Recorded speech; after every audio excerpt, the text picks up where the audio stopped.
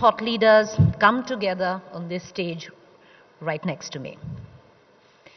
Now, the India Today Conclave Mumbai is a reflection of the India Today's Conclave National. It aspires to be a transformational platform where visionaries, artists, cultural icons, activists, entrepreneurs, leaders, authors, and inventors come together to create positive change in the world. We're hoping you're going to tweet out under the hashtag of Conclave Mumbai 23.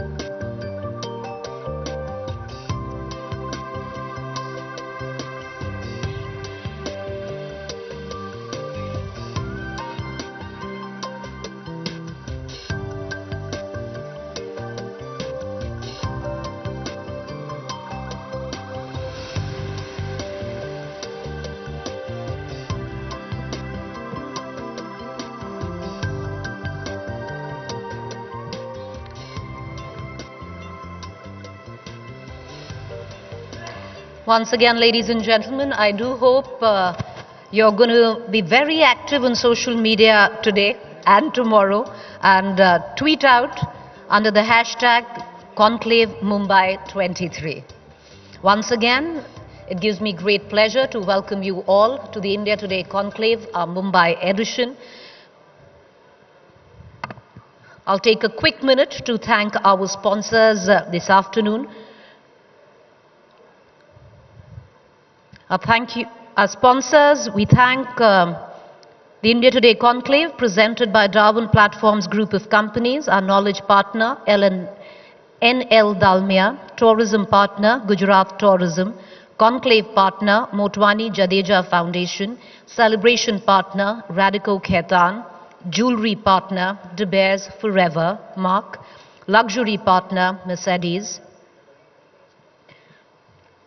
A quick house announcement. We have lots of thought leaders, authors who would be joining us over the course of the next 2 days, and we would also be looking forward to their book signing. So do make your way out. If you enjoy someone's session, you like them, just step out once their session is over, and we'll guide you to where there will be book signings.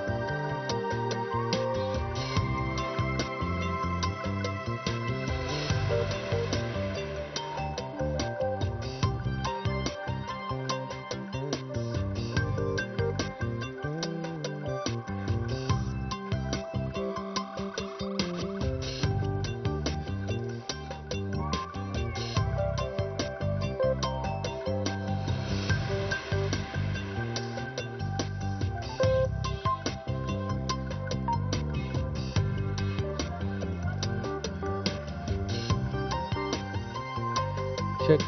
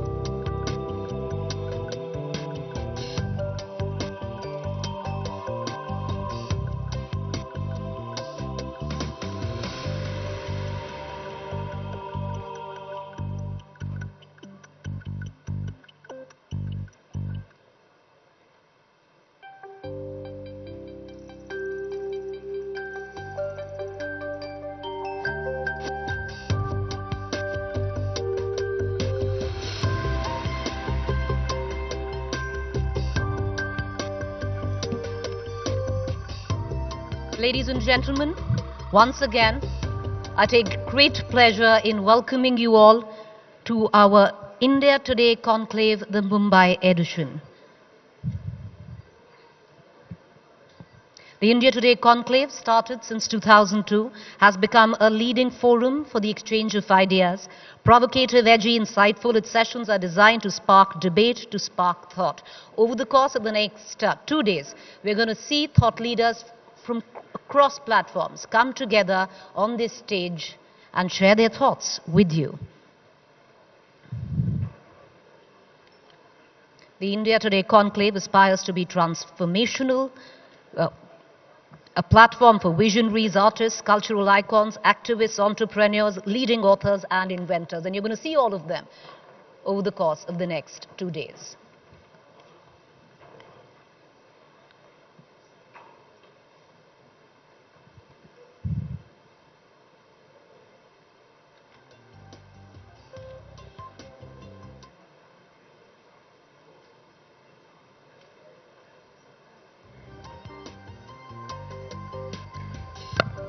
For those of you outside, we're ready to power into our inaugural session on day 1 of the India Today Conclave, Mumbai.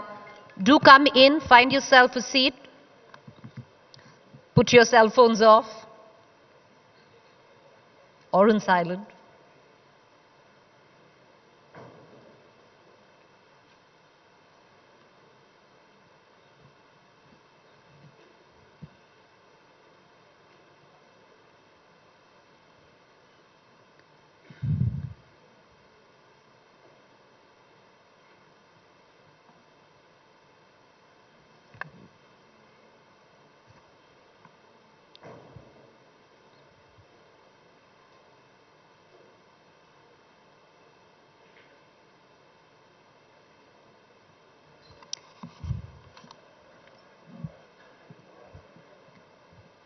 We do hope you're going to be very, very active over the course of the next 2 days on social media. Do tweet out using the hashtag Conclave Mumbai 23.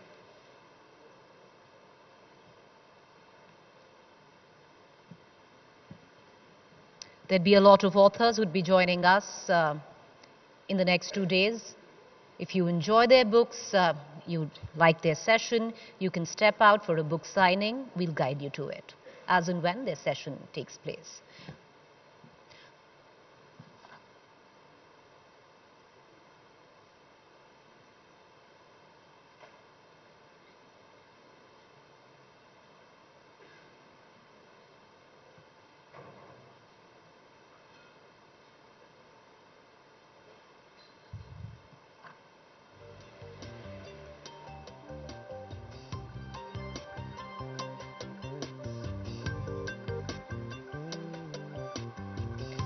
All right, let's quickly, viewers, move in this afternoon to our inaugural session of the day. The coalition Dharma, managing multiple allies. This session is sponsored by Darwin.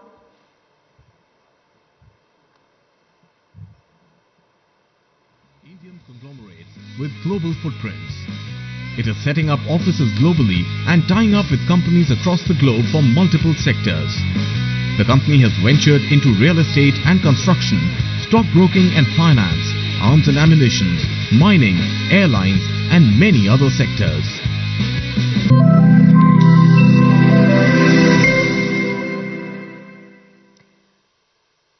Coalition Dharma, managing multiple allies. To take it from here, I'd like to invite on stage our sessions moderator, Sahil Joshi, managing editor, Aaj Tak, Mumbai bureau chief, and Mumbai Tak.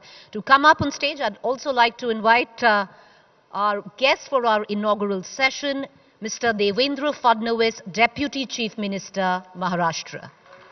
Ladies and gentlemen, please raise a warm applause.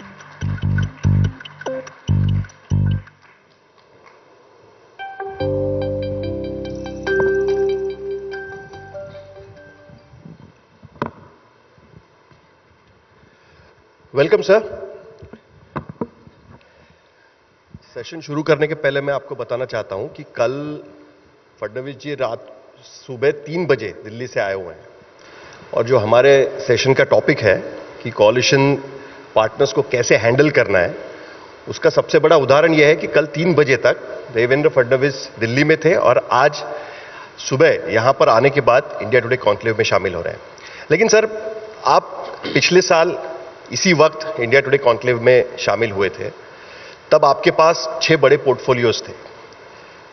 अब जब आप यहां पर आ रहे हैं, आपके portfolios कम हुए हैं, लेकिन आपकी रिस्पॉन्सिबिलिटी बढ़ी हुई है, क्योंकि कोalition गवर्नमेंट में सबसे बड़ी रिस्पॉन्सिबिलिटी यही होती है कि कोalition पार्टनर्स को कैसे संभाला जाए। आपका 3 बजे तक दिल्ली में रहना, यह भी एक उसका उदाहरण देखा जाता है। आप किस तरीके से इस चीज को देखते हैं? ये रिस्पॉन्सिबिलिटी आप किस तरीके से निभा रहे हैं? देखिए, कोई भी सरकार चलाना ये हमेशा चुनौती होती है। It is always a challenge to run a government. एक पार्टनर हो, 2 पार्टनर हो या नो पार्टनर हो, तब भी चैलेंजेस तो होते ही है। और मुझे ऐसा लगता है कि भारतीय जनता पार्टी को अपने पार्टनर्स के साथ सरकार चलाने का एक लंबा अनुभव है। ठीक है, कभी अच्छा होता है, कभी बुरा होता है, कभी 2 चीज़ें आपके मन अनुसार होती है, कभी नहीं होती है। पर मुझे ऐसा लगता है कि जिस प्रकार की परिस्थिति की आवश्यकता है, उस आवश्यकता को समझकर अगर आप सरकार चलाते हो, तो मुझे लगता है कि आप रेलेवेंट भी होते हो। और ultimately what is your aim? Aim तो है कि लोगों को डिलीवर करना। तो मुझे ऐसा लगता है कि डिलीवरी के लिए आपको हॉट सीट में तो रहना ही पड़ेगा। तो इसलिए मुझे लगता है ये ठीक है कि कोएलिशन गवर्नमेंट के कुछ अपने प्रॉब्लम्स भी होते हैं, लेकिन उसके साथ उसके एडवांटेजेस भी होते हैं। तो मुझे लगता है कि वी आर मैनेजिंग वेल। आप जो डिलीवरी की बात कर रहे हैं, गवर्नमेंट के डिलीवरी की बात कर रहे हैं, उस पर मैं आऊंगा और किस तरीके से पिछले आपकी सरकार के मुकाबले इस बार की डिलीवरी को लेकर भी हम बात करेंगे। लेकिन सबसे बड़ी बात यहां पर सभी लोगों को जाननी है, वो ये कि कोalition हर कोई समझ सकता है कि सरकार बनाने के लिए ठीक है। आपका कोalition बना शिवसेना और भारतीय जनता पार्टी का, पहले भारतीय जनता पार्टी और शिंदे गुट का बना, उसके बाद शिवसेना उन्हें मिली। किसी को यह समझ में नहीं आया कि आपने अजीत पवार को इस कोalition में क्यों लिया, जब आपकी पहले ही पूरे बहुमत की सरकार बन चुकी थी पिछले साल, तब आप यहां पर आए थे। अब 3 महीने पहले अचानक अजीत पवार यहां पर आ जाते हैं और आपकी रिस्पॉन्सिबिलिटी बढ़ा देते हैं। यह कैसे होता है? मैं ऐसा नहीं मानता कि मेरी रिस्पॉन्सिबिलिटी बढ़ी है। मैं तो ये मानता हूं कि रिस्पॉन्सिबिलिटी शेयर हुई है।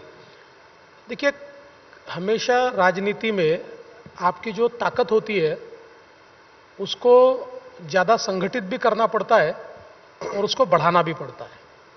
और आज जब इंडिया अलायंस के माध्यम से देश भर की विपक्षी पार्टियां एक होने का प्रयास कर रही है केवल एक टारगेट को लेकर कि हमको मोदी जी नहीं चाहिए, तो ऐसे समय भारतीय जनता पार्टी भी अगर कोई पार्टनर साथ में आना चाहता है तो उसको न ले, तो ये तो कोई राजनीतिक वास्तविकता नहीं होगी, सही निर्णय नहीं होगा। तो अगर अजीत पवार जी हमारे साथ आना चाहते हैं तो मुझे ऐसा लगता है कि एक ताकत बढ़ती है, इसलिए हमने उनको साथ में लिया। ये जरूर था कि शिंदे जी के आने के बाद हमारी सरकार भी बनी थी, सरकार अच्छे से चल भी रही थी, हमको प्रॉब्लम कुछ नहीं था। लेकिन अगर ताकत और बढ़ती है तो राजनीति में उसको नकारा नहीं जा सकता। नहीं, लेकिन कैसे हो रहा है ना अभी कि देखिए 3 महीने हो गए अजीत पवार को डिप्टी चीफ मिनिस्टर बन के। 3 महीने में ये दूसरी बार है कि वो बीमार पड़ गए वो कैबिनेट मीटिंग में नहीं आते हैं। और पिछली बार जब वो बीमार पड़ते थे, बारामती चले जाते थे, हम सबको लगता था कि देखिए शरद पवार से रूठ गए। अभी भी सब लोग यही कयास लगाते हैं। ये जो फर्क हुआ है ना, जिसके वजह से आपको दिल्ली जाना पड़ रहा है, आपको बात करनी पड़े कि कैबिनेट एक्सपांशन किस तरीके से करें। देखिए, राजनीति में आज परिस्थिति इतनी खराब है कि हम जेन्युइनली बीमार भी पड़े तब भी उसकी न्यूज़ बनती है और उसके अलग अलग प्रकार के उसमें से संदेशे जाते हैं। कल सुबह जब मैंने अजित पवार जी से बात की, लिटरली कहता हूं कि उनका आवाज ही नहीं निकल रहा था, इतना उनका आवाज चोक था। और उन्होंने कहा कि मैं आज नहीं आ पाऊंगा, तो इसलिए वो नहीं आए। हमारा दिल्ली जाना ये पहले से तय था, कोई इसका इससे संबंध भी नहीं है। पहले से तय था कि हम लोग जाएंगे, हम लोग दिल्ली गए। तो मुझे लगता है, देखिए, अल्टीमेटली जब फेडरल गवर्नमेंट, हमारी सेंट्रल गवर्नमेंट दिल्ली से चलती है, हम एक ऐसे फेडरेशन में काम करते हैं कि जिसमें लगातार राज्य की सरकारों को केंद्र की सरकार के साथ, केंद्र के नेताओं के साथ, केंद्र के मंत्रियों के साथ एक कोऑर्डिनेशन रखना पड़ता है।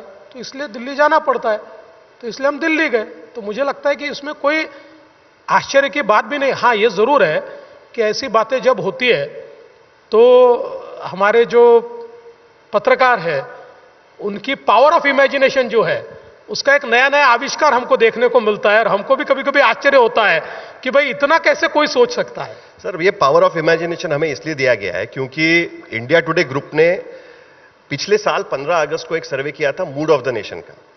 उस सर्वे तक आपके पास एकनाथ शिंदे आ गए थे। उस सर्वे में दिखाया गया कि अगर लोकसभा के चुनाव महाराष्ट्र में होंगे तो एनडीए यानी आप और शिंदे, आपको 14 सीटें भी मुश्किल से मिलेगी। 34 सीटें उस सर्वे में दिखाया गया था महाविकास आघाड़ी यानी इंडिया अलायंस, तब तो इंडिया अलायंस था नहीं, उनके साथ जा रही है। उसके बाद जनवरी में हमने और एक सर्वे किया मूड ऑफ द नेशन का, उसमें भी यह दिखाया गया कि आपको 20 से ज्यादा सीटें नहीं मिल पा रही है। तब से हम लोग कह रहे थे कि तीसरा पार्टनर आएगा, यह हमारा इमेजिनेशन था। हमारा इमेजिनेशन आखिरकार जुलाई महीने में सही साबित हो गया। तो इसलिए हमारा इमेजिनेशन करना हमारा काम है। आज की स्थिति में भी अगर हमने 15 अगस्त को सर्वे किया, उसमें भी दिखाई दे रहा है कि इंडिया अलायंस को 28 सीटें मिल रही है और आपको 20 से ज्यादा सीटें नहीं मिल पा रही है। किस तरीके से आप उनको देखते हैं? क्या इसी वजह से आपको एक मजबूत सरकार में तीसरे पार्टनर की जरूरत आ पड़ी? देखिए, पहली बात तो यह है कि जो भी सर्वे होते हैं मैं उनका रिस्पेक्ट करता हूं, अपने अपने तरीके से वो इंटरप्रिटेशन होता है। लेकिन मैं साथ में आपको ये कहना चाहता हूं कि मूड ऑफ द नेशन में मूड ऑफ महाराष्ट्र आप समझ ही नहीं पा रहे हो। ये देखिए, आप महाराष्ट्र में जब सर्वे करते हो या कोई भी एजेंसी करती है तो जिस प्रकार से मोदी जी के प्रति महाराष्ट्र में एक लगाव है, और मैं तो कहता हूं कि अगर हम मोदी जी का रेटिंग पूरे देश के महानगरों में देखेंगे तो मेरा दावा है कि वो तो बहुत ऊंचा रहेगा, लेकिन उसमें सबसे ऊपर मुंबई रहेगा। इसलिए ये जो बेसिकली ये जो एक भावना है, इस भावना को आप पकड़ ही नहीं पाते हो। मैं आज भी आपको दावे के साथ कहता हूं, और अगले साल आप वापस मुझे बुलाओगे तो उस समय मेरा दावा आप पूछोगे, मैं आप भी आपको कहता हूं कि हम लोग 40 का आंकड़ा पार करेंगे। सर, ये तो दावा 48 में से 40। सर, ये दावा तो आप अकेली पार्टी थी, तब तक शिंदे का नहीं हुआ था, तब भी आप कर रहे थे। हाँ? उसके बावजूद आपको एकनाथ शिंदे को लाना पड़ा।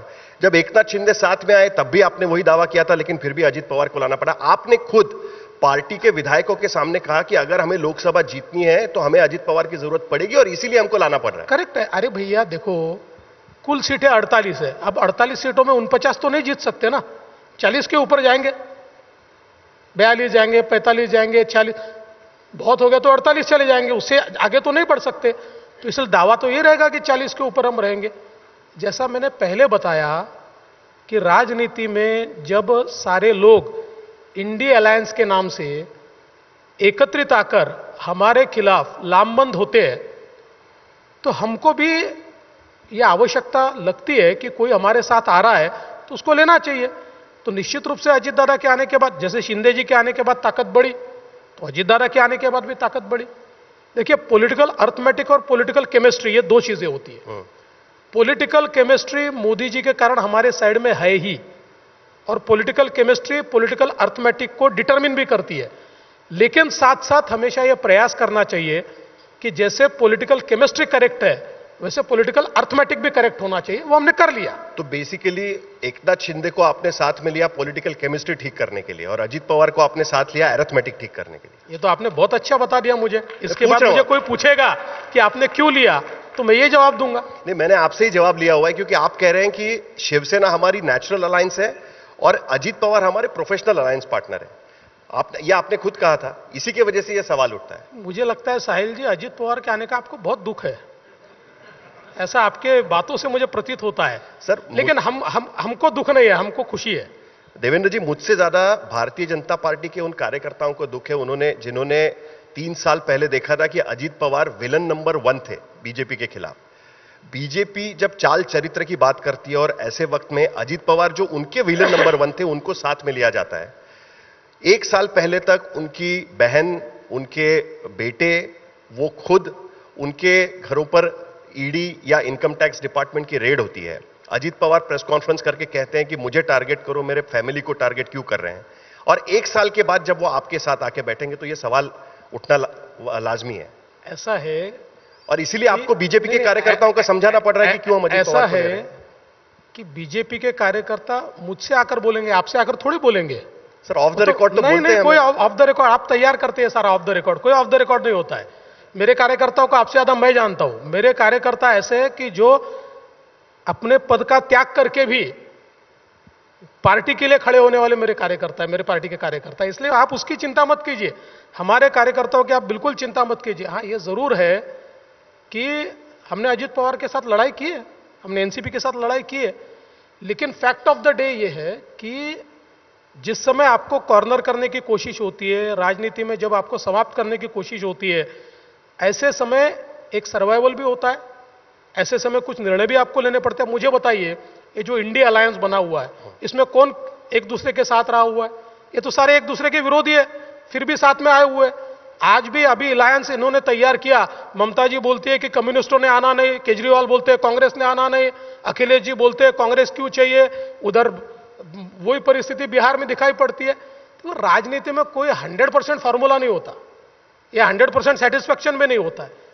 उस परिस्थिति में आवश्यक क्या है, वो आवश्यकता के अनुसार काम करना पड़ता है। तो फिर ये आपको ज्यादा चैलेंज लगता है कि आप अपने लोगों को समझाएं कि अजीत पवार को हमने अरिथमेटिक के लिए साथ में लिया हुआ है, आज की स्थिति में उनकी जरूरत है इसलिए उनको साथ में लिया हुआ है।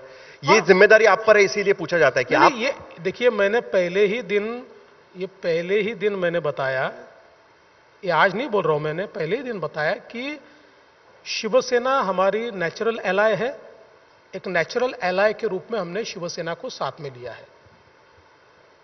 राष्ट्रवादी कांग्रेस ये हमारी पॉलिटिकल एलाय है, ये अभी नेचुरल एलाय बनी नहीं है, क्योंकि कई सालों तक हमने एक दूसरे के खिलाफ काम किया है। अभी अगले 10-20 साल साथ में रहेंगे तो शायद वो भी हमारी नेचुरल एलाय बनेगी। लेकिन रहेंगे आपको लगता है? हाँ, क्यों नहीं रहेंगी, पक्का रहेंगे, 100% रहेंगे। तो इसलिए आज हमारा नेचुरल अलाय शिवसेना है, हमने पॉलिटिकली एनसीपी को साथ में लिया है और मेरा विश्वास है कि इस कोएलिशन को हम ठीक से निभाएंगे और सारे चुनाव जीतेंगे। सर, जब अजीत पवार आने वाले थे उसके पहले आपने यहां पर मीडिया में कुछ इंटरव्यू दिए थे और आपने कहा था कि शरद पवार की भूमिका इस पूरे एनसीपी कांड में बहुत इंपॉर्टेंट है। और तब आपने कहा था कि अभी तो मैं अर्ध सत्य बता रहा हूं, बाकी चीजें हम समय आने पर बताऊंगा। तो आज इस मंच पे आप पूर्ण सत्य बता ही दीजिएगा कि शरद पवार की भूमिका इसमें क्या रही थी। आप शरद पवार के साथ, क्या शरद पवार कहते हैं कि हमने कभी बीजेपी के साथ अलायंस करने के लिए ओके नहीं किया था, लेकिन अजीत पवार पार्टी के खिलाफ जाकर बीजेपी के साथ चले गए हैं। सच्चाई क्या है? 2019 की सच्चाई आज लोगों को पता चलनी चाहिए। क्या शरद पवार का आशीर्वाद 2019 में जो हुआ उसको था या नहीं था? आपका वर्जन क्या है इसमें? पहली बात तो यह है कि पूरी सच्चाई के लिए आपको थोड़ा वेट करना पड़ेगा, क्योंकि पॉलिटिक्स में एक समय होता है चीज को पूरे तरीके से उजागर करने का। You have to hit at right time, so just wait for the right time. पर मैं इतना कहता हूं, 2019 में जिस समय शिवसेना ने हमको धोखा देकर कांग्रेस के साथ और एनसीपी के साथ बातचीत शुरू की और यह ध्यान में आया कि अब उद्धव जी को मुख्यमंत्री की कुर्सी बुला रही है और ये कोई अपने साथ आने वाले नहीं है, उस समय हम लोग ये विचार कर रहे थे कि अब इसके ऊपर हम क्या उपाय कर पाए। उस समय राष्ट्रवादी कांग्रेस से कुछ लोगों ने मेरे सामने प्रपोजल रखा कि हम लोग आ सकते हैं क्योंकि हम 3 पार्टी की सरकार नहीं चाहते, we want a stable government. मैंने उनको कहा कि ठीक है, मैं कुछ चर्चा करके आपको कहूंगा। फिर चर्चाएं भी हुई। उसके बाद शरद पवार जी के साथ हमारी बैठक हुई। शरद पवार जी ने यह कहा कि हम बीजेपी के साथ आएंगे। हमने यह तय किया, जिम्मेदारी मुझ पर और अजित पवार जी पर डाली गई। हमने बैठकर अलायंस कैसा होगा, उसमें किसको कौन सा पोर्टफोलियो मिलेगा, किसके पास कौन से जिले जाएंगे, ये सारी चीजें तय की। उसी अलायंस करने के वो जो प्रक्रिया थी, उस प्रक्रिया में यह भी तय हुआ कि चूंकि दिन खत्म होते हैं तो उसके बाद सरकार बनने को थोड़ा समय लगता है, तो राष्ट्रपति शासन लगाना पड़ेगा, तो लगा दिया जाए। तो सोच समझकर राष्ट्रपति शासन भी लगा। और उसके बाद eight one fine morning Sharad Pawar ji ने अपना निर्णय बदल दिया। और फिर अजित पवार को यह लगा कि यह सही नहीं है, क्योंकि हम इतने आगे बढ़ चुके हैं और इसके बाद इस प्रकार से निर्णय को बदलना ये विश्वासघात होगा, ऐसा अजित पवार को लगा। और इसलिए उन्होंने कहा मैं तो बीजेपी के साथ जाऊंगा, जो तय हुआ है। उन्होंने पवार जी को भी बताया कि भाई जिस प्रकार से, क्योंकि आपने ये सारा अलायंस किया, आप इसको यहां तक लेकर आए और इसके बाद इस स्टेज पर यह चेंज नहीं हो सकता है। और इसलिए हम लोगों ने शपथ ली। फिर उसके बाद क्या हुआ वो हिस्ट्री है, आपने सबने देखा हुआ है। तो इसलिए मैं ये कहता हूं कि हमने उस समय चर्चाएं अजित पवार जी से नहीं की थी, हमने चर्चाएं शरद पवार जी से की थी। शरद पवार जी के साथ निर्णय हुआ था। शरद पवार जी ने ऑथराइज करने के बाद ही अजित पवार और मैं बैठे थे। तो इस बार चर्चा किससे हुई? सीधे अजित पवार से हुई कि आप इस बार भी शरद पवार से बातचीत हुई? नहीं, अजित पवार से हुई, लेकिन अब उनकी शरद पवार जी से क्या बातचीत हुई ये तो आप ज्यादा जान सकते हैं। शरद पवार तो कहते हैं कि मैं तो बीजेपी के साथ जाने के लिए तैयार नहीं था, मेरे ये करने की वजह से शिवसेना और बीजेपी में दरार पड़ी और उसका फायदा अपोजिशन पार्टीज को हुआ। तो उनके हिसाब से ये एक तरीके से उनकी एक चाल थी और जिसमें बीजेपी फंसी। देखिए, वो नई नई बातें बताते। उन्होंने एक दिन ये बोल दिया कि राष्ट्रपति शासन उठाना था, इसलिए मैंने ये किया, ये कहा ना उन्होंने। अब मैं आपको उसकी सच्चाई बताता हूं। आपको सच्चाई चाहिए तो बता ही देता हूं। जी बिल्कुल, बताइए। आपको थोड़ा और सच बता देता हूं जो मैंने रिजर्व में रखा था। राष्ट्रपति शासन लगाने का आइडिया ही शरद पवार जी का था। शरद पवार जी ने कहा कि देखो, मैं इतने जल्दी यू टर्न नहीं ले सकता, आप राष्ट्रपति शासन लगाइए। राष्ट्रपति शासन लगने के बाद मैं महाराष्ट्र का दौरा करूंगा और फिर मैं यह भूमिका लूंगा कि महाराष्ट्र को स्टेबल गवर्नमेंट चाहिए, इसलिए इसलिए हम बीजेपी के साथ जा रहे हैं। और फिर अपनी संख्या हो जाती है तो ऑटोमेटिक राष्ट्रपति शासन उठ जाएगा।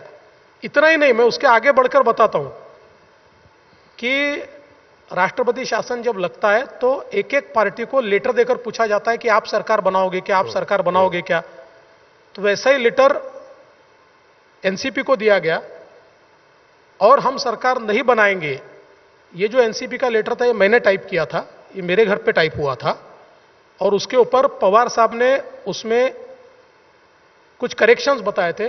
उस करेक्शंस को एग्जीक्यूट करके वो पत्र एनसीपी का दिया गया कि नहीं, हम भी सरकार नहीं बनाना चाहते, तब जाकर राष्ट्रपति शासन लगा था। तो इसलिए देखिए, पवार साहब बड़े आदमी हैं, बड़े नेता हैं, वो अलग अलग प्रकार की बातें कहते। सच बात यह है कि जब हमारे साथ शिवसेना ने विश्वासघात किया, हमारी पीठ में खंजर भोंका, उस समय पवार साहब ने ही हमारे साथ बातचीत की थी। पवार साहब ही हमारे साथ सरकार बनाना चाहते थे और फिर जो हुआ वो आप सबने देखा।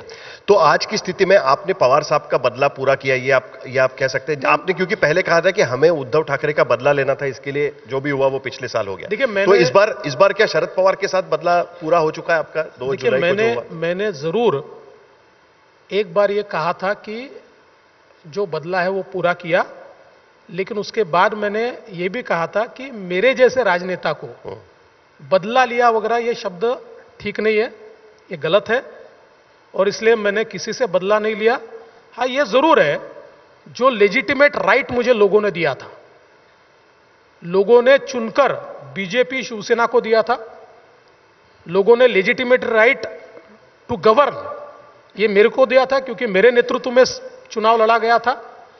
और जब लोगों का राइट छीनने का काम उद्धव ठाकरे जी ने किया, तो लोगों का राइट उनको वापस दिलवाया, और जिस सरकार को उन्होंने चुनकर दिया था उस सरकार को हमने वापस बिठाया, अब उसमें एक पार्टनर और लाए।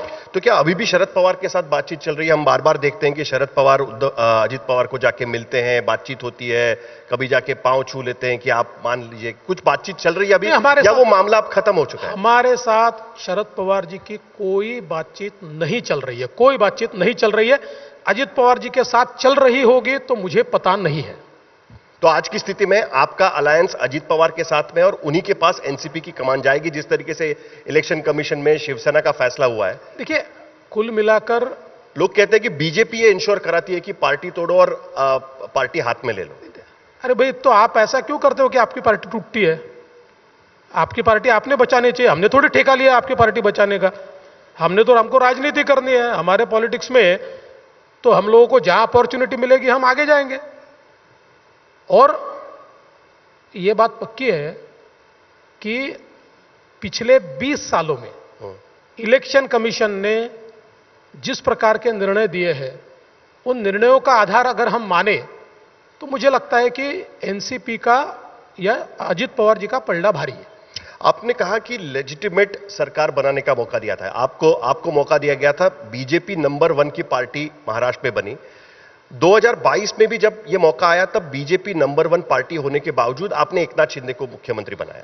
अभी चैलेंज आपके पास यह है कि आगे लोकसभा चुनाव होने वाले हैं। लोग कहते हैं कि अगर, मतलब ये चर्चा काफी है महाराष्ट्र में, आपने भी सुनी होगी, कि अगर सुप्रीम कोर्ट का फैसला होता है या फिर स्पीकर का फैसला एकनाथ शिंदे के खिलाफ जाता है डिस्क्वालिफिकेशन पिटिशंस में 10th शेड्यूल के अंडर, तो हो सकता है कि विधानसभा चुनाव लोकसभा चुनाव के साथ आए। ऐसी सूरत में आपका 3 पार्टी अलायंस किस तरीके से सीट डिस्ट्रीब्यूशन करेगा? क्योंकि वो सबसे बड़ा चैलेंज होगा, आप सबसे बड़ी पार्टी है। देखिए, आप बहुत हाइपोथेटिकल बात करते हैं, राजनीति में ऐसी हाइपोथेटिकल बात होती नहीं है। लेकिन मैं आपको एज ए लॉयर, मैं लॉयर भी हूं, एज ए लॉयर बताता हूं कि जिसने इलेक्शन कमीशन का शिवसेना के मामले में फैसला पढ़ा है, वो ये 100% समझ सकता है कि स्पीकर के सामने भी शिवसेना की केस ज्यादा मजबूत है, स्पीकर के सामने भी एकनाथ शिंदे जी की केस ज्यादा मजबूत है। ये तो क्या है कि जो शरद पवार जी का गुट है या उद्धव ठाकरे जी का गुट है, ये बार बार ये चीजें फैलाता है। क्यों फैलाता है? अभी कुछ लोग उनके पास बचे हुए हैं, उनको बचाना है, उनके मन में एक होप रखना है कि नहीं नहीं देखो ये डिस्क्वालीफाई हो सकते हैं और वापस हम आ सकते हैं। ये होप उनके मन में जारी रहे, इसलिए इस प्रकार की बातें फैलाने का वो प्रयास करते हैं। आप किसी भी अच्छे लॉयर को शिवसेना के मामले में इलेक्शन कमीशन ने दिया हुआ फैसला, सुप्रीम कोर्ट का फैसला, ये दोनों चीजें दिखा दीजिए, वो आपको 1 मिनट में बता देगा कि किसकी केस भारी है। सर, सुप्रीम कोर्ट के फैसले में जो कॉन्स्टिट्यूशनल बेंच ने फैसला लिया है, उसमें एक बहुत अहम बात रखी है उन्होंने कि 10th शेड्यूल में विप का फैसला कैसे करना है, उसका गाइडलाइंस उन्होंने एक तरीके से दी हुई, जो आज तक कभी हुई नहीं थी। उन्होंने कहा है कि पहले स्पीकर को यह तय करना है कि पॉलिटिकल पार्टी कौन सी है, और इलेक्शन कमीशन के फैसले के आधार पर वो तय नहीं हो सकता। जून 2022 में पॉलिटिकल पार्टी किसके हाथ में थी, उसके आधार पर यह फैसला होगा। ऐसे में स्पीकर के सामने चुनौती है, आप नहीं मानते? देखिए, स्पीकर इसमें क्या करेगा ये मैं प्रीएम्प्ट नहीं कर सकता। एज अ लॉयर मैं बोलता हूं कि मैं आपको वापस बोलता हूं साहिल जी, एक बार आप शिवसेना के मामले में इलेक्शन कमीशन ने जो फैसला दिया है उस फैसले को पढ़ लीजिए। उस फैसले में आपको जो स्पीकर फैसला कर सकते हैं उसके सीट्स उसमें आपको दिख जाएंगे, उसमें दिख जाएंगे। आखिर स्पीकर ने क्या फैसला करना है तो स्पीकर को तय करना है। और मैं तो ऐसा कहता हूं कि ऑनरेबल सुप्रीम कोर्ट ने इतना वाइड पावर दे दिया है स्पीकर को कि नाउ ओरिजिनल पॉलिटिकल पार्टी भी स्पीकर को तय करना है, उस पॉलिटिकल पार्टी का व्हिप वैलिड कौन है, ये भी स्पीकर को तय करना है। तो मुझे लगता है स्पीकर करेंगे। मैं जहां तक शिवसेना की बात करता हूं या एकनाथ शिंदे जी की बात करता हूं, एज ए लॉयर, मैं अगेन बोल रहा हूं, एज ए लॉयर मेरा यह मानना है it's a solid case, absolute solid case. क्योंकि इसी के आधार पर कई लोग कह रहे हैं कि अजीत पवार कह रहे हैं कि शायद उनको चीफ मिनिस्टर बनने का मौका मिल सकता है। 6 महीने मुझे दीजिए, बार बार वो कहते हैं कि 6 महीना मुझे दीजिए, मैं चीफ मिनिस्टर बन के सारा चीज बदल के दिखा दूंगा। क्या इस तरीके की कोई वादा उनको किया गया है या? देखिए, पहली बात तो 6 महीने में कोई चीजें नहीं बदलती, तो अजीत दादा को जब बनना है पूरे 5 साल के लिए बनाएंगे। ये कोई 6 महीने के वगैरह से आप कह रहे हैं कि आप अजीत पवार को चीफ मिनिस्टर बनाएंगे 5 साल के लिए? जब आएगा मौका तब। अभी तो मैं आपको बहुत स्पष्ट रूप से कहता हूं, एकनाथ शिंदे जी चीफ मिनिस्टर है, एकनाथ शिंदे जी चीफ मिनिस्टर रहेंगे। लोकसभा का चुनाव हो, विधानसभा का चुनाव हो, एकनाथ शिंदे जी ही चीफ मिनिस्टर रहेंगे। चीफ मिनिस्टर के नेतृत्व में चुनाव लड़े जाते हैं। इसलिए आप ये दिमाग से निकाल दीजिए कि महाराष्ट्र में चीफ मिनिस्टर बदलने वाला है। महाराष्ट्र में चीफ मिनिस्टर नहीं बदलेंगे, नहीं बदलेंगे। आपकी स्थिति क्या होगी? क्योंकि आप पार्टी को लीड कर रहे हैं और आपकी पार्टी नंबर 1 की पार्टी है।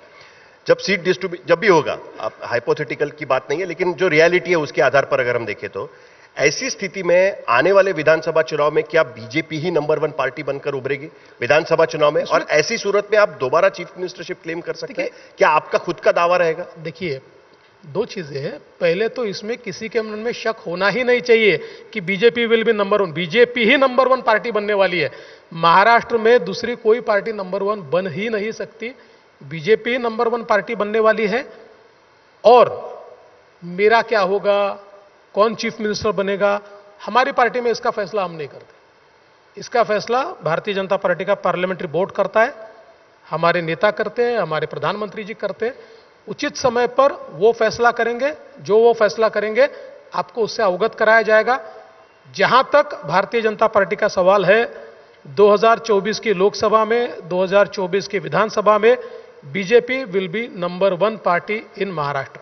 आपका क्लेम यानी पार्टी का क्लेम चीफ मिनिस्टरशिप पर रहेगा कि नहीं रहेगा? क्योंकि ये सबसे बड़ा सवाल है। पिछले साल की सिचुएशन अलग थी, पॉलिटिकल सिचुएशन अलग थी, उसके आधार पे आपने फैसला लिया था।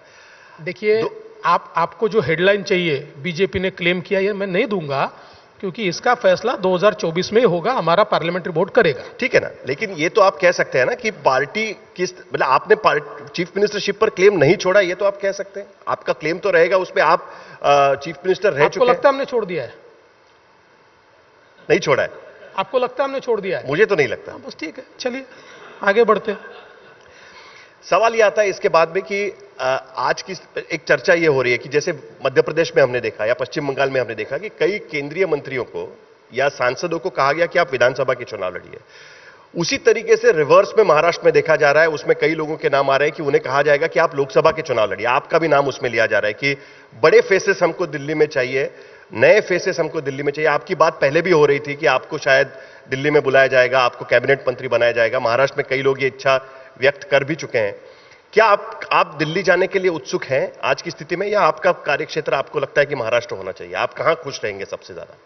देखिए, पहली बात तो यह है कि पार्टी जिस दिन कहेगी दिल्ली आना है, दिल्ली आऊंगा।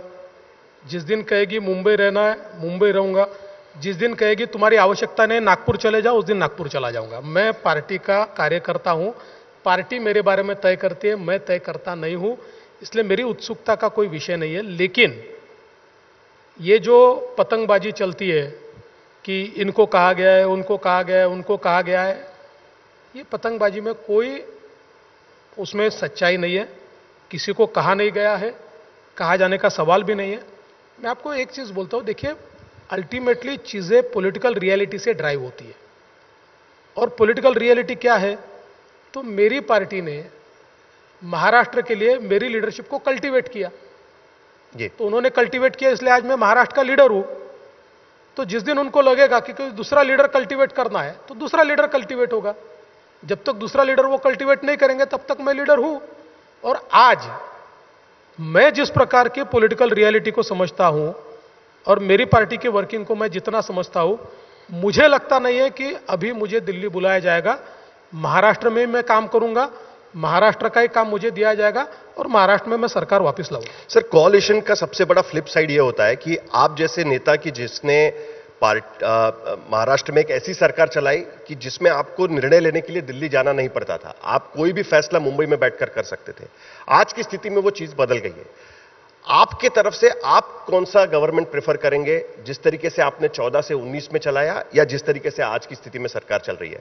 आज हम देखते हैं कि जो एमवीए सरकार में भी था या किसी भी कोalition सरकार में होता है कि खींचतान काफी होती है एक दूसरे के बीच में। कोई भी प्रोजेक्ट को लेकर हर कोई अपने आप को दावेदार के तौर पर साबित करना चाहता है। आज की स्थिति में महाराष्ट्र में कम से कम 6 लोग हैं अलग अलग पार्टियों की जो कहते हैं कि हमारी पार्टी से चीफ मिनिस्टर बनना चाहिए। ऐसी स्थिति में आप सरकार चलाना कितना डिफिकल्टी होगा? पॉलिटिक्स में प्रेफरेंस का सवाल नहीं होता है, मैंडेट का सवाल होता है। प्रेफरेंस तो आपका कुछ भी हो सकता है। प्रेफरेंस तो ये हो सकता है कि 288 में से 288 सीटें हमारी आ जाए और सब हमारा ही बने, लेकिन मैंडेट का सवाल होता है और पॉलिटिकल रियलिटी उस समय की जो होती है उसके अनुसार निर्णय होते हैं। सर, इसी के वजह से तो 2014 में बीजेपी का फैसला था कि हमें अकेले लड़ना है, क्योंकि जब तक आप अकेले नहीं लड़ोगे तब तक आपकी पार्टी की सीटें पूर्ण बहुमत की तरफ नहीं जा सकती। नहीं, आप कोalition में लड़ेंगे तो आप कोalition में अटक जाओ। मैं आपको वापस बताना चाहता हूं, 2014 का चुनाव भी शिवसेना के साथ लड़ना चाहते थे, लेकिन फैसला एक चीज पर अटका था। हम उनको कह रहे थे आप 147 लड़िए, हम 127 लड़ेंगे, बची हुई सीटें अपने दोस्तों को देंगे। उनका कहना था हम 151 से नीचे एक भी सीट नहीं लेंगे। 4 सीटों के लिए शिवसेना ने उस समय हमारे साथ का अलायंस तोड़ा।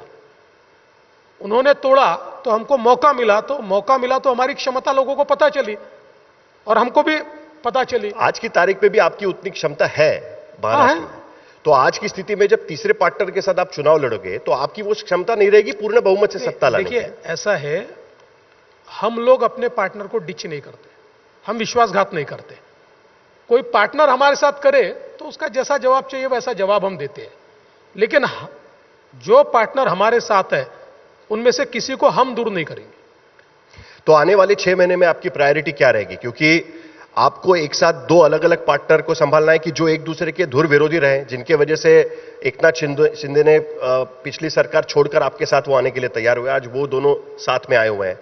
आपको इन्वेस्टमेंट भी महाराष्ट्र में ले आनी है, आपके पास भले वो पोर्टफोलियो नहीं है एकनाथ शिंदे के साथ में, तो ये सारी रिस्पॉन्सिबिलिटी किस तरीके से देखी जाएगी? क्योंकि एक तरफ हम हर चीज के लिए हम देख रहे हैं कि 2 डेप्यूटी चीफ मिनिस्टर, एक चीफ मिनिस्टर, हर कोई चाहता है कि हमारा रुतबा बना रहे, हमें इसका जो काम का नाम है वो हमें मिलता रहे।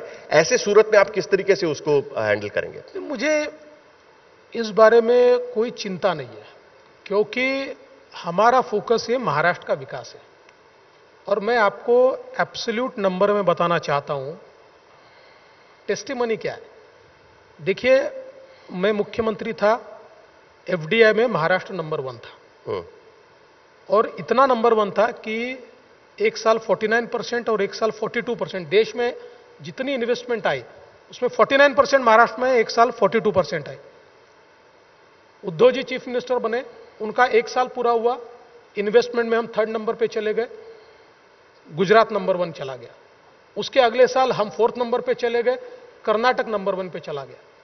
वापिस हम लोग आए, हमारे आने के 1 साल बाद वापिस सर्वे आया, महाराष्ट्र नंबर 1 बना। अभी दूसरा साल शुरू है, 1st क्वार्टर के रिजल्ट आए, वापिस महाराष्ट्र नंबर 1 है। तो मैं ये कहना चाहता हूं कि हमारा फोकस राजनीति नहीं है। देखिए, लोगों को राजनीति परोसी जाती है, लोग राजनीति देखते हैं। हमारा तो फोकस है विकास है, डेवलपमेंट है। हमने एक बहुत ही प्रोग्रेसिव बजट दिया है जिसको हम इंप्लीमेंट कर रहे हैं। आज पिछले 13, 14, 15 महीनों में हम लोगों ने महाराष्ट्र में कोविड के बाद हमारे ध्यान में आया कि अपनी सिस्टम्स को अपग्रेड करना है। हम 14 न्यू मेडिकल कॉलेजेस कर रहे हैं। महाराष्ट्र में हम लोगों ने इरिगेशन के करीब 8 लाख हेक्टेयर के का इरिगेशन हो सके, इतने प्रोजेक्ट्स को हमने मान्यता दी है, उसका काम हमने शुरू किया है। महाराष्ट्र में आज करीब हम लोग 20,000 करोड़ के रोड्स तैयार कर रहे हैं। तो इसलिए महाराष्ट्र में अलग अलग प्रकार के डेवलपमेंट के जो प्रोजेक्ट्स है, इसको हमने गति दी है। हम महाराष्ट्र को इंफ्रास्ट्रक्चरली एक बहुत एडवांस स्टेज में ले जाना चाहते हैं। आज वाढ़वण जैसा पोर्ट, कि जो पोर्ट देश का सबसे बड़ा पोर्ट बनने वाला है, आज देश का सबसे बड़ा पोर्ट जो है ये जेएनपीटी पोर्ट है। जेएनपीटी से भी 3 गुना बड़ा पोर्ट ये वाढ़वण में हम बना रहे हैं, जहां 20 मीटर डीप ड्राफ्ट है। दुनिया का सबसे बड़ा वेसल हम लोग वहां पर ला पाएंगे। जो हमारे बंद पड़े हुए काम थे, कोस्टल रोड का काम था, ट्रांस हार्बर लिंक का काम था, न्यू मुंबई एयरपोर्ट का काम था, बुलेट ट्रेन का काम था, ये सारा इतनी तेजी से हमने शुरू कर दिया कि इस साल के अंत से हम उसकी डिलीवरी करना शुरू करेंगे। तो कुल मिलाकर नागपुर मुंबई समृद्धि एक्सप्रेसवे, तो ये अकेले की सरकार में ज्यादा हो पाएगा कि ये नहीं, ऐसा अकेले की सरकार में या दोकेले की सरकार में नहीं होता है। जिसको करना है वो कहीं पर भी करता है। अभी देखिए हमारी सरकार का अंडरस्टैंडिंग क्या है, तो मुख्यमंत्री हमारे नेता है, मुख्यमंत्री को सारे अधिकार है, लेकिन साथ साथ मुख्यमंत्री जी ने भी हमको अधिकार दिया है कि स्टेट के हित के लिए आपको जो मीटिंग लगती है आप करिए, जो निर्णय लगता है करिए। अल्टीमेटली लेजिटिमेट निर्णय के लिए फाइल तो उनके पास जाती है, तो पूरा 100% फ्रीडम हमारे पास। तो मुख्यमंत्री और डीसीएम 2 उनमें कोई नहीं, बिल्कुल नहीं, कोई प्रॉब्लम नहीं है। मुख्यमंत्री, डीसीएम 1, डीसीएम 2 और पूरा मंत्रिमंडल साथ में, सब लोग साथ में, सब एकदम।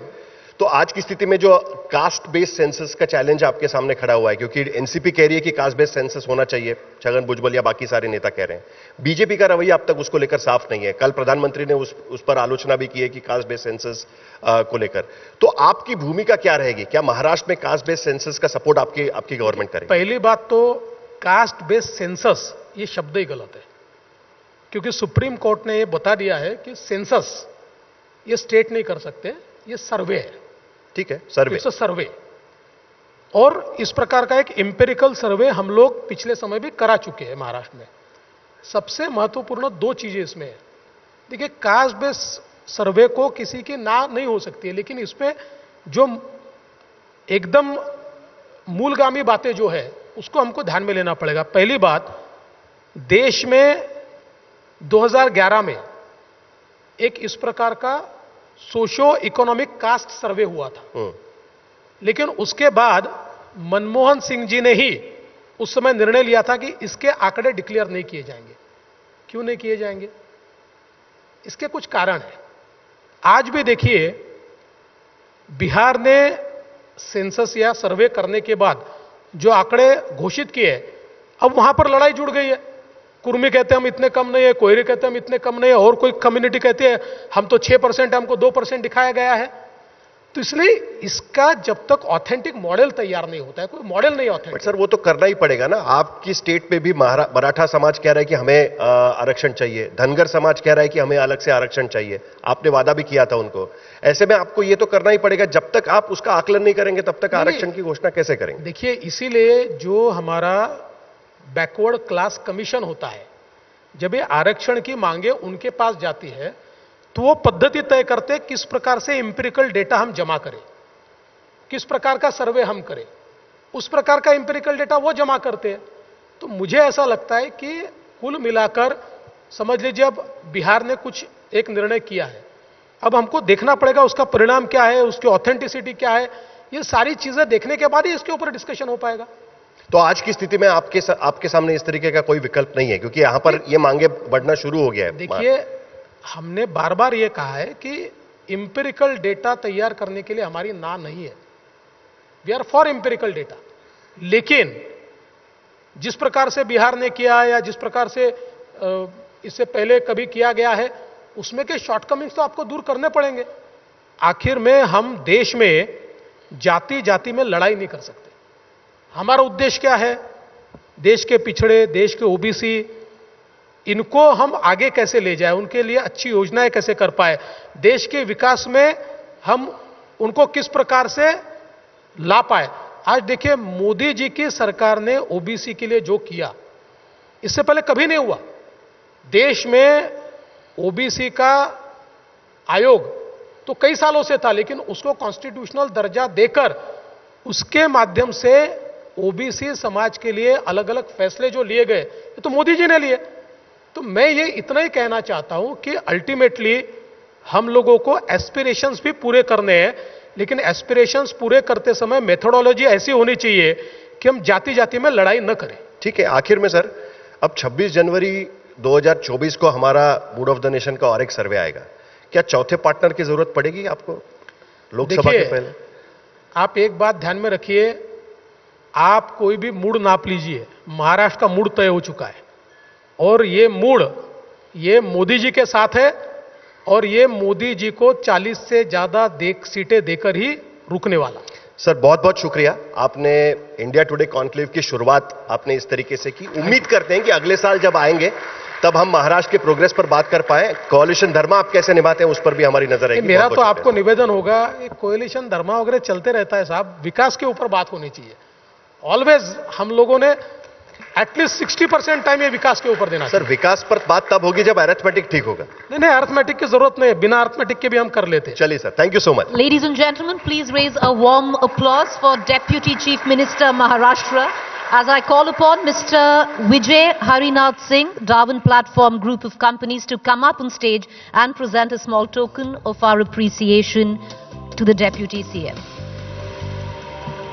Once again, ladies and gentlemen, do put your hands together for Devendra Fadnavis. Thank you, sir. Thank you, Sahil.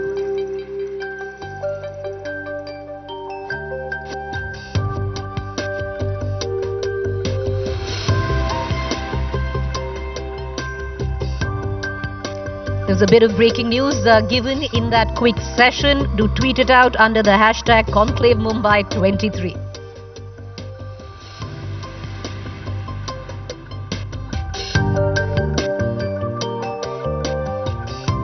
Thank you, sir.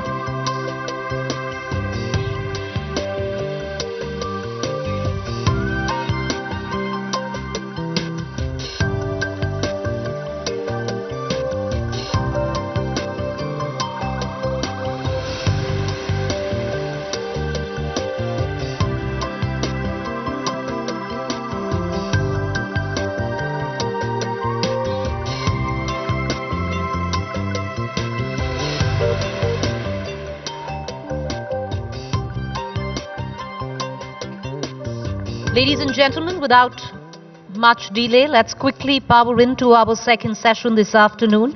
G20 Impact, the Emerging Global Order. To take it from here, inviting on stage session's moderator, Rahul Kaval, News Director, India Today and Aaj Tak, and Executive Director, Business Today.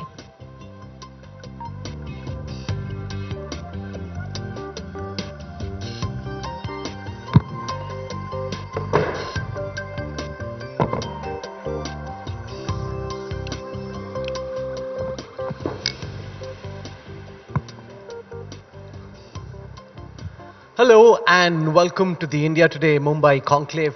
We've heard at length from the Indian government about the success of the G20 Leaders Summit. To get an outside perspective on how the rest of the world deconstructed what we saw in New Delhi during the G20 Summit, we've got here in Mumbai on special request the High Commissioner of the United Kingdom, Alexander Ellis. Thank you very much, sir, for joining us, and it's a pleasure to have you. It's a great pleasure to be back. Thank you. I want to start by asking you about your and your country's impressions of the G20 summit. In India, the government has declared this to be a grand success. There was consensus on the joint declaration that came out of the Delhi summit. In the way that you see it, in the journey of the G20, how do you assess the Delhi summit? I think you're absolutely right to put it in the context of the G20 overall. I think really India broke the mold on what a G20 presidency is, and I feel for subsequent presidencies because India sets a standard. Getting agreement at the summit was a remarkable achievement. I think very few people thought it was possible, and I think that tells you something about the capability and the craft of the Indian system. I also think it tells you something about Indian power. The kind of planet India is getting bigger, its mass is getting bigger, and so as its gravitational pull, I think, is getting bigger. You can see that in lots of different ways. And countries did not want to get on the wrong side, I think, of the Indian presidency.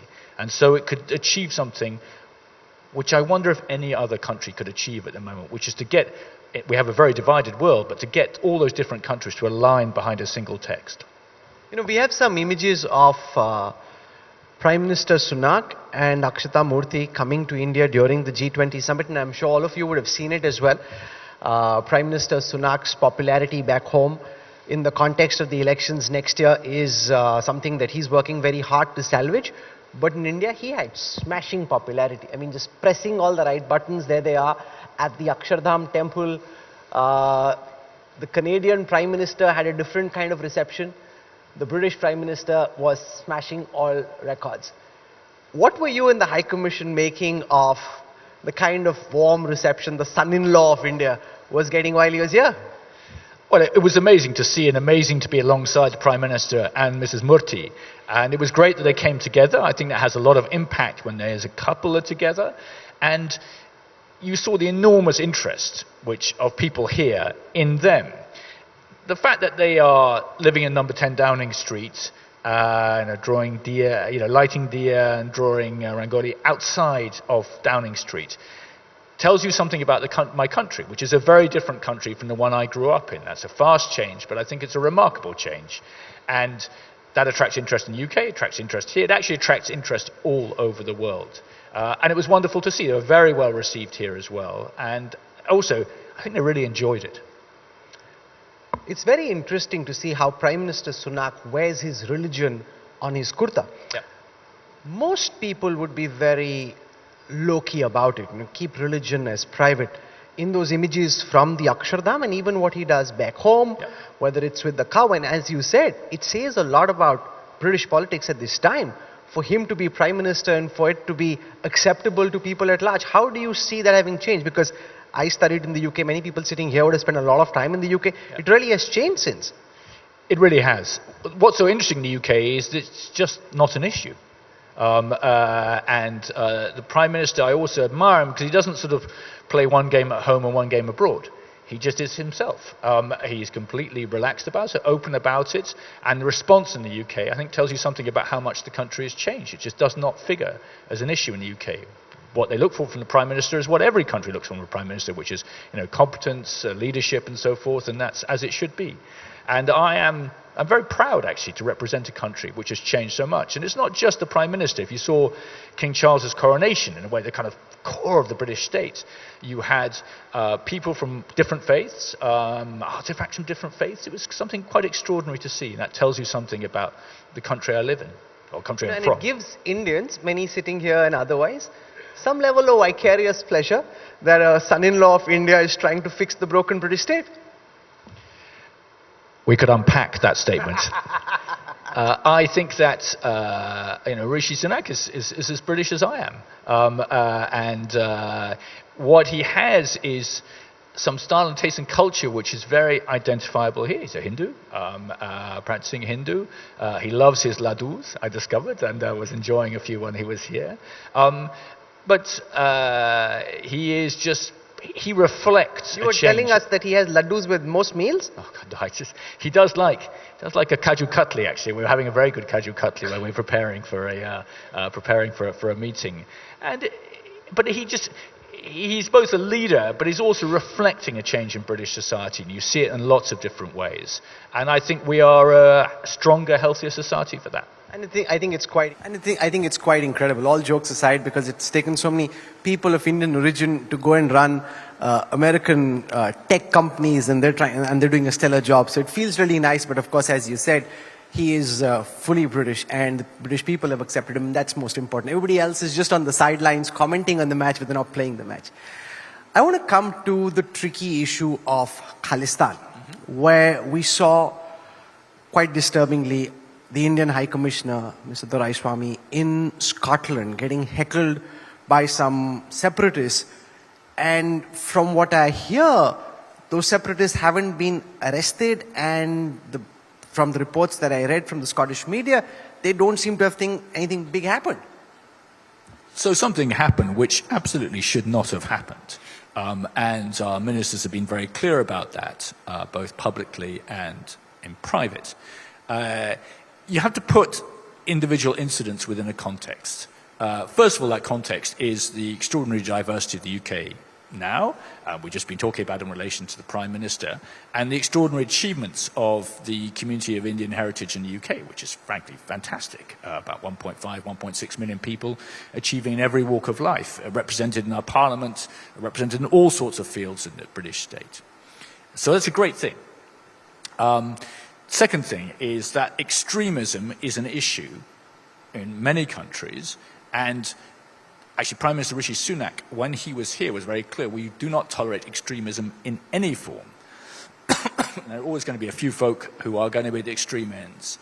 And how we deal with that, I think we deal with it in different ways. We do arrest people, or I should say the police have the powers to arrest people and exercise them. We had a demonstration outside the Indian High Commission on Monday, I think. Somebody was arrested there. There was an arrest, excuse me, when we had the demonstration back in March, I think it was. But there the Indian government gave images of those who were part of the protests and the vandalism, and again, nothing happened. So this is something that many people watching and sitting here don't seem to understand. If there are people who are advocating secession, picking up the gun, fomenting trouble, sponsoring terrorism, Britain, more so Canada, but also Britain, just doesn't seem to do enough. Well, if they were causing terrorism on British soil, then the British point of view would be very different. So let's again unpack that a bit. So first of all, things do happen, and they do happen. We arrested the police. First of all, it's not the government's job. It's the police decide who they're going to arrest and not they're going to arrest, and then you go to a court, and the court decides ultimately on conviction or otherwise. There was an arrest in March. There was an arrest on Monday. There are other ways in which the British authorities can act where they see extremism, and again, of any form, for example, closing down TV stations, for example, closing down charities, for example, closing down schools, none of which are what they say they are. I give those examples because in all those cases, the British authorities have acted. The other thing that happens is to strengthen the security around the people and the buildings of India in the United Kingdom. And that has happened as well. There's been a clear increase in security. What you won't hear about is the many demonstrations which have taken place since March outside the Indian High Commission, which have taken place without incident because of very effective policing. Excuse me, I'm having that change of season, cough and cold, which everyone will be familiar with. So things do happen. We have a very good communication with the Indian authorities. We have created a joint extremism task force. But as our own security minister said when he came here, extremism, it's not an Indian problem. It's a British problem. If we are seeing young British, mainly men, radicalized, that is a problem in our society and one we have to and we do deal with. So beneath the headlines, actually, we do act. We talk all the time to the Indian government. The police, obviously independent, make their own judgments, but we take it seriously. And that's why we have taken the measures we have, whether in terms of security or in other ways to frustrate unacceptable extremism in my country. So what's your message as a country that's part of the Five Eyes to Ottawa and to the government in Canada in terms of how they're handling the same issue? They don't seem to be doing quite as much as the UK's. I think any British High Commissioner should be focusing on Britain, UK, India.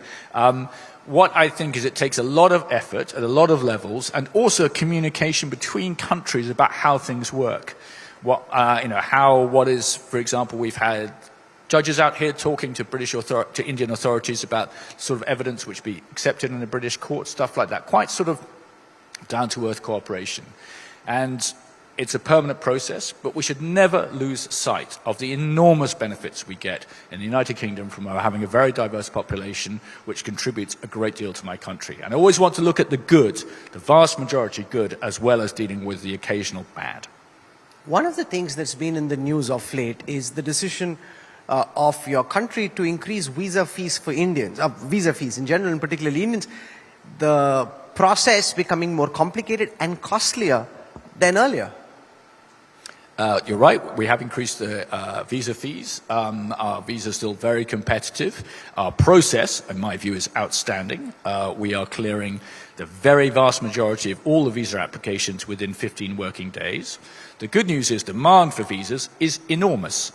We issued over 500,000 visit visas over the last year, 140,000 student visas. These are record numbers, over 50,000 skilled worker visas. About 1/3 of all the visas we issue are to Indian nationals, and demand is enormous. We have a system which we're always trying to improve. That requires investment, so the fees go up, but we are still very competitive. And luckily, people are still wanting to come to the UK. Sure. The other thing that we're noticing is that the number of students going to the UK, a few decades ago, the UK was the number one choice for Indian students wanting to study abroad. Now other countries are catching up and overtaking the United Kingdom as well. Why do you think that is happening?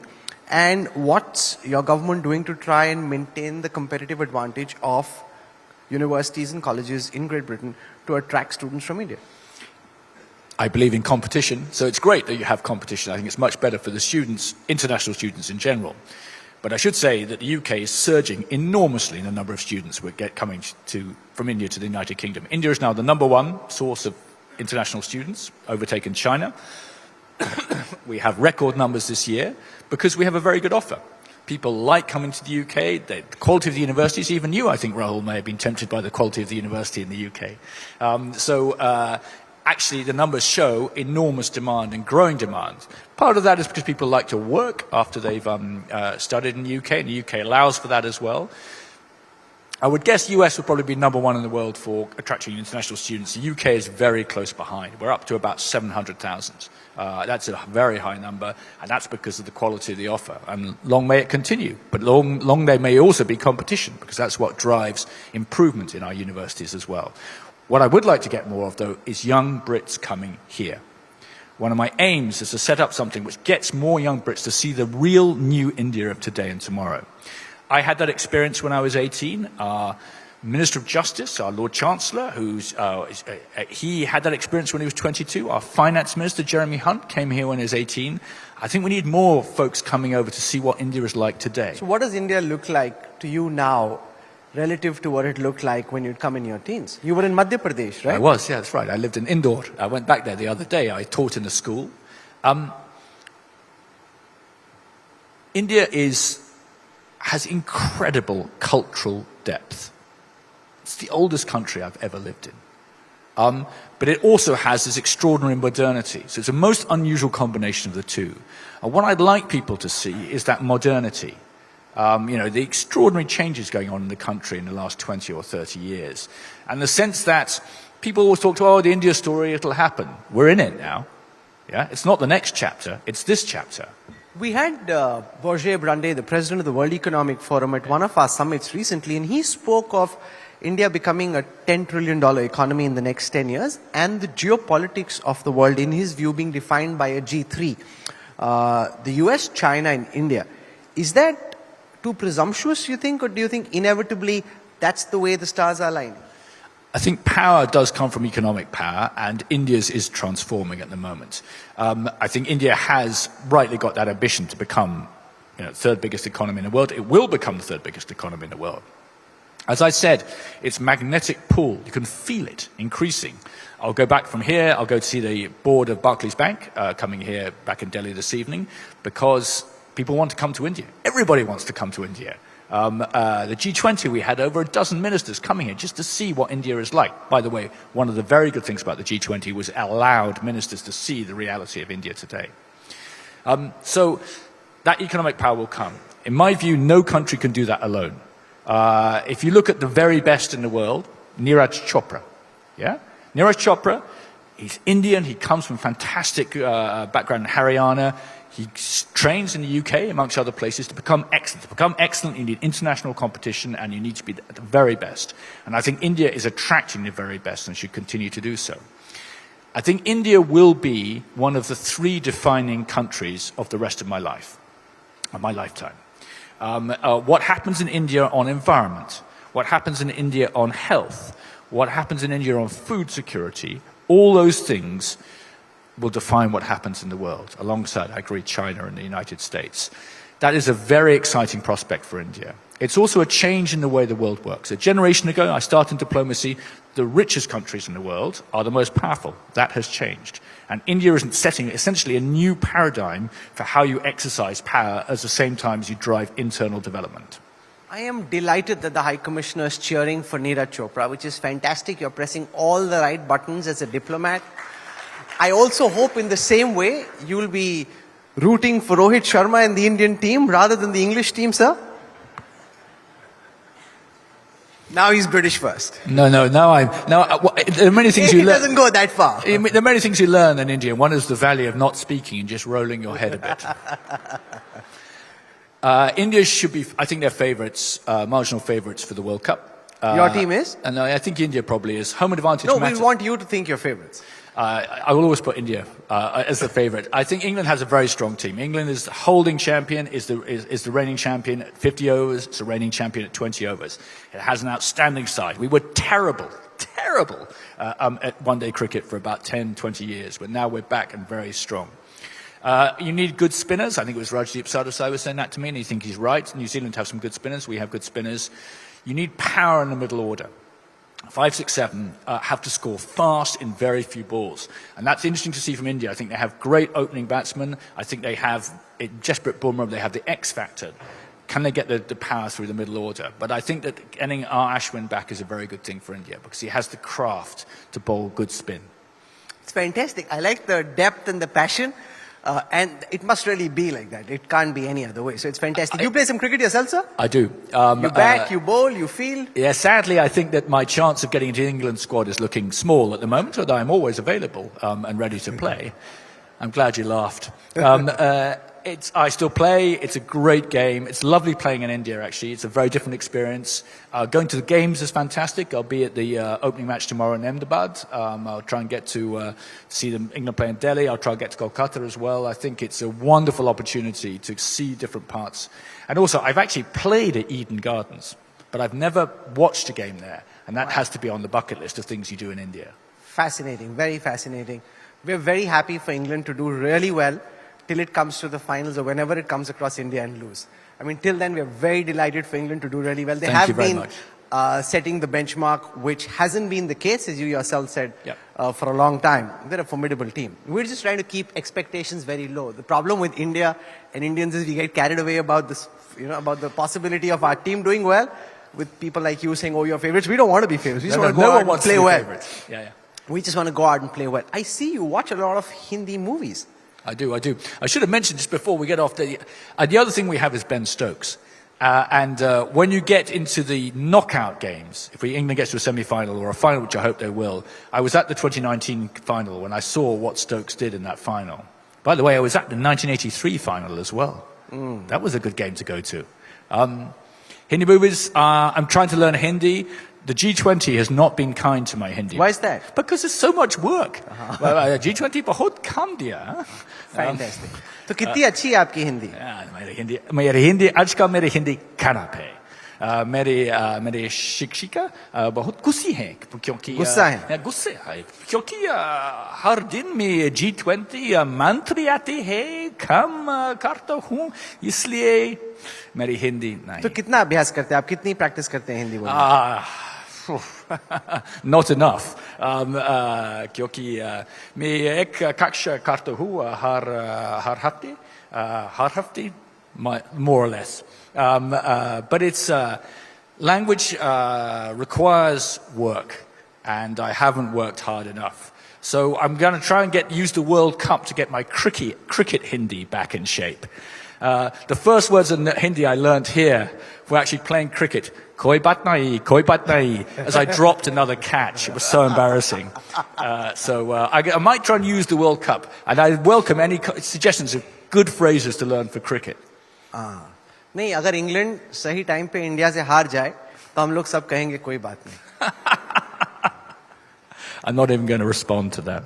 It's like I'm a diplomat. I know when the ball is swinging outside the off stump, I can just keep my bat in. I don't need to stick my bat out. We let Stokes do the rest. Yeah, very wise. So what Hindi film have you watched recently? I watched Sholay again the other day. What else? So Sholay or Chole?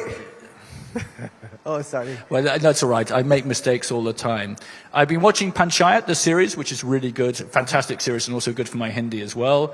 I was watching, what's the show with Saif Ali Khan? Saif Ali Khan, yeah, sure. Yeah. Come on, Bombay, help me. Sacred Games? Yeah, Patriot Games. It's a very good show, and I know Safe from times past, so it's very nice to see. I must admit, I switched a little bit back into English to watch Barbie, and which was a fantastic film, as well as Oppenheimer. So I'm pretty eclectic in my taste. I've watched Gangs of Wasseypur, Part 1.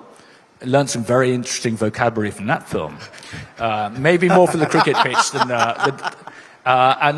people saying Part 2 is very good as well. Actually, it's a beautifully made film, so I might try and watch Part 2 next. मेरे पास आपके लिए एक सुझाव है. अपनी हिंदी सुधारने का एक बहुत अच्छा तरीका है कि आप दिन में आधा घंटे आज तक देख लें. हम लोगों का जो हिंदी चैनल है, उससे भी आपकी हिंदी खूब सुधरेगी. हाई कमिश्नर साहब, आप आए, आपने हमारे देश के बारे में, हमारी संस्कृति के बारे में, हमारी भाषा के बारे में सीखने की कोशिश की. वाकई में आपका देश बदल रहा है. आप खुद इतनी मेहनत कर रहे हैं. हिंदुस्तानियों को वहां पे इतनी जगह मिल रही है. बहुत बहुत शुक्रिया आपका. बहुत शुक्रिया. Thank you. All the best. Do really well in the World Cup. Just tell Ladies and gentlemen, Stokes and please company raise a warm not to beat applause. India. Thank you, sir. Thank you. Thank you. Thank you, sir. May I please request the gentleman, the British High Commissioner, to stay on stage as I quickly call upon Mr. Dinesh Bhatia, Group CEO, India Today Group, to come up on stage and present a small token of our appreciation to Mr. Alex Ellis, British High Commissioner to India. Once again, ladies and gentlemen, may I request you to raise a warm applause for how sporting Mr. Ellis was. Thank you.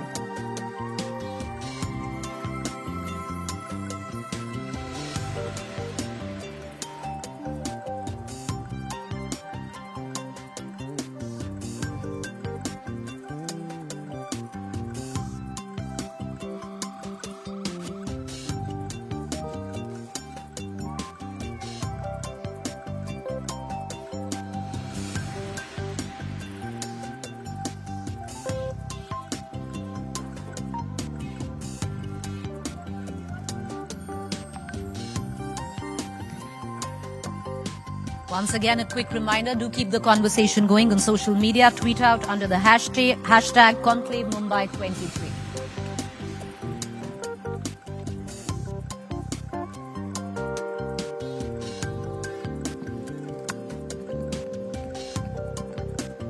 With that, ladies and gentlemen, let's move on to our next session this afternoon. Her Space, Her Story, Women Scientists at the Frontier of Space Exploration. To take it from here, I'd like to call upon stage our moderator, Raj Chengappa, Group Editorial Director, Publishing, India Today Group. May I also invite on stage our panelists, Dr. Annapurni Subramaniam, Director, Indian Institute of Astrophysics, Nigar Shaji, Project Director, Aditya Solar Mission. Handing over to Mr. Chengappa.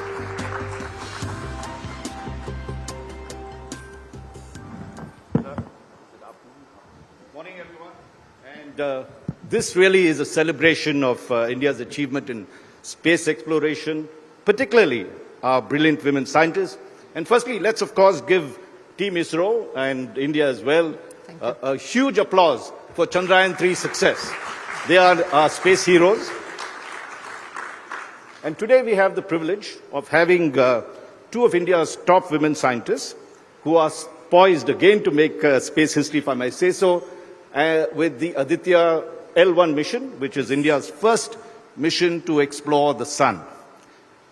Both of these scientists have overcome tremendous gender biases and patriarchal resistance to reach the top of their respective positions. Let's give them a very warm round of applause for that as well. Joining me on the extreme left is Nigar Shaji, a top ISRO scientist and the project director of Aditya Solar Mission. And we have, of course, Professor Annapurni Subramaniam, director of Indian Institute of Astrophysics. Both of them are linked intimately with the Aditya project. Nigar for sending up the spacecraft right up to this tremendous distance, and Annapurni for designing the various experiments that will bring back this. Of course, you're also involved. But let's begin. You just had a review meeting, I'm told, this morning. You'll had a Zoom meeting on Aditya and the progress. Can you give us an update? Aditya was launched last month. Where is Aditya, the spacecraft, reached in terms of the distance, and what more needs to be done? Yeah. After the successful soft landing of Chandrayaan-3, Aditya L1, we had the launch on September 2nd. And following that, we had our orbit-rising maneuvers, and that is completed successfully. And it's on September 18th, it left the sphere of influence of the Earth. And now presently, it's at around 10 lakh kilometers. It is so that's 1 million kilometers, right? The distance from here to the moon is about 400,000 kilometers, 4 lakh kilometers. Yes. So you've crossed well beyond the moon, and now yes. Now we are just orbiting around the sun. We are totally from the influence of the Earth. So because around 9.2 lakh kilometer, we'll be totally out of the influence of the Earth. What is the speed it's traveling at when you, is it about 11 kilometers per second or higher? That's because it varies, depends on the orbital position. So average, you can say. So the speed that they're traveling it is that if you took a flight from Europe from say Berlin to New York, you'd reach there in about 5 minutes. Is that the speed you're traveling? That's just to give an idea of that speed, right? Yeah. And you are now going to reach, when will you reach the point where you can begin your observation? Which date is that? Yeah, we have 2 more course correction maneuvers. And by January 1st week, we'll be in a position to insert into the halo orbit around the Sun-Earth Lagrangian point. So the Lagrange point is where it'll be 1.5 million kilometers away? Yes. That's 1% the distance to the sun, right? Yes, the sun is like 150 million kilometers. But that point allows you to stay stationary and observe the sun without untrammeled observations, without the solar eclipse and lunar eclipse. Actually, the point rotates along with the Earth. So we'll be able to view the sun on the other side. So that's a very vantage point for the sun observation. Now let's come to you, Anupulni Subramaniam. You have, designer of one of the key experiments. Let's ask an ABC question. Why should we be studying the sun? I mean, we've had 20 missions in the past before Aditya went up, and USA and Germany and others have dominated. But firstly, why should we look at the sun? What will the sun tell us? Yeah, so I come from the Indian Institute of Astrophysics, and we have the huge heritage of studying the sun for more than 100 years. So we have this famous Kodaikanal Solar Observatory. It was established in 1899, and we have been observing the sun from 1904 onwards. So what makes Aditya so special? So that's what I'm saying. So we look at the sun, that's a star we live with. And we need to understand it, we need to understand its tantrums, because we do see the coronal mass ejections from sun and the magnetic field activities of the sun. So the activity is of the time scale of 11-year cycle. So you need to have multiples of 11 years to actually understand what the solar cycle means. So it sort of flips 11 years. That's right. So in fact, it becomes 22, right? So you need to have multiples of the to understand. So we already have more than 100 years of data, and we have been collecting it and studying the sun. Now, what else do you want to do now, right? So if you have seen total solar eclipses, people go take experiments to do total solar eclipse, right? Why do you want to do that? Because sun has got a corona. And corona is where you actually see the coronal mass ejections come, and the way in which the matter flies out to the interplanetary space, including the Earth. So if you want to see the corona, you have to actually cut out the light of the solar disk. And that's when you actually get to do the experiment. Now you have to wait for a total solar eclipse to happen, to do that, right? But what if you can actually make a total solar eclipse inside your instrument? And you can do it all the time. Right. So that is what the thing is. And why do you want to see the corona? Corona is because that is when the mass ejection starts. When the sun erupts or sun burps, then the mass ejections come. And that is what it travels towards the interplanetary space, causing space weather and the eruptions in our power grid, your communication, etc., etc. I think that's a very important point, because we don't realize it. There's solar winds that's blowing across. That's right. There are magnetic fields that come across. And if it blows too much, our entire telemetry and everything else will be disturbed. That's right, And so you're studying the behavior. One of the things you're studying is looking at the behavior of the corona and the solar wind process that is in there, right? Yeah. And also heating of the corona. The gas in the corona is 1,000,000 degree Kelvin. 1,000,000 degrees? Yeah, that is the same temperature as inside the sun. The surface of the sun is about few thousands, 5,000. But how did you heat up the gas just outside it to 1,000,000? So The scientific and then it gets world hotter, apparently. It goes to 15,000 degrees centigrade as it moves then into the corona. chromosphere and then corona. So the corona is a very thin gas, very hot gas. Just so to give what you, is, yeah, so. Just to give you an idea of the temperature, steel melts at what, 1,000 degrees centigrade? Yeah. So you're going at 15 times, and therefore any spacecraft, if it gets too close to it, will just vanish. Am I right? That's right, yes. So let's come to you, Nikhil. What is the, we built Chandrayaan, we had a lander, we had a rover, highly successful. We failed the first time, but second time we came back with glorious results. What's the degree of difficulty, and what is it that you specialize in when you look at Aditya? What is the area that you've, apart being project director, what is the degree of difficulty in this process of reaching the sun? Because then you have the experiments, but before that. Yeah, actually, we are doing it for the first time. We are going to this Lagrangian point around L1. When you know Lagrangian point is it's an imaginary point where the gravitational pull of both the sun and earth balances and it acts as a small force.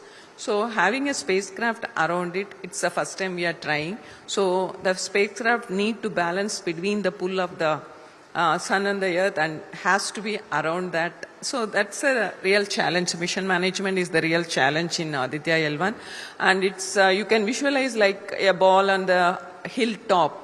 So if you don't balance, either it can move towards either side, that is towards the sun or towards the earth. So that's the first time we are. It's also a three body problem, and also it is the orbit also is a 3-dimensional orbit. So it's not a perpendicular plane or anything. That orbit will be wobbling, and it is a 3-dimensional one. So such a thing we are trying for the first time. That's the biggest challenge. And also the instruments, what they have developed, it requires a very high pointing accuracy to look at the sun. So for that we have made special sensors so that we will maintain that pointing accuracy, what the instruments demands. So these are all the major two challenges. Apart from that, any spacecraft making is a big challenge. So because it involves a lot of complex engineering and science. So that way, these two are the major challenges. Well, yeah, I mean, you've put it very well. Could be a physics lesson in some senses, but the fact is that even to get to that precision point, it's like, firing a 1 rupee coin at some great distance and trying to hit it, right? I mean, it has to be so precise. If it just moves a little this side, you lose the spacecraft. Yes. Am I right on this one? But let's come to the other part of this, which is women and space exploration. And we'll begin with you, Annapurni. Both of you all come from small towns, right? You come from Palakkad, that's in Kerala, and you come from Tenkasi, that is in Tamil Nadu. When you took it up, why did you take to space or astrophysics in this particular thing? Was there resistance from your family? Your family were musicians. I'm told your father and mother were very good players of this. Why didn't you take to art and, why didn't you take to art and not science? Yeah, so I grew up in Palakkad, and one of the things which I still cherish when I was a small child was looking up at the night sky. And we had the privilege of looking at the night sky and seeing the stars. I don't think any of this younger generation have this privilege. And if I have to tell them that how beautiful the sky is, they just stare at me, where can I go and see it? Right? So that's a very sad situation. But two things happened when I was in a remote place, and also we had power cuts. Nothing to do. You have to go out, you have to watch the sky. And that really inspired me. Ellis comet and the constellations and so many things out there totally inspired me. At home, I breathed music because my parents are musicians and all the time music in and out. You actually play the violin and Yeah, I'm a Carnatic violinist as well. So we can't escape music at home. But I was very passionate about doing science. My parents were not against me doing science, but they were kind of not very happy me doing engineering though. So pure science, they didn't have a problem, but it's just all up to me because I had a plan B that was always music, but then I thought if I take music, I will not be able to continue science. But if I take science, I can continue music. So I decided to do that and then continued science. And why astronomy? Didn't your parents have any issues with astronomy? But give a warm round of applause for that. Yes. Yeah, astronomy. Did your parents have any objection to astronomy? You said engineering, they were not. Yeah, but when I took up astronomy, they said fine. But then I told them that I'm going to look at the night sky and spend time, hours together or days together, weeks together in the observatory. A few days later, my mom came and told me, how about studying the sun? You see, The sun rises up in the sky in the morning and then sets in the west in the evening. Isn't that the better way to study the stars or whatever? I didn't understand what she's aiming at because she didn't have any idea about anything. So then I realized that as a girl child, she didn't want me to go and spend time in the observatory. So, at night. So the good thing would be to study the sun. The only way to overcome that was to take them there and show them. So what is the observatory like? How does things work there? Why I'm passionate about it, show them, and actually I shared my passion with them and how happy I'm doing that. That really changed the whole scenario. Another round of applause for her. And Nigar Shaji has an equally inspiring story. You come from a real small town in Tenkasi, actually a village, Senkota, I forgot the name right. And you then wanted to take up science. Was there resistance from your parents? Was there resistance from, your friends around you, society? How did it work and how did you get in? No, actually, my parents were very supportive. Actually, my father he did his undergraduate in maths, so he is very much interested in maths and physics. And even my brother he's a PhD in physics. So that way, we have an interest in physics. But engineering, I always like to do what many are not doing. So that way I chose engineering at that point of time. Now that lot of women are doing. So that point of time, it was not very a common one. So I like to do that. How many women were there in your class when you were doing engineering? Yeah, we were, the total strength of 120, 100 are male and 20 are women. Wow. So the ratio is very little. And did you face discrimination? You also come from, if I may say, ask this question, from a Muslim community. Was there any problems you had mingling, and were there any societal issues at that particular point? I didn't face any problem, but in our community at that point of time, women were not very encouraged to do very higher education. So, but my parents were not like that, so I could do it. Okay, let's give a warm round of applause for that as well. Let's come to the other issue, is women at the workplace, in this case, and your, scientific institutions. Do you all have a level playing field? Is there a lot of patriarchal resistance to having someone like you on top of Indian Institute of Astrophysics is one of the most prestigious institutes. Were there any difficulties you faced, and what would be the correctives you would say are required if there was? Yeah, the Institute of Astrophysics actually has a long heritage of having women at all levels. So people in general see women taking part in decision making at levels, etc. But we never had a head of the institution as a woman. You're the first woman director. Woman director of that. So what basically happens is that what I have come across is that there's no direct discrimination, but there will always be an obscure thing that, okay, can she do it? Can she live up to the expectations? So if something goes wrong, they'll say, okay, maybe she can't take it, she can't do it. So that kind of a confidence level with the feel around you is not very positive or supportive. So always you have to take a double dose of confidence within you to take the next step. Can I do it? You'll always question yourself, can I do it, can I do it? Particularly because you yourself, you don't see too many role models around you, but also because the kind of feel around you is not very positive about it. So you have to overcome doubly. Wow. Yeah. So I think I always tell women that don't doubt yourself. There won't be any feel around you to support you. So don't even look for feels around you. Just you are confident about it, just go ahead and do it. So that's what I keep telling myself, because I also end up in such situations quite often.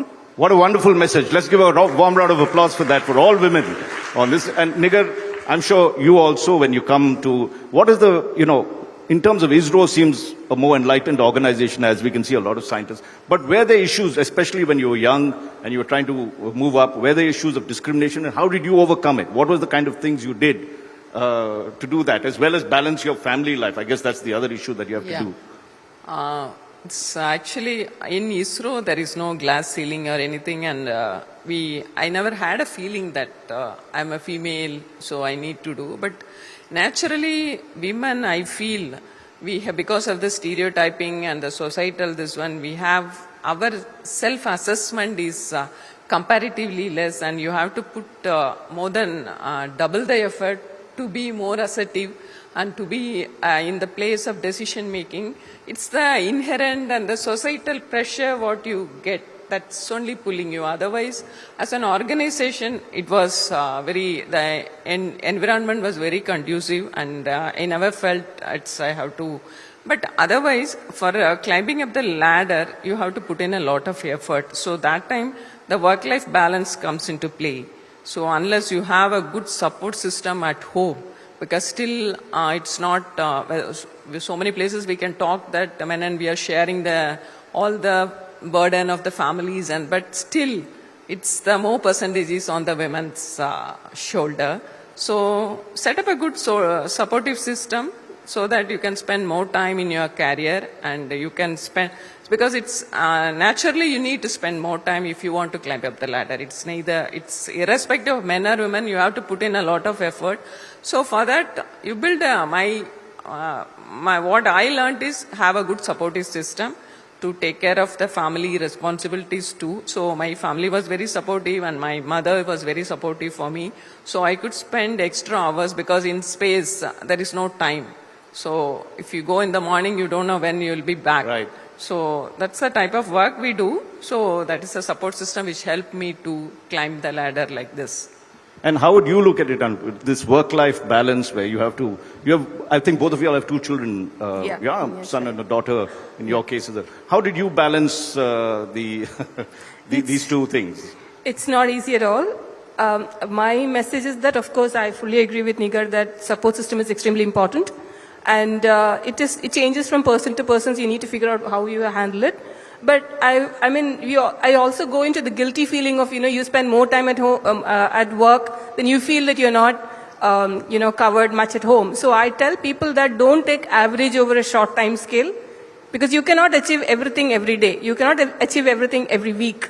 So take an average over a month or a couple of months. Then you will not feel into this guilty trap. So guilty trap is another problem where you get up doing, but actually you need to deliver, because you need to be conscious about all the requirements you have to play, but somehow manage to balance time. And discipline is the underlying term you have to take care, because without discipline, very difficult to handle multiple things. I see Kali Puri there, who's our vice chairman of the India Today group, as well as group editorial director, a fine example of women leadership. Kali, you wanted a question? You had one? Mike, should I come? Mike. Yeah, take this. Come.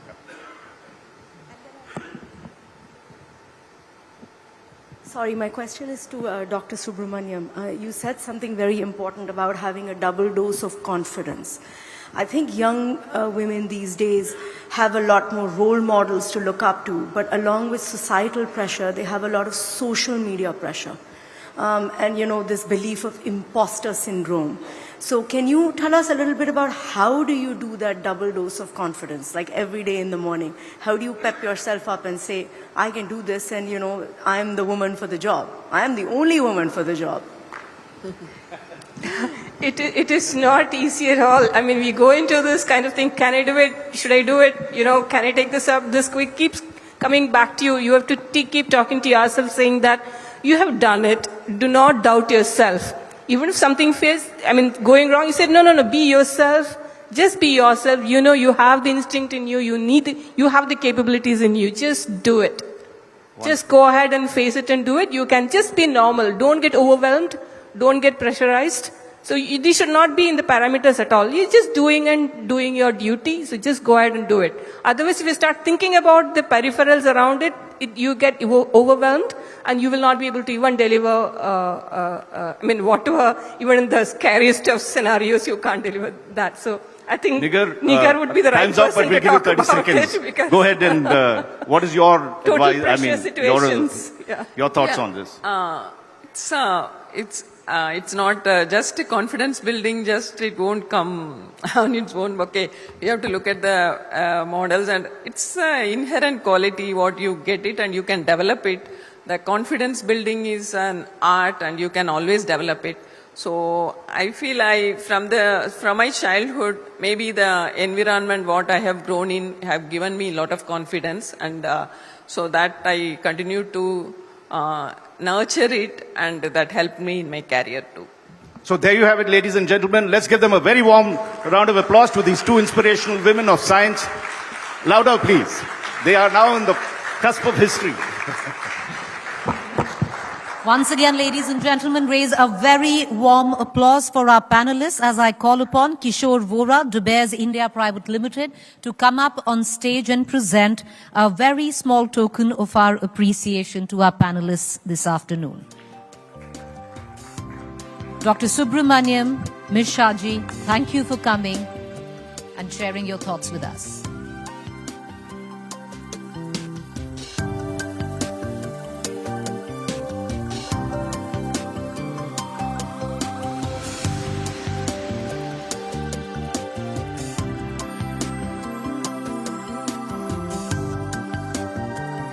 Thank you, ladies. Thank you, Mr. Chingappa. Thank you, sir.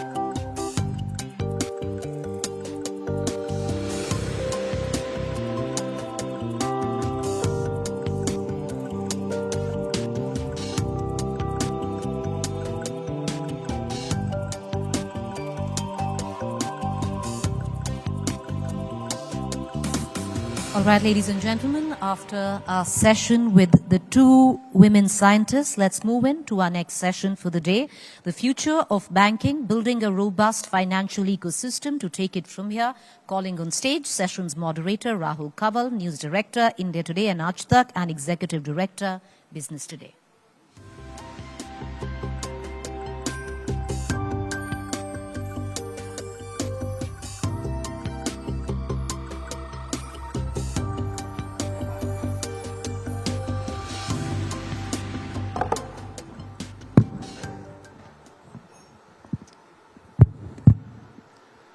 Our next guest at the India Today Conclave in Mumbai is an institution builder par excellence, India's most renowned banker. Corporates latch on to every word of his, and he's the man the government turns to when there is a sign of stress in the financial system. He's recently dropped a bombshell saying he wants to step away ahead of time from his executive functions, and he hasn't spoken much in the public since. So we're absolutely delighted to be joined at the India Today Mumbai Conclave by the founder and director of Kotak Mahindra Bank, Uday Kotak. Thank you so much, sir, for joining us here. Thank you. Thank you, Rahul, and delighted to be here at the India Today Conclave. I think one of the most prestigious and outstanding events which India Today manages to do year after year. We're delighted to have you here, sir. Shorn of all political and economic rhetoric, bankers are often the best people to get a strong financial sense of the state of the Indian economy. We're seeing some macro green shoots in terms of India being amongst the fastest growing global economies. Private investment, though, is refusing to kick off. We were here a couple of years ago on the back of corporate taxes coming down, and you'd expressed hope that this would create a virtuous investment cycle. We're still waiting for that cycle to kickstart. And we're seeing household savings, which had been one of the big strength areas of the Indian economy, now declining, as is the case in many countries. So could you start by giving us a temperature reading of your understanding of the current growth prospects and the state of the Indian economy? I think in the last 3 years, in the post-COVID period, India has come out remarkably better than what I would have thought about at the beginning of COVID, which is March 20.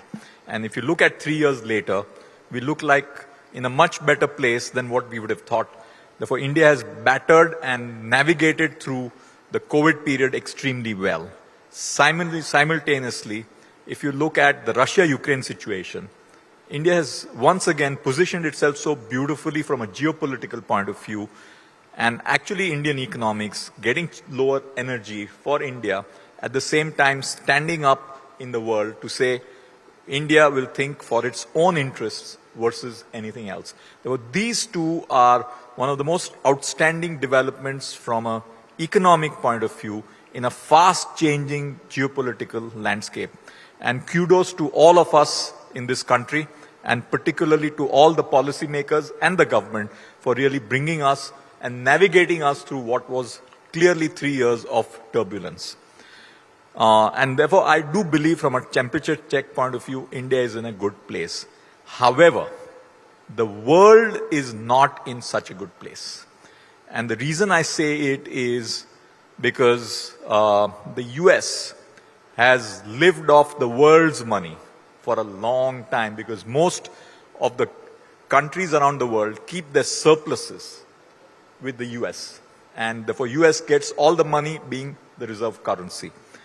And at the same time, US deficits are very high.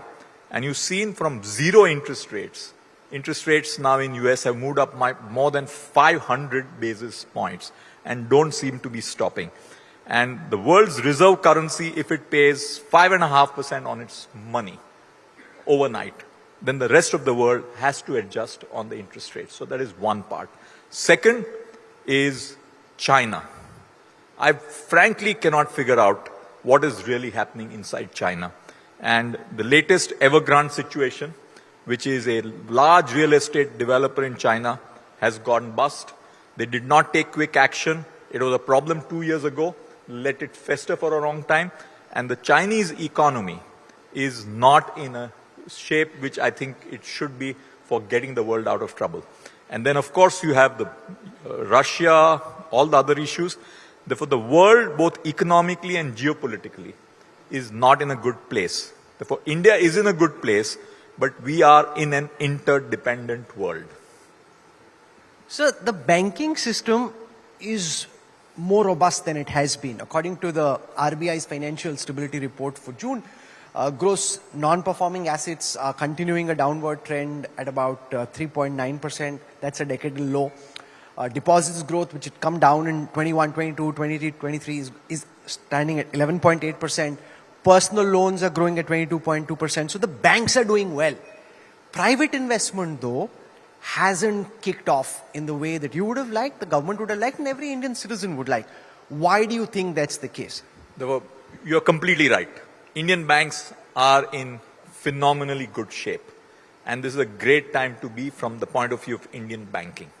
However, a lot of the Indian banking lending, if you look at last decade or so, has moved away from corporate lending to much more retail lending. A lot more consumer loans and funding, consumer financing has become the core of most of banking. On the other hand, corporate lending businesses are not growing at the same time. And there could be 2 or 3 reasons. One, I wonder where are the animal instincts of all the corporates? What is it that is holding corporates from going ahead and expanding at speed and scale? You explain the answer, that we can see. No, I think my view is a lot of the global uncertainty is something which may be weighing on corporates' minds. The geopolitics is uncertain. India's competitiveness is something which we must look at.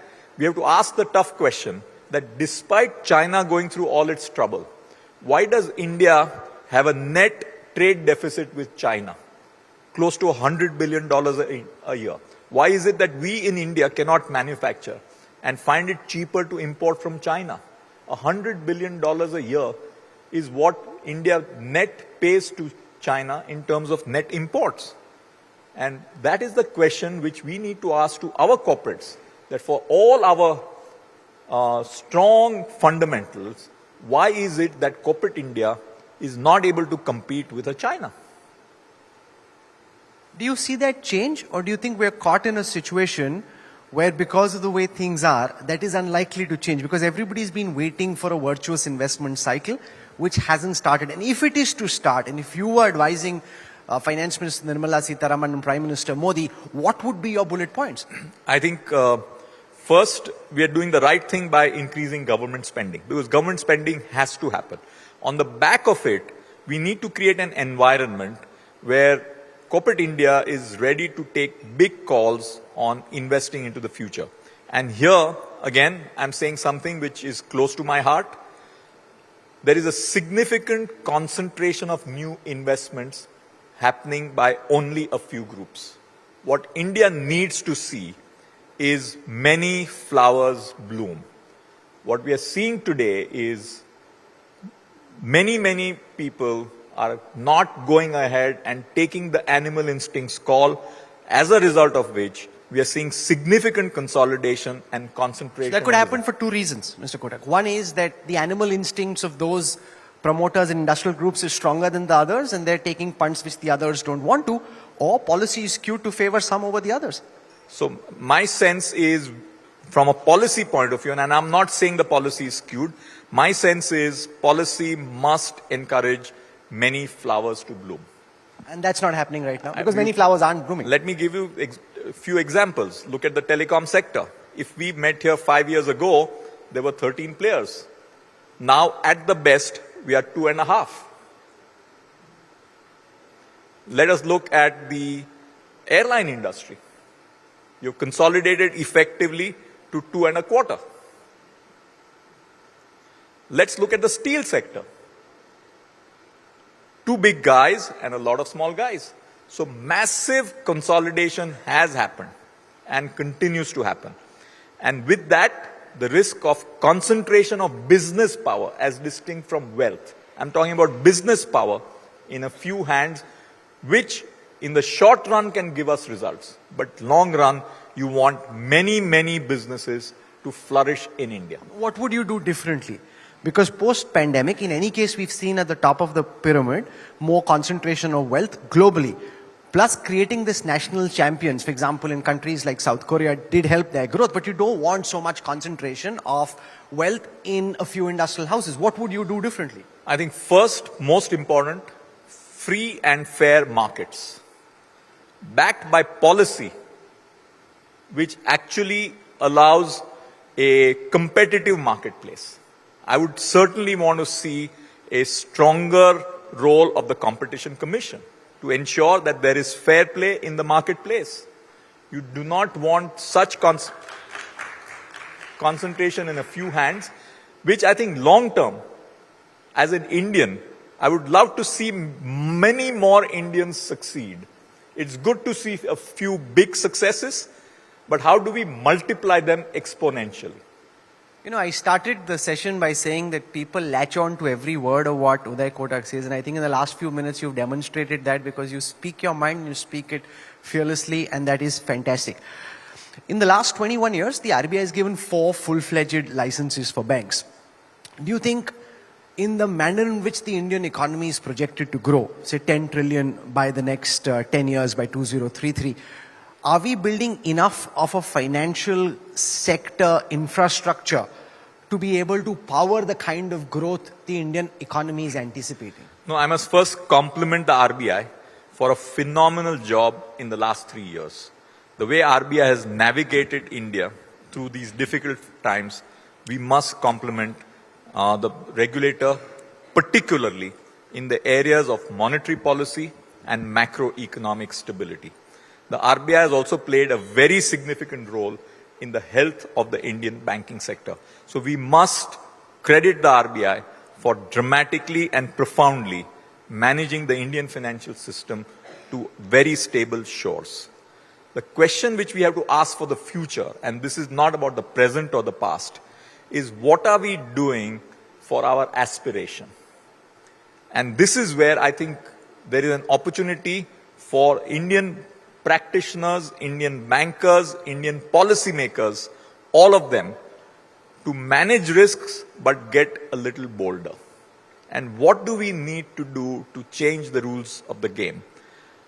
Yes, we want to minimize accidents on the road.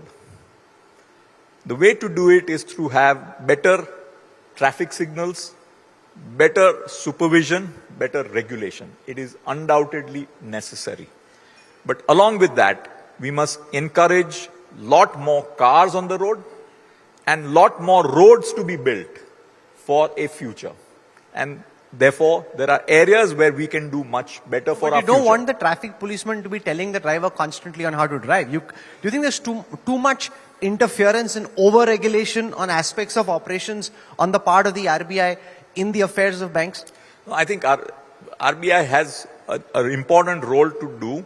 Keep in mind, banks are much more leveraged institutions than most average companies. Banks can leverage 10, 12 times its equity. So there is a need for proper oversight. But how do you manage risk whereby you say, I want to minimize accidents, but we cannot get to a situation where there will be no accidents? You know, I for one, and I'm itching to ask this question to Mr. Kotak, can't understand why the Reserve Bank of India must pick from the list of potential successors that you've given, Shanti Ikambaram and KVS Manian, or somebody else coming out. Shouldn't it really be the decision of the Kotak Bank and you as founder to pick who you think is most capable of getting the job done rather than having the RBI weigh in? So first of all, the regulation is clear on this now and for a long time in the past. That's how it has been. The board of the bank has to recommend 2 names in order of priority to the regulator. Thereafter, the regulator will make its call and give an approval to 1 name. That's the process which has been there in India for a while and continues to be that. Therefore, as a regulated bank, Kotak Mahindra Bank has followed the regulation as required. Now, whether regulation is right or wrong, it is not for me representing a regulated entity to be speaking about. Rahul, you are a much freer man, but as me, I am regulated and I respect regulation. Okay, he's like a good batsman, just let that ball pass, which is perfectly sensible. Given also the fact that you will now have more free time and you're such a bundle of energy and ideas, I wonder what you intend to do. I hope, Rahul, you call me more on your channel. So if you ask us, we'll call you as frequently as is possible. You're very difficult to get hold of and you very rarely come, which is why we're so delighted to have you here. But when Uday Kotak is not looking at balance sheets and financial statements, what is he doing? So let me first say, once I have been 38 years doing this. And there comes a time to take a view and sit back. That there is many more things in life which matter. And for a founder, it's normally very difficult to say, I give up. But once you take the call that you want to do things in life, in addition to your responsibility as a board governance member, which I continue to be on Kotak Mahindra Bank board and a significant shareholder, I think life has a lot more opportunity. And I'm basically saying that I'm going back to have a plain white canvas so that I can paint the future the way I feel like. What do you want to paint? Like you must have some, like as an artist, what's your vision? What do you want to paint on your life's canvas? Artist paints and must paint freely. Because that's the true opportunity. Therefore, I do not call myself an artist, but I do feel a plain canvas is a very big opportunity at a turning point of India's future. I think India is at a cusp of a major, major change and opportunity. India's time is now over the next 5 to 10 years. And at that point of time, to say I have a plain canvas to do whatever I want is a sense of relief and release from a day-to-day operational responsibility. Speaking of succession, Mr. Kotak, do you see your son Jay one day run your bank? Today's times, first of all, kids have a mind of their own. He decided to come back and work in the bank like any other professional. And it's up to him. If he performs, he may have an opportunity. It's merit, professional merit, and it is for the bank and its board to decide. I am a believer that there are 2 business models in corporate India. And I'm meandering a bit, but I want to talk about these 2 models. There is one model, which I call as the Raja Praja model, where the Raja decides what is right for the company and goes ahead and does it. The Praja has to accept what the Raja does. And the Raja has tremendous power, therefore can create disproportionate wealth for the company, but the Raja will decide how much Praja will get. That is one model. The second model is what I call as the trusteeship model, where you say that you are a trustee for all the stakeholders and create a fair business model for all the stakeholders. The trusteeship model obviously is not as influential in terms of getting opportunity as the Raja Praja model, but it is far more fair to all stakeholders. My instinct always has been in favor of the trusteeship model, because I think that is truly what builds a country, a nation, and a company. You know, you've been a institution builder, you've been a wealth creator for your team, and you virtually treated your senior leadership as part owners. And I think that's one of the big reasons behind the success of the Kotak Bank. You spoke of consolidation, and you spoke of a few big industrial groups having a disproportionate sway. Speaking of which, Jio is coming into financial services. And when they came into the telecom sector, we saw how 13 batsmen became 2.5, 2.25. How do you see that play out in the context of the financial sector? So I just want to clarify, Rahul. I have great respect for what a Reliance or any of these big houses have really built. I think they've really created world-class institutions of excellence. I mean, everything they've done, they've created it world-class and of quality. Therefore, I'm fully supportive of what they've done in building of India. But I believe that in addition to what they have done, India needs a lot more and lot broader. That was the point which I wanted to clarify. And specifically with reference to Jio's entry into financial services, I think that's a very good thing, because you really want people in any sector to always be on the edge.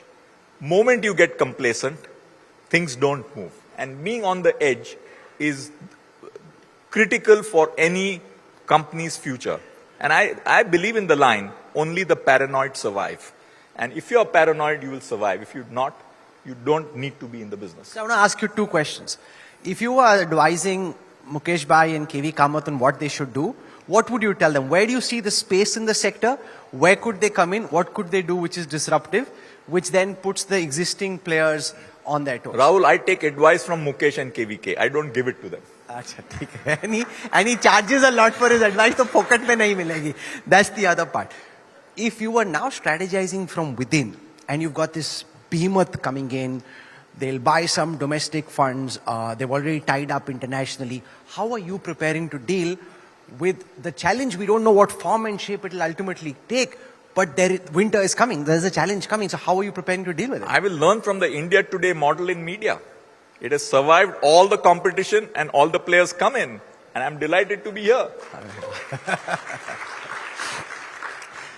Artificial intelligence has been a big area of conversation. So two aspects. One, as a consumer, how are you using AI within Kotak to make my life easier? B, because the banking sector is as big an employer as it is, how much disruption do you see artificial intelligence cause on jobs in the banking sector?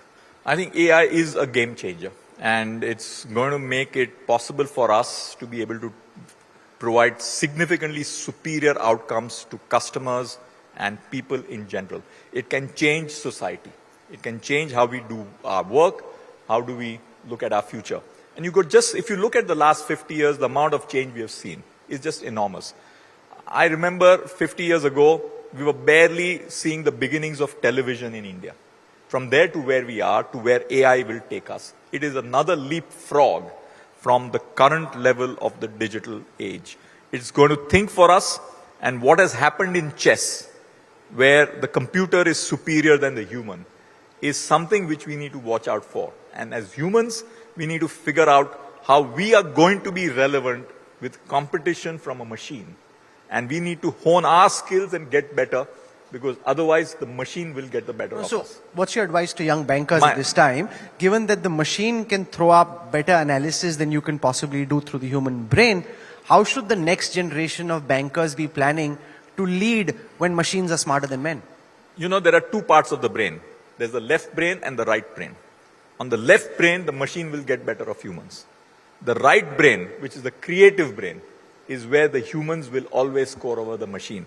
And therefore, my advice to all younger generation is think out of the box, what is not apparent, and take those bold calls which the computer doing 01, 01, 01 will never get there. Therefore, AI is a left brain competitor. It's much less a right brain competitor. Therefore, use your right brain a lot more for the future. The other part of the question was on job losses as a result of AI, which is in banking and elsewhere, especially for your tasks which have a monotonous element to them, you may not need those many bankers. How do you assess the prospects of job losses? Not just in your bank in general, I'm talking about a more macro question. I think more generally, from the point of view of jobs, we're going to see new industries really take off. I think one of the biggest growth areas for the future is going to be the leisure industry. It is the gaming industry, it's the sports industry. We're going to see what we think about as traditional business and industry is undergoing a fundamental change. However, the world will deal with a question whether there are enough jobs for human beings versus the number of activities which the machine will do. And from a long-term political point of view, the question which we will have to address over the next 5, 10, 15 years is the concept of universal basic income. It is something which is very unaffordable for most countries, but it is an issue which the politicians of the future will have to deal with for its people as the base level of universal income, which needs to be provided by the state for all individuals, whether they have a job or do not have a job. Many top economists like Abhijit Banerjee at MIT, Arvind Subramaniam, Raghuram Rajan, they've all been advocating for a UBI. Do you believe India can afford a UBI? Should India definitely find a way of affording a UBI? What would be a typical level of UBI that you think is relevant? And do you think this is where the conversation should be heading to? I think we will most probably move in this direction if the number of jobs are taken over more and more by machines. I have suggested in the context of sustainability, one of the finest laws India has compared to any other country in the world is the CSR law. A 2% CSR by every company paying out of its profits every year for doing its social responsibility. I've suggested that what India is doing, why can't every company in the world have a rule where instead of giving it to the state, companies as good citizens give 2% of their profits for social responsibility. If we can create this kind, and if we see a world where there will be fewer companies as big winners with large profit pools, the time has come for these companies to give some direct allocation of some of their profits annually for things which are changing the planet, whether it's climate change or whether it's moving in a direction for a minimum income for all. In fact, Mr. Kotak was part of the B20 deliberations where the committee that you headed actually came up with a recommendation along those lines. Yes. To try and generate up to $4 trillion of climate financing. Yeah. So we're running out of time. Before I end, you mentioned that the traffic policeman, which is the RBI, needs to regulate less. I did not say that. That's what I understood. Could you suggest a few particular pain points where you'd like the RBI to back off and let bankers do their thing? No, I think RBI has done a lot of changes. I find that RBI very flexible and open to suggestions. Therefore, if I take the liberty of giving suggestions, one area which I would think India needs to be ready for is, say, acquisition finance. How can Indian companies get acquisition finance from Indian banks? Today, if a company wants to buy another company in India, you're dependent on foreign banking for sources outside India.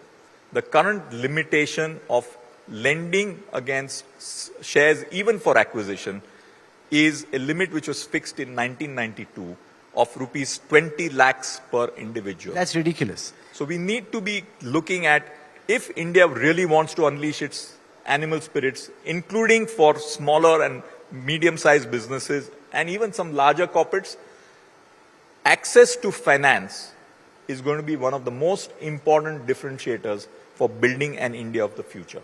And we need to make that easily available with guardrails for risk. Risk management is the core of any leverage finance business. But along with that, we need to make it available for Indian entrepreneurs to get to scale. America had the Lehman Brothers moment. India had IL&FS, where you stepped in and tried to play a role in ensuring that the contagion didn't spread.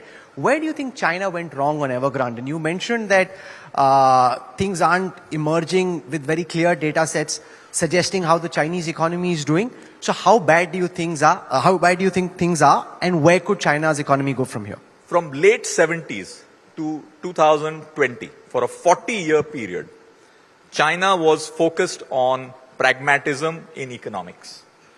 Politically, they were clear that they wanted a command economy, but pragmatic on economics. I think China is moving away from pragmatism on economics to ideology, which is working against Chinese entrepreneurship. I think it's a very important opportunity for India to grab it and grow at 9 to 10%, not 6% as we are. No, you can't say that without me asking, what do we need to do to go from 6 to 9? And the big political question, and I'll ask you about whether there is inevitability to India's growth story, like the Congress and the likes of Chidambaram and Jairam Ramesh have us believe, or do you believe it is a lot dependent on the nature of government that gets elected in 2024 and the kind of governance? So is India's growth story inevitable, or is it dependent largely on politics? Never take anything for granted. We have to work for it.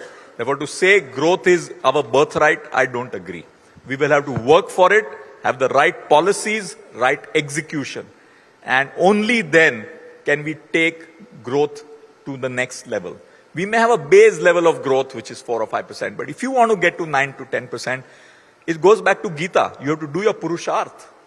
And you have to think. What is the 3% that could be that Purusharth? Like, what could governments do to go from 6 to 9? Because I interviewed Ruchir Sharma in New York recently, and he said 6 is the new 9. Like, you can't expect 9, 10, because that's a different world where the world is more open, there's more global trade. Now countries are getting protectionist, there are new trade barriers coming up. So this is a different world. Ruchir is talking from a Western world point of view, where growth is 2 to 3%. I respect Ruchir a lot. But if you want to change India's destiny, and China has shown it, I'm not saying we want an autocratic rule by any stretch, but India can do it in its own ways. Over the next 10 or 20 years, go for 9 to 10% growth, unleash Indian entrepreneurship, have great guardrails for fair competition, and encourage free and fair markets with enterprise to transform India, not just to the third largest economy, but to a much higher per capita income. That's true. That is very, very important. I could go on, but we're also out of time. So I want to thank you for joining us and for being so 2 things. One, he could give Dr. Jaishankar a run for his money when it comes to diplomacy. He said what he said, but he said it in such a guarded and careful way that nobody can object to anything that he said. And I think that's quite commendable. So apart from being a fantastic banker, you're a terrific diplomat, and we saw that. And I really look forward to seeing what you paint on that canvas of yours. You have a fantastic new canvas, your life ahead. And thank you so much, Mr. Kotak, for joining us at the India Today Mumbai Conclave. Thank you, sir. Ladies and gentlemen, raise a warm applause as I call upon Mrityunjay Shahi, Darwin Platform Group Companies, to come up on stage and present a small token of our appreciation to Mr. Kotak. Once again, do put your hands together. Thank you, Mr. Uday Kotak, founder, Kotak Mahindra Bank.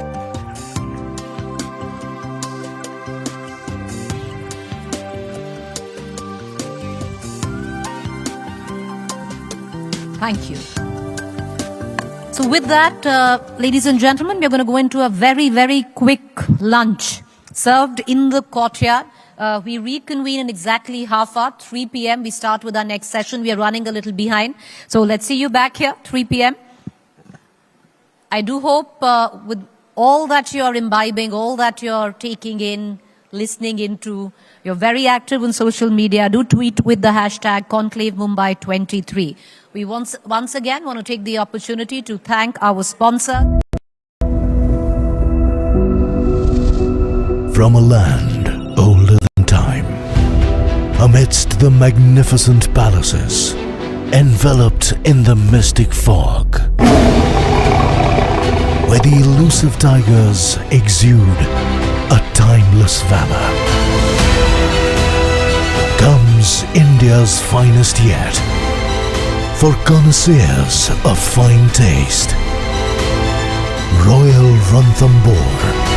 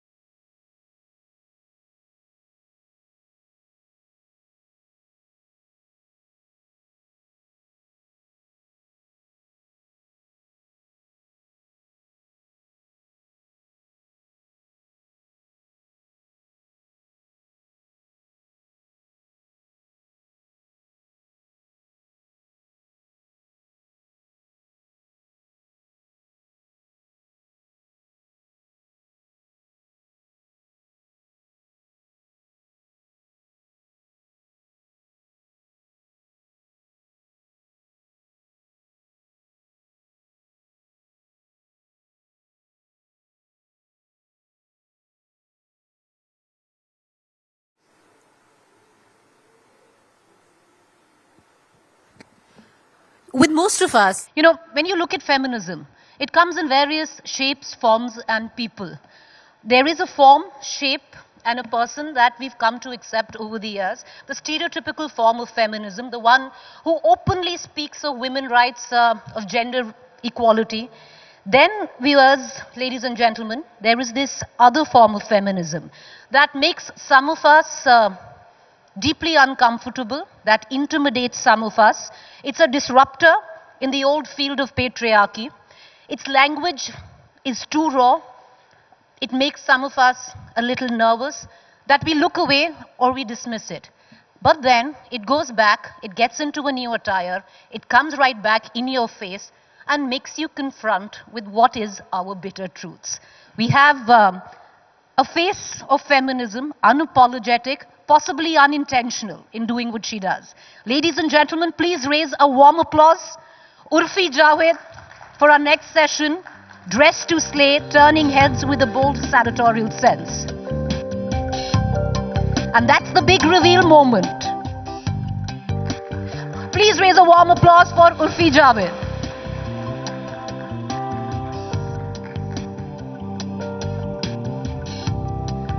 Well, that reel usually would get like millions of likes on Instagram. So come on, ladies and gentlemen, put your hands together, Urfi, come. Thank you. We're glad to have you. And what you just saw was possibly one of her reels, which will go into millions of likes soon. But what we're going to do is quickly play for you one of the reels, which has clocked in how many millions of likes. Let's quickly take a look, and we are back with Urfi Javed.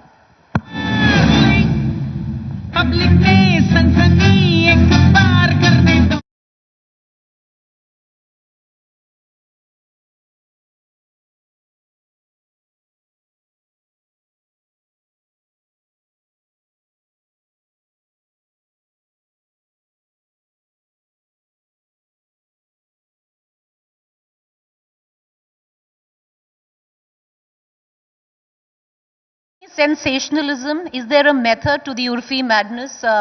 We spoke of possibly burning a path of feminism, which is rarely treaded in India with what you do. Unintentional, how does Urfi Javed look at Urfi Javed? Who are you? I'm still discovering. I swear to God, I have no idea. Every day I look in the mirror, कभी-कभी किसी दिन ऐसा लगता है मैं बहुत powerful हूँ, मैंने कितना कुछ कर लिया है. Suddenly the next day I'm like, shit yaar, kuch nahi hai mere paas. The entire world is making fun of me. There are days. So every day is different for everyone. Urfi, एक तरह आपको कह सकते हो आप एक feminist icon हो. आप ऑल्टरनेट फेमिनिज्म जो इंटिमिडेट भी करता है, थोड़ा स्केयर भी करता है, लोगों को अनकंफर्टेबल भी करता है, क्योंकि आपने एक पूरा जो करियर अपने लिए बनाया है, and the way you put it together, it's amazing. और एक दूसरा सेंस है उर्फी जो देखता है कि देखिए ये उर्फी जावेद फेमिनिज्म का बिल्कुल उल्टा है, कॉन्ट्रडिक्शन है, क्योंकि ये मेल गेज जो है उसको फीड करती है, उसको ओन करती है, and she is basically pandering to the male gaze. जैसे आपके आउटफिट्स रहते हैं, आपका जो इंस्टाग्राम मूवमेंट होता है. तो ऐसे तो फिर वो, जैसे मैंने आपको बोला भी था, वो 6 महीने की बच्ची जिसका रेप हुआ, क्या वो भी मेल गेज को फीड कर रही थी? भाई जिसको फीड कराना है अपनी मेल गेज, हम वो मेल गेज वाले को नहीं बोल रहे हैं, हम आदमी को नहीं बोल रहे हैं कि आपकी गेज गलत है, मैं ही गलत हूँ. दिस एंड ठीक है, yes I admit I am capitalising on my sexualisation, but it is not something new. Movies and directors have been doing that for ages, and the point is they sexualize women in their movies, still the women face the backlash while the directors and the producers are making money. I wanted to take in charge, I want to sexualize myself, and I want to make my own money. Urfi, when was that moment when Urfi Javed decided that she will monetize her own sexuality for herself? She'll build a career on it. मैंने 7 साल बहुत struggle किया. जब मैं आई थी, I ran away when I was 17 and I've been wandering like a vagabond here and there. आपने घर छोड़ दिया था जब आप 17 साल के थे? मैं और मेरी बहनों ने. क्यों? कहाँ से आप? मैं लखनऊ से हूँ. घर मतलब ऐसे कोई बहुत वैसे नहीं छोड़ा था, because I wanted to be a rebel, और मतलब मुझे कुछ I had my own ways. मैं बचपन से ही बहुत बोल्ड थी कपड़ों को लेकर, छुप छुप के वैसे कपड़े पहनना, फिर घर से जैकेट पहन के निकलना, बाहर जाके खोल देना, थी मैं वैसी. एंड माई फादर वॉज बिल्कुल ही conservative. and very abusive physically, as in बहुत ज़्यादा. And then 2-4 चीज़ें ऐसी घर पे हो गई तो फिर मतलब बिल्कुल ही या तो मैं सुसाइड कर लेती या मैं मतलब भाग के अपने लिए एक नई दुनिया बना लेती. So I chose the latter. Urfi, were you abused physically as a young child? Mentally, physically, but not sexually. I would like to clarify that. Yes. Yes. You were. And that is why इसीलिए आपने घर छोड़ा. Physical से ज़्यादा mental जो होता है ना इंसान, शायद मेरी तो स्किन मतलब मेरी जो चमड़ी है ना वो बिल्कुल इतनी मोटी हो चुकी है, मुझे मारो जितना मारना है, बट ये दिमाग अभी भी नहीं उतना स्ट्रांग हो पाता है और सब यही का खेल है. तो शायद उस वजह से कहीं ना कहीं आई वाज ट्रॉमेटाइज्ड बचपन से ही, बीइंग टोल्ड कि कैसे रहना है, क्या करना है. And then someone uploaded my picture on a porn site when I was 15. I've spoken about it a lot. जी हाँ, आप बोल चुकी हैं. So then everyone blamed me. घर पे? हाँ, relatives, they thought I'm a porn star, and it's so weird. I felt like I was the victim here, but no one took me as the victim. मतलब सब मुझे ही blame कर रहे हैं, and the guy who actually did it, no one cares about it. So it's just I was very, I don't know what happened then. I think it changed my personality then. और तब जो 15 साल की उर्फी जिसकी एक picture upload कर दी थी एक पॉर्न साइट में, 17 साल उर्फी ने फिर घर छोड़ दिया और बॉम्बे आ गई. 2 साल बहुत झेला सबका, बहुत झेला. मतलब people used to pass very snarkily comments like कि इसके पास तो बहुत पैसा होगा, ये तो पॉर्न स्टार है. रिलेटिव्स भी, पापा, मतलब everyone. In fact my father was like कि नाम खराब कर दिया, अब देखो ये वो मुंह दिखाने लायक नहीं छोड़ा, इनसे तो कोई शादी भी नहीं करेगा. And it's like, मत करो यार, शादी भाड़ में जाओ. But I was being blamed for something which I had no, मतलब मेरी कोई गलती थी ही नहीं, मैंने तो कुछ किया ही नहीं था गलत, and I knew it. So and relatives और बातें ऐड करने लगे उसमें कि अरे इसने तो अपनी माँ का भी वीडियो डाला हुआ है ऑनलाइन, जाके चेक करो. अभी आपकी फैमिली आपसे बात करती है? हाँ, of course.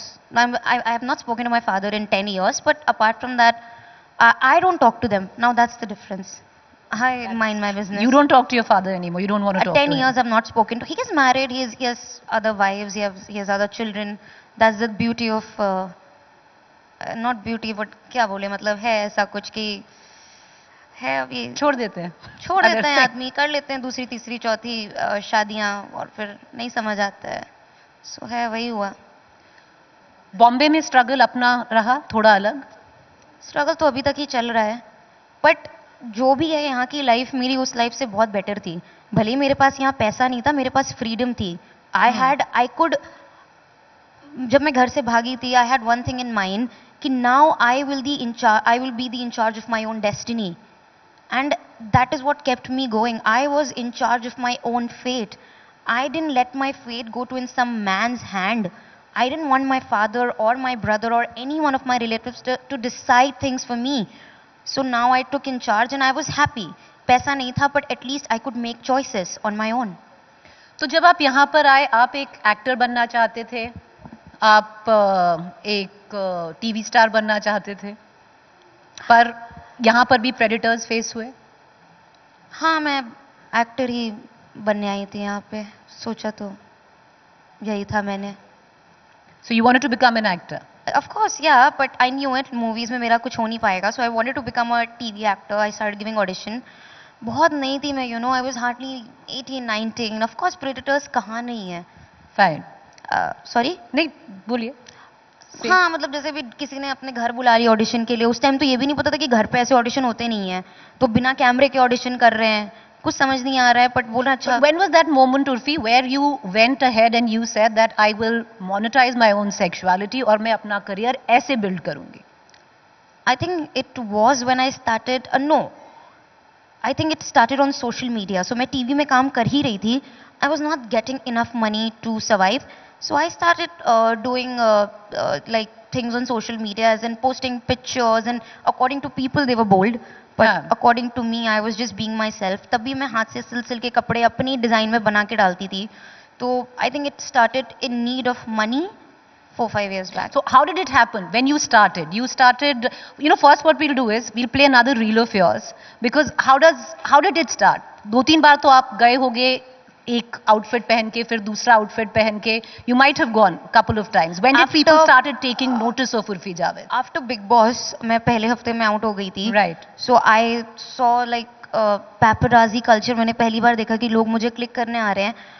क्योंकि मैं पहले हफ्ते में आउट हो गई थी, I knew this is my only chance at fame, at success, or maybe to earn a decent amount of money. So I knew that sexualizing my body in front of the cameras can get me views. I didn't know about money back then, but maybe some attention, and then we'll figure out from there. Let's quickly dip into another one of your reels, because a very interesting choice of outfit, I must say.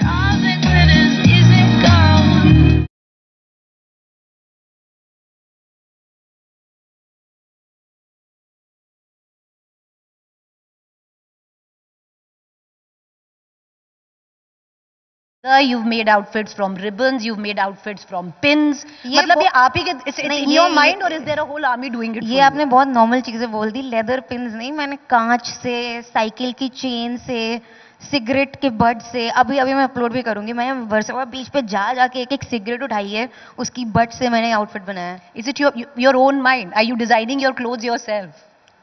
मतलब हाँ, अभी वही. Sometimes I do like take inspiration from designers outside. Not everything. Some things are copied. I can't lie about it. Some things are copied. Copied inspiration. Well, same thing. Let's quickly see another reel and we'll come right back to you. So hot.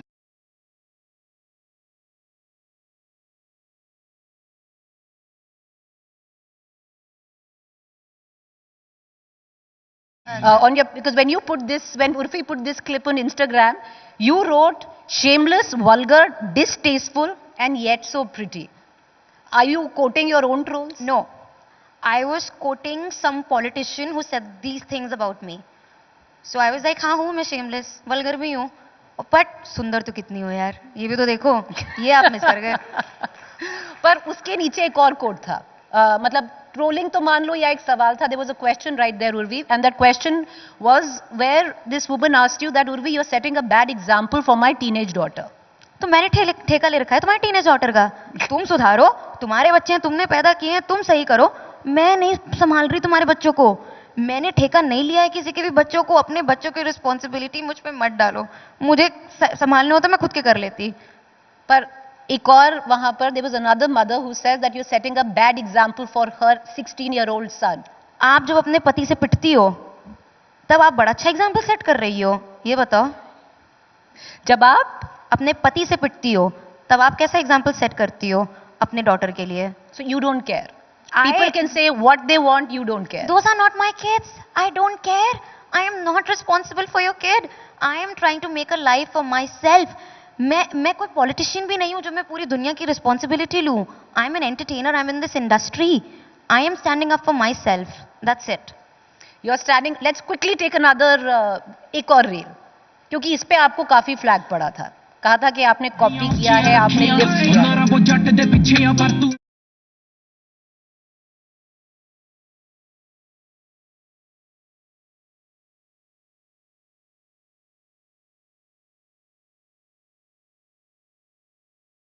This was done by John Paul Gaultier in like 15-16 years back.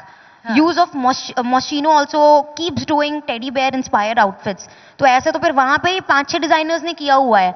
आपस में उन्होंने इतना copy कर लिया, अब मैंने 6-7 copy बना लिया, तो क्या हो गया? Do people come to you and say Urfi मेरे लिए डिजाइन कर दो कुछ? हाँ, मतलब ऐसे मजाक में बोलते हैं अभी. Do they come to you? They ask you that can you put something together for me which will maybe show and all? मतलब ऐसे मजाक में दोस्त यार बोल देते हैं. ऐसे कोई पैसे लेके नहीं आया है. But you are open to do it. पैसे दो. Time is money. तो you are open to do it. I mean, I'll hire people. मैं खुद बैठ के नहीं चलने वाली हूँ. But how big is your team? My team right now who actually puts it together. You're the one who decides that okay fine, this is going to be my Instagrammable moment, this is what I'm going to wear, but who puts it together for you? तो 4 लोग हैं जो बैठ के हाथ का काम करते हैं. मैंने रिसेंटली एक 3 BHK ले लिया. उसमें से एक रूम पूरा वर्कशॉप है, एक वर्कशॉप अलग है जहाँ पे मेरे 7 टेलर्स बैठते हैं. 2 वर्कशॉप हैं which go into creating Urfi Javed, और Instagrammer, influencer Urfi Javed. हाँ. Another clip. Last 3 minutes and we'll try and do as many clips as possible.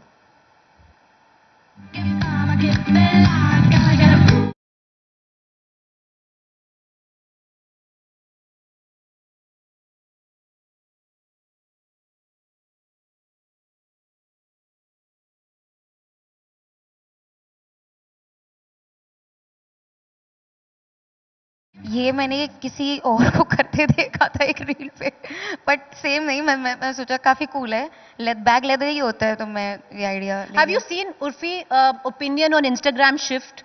From one, in the beginning, there used to be a slew of celebrities who would say that she's setting a bad example. Do you want to be like Urfi Javed? I was just reading 2 days ago, you had the likes of Kareena Kapoor saying she's so cool. पर उसके भाई ने बोला she is not. Ranbir Kapoor said I'm not. So see, सबका अपना अपना opinion होता है यार, एंड अब that's okay. That's okay. As long as you are not abusing me, I feel it's opinion, तो ठीक है यार. Does it matter to you? किसको Because अच्छा. in the beginning you said it's not about the physicality, it's what's in your head. Sometimes your head plays games.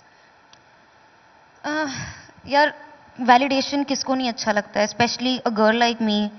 बचपन से ही I been looking for validation from here and there from guys. So चाहे मैं जितना बोलूं, but everyone likes you at your job. Boss से तारीफ मिल जाती है, अच्छा लगता होगा, तो हमें भी अच्छा लगता है यार. I agree. One more. The last clip. Let's just do the last clip right now.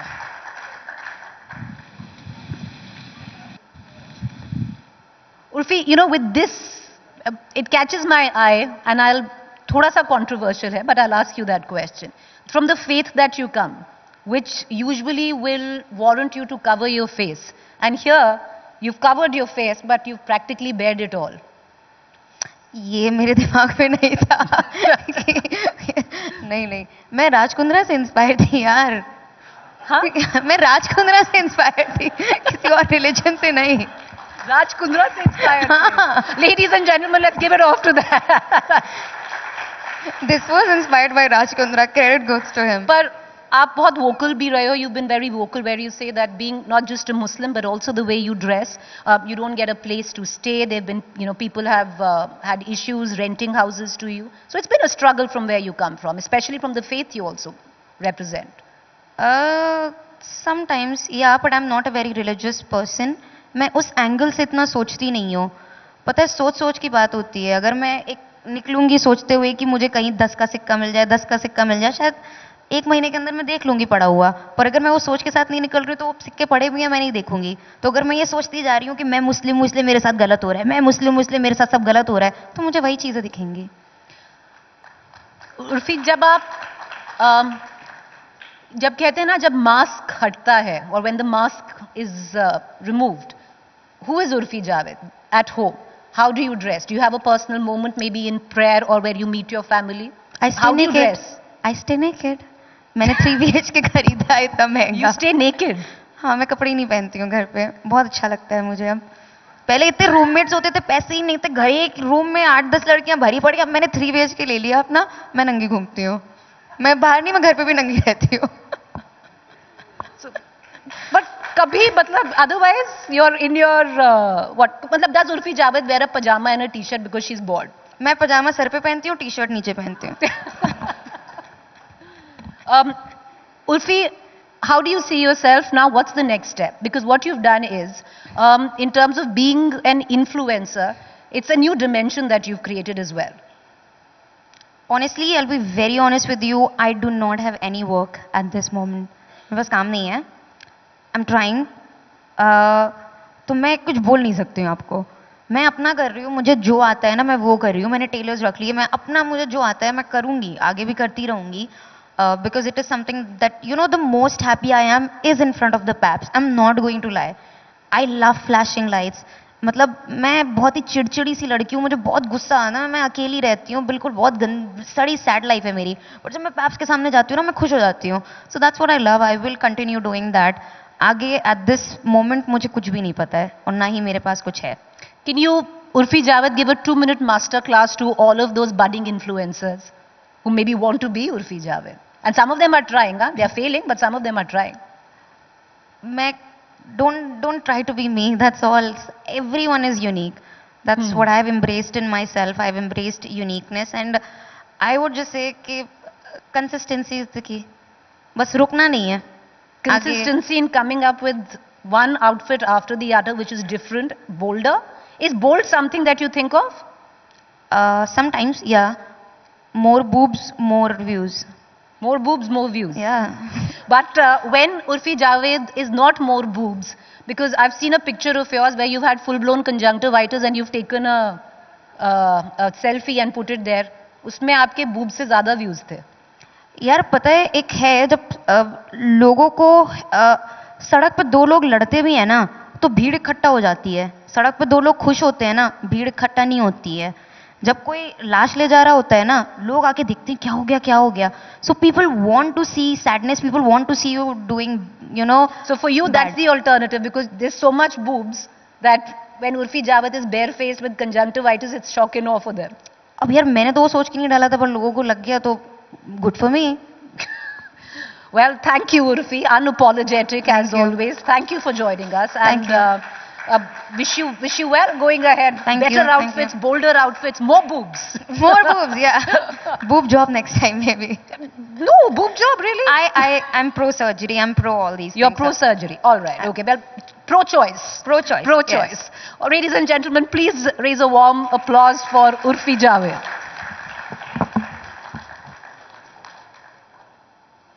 Can I please... one second. Thank you, Urfi. To English. There's a reason why we have her here. She's unabashed. All right, may I... No, I'm going to just quickly call Mr. Dinesh Bhatia, Group CFO, India Today Group, to come up on stage and present a small token of our appreciation to Urfi Javed. Ladies and gentlemen, please raise a warm applause for Urfi Javed.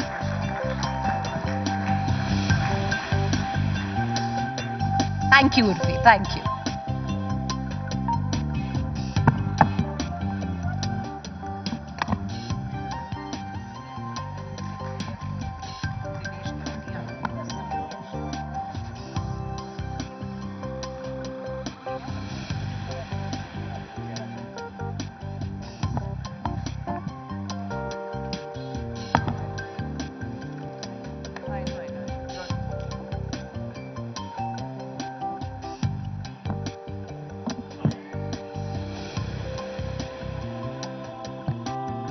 All right, with that, let's quickly get into our next session for this evening. Uniform Civil Code, Majoritarian Agenda, or Much Needed Reform. To take it from here, may I please call upon stage sessions moderator Rajdeep Sardesai, Consulting Editor, India Today.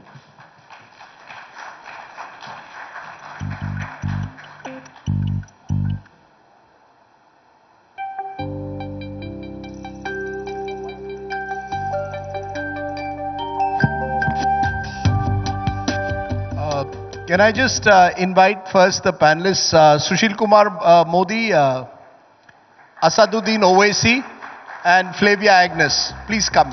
Sir.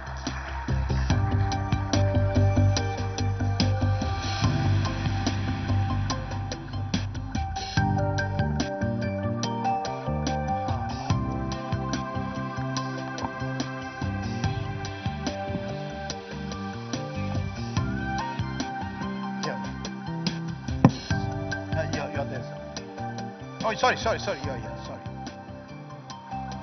There's a mic here.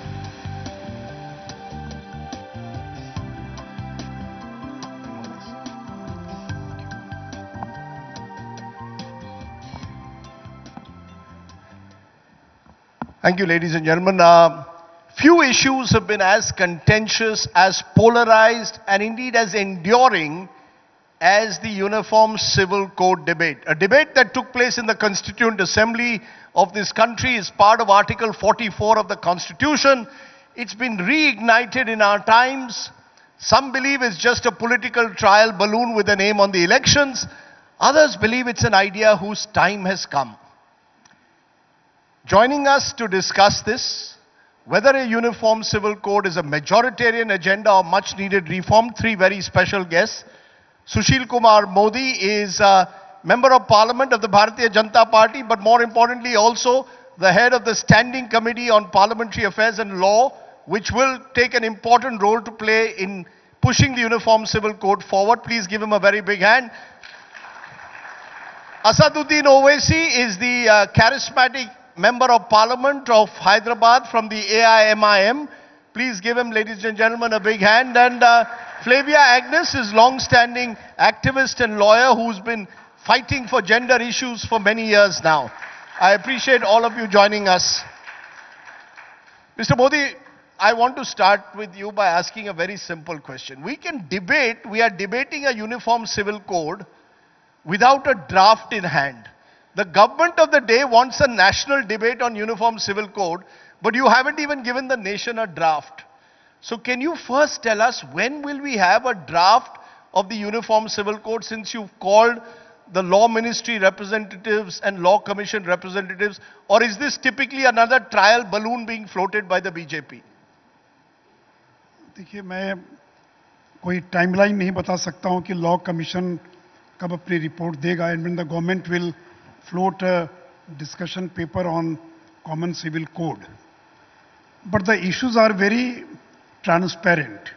Even without a consultation paper, you can work out what are the issues of common civil code.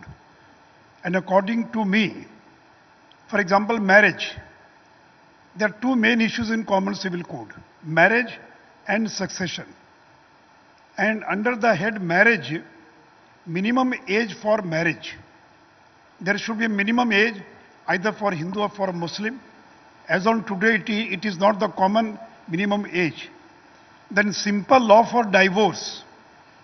The law should be simple, and the same ground should be for divorce, either it is men or women. Number 3, maintenance after divorce. Number 4, monogamy. There should not be polygamy, either it is Hindu or Muslim. And the 5th point is compulsory registration of marriages. According to me, these are the 5 major points. Either the consultation paper is there or it is not there. मैं समझता कि ये 5 मुद्दे हैं, and they are और ये gender neutral हो. There should not be gender discrimination. किसी प्रकार का स्त्री और पुरुष में कोई भेदभाव नहीं होना चाहिए. और सेकेंड इशू है रिगार्डिंग सक्सेशन. सक्सेशन में 2 चीजें, एडॉप्शन एंड इनहेरिटेंस. इनहेरिटेंस में स्त्री पुरुष दोनों को बराबर का अधिकार मिलना चाहिए. और मुझे लगता है कि इनहेरिटेंस में Muslim law is more progressive than the Hindu law, because under the Muslim law women got the right in their property. तो हर रिलीजन के लॉ में कुछ अच्छी बातें हो सकती है. तो मुझे लगता है, और फिर कुछ चीजें, 3 तलाक, निकाह हलाला आज के समय में. और मैं अंतिम बात ये कहना चाहूंगा कि मैं कोई मुस्लिम लॉ का मैं कोई एक्सपर्ट नहीं हूं, लेकिन मुझे जो जानकारी है, द शरीयत act is not a divine law. जो कुछ लोग ये दावा करते हैं कि शरीयत law is a divine law, it is not a divine law.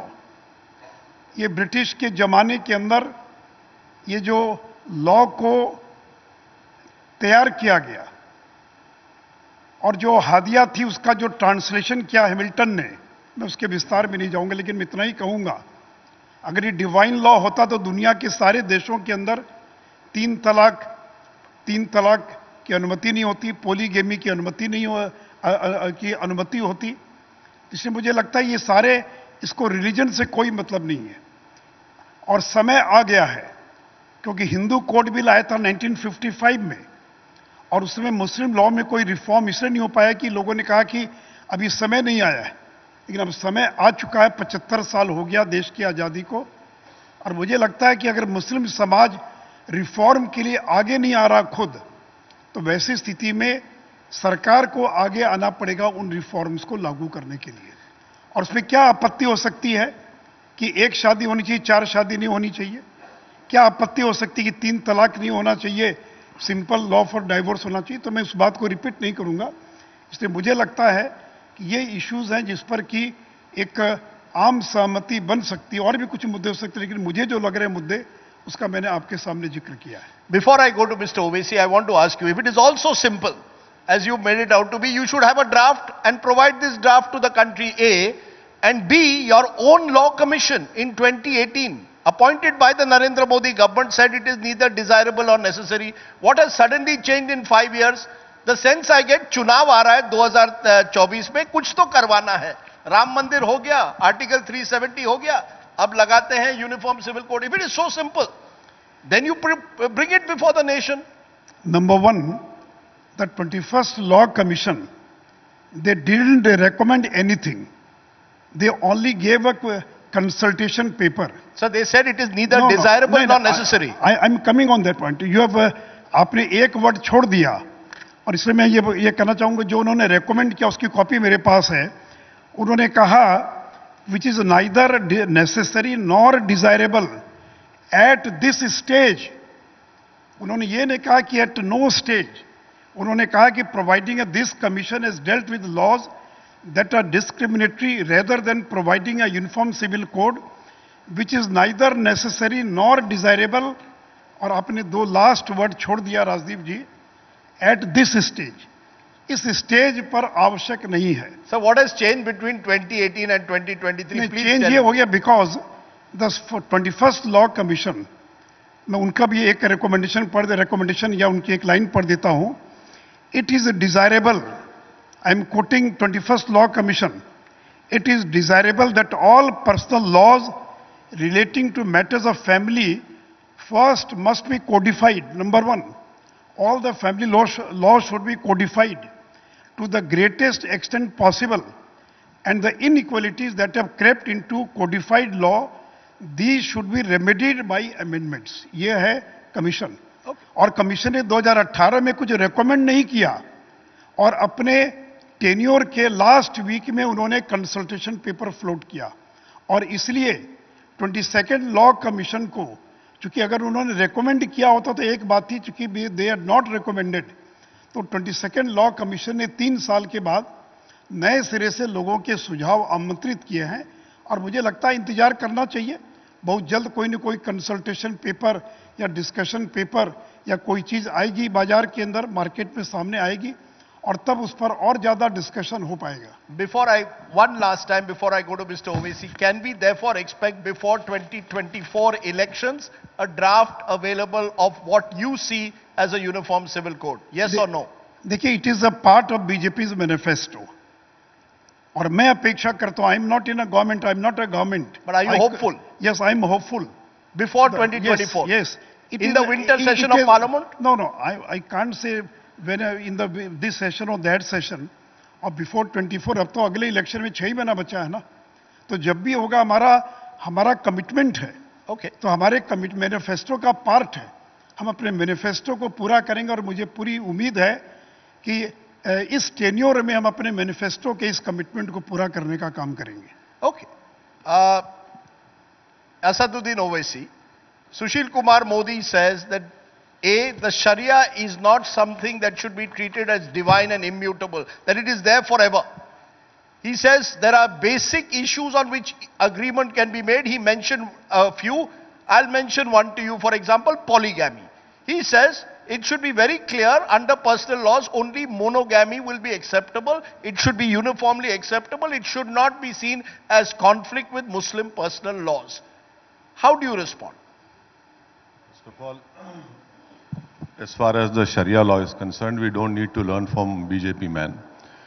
So we know what Sharia is, and if that will be the last day of all of us, if we have to learn what is Sharia according to the BJP people. No, who should you learn Sharia from then? See, I don't want to even say that, I don't want, the Orientalists have written a lot about Sharia. They don't know about Sharia. They don't know about the different schools of thought which are prevalent. They don't know what fiqh is. They don't know the jurisprudence anyway. So the second point which Mr. Sushil Modi is not mentioning is that, why is he leaving out the tribals? I'll come to that. No, let me know. Now he talks about polygamy. Now, why isn't he not reading that paragraph of 21st Law Commission, wherein he said in paragraph number 2.9, that Muslims have the lowest polygamy or second marriage in the whole of country. And in fact, he went on to say, it is people of religions apart from Islam who have misused this. Thirdly, please remember that our preamble talks about liberty of conscience. Article 25 to 30, which is a fundamental right of our constitution, it talks about principles of diversity and pluralism. The basic structure of our constitution is based upon one nation but many identities. Now, why I say we don't require UCC is because we have Domestic Violence Act, Juvenile Justice Act, Special Marriage Act, Indian Succession Act. You don't want to use it? The religion law, use this, it is there. And may I tell you, the Special Marriage Act, look at this, the way the Special Marriage Act is working. Now, if two Muslims get married under Special Marriage Act, the Indian Succession Act will apply. If two Hindus get married under the Special Marriage Act, then the Hindu Succession Act will apply to them. Now, what Mr. Sushil Modi and RSS and BJP are trying to do is they want to bring in a Hindu code bill wherein they will be given exemptions because of their culture. So for them, religion means culture. For me, religion means religion. And apart from that, you take about the whole tribal polygamy. Polygamy exists in tribals also. In fact, there's a polyandry in tribals. You don't want to talk about that. India, you see, now you talk about gender justice, right? Gender justice, what is happening in our country? Half of our, many of our women are out of workforce. Women work 7.2 hours as domestic help and they don't get any amount for that. You talk about gender justice, what about Bilqis Bano?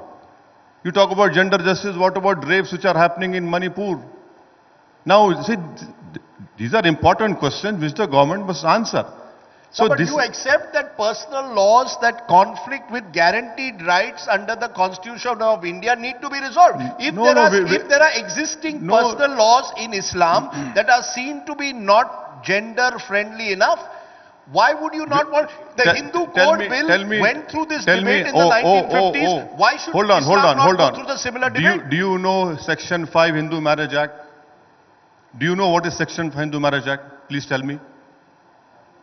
I want to know from you. Go ahead. Now I'm waiting. Go ahead. Go ahead. The Hindu Marriage Act Section 5 talked about Sapinda relationship. Will you take it off? Will prohibit? No, hold on. You talk about uniformity. Do it. The Haryana BJP government says we'll ban Sagotra marriages. Will you allow? Why don't you allow it? There are Hindu Succession Act, Hindu Adoption Act, so many exemptions are given in the form of culture. I want to know, will the BJP remove all this? Will Hindu Succession Act, Hindu Marriage Act, Hindu Adoption Act, everything has to go. Will that go or not? No, you cannot bring in a Hindu code bill and tell me to accept it and wherein you give exceptions to yourself. That cannot be. And Rajdi, please understand, equality and sameness are different things. Kaisa karenge? Aap bole ye kar denge. Kaisa karenge? How will you do it? Tell me. Why don't you celebrate the pluralism and the diversity which this country has? If the pluralism, and this is what the 21st Law Commission said, sir, if the pluralism is in conflict with certain fundamental rights guaranteed to citizens, if a woman is being denied perhaps her fundamental rights under a particular aspect of Muslim personal law, as the argument is made when it comes to maintenance. I will quote you September 12 Times of India, wherein one Gujarati person married second time, his second wife was taken away from him. He goes to the Supreme Court and the Honorable Chief Justice of India says, orders an inquiry, and after coming to know that it is cruelty, the second wife goes back to his wife, to the husband. There are cases in Supreme Court and High Court wherein a wife refused to give tea to her husband, a wife refused to serve her in-laws, and it was ground of cruelty for divorce. That is not the case in Islam. My wife has no right, my wife is not obliged or she's not under any obligation to serve my parents or to even make me a cup of tea. Now here you have, so let us talk about the whole gambit. Why are you excluding the Hindu Marriage Act, the Hindu Succession Act, the Hindu Adoption Act, the Hindu Inheritance Act, and moreover, Article 371 A, B, C, D, E, F, G, H, will that be removed or not? If Mr. Sushil Modi has gone on record and said that the tribal should be excluded, then what will 44 is throughout the Union Territory? If that is the case, then what is the Article 1 of our Constitution? Okay. Then you're not going to have a law you're going to have a law only to control Muslims. You want to quickly respond to that because this is the primary, you made a comment that the tribals of the Northeast should be excluded. Effectively, it seems that you want to, as you even mentioned in your initial comments, you seem to suggest that Muslim laws need the reformation, personal laws. There are Hindu laws also which are gender unfriendly. They will also need, Hindu Succession Act will need change. Are you ready for omnibus changes? Or are you saying, nahi, tribals ko mat touch kariye, there are vote bank, therefore tribals will be kept out of this? एक बात का Owaisi साहब ने उत्तर नहीं दिया. He says that the least polygamy is in the Muslims. Then you should not have opposed it. Why you are opposing? Why you are not for monogamy? Sir, can I answer Why? it, please? No, just... I'll answer. जब आपका number आएगा. One by one. We are not in a TV debate. Yes. मैं केवल ये कह रहा हूँ कि But it's going on live on TV. जहाँ पर डिस्क्रिमिनेशन है और जब हिंदू कोड बिल आया उस समय हिंदुओं के अंदर भी पोलीगेमी था. There was no divorce amongst Hindus and the Hindus vehemently opposed the Hindu code bill and monogamy. In those days, this was more prevalent amongst the Hindus even than the Muslims.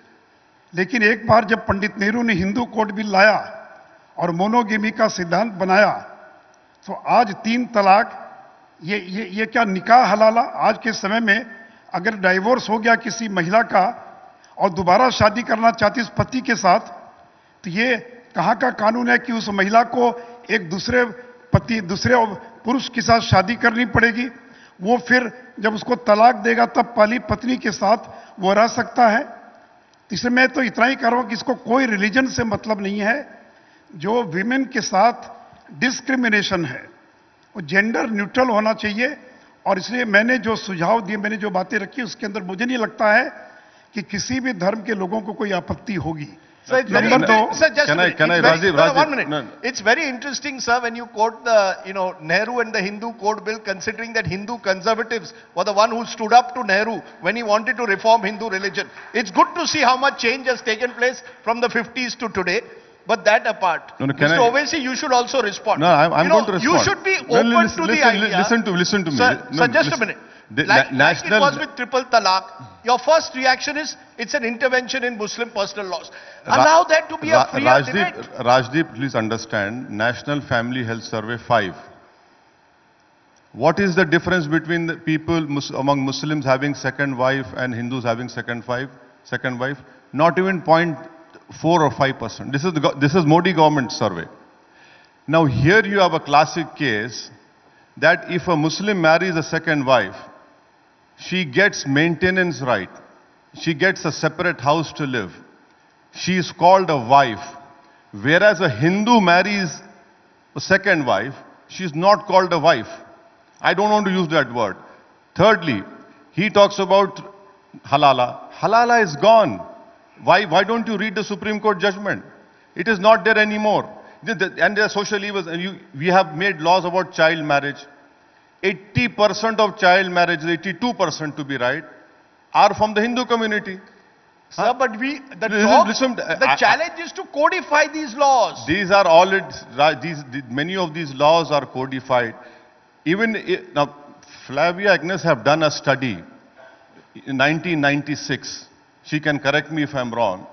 That if a Muslim woman, she gets more maintenance instead of getting that paltry sum of 500 rupees under Section 125 CRPC.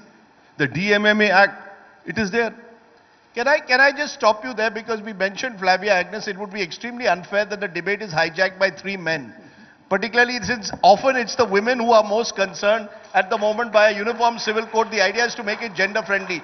Flavia, you have a compromise that you can offer between these two. Is it possible for Mr. Owaisi, Mr. Sushil Modi to sit across a table, look at the laws as they exist, both in Islam and in and at the moment in the Hindu Succession Act adoption, and look for best practices? How difficult is that? Is that desirable? Is it necessary? The problem here is my... Yeah, go ahead. Yeah, the problem here is two things. One is all laws have to be gender just. Secondly, whether they should be uniform. According to me, they need not be uniform. Uniform does not mean gender justice. Now here, each law is gender unjust in different ways. Each personal law. Mr. Oasis has mentioned some of them. Mr. Modi has mentioned some of them. In fact, Mr. Oasis mentioned about Hindu law. And Mr. Modi mentioned about Muslim law, where they are gender unjust. Now, how do we resolve it? The question is not whether we need a uniform civil code. Why we need a uniform civil code? And what does it hope to achieve? If it's not BJP agenda, then what is it? What is the need? If it is gender justice is the aim, then we need not touch the uniform civil code debate at all. We have to straight away address the issue of gender injustice. Now, how this is to be... Give me an example. Give me an example of a law which you believe can be tackled come tomorrow. Which is a law which you believe is gender unjust? Christian personal law, which was not always gender just. But over a period of time, the Christian women have struggled and made the law more gender just than it was. And today, if you see, there are no issues there, whether it is succession, whether it is marriage, whatever, registration, age of marriage, all of them are there in the Christian law. Now you can say Christian is a small community and reform within them is possible. But so is possible under Hindu law, so is possible under Muslim law. Now for instance, for Muslim law, rather what the point Mr. Oasis said is very correct. I had done a study, published an article. Hindu men and monogamy. Now what happens if a second wife goes to court for maintenance? The court say only the Saptapati was not done, so there is no marriage. And Mr. Oasis didn't want to use that word, but what the Supreme Court labels her as a concubine. And she is devoid of all her rights. All her children are made illegitimate. And this is the state of affairs for Hindus. And we think that is great state of affairs. Because I am a lawyer, I am practicing, and we have a whole organization. And when the woman comes to you, Hindu woman comes to you, and she is the second wife, we don't know how to help her. So now in such a case, for Hindus to say Muslim, point out and say Muslim law is bad, according to me, it shows a majoritarian agenda. It does not show the commitment to gender justice. So there are lots of things within each personal law. And according to me, reform from within is the best strategy. Rather than imposing, whether BJP imposing, anybody else imposing from above a law that every community of women, and there are a lot of Muslim women taking the initiative as well. But ma'am, in a patriarchal society dominated by men like Mr. Owaisi, how... Rajdeep, Brahmins like you also. Sorry? Brahmins like you also. Yeah, okay. No, you should, Rajdeep, understand, dominated by Mr. Owaisi, I'm the ruling party. Huh? I'm saying we are all patriarchs. We are all patriarchs. Yeah, so why don't you start with, are you afraid to name the Prime Minister Narendra Modi? No, Say him, start from Narendra Modi, then Sushil Modi, then Owaisi. My limited What is stopping you from naming my it? limited Come on. point. No, Just a minute. Every time, I will not allow you to create a stereotype image of myself. I will not do, you cannot do that. Sitting on a live channel. Sir, can I just complete? No, Rajdeep, don't do that. No, Rajdeep, you don't know anything about Islamic law. That is what I'm saying. You should read about it. No, sir, 1 minute. I asked you a limited question based on what Flavia just said, which is that every community must initiate reform. That would be the best way forward. Yes.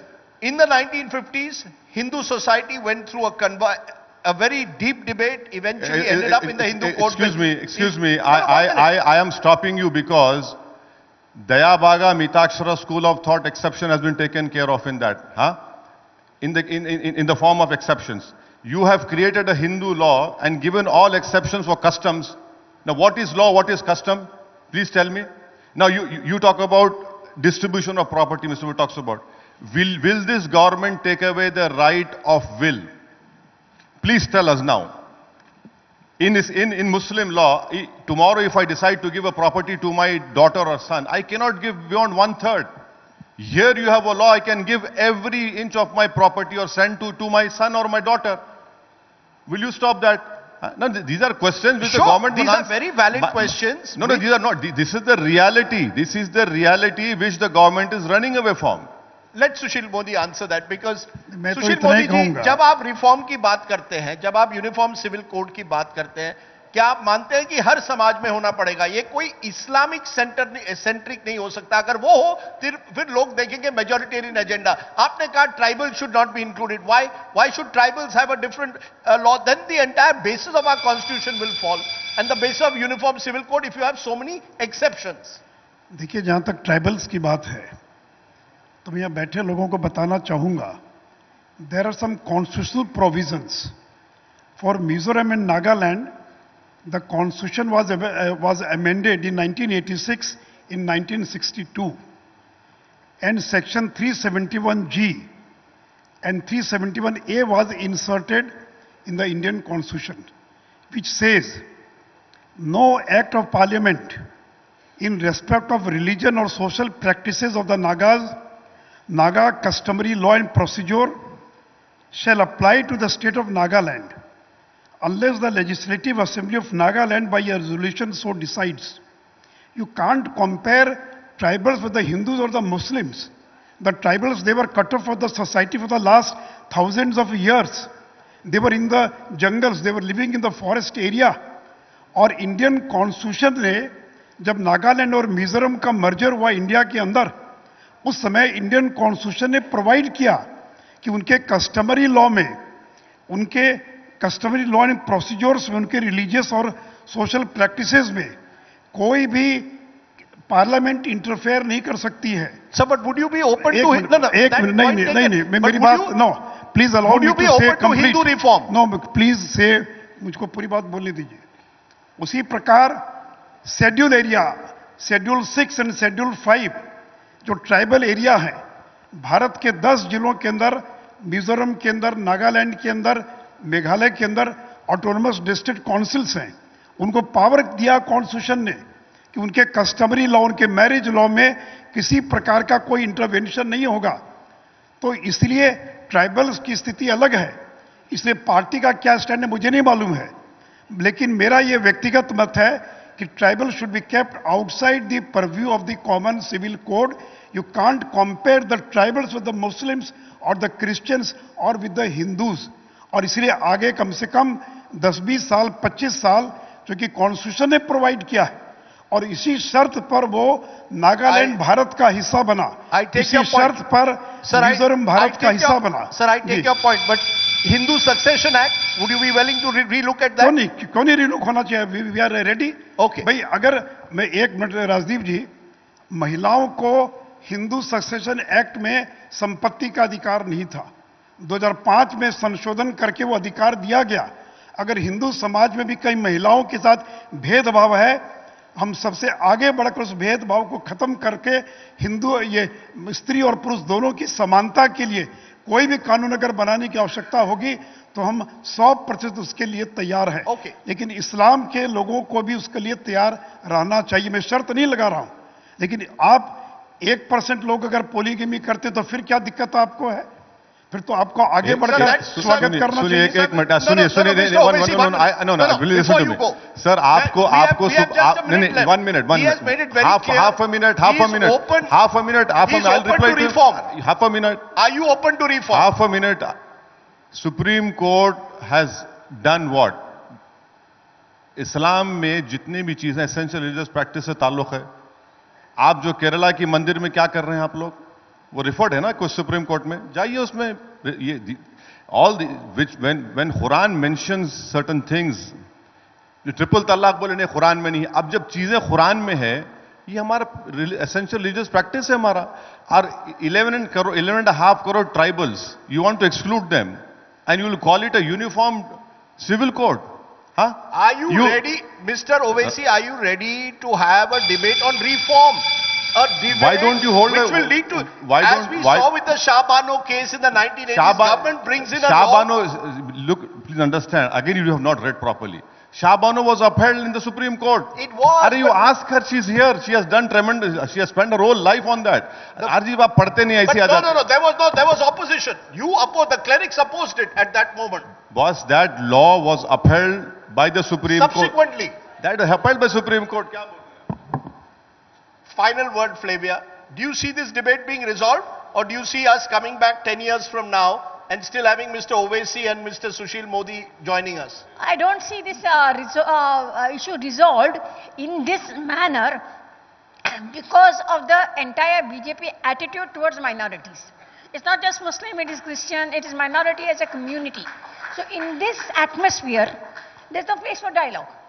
Now we have, the drafting is the easiest part. To make people understand, to take them along is the most challenging part. Now you see what's happening in the country. I speak as a minority. It's not just the Muslims who are threatened, but even the Christians feel threatened. So today is the climate in which such a debate is not possible. You can't say that Muslims are like this or Christians are like this. As a minority, what is the BJP approach in which the UCC can be debated? I feel this is not a question of gender justice. It is a question of gender justice.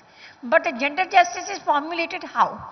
For instance, this whole Saptapadi under the Hindu law. Now when you say Hindu marriage is a contract, then Saptapadi should not be there at all. Offering the girl itself is so discriminatory. Muslim law is a contract.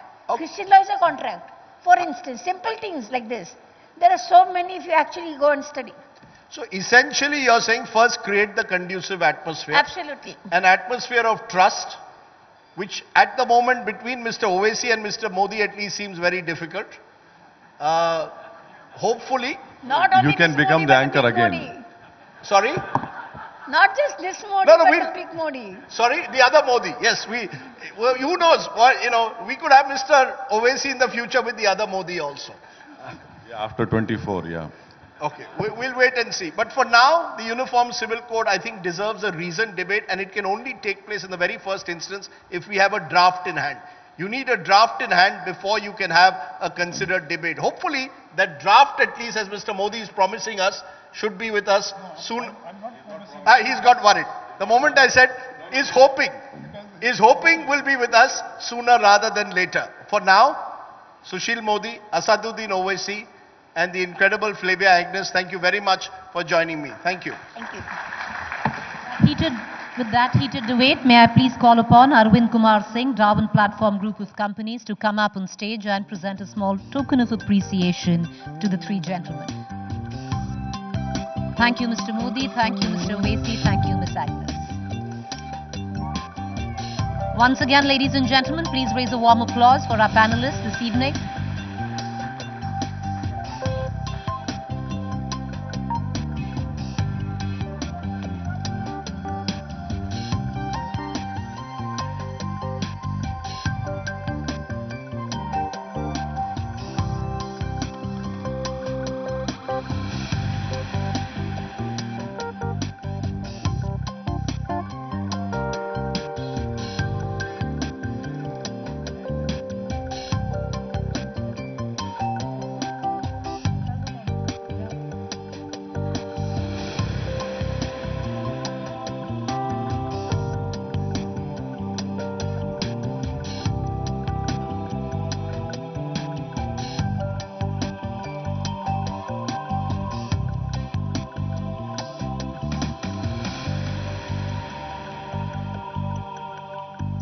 With that, let's quickly move on to our next session, Untold Stories of India's G20 Summit from the Ultimate Insider, inviting on stage session's moderator Rahul Kabul, News Director, India Today and Aaj Tak, and Executive Director, Business Today.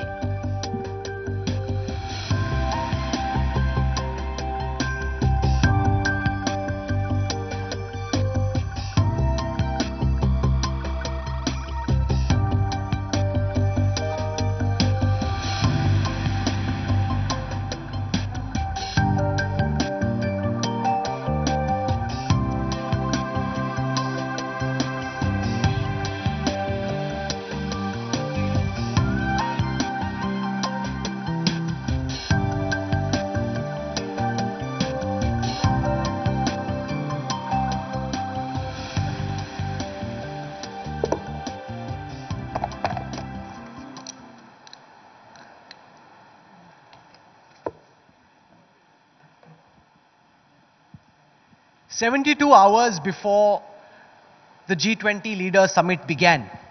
In fact, even 48 hours before the leaders descended in the capital. So much so that even 24 hours before everyone was in the leaders' room at the Bharat Mandapam, it seemed that consensus would elude Delhi and that there would be no joint declaration. The opposition had their swords unsheathed. Critics were willing, waiting and itching to say that India's G20 was a grand failure, that this was just a big tamasha, lots of song and dance and nothing to show for it in the end. But one man and his team were determined that this would not be the case. They toiled through the day and then through the night to ensure that we had, post-lunch, a joint declaration at the Delhi summit. For that, and for the effort he made for our country, can we have a warm round of applause as I welcome the G20 Sherpa, Amitabh Kant, to the India Today Mumbai Conclave. Mr. Kant was in Berlin for a conference. He's come down specially to Mumbai for this. We really appreciate it. Thakan puri hui? Have you got some sleep after all the action of September? So Rahul, I've got plenty of sleep. You can grill me as much as you want. No issue. Did it feel to you at different times during the negotiations which were happening, interestingly in New in Haryana, where there was all other stuff happening as well, that all that you toiled for 1 year may come to naught, that there may not be a joint declaration, and then your neck was on the chopping line, ki G20 Sherpa has failed us? So Rahul, let me first say that the Prime Minister is really was the leader of G20, and he was very clear that it has to be a consensus-driven G20. We don't want a divided G20. We don't want to wreck G20. We don't want G20 to fail. And in multilateral negotiation, it's consensus which takes it forward. Now, there were several challenges. There were challenges on climate. There were challenges on energy. There was a huge challenge on geopolitical paras. So first of all, we decided that the Sherpas who are negotiating on behalf of their leaders, we don't keep them in Delhi. We took them about 65 kilometers away, away from Delhi, so that they don't get disturbed. And secondly, we said that we will not allow any media to come in. So we had the German media, the French media all coming in. We just didn't allow anybody to come in. And thirdly, when we started drafting the process of the geopolitical paras, we didn't allow anyone, and these are all very senior people. They are of the level of ministers or NSA. We didn't allow anybody to bring his mobile inside, because we did about 15 different drafts. Actually, the 16th one actually worked. 16 different drafts. We did about, on that one issue, the Russia-Ukraine geopolitical para, we did about 250 hours of non-stop negotiation, non-stop. And we must have done about close to 300 bilateral meetings to understand everybody's red line. And at least, I think about 10 to 11 times I felt that it's not possible, it's not feasible. But I think we were able to come out with a fresh draft immediately. For instance, on the 8th morning, the leaders had started coming in. And, majority of the leaders was to come in on 8th evening. We had failed on 8th morning. Around 12 o'clock, we had failed. There was no way. We thought we'll just give it up. But within 45 minutes of that, we came out with a fresh draft. And that became the source of the next round of discussion, which we clinched. And these are the toughest negotiators. The Sherpas are the toughest negotiators. They are the most professional negotiators in the world. So you've got to be really tough. You've got to be really strong. You've got to be courageous. And I think because I was representing my leader, and my leader was the Prime Minister, his brief was that I must bring a consensus before him. So I had to be very bold, gutsy and courageous there. And that came from the backing which the Prime Minister was giving to us, that go all out, take the risk and get a consensus. So we took all possible risks. So we gave at about, on the 9th morning, 9 o'clock was the meeting. 8th, 12 o'clock, we called the final round of meeting, and we said, this is the final draft. This is take it or leave it. And this is the final draft. this, we feel, covers everybody's red line. This is the most balanced draft. It takes care of everybody's interest. And at that point of time, we merely said that we've taken care of everyone. But after doing that, we said that if anybody, no more discussions at Sherpa level. If any leader has a challenge, he can talk to my leader. And we finished off with that. But by about 3:30 in the morning, we already had emerging markets with us. So I was negotiating. One of the strengths was that we were negotiating with Brazil, we were negotiating with South Africa, Indonesia as a part of our team.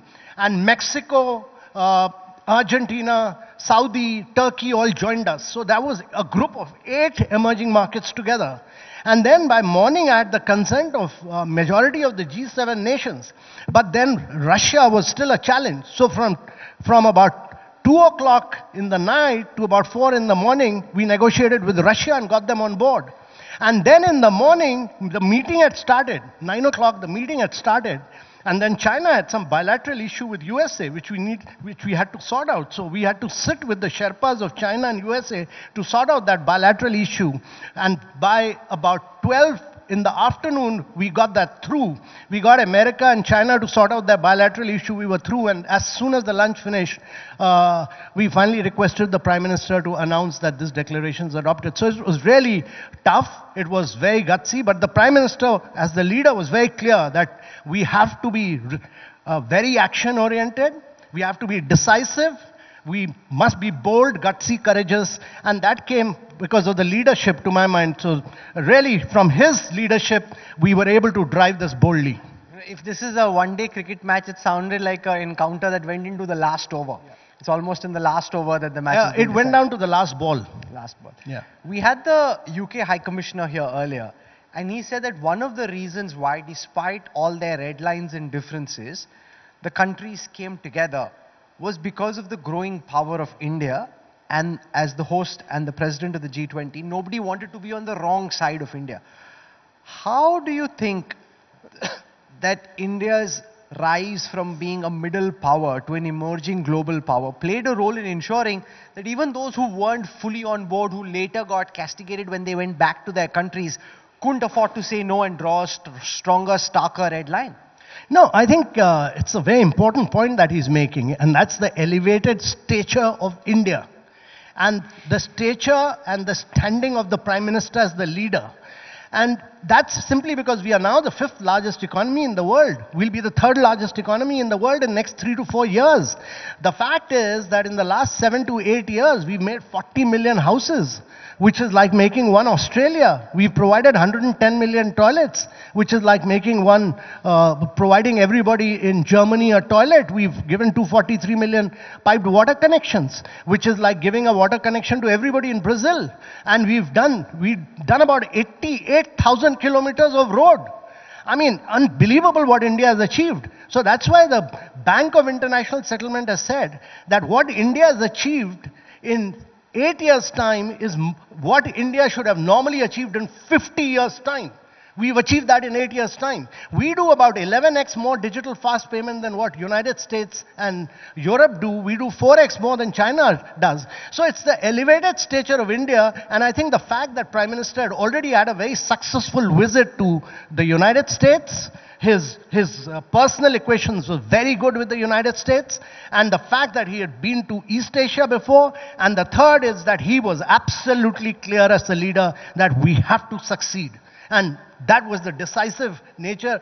You know, I'm merely a Sherpa to a leader. A Sherpa can be as good or as lousy because depending on the leader. So the leader was very clear that India's G20 must deliver an action-oriented and a decisive G20, and that's what we've managed to do. You know, one of the things I wanted to do with Mr. Kant during this session is to get him to tell us stories as the ultimate insider that we don't know. Okay, so now this is the challenge. The things we know, now you have to tell us what we don't know. Who's the most brutal, toughest, meanest negotiator you came across? So, let me tell you, all of them are very tough, but on different areas, different subjects. You know, it was very tough negotiating with China on several issues. Some of it, actually, you people are aware of. You know, on issues of Vasudev Kutumbakam, on issues of life, on issues of women-led development. But we built up a very good equation with the Chinese Sherpa. I mean, it was a very good personal equation and their team. And eventually, you know, China, whatever may be our bilateral relations, China is a multilateral player. Once they realized that all emerging markets are with India, and we had a team of 9 emerging markets working with India, they said, we'll work with India, and they eventually managed. But Xi Jinping did try and play spoil sport, choosing to sit out of this big conference, almost wanting to trip the summit over. Rahul, I think it was the best thing that happened for G20. Why? Because I was in Indonesia, in Bali, and Xi Jinping came and had a meeting with Mr. Biden. That went on for about 2.5 hours. And the G20 summit was totally eclipsed by the bilateral meeting between Xi Jinping. ASEAN summit? Yeah. No, last year's G20. Okay. Last year's G20. So it was totally eclipsed. That became the centerpiece. I mean, the intention here was, we are doing a G20. Let's keep, the Prime Minister's focus was on G20. And let's drive G20. What we've managed to do is, we've made G20 the strongest force in the world. It's not a divided house anymore. We made it the voice of multilateralism. We made it the voice of developing countries. We made it the voice for women-led development. We made it the voice of digital transformation. All this we managed to do by putting focus on G20 and not on bilateral issues. When Xi Jinping announced that he's not coming, Vladimir Putin announced that he's not coming. You know, we do the India Today Conclave. Now suddenly, if in the morning we find out Mr. Kant is not coming, it's not a happy feeling, right? आपको आई वो conclave वाली feeling? नहीं आ नहीं रहे, क्या हो रहा है, मेरा प्रोग्राम खराब हो रहा है। ये आप लोगों को लगता है कि फला लोग आ रहे हैं, फला लोग नहीं आ रहे हैं, but as long as, you know, in Italy, for instance, there were just only 14 leaders present. In Indonesia, there were 16 leaders present. We had 18 leaders. I mean, if 2 leaders do not come, and Mr. Putin went to Rome, he went to the Italy G20. He went, gave his speech, and then everybody started giving his counter because Crimea had happened, and Mr. Putin then finally said, no more, and he went. So I think the important thing was that we focused on G20, and we made a success out of G20. That's critical. And if we hadn't made you know, what has happened as a consequence of what India has done is we've ended up making G20 far more powerful than what United Nations is. You know, the final resolution on the issue of geopolitics, United Nations or the Security Council has not been able to achieve what India has achieved. But they criticized it. The UN Secretary General actually criticized it for not condemning the Russia-Ukraine war enough and for using very muted, toned down. No, the language is very powerful. The language recalls the Bali paras.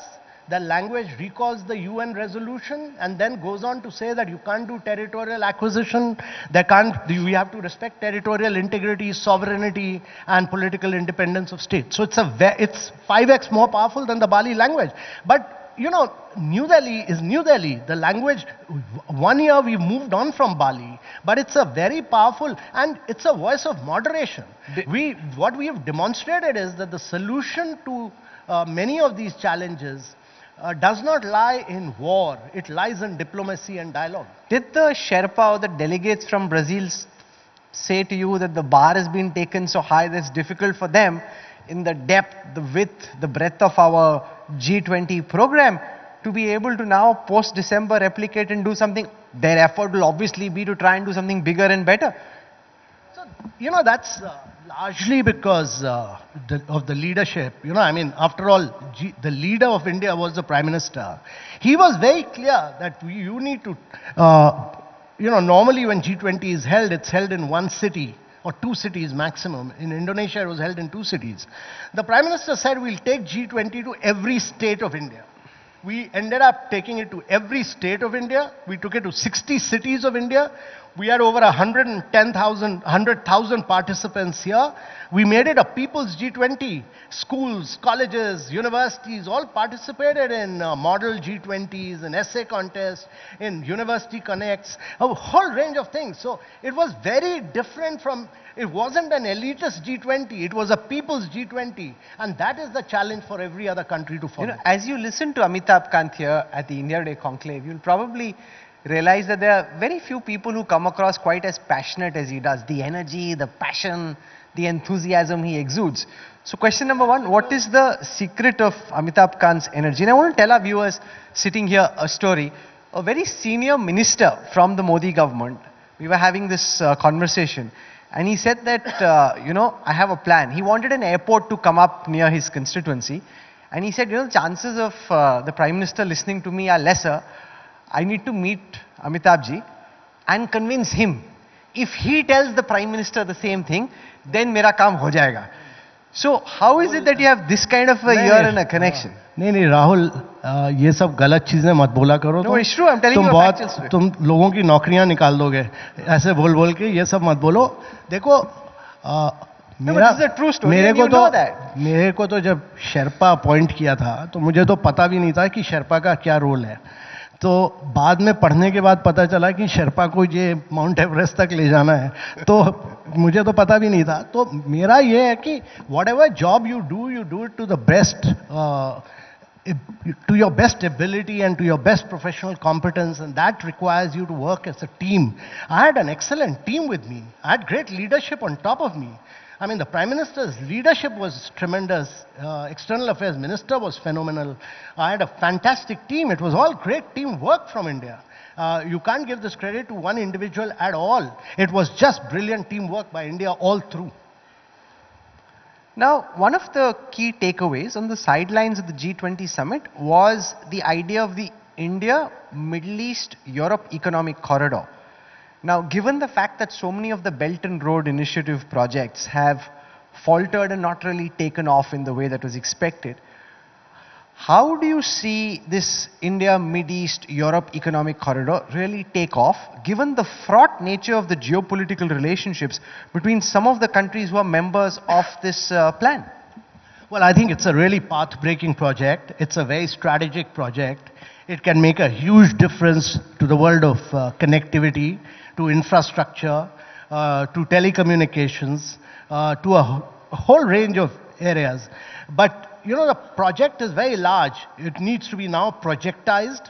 It needs to be broken down into specific projects. Private sector needs to be brought in several areas. And I think we need to ensure flow of resources and funds. So I think we are at that conceptual level from where a lot of homework needs to be done into specifics now, which will now take place. But I really think it's a massive strategic project. It's really, India is at the center of it all. So it can have a huge multiplier impact on India's economy in years to come, linking it to both Middle East and to Europe. No, but what about the nature of the bilateral relations between some of these countries, which at this moment seem on the mend, but things could change and those relationships could fall apart? So Rahul, I'm a long-term believer that bilateral relationship is a function of economic growth. It's a function of how it benefits countries economically and how it makes a difference to their growth. And if projects like this make a difference to their growth, their progress, their prosperity, if it makes a difference to their lives of their citizens, they will all come along and work with us. And I think it's a really amazing project which needs to be now taken forward into specific projects. As a storyteller, give everyone sitting here a peek into what a typical G20 meeting looks like. Is it at one level long, potentially boring, sometimes sleepy, or is it like very energized, charging, everybody punching each other?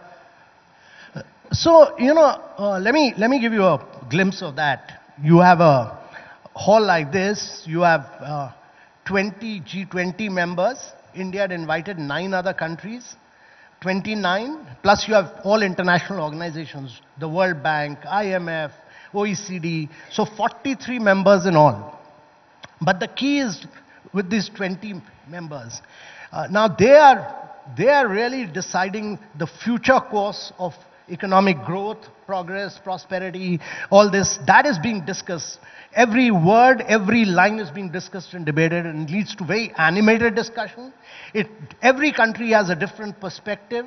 Europe has a different perspective from America, Russia has a different perspective from China, China has a different perspective from Russia. The challenge for the host country is to bring everybody along together, bring a consensus, yet be ambitious, yet be inclusive, yet be decisive. And that is what India has managed to do. So we've done 83 paras, we've 112 outcomes. In Indonesia, there were 50 outcomes. Before that, there were 33 outcomes. We've taken it to 112 outcomes. All 112 outcomes, 83 paras. There is no bracket, there's no reservation, there's no chair summary, 100% consensus.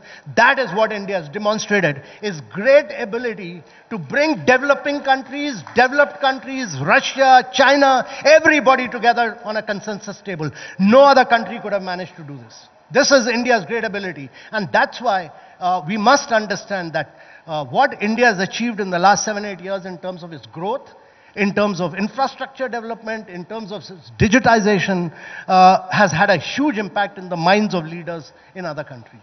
Which were the countries in the Sherpas who seemed most aligned with India's worldview, who helped us the most? Who were your best buddies? So, you know, this is one document, Rahul, which really speaks the voice of the Global South. And that's because the Prime Minister, before he started the G20, had held a meeting of the leaders of the Global South. 125 leaders from the Global South participated. And we took their priorities as our priorities. And what we've managed to push through, the Prime Minister has managed to bring African Union as a permanent member of G20, which is remarkable to my mind. It's path-breaking. So this is one document which speaks the language, the words, and the voice of the Global South and the developing countries. That was important because emerging countries this year are going to account for 80% of the global growth in the world. Next year, if you look at the next 2 decades, according to IMF and World Bank, 2/3 of the global growth is going to come from emerging markets. Now, the multilateral development banks and international financial architecture is not weighed in favor of the emerging markets because they were designed in the post-World War II, post-Bretton Woods period. There was no climate action, there was no SDG challenge, and therefore this document speaks really the voice of the developing countries, the emerging markets, the Global South, and that is why it's a remarkable document. How do you think adding African Union to the G20 changes India's equation with the African continent, which after India will be the next engine of global growth? So how do you see that play out? And does the, just technical question, maybe you think it's a bit silly, does the G20 then become G21? Well, let me first say that it's important for all of us to understand that by bringing in Africa, you're bringing in 55 nations and you're bringing in 85% of the global GDP in G20. So that means that G20 becomes a very, it's not unwieldy like United Nations, but it'll account for 85% of the global GDP. But more important, I think, is this year, out of the 12 fastest growing countries in the world, 6 of the fastest growing countries out of 12 are African countries. The demographics are young, and like India, the big growth in the next 2 decades is going to come from Africa. And therefore, it's very important that the political and the diplomatic initiative which the Prime Minister has taken is backed by our private sector, our businesses, everyone, the states, everyone together to work with Africa to drive exports, to drive growth. I mean, it's a huge diplomatic victory for India, and I think we need to take this forward in terms of implementing as a trade proposition, as an investment proposition, and that's important. You started this session by saying that your tiredness accruing across the G20 presidency is now over. So you're ready to pad up again? Pad up in the sense that I want to travel. I want to rediscover India. I'm an ex-travel and tourism person. So, I would like to, there's several, I'd like to travel to the Himalayas. I'd like to travel to the backwaters. I'd like to rediscover myself while traveling in India. But that's not what I was asking, right? How many of you think that Amitabh Kant might make a good minister? Like, how many people think that might be interesting to see him maybe contest in the Lok Sabha or become a minister? Just once, I'm coming to you. How many people think it's good to have somebody with this kind of energy, these ideas as a minister in whichever government comes next? I have... If they were voters, they'd vote for you. The Mumbai Conclave will vote for you. I have no political interest. I read and I write and I speak, so I'd rather read and write and travel. But I have no other political. I'm not by nature a political human being. That's what I wanted to tell you. So you're asking the wrong question. No, no.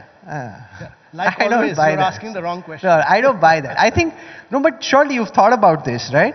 You have this like slight wry smile कि हो ही जाए तो अच्छा है, बोल नहीं सकता मैं, हो जाए तो अच्छा ही है, what's the problem? नहीं मैं देखो, I've already put in a lot of time. I've done about 44 years in government, and I really want to travel around now, and I want to take life easy, and that's it. Did you sign up for the job of Sherpa? Like, how does one become Sherpa? No, I'd done about 6.5 years in Niti Aayog, and it was a long time, and nobody had been there for more than 5 years in Planning Commission and Niti Aayog. So one fine morning, I'd gone to call on the Prime Minister, and he said that before that the Principal Secretary had spoken to me, and then when I called on the Prime Minister, he said you joined G20 Secretariat. I didn't know what was it all about. Then he said join as Sherpa. So I didn't know what the Sherpa's job was, but it's turned out to be the most challenging, the most thrilling, the most exciting job. You can't have a more packed 9 months innings like this ever before. It's not a 1 year. We've done this in 9 months. We brought consensus in 9 months. That's enormous. And we brought it across all issues in the world, all growth, development issues. That's a great achievement for the country, and that's a great achievement for my leader. So that's a phenomenal thing. On 112 outcomes, we took it twice, 2.5x of what Indonesia had done, brought consensus on all developmental growth issues across the world with all the 29 countries, and I think that's a remarkable achievement. And that most certainly is. India Today Group Vice Chairperson Kali Puri has a question. Can we have the mic sent across to her, please? Yeah, please. Hi. Amitabh Kantji, I don't know whether we'll ever be in G20 rooms, but what I'd like to ask you is, can you share with us 3 things that you have learned on how to negotiate a good deal that any of us could use with the deals and negotiations that we do on a daily basis? So, first of all, in negotiations, you have to be very, very thorough. You've got to do your homework. You got to know what is the stand different countries have taken in the past in international conferences. What is the stand they've taken in COP? What is the stand they've taken in previous G20s? What is the stand they've taken in different international conferences? So you know the country position, and that means you have to master the position of 29 countries. Secondly, you have to be absolutely thorough yourself in terms of what you want to achieve. Your objective is that I want to achieve this and I'm going to clinch it, whatever it happens. That is critical. And the third is get a damn good team. And I had a really good team of really outstanding officers, really outstanding. And I would really like to thank Mr. Jaishankar for giving me those very outstanding young team which worked with me to deliver that result for India. So it was really great. And fourthly, I think when you are negotiating on, as Sherpa, you are negotiating on behalf of your leader. We could achieve consensus and we could argue, take risks, be bold, be gutsy, be courageous, because my leader gave me the freedom to do that. And that credit for saying that we must have a consensus-driven and an action-oriented G20 for India and deliver on it actually goes entirely to the leader who drove it. Without that, it would not have happened. As a civil servant, it would not have happened at my level. It's interesting that you are from the Jawaharlal Nehru University, Dr. Jaishankar is from JNU, Nirmala Sitharaman ji is from JNU, and given what some of the BJP spokespeople sometimes say about the politics of JNU, it's very interesting that all of you have come out, and half the Cabinet Committee on Security actually comes from JNU. When we were there, those were very heady days in JNU, very exciting days. And actually, I learned and evolved much more there than at St. Stephen's. So it was a very interesting period. Madhur Bajaj has a question for you. Go on.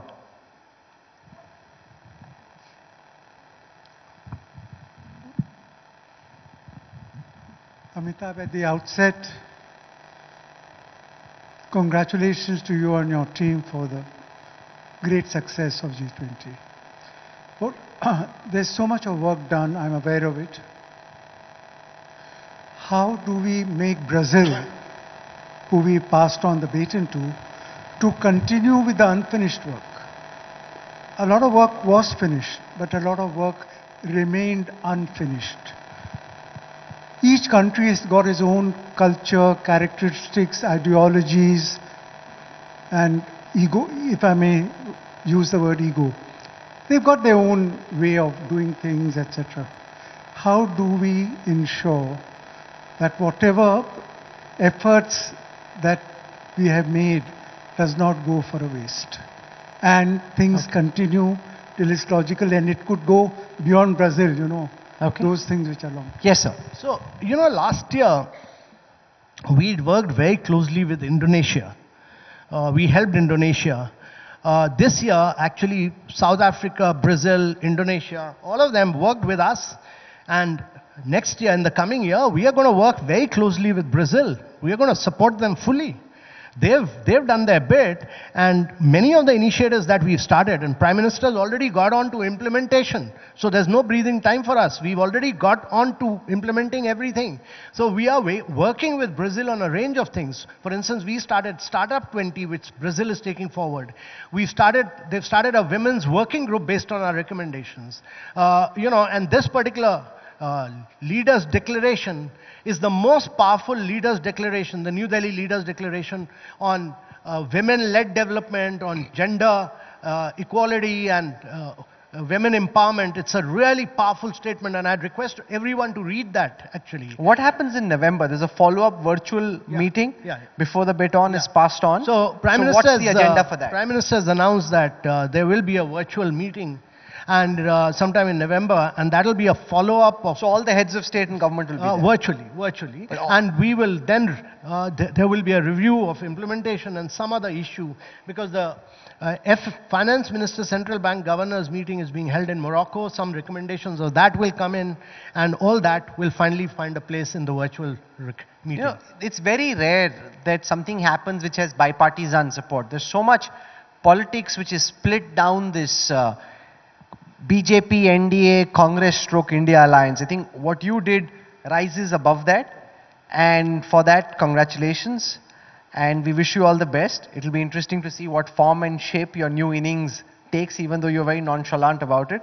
How much golf have you played since you finished? Well, Rahul, I just wanted to comment on one thing, and that was that, you know, we did the G20 in every state and union territory of India, and the extent of our support from opposition-ruled states was enormous. And this was actually federalism at its best during G20. Every single state supported us. And I think they did remarkable work in terms of improving infrastructure. You know, in Udaipur they cleaned the lake, Kerala cleaned the backwaters. Great amount of, you know, center-state coordination and federalism at work at its best in India. Well, thank you for your effort. Thank you for making the effort of joining us here at the India Today Conclave. We wish you all the very best. Amitabh Kant, can we have a round of applause, please? Thank you, sir. Thank you. And may I please call upon Rishali Malpekar, Motwani Jadeja Foundation to come up on stage and present a small token of our appreciation to Mr. Kant. Sir, just 2 minutes on the stage. Thank you. Ladies and gentlemen, warm applause, please. Thank you.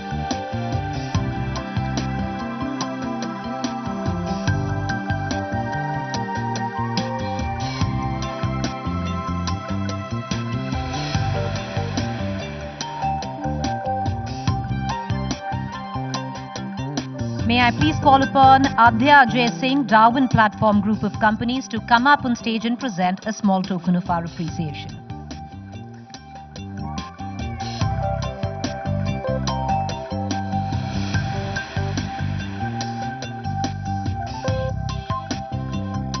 Thank you, Rahul. Thank you, Mr. Kant. Appreciate it. Thank you.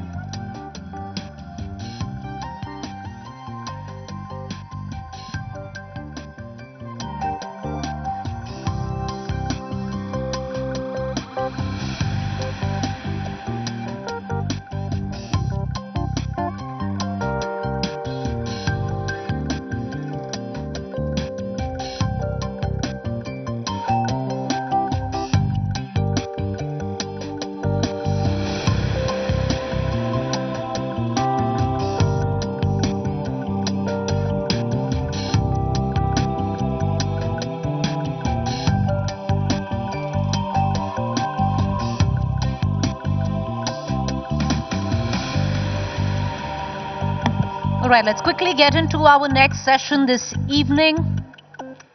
Just give us about 30 seconds turnaround time on the stage and we're ready to go.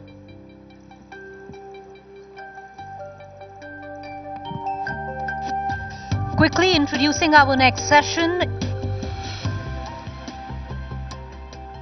Why the youth vote matters. And for that, let me quickly call upon two men and one young woman who study very closely the behavior of our young voters. Calling up on stage, Nikhil Taneja, co-founder, Chief Yuva; Chaitanya Prabhu, founder, Mark Your Presence; Nandini Raj, Program Officer, Communications ADR. Welcome all three of you for joining us. So why is the youth vote important? Why does it matter? Let's give you some figures.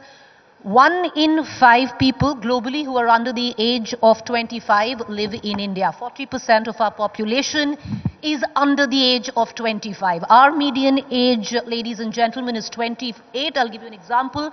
The United States of America is about 38 and a half, and China is pushing 40 where the median age is concerned. But, you know, there's a huge but to it. Have we leveraged this demographic properly is a question I'm going to be posing to the three of you. To begin with you, Chaitanya, you know, I'm just looking at, at these numbers. Where Maharashtra is concerned, where the age group of 18 to 19 years, 4.5% of the state's total population is that. How much are the registered number of voters there? Not even 1%. Is your mic? Yeah, it's working. Go ahead. It's audible? Okay. Yeah, audible. Before we answer that question, what's important to understand is that we have 900 million voters in India. Approximately close to 400 million voters are young. 65% of India's population is below the age of 35. But sadly, this population is not coming out to vote. And this is a fundamental problem in our democracy. To answer the question, we haven't used our demographic dividend at our best. Only celebrating that India is the world's largest democracy is not enough. We are merely celebrating what is biologically was going to happen or will happen. What we need to do is fundamentally change policies that are youth-centric and create more opportunities for young people. If you look at the union budget, it is approximately 4,500 crores. Right. And how much is the allocation for young people? The Ministry of Youth Affairs and Sports has an allocation of 3,000 crores. Do the math, it's 0.07%. So we are merely saying that India is progressing in terms of youth development and progress, but there are not enough opportunities created on the ground level. So we haven't used our demographic to the best of our advantage. But yes, we can publicly say that India is the world's largest democracy, and the youth demographic is the highest in this country. Nandini, why is it that the youth of our country, which is usually highly opinionated, because we see a lot of commentary, they're all very, very opinionated and politically as well. But we don't see that materialize, especially when it comes down to registered voters, where they actually actively go out, cast their vote in an informed manner. First of all, thank you for having me. So I just want to highlight two major issues why youths are not coming and voting. First, that we have a lot of young migrant youths. So not all youths have that, facility, that logistics and financial facilities that they can go back to their constituency and cast their vote. It's a major concern. So ECI recently proposed the voting facilities for NRIs that they can have, it's a proposal that they can have electronically transmitted postal ballot system, which is commendable. But why can't we extend the same facility for the young migrant workers, and which also involves the youths? So this is a major concern also, and ADR actually organized a webinar on this for the voting facilities of the migrant workers. Therein 3 former CECs, that is Dr. Zaidi, Dr. S.Y. Qureshi, and Shri O.P. Rawat attended it. And one of the suggestions was that it can be extended to the young migrant voters, and especially all migrant workers. So, and ADR also wrote to the ECI. We suggested the ECI also that we should have electronically transmitted postal ballot system even for the migrant workers, which involves youths. Another thing is the voter apathy. especially amongst the youth. I asked one of my friends, why you don't go and cast vote? And the answer was, all are the same. All are the same. What difference it can make? But we have the solution, and that solution is Nota. None of the above option is with us. But we need to give more power to Nota. And this was actually done. It's not like something which cannot be done. So in 2018, then Maharashtra Election Commission of India, Shri J.S. Saharia, he declared that if Nota receives maximum votes in an assembly constituency, then none of the contesting candidates will be declared elected and re-elections will be held. So this power can be given to the Nota, so why we are not doing so? Why we are not giving better options to the voters. So once the more power comes to Nota, youths will actually go and vote to Nota. You see that happening, but Nikhil, I want to bring you in this conversation because, so very often we are sitting in television studios and we deliberate and we talk of this vote bank, which really doesn't follow traditional markers, the woman vote bank, how it can swing elections, when it comes down to race, the usual traditional markers, it doesn't really, affirm to that, caste, religion, none of that. The youth vote can be exactly that when it comes down to swinging elections. But it seems with the kind of sheer numbers that we have, that they don't understand the value of their own vote or their numbers that they actually represent. It's not about value, Preeti. I think, further to what everyone over here has been saying, we've done roadshows across the country. We've met about 15,000 young people over the last 4 years in campuses in India. And the thing we constantly hear about from young people isn't just about, is not about the state of India or the state of the world. It is about how their own lives are just hard, The number one problem in our country at this point for young people still remains unemployment. It is still careers, it is still education. If you have a gender split, women are more likely to say women's safety, they're more likely to say harassment and abuse. These are still the problems, it's not national level problems. Even in 2019, we did an exit poll with Indian Express. These were the things that were still coming out. When you talk to them about voting, very interesting statistic we also had was 68% youth support Nota. They said that we'd rather not vote than find a vote going to some party that doesn't really care about making our lives where we are better. Right. Are we again, Chaitanya gave these wonderful statistics. There is 65% of our country is under 35 and the average Lok Sabha age of a politician is 54. Only 12% people under 40 in the Lok Sabha. If that's we talk about youth, we project this image of India as the world's youngest country. But how much are we listening to young people? How much are we involving them in the political process? And for those who are involving, Nandini and I were having a chat right before this. One takes a quick look at even the Dusu elections that have happened of late. In terms of sheer money, power, influence, political alignment, for someone who's fresh off the cuff and really wants to actively get into politics, they really can't see a way in because look at the candidates. Exactly. So Dusu election is like, so Dusu elections, it sets a precedent at a very educational level. Okay, so there is a very nice coverage, in-depth coverage by India Today only on Dusu elections. Therein, one of the students said that because of Dusu elections, the entire atmosphere of the college has disrupted, which you see at the larger scale as well. When Lok Sabha elections happen, when state assembly elections happen, it's exact replica. And also, one of the students also mentioned that a Dusu candidate spends rupees 5,000 every minute. So, and you also see the same thing, the replica at a broader level, at a larger level, during the Lok Sabha elections and state assembly elections. So the question is like, what kind of precedent we are setting that people, that students or voters with minimal financial backing, they cannot contest in elections. That is one negative precedent we are setting. The another one is that a lot of money, muscle power, and money, muscle power, these things are being normalized during the Dusu elections.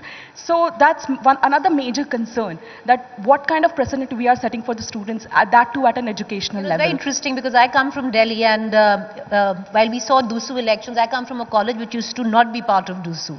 So we used to have our own elections, and what's really interesting to say is that there are are lots, I come from Ellis, so a lot of women who've come from my college have gone on to take up political posts and done it way better than possibly DUSU candidates who've come up the whole hierarchy of an ABVP or an NSUI, because the process is very different there. It's more internalized, it's more personal. But Chaitanya, just to add on to what my panelists have said, that young people are very, very interested. We ran something called the Youth Manifesto in the city of Mumbai to ask young people what they want from their elected representatives. And we had a huge list where young people have spoken about what they want. So there is interest. what is it that they want? They want good ventilation at railway stations. They want wider roads. Developmental work. Yes. They want students union to be back in Mumbai. Like she pointed out, since 1993, Mumbai has not had a students union election. So you separated politics from campus. You've not allowed young people to enter politics at a level. You've not nurtured young politicians. We're a young country with a population of young voters, and we are governed by leaders who are 65 and above. So how is there going to be youth representation anywhere in this country? And I have traveled to different campuses, not only in Mumbai, but in Maharashtra and Delhi. And trust me, young people have wants, they have desires. They want MLC elections to be made easier. They want campus politics. Now, campus politics does not necessarily mean what's happening in Delhi University. It can be refined, it can be made in a correct way. But there is no political will. There needs to be some person who sits and says that I will create this change. There is nobody trying to because three of you are so closely involved in the mind of the, the young voter. Nikhil, we're having this whole conversation of how informed, the youth is. But is the youth more informed, or if I can say more influenced? I wish I could say that they were more informed. Unfortunately, they don't have the time in their lives to try and seek out the information. So whatever information is reaching them passively is the information that they take in. And what is happening today, it's content creators, it's YouTubers, it is politicians or entrepreneurs, taking to the internet or trying to reach out to them. And whatever the algorithms tell them, they kind of take as the worldview. If not that, it is people around them who might do it. And they don't have the time to be informed, Preeti, unfortunately. And again, the crux of the issue, unfortunately, is the lives of young people in our country are very hard, and एक ज़माने में क्या होता था ना, लोग क्या कहेंगे was a big deal. Right. Then over the last 5 years, we started seeing that because of a new generation of young people that has grown up on the internet, they have identities that their parents don't allow them to have. And then it became parents क्या कहेंगे. Today, when we are talking to young people, they are actually comparing themselves with themselves they were yesterday. So it's now become ki main kya, what is the younger me looking at me and saying today? The internet has given so many comparison points to them. When they are on the internet today, they're looking at 3 million, 30 million people who are doing better than them. The distance between what your life could be and is very, very obvious today than it was when I was growing up. 20 years ago, I did not know what kind of a life I can have which will make my life better. Today I know. And when I don't see that happening around me, when I don't see, politicians in my state or my, city actually doing something to make, as he said, ventilation, making small incremental changes in the lives around me, then I'm just I'm disinterested in the process. Disinterested and maybe influenced a little more than being informed. Chaitanya, you said more informed, but do you also see the young voter look at politics from a more intersectional lens? On, they pick and choose of what really they want, because it was interesting. Nikhil and I were having this conversation right before we got on stage. Give those figures out, Nikhil. In terms of, did you see where you were talking to the young, a Modi wave coming? And what is the difference when you ask them about BJP and you ask them about Modi in general? What is the answer that you get? We did in 2019, we did an exit poll with Indian Express. There were 2-3 factors that came out. 86% of the country said that they, care about PM Modi and they see him. 86%. This is 2019. This is 2019. Right. That they look at him positively, and if they did vote, which is not to say that they are voting, if they did vote, they would vote for him. At the same time, when we go deeper into it, what political parties do you support, etc., etc. First of all, 56% said that they'd look at politics negatively. Only 33% said that they even care about politics or would want to vote. And out of that, if you go even deeper, only 40% are saying that I actually like BJP, and most people are saying that we don't like the polarization in the country. That's a mind-boggling figure, because 40% said they like BJP, but 86% said that they like Modi. Which it is about the brand today. It is about the individual. Then it is about politics. But somewhere down the line, even in politics, it explains why you have a state versus a center election. On why possibly you see other parties winning in the state, but when it comes down to the center, it's Modi. Chaitanya, you want to come in on that? Yeah, like he stated right now with respect to the statistics, a lot of surveys have been conducted, political, non-political. We conducted a survey wherein we tried to analyze how does a voter actually vote and how does he decide who he's supposed to vote for, because that is the fundamentally most important question. And in our data, we found out that 80% of these students, the data sample size was 2,000 students. Collectively, what was said is they vote on past performances, then partially age, then political leanings, and so on and so forth. So that means young India is aware, young India is conscious, young India understands. So this perception that young India is not interested in politics and voting should be removed to an extent, because only going out to vote can't be the measuring scale to determine whether somebody is politically interested in the role. So it's time that politicians step up, understand what young people want, and create steps for us. Nandini, do you see that happening in terms of, because now the political language is evolving and changing a bit, in terms of how politicians or parties engage with the young? You can see that shift happening. At one level, if you see a Rahul Gandhi go out and try and make connect on the ground level and maybe sit in DU, though DU elections, the NSUI didn't do well. But on the other hand, let's look at the BJP. Of late, there's a thrust on communicating with young India through maybe the language of very popular YouTubers, where the ideology might swing one way, but very, very popular YouTubers. Do you see that connect happening?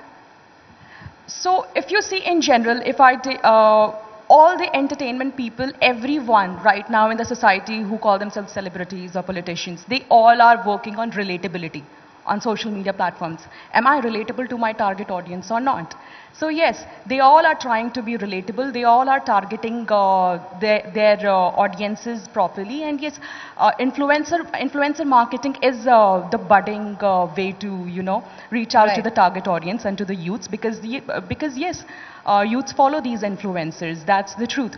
And I also want to highlight something, because we were talking about informed voting. I think it's very important. It's just not important that youths go and cast their votes. It's also important that they should be an informed voter rather than an influenced one.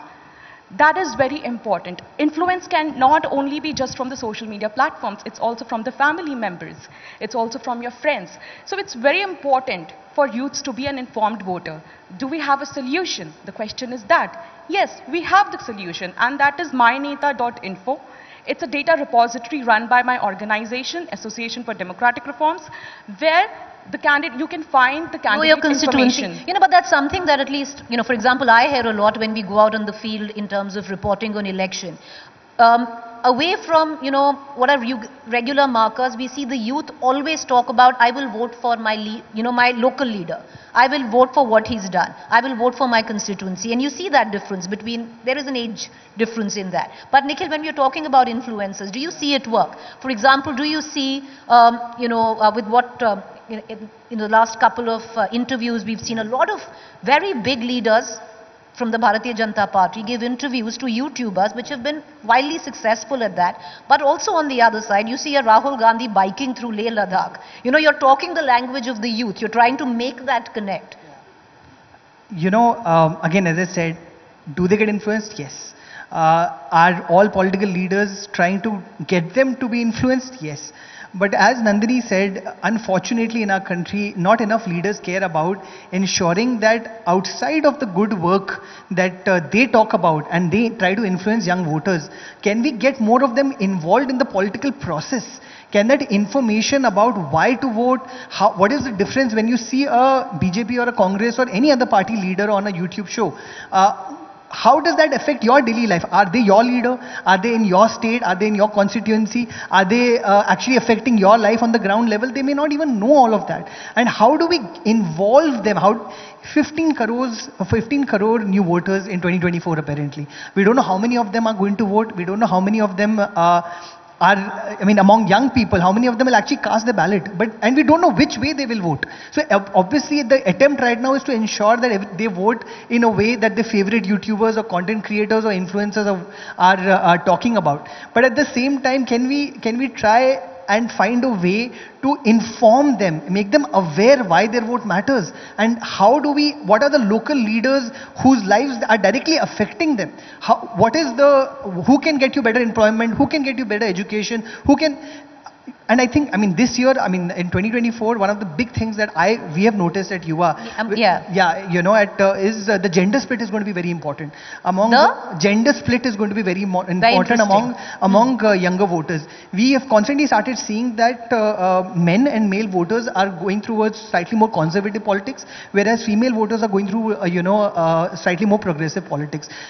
Female voters want to break out of their lives. They want to move away, whether it is from their cities to another cities, whether it is from this country to another country, while men at this point of time are looking at local places and trying to figure out what can I do to make the place that I am at better. What can I do?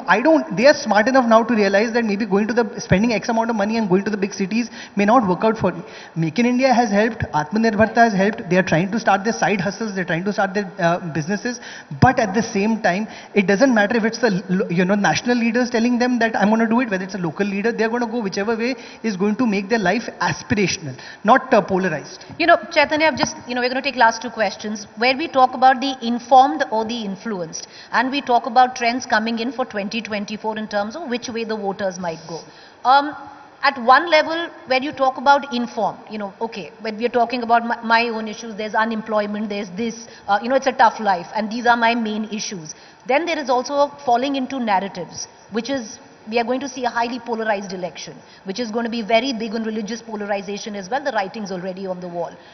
Do you see what he's talking about, a gender split there? Is that what we're talking about, the gender split?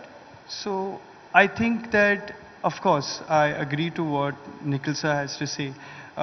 Even if you look at data, Maharashtra has close to 98 lakh voters, close to 1 crore of voters. Of that, majoritively of those voters, women are registered more than men, but are not coming out to vote as much. This is also a fundamental problem. Second, going on to the influencers issue of getting influence, the influencers are becoming the actors are then becoming the politicians, and they are overall having this nexus wherein they're influencing a lot of people. But let me assure you with this, that the young mind is very revolutionary. They think differently, they walk differently, they will hear what you have to say, but still go out to vote in a very, very different way. You can't buy a young person's vote, at least in today's time. That's what I believe in. There is obviously a divide, and we hope that voter education becomes part of the syllabus. It is something that everybody should learn, should understand, because in the larger perspective, it is important to have a democracy with informed voters. Right. Nandini, do you see, all right, so we're going to quickly wrap up. Just a quick question on that. Do you want to take that conversation further in terms of trends coming in? I just want to where 2024 is concerned. Yeah, so I just want to talk about the women representation also. Since the women representation is so low, but the women participation is so high. In the last Lok Sabha elections, women voted more than men. So it's also about that when these political leaders are coming and talking about are being relatable. Why are not they being relatable by giving tickets to more young candidates and especially women? So now that the women reservation bill has happened, let's see. Now it has become a law. Let's see what happens. I hope that changes. So maybe voting behavior will change also eventually when more women candidates will. No, we don't know when that's going to happen, because yes, what we can I add one point to what Chaitanya said? Yes, quickly. I think that while Chaitanya also said, I think young people can see through some of the bullshit that comes across to them, because ultimately you are seeing the bullshit that we're talking about. No, ultimately we talk the bullshit that a lot of people try to influence them with. I think while of course there's no doubt that lives of young people have been steadily since liberalization getting better, but today you see the same divides. Where a startup leader today we are turning into unicorns, the CEOs are getting the same amount of insane amount of money. Gig workers today are still fighting for labours and still trying to, and they're also young. The same 19-year-old Zepto person is getting a crazy amount of unicorn money. At the same time, unfortunately, the gig worker who works for him is still struggling to put money on the table. So the divides of rich and poor are still very much the same. And if you're not going to if you're going to look at youth as a monolith, and you're only going to look at the people who have the money, we're going to have a problem. It's an intersectional lens. You've got to look at it at that. Appreciate all three of you for joining us. Thank you. We do know that the vote of the youth is important. Let's hopefully see that materialize in terms of participation, both in politics and voting. Thank you. Thank you for joining us. Thanks.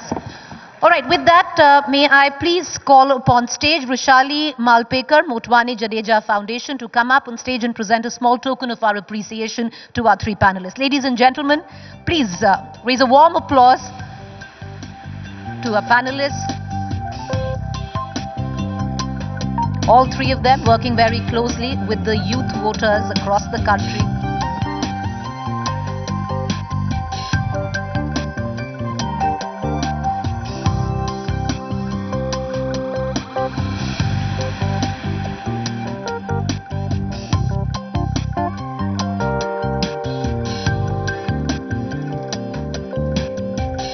Thank you. Thank you. Appreciate it. Thank you.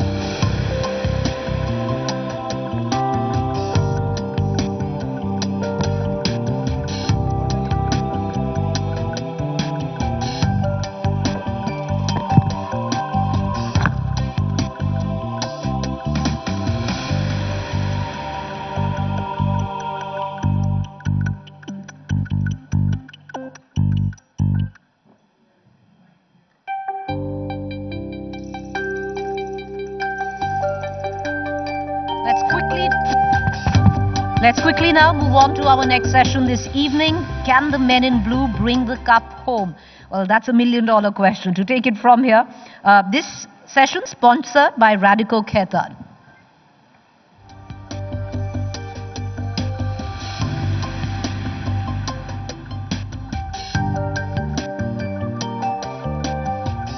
All right, to take it from here, let me call upon stage sessions moderator Rajdeep Sardesai, consulting editor, India Today.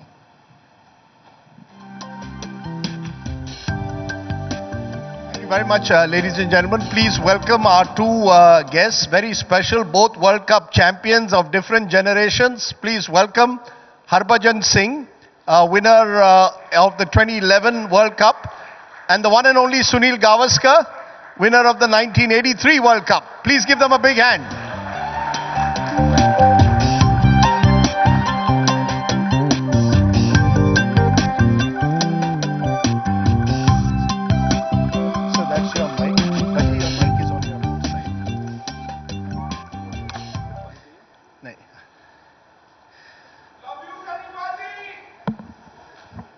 Thank you, whoever you are, Paji.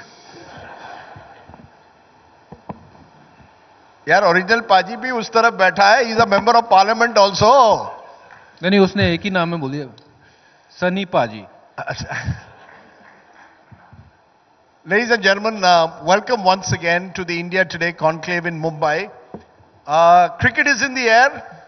The World Cup is here, and it is in India.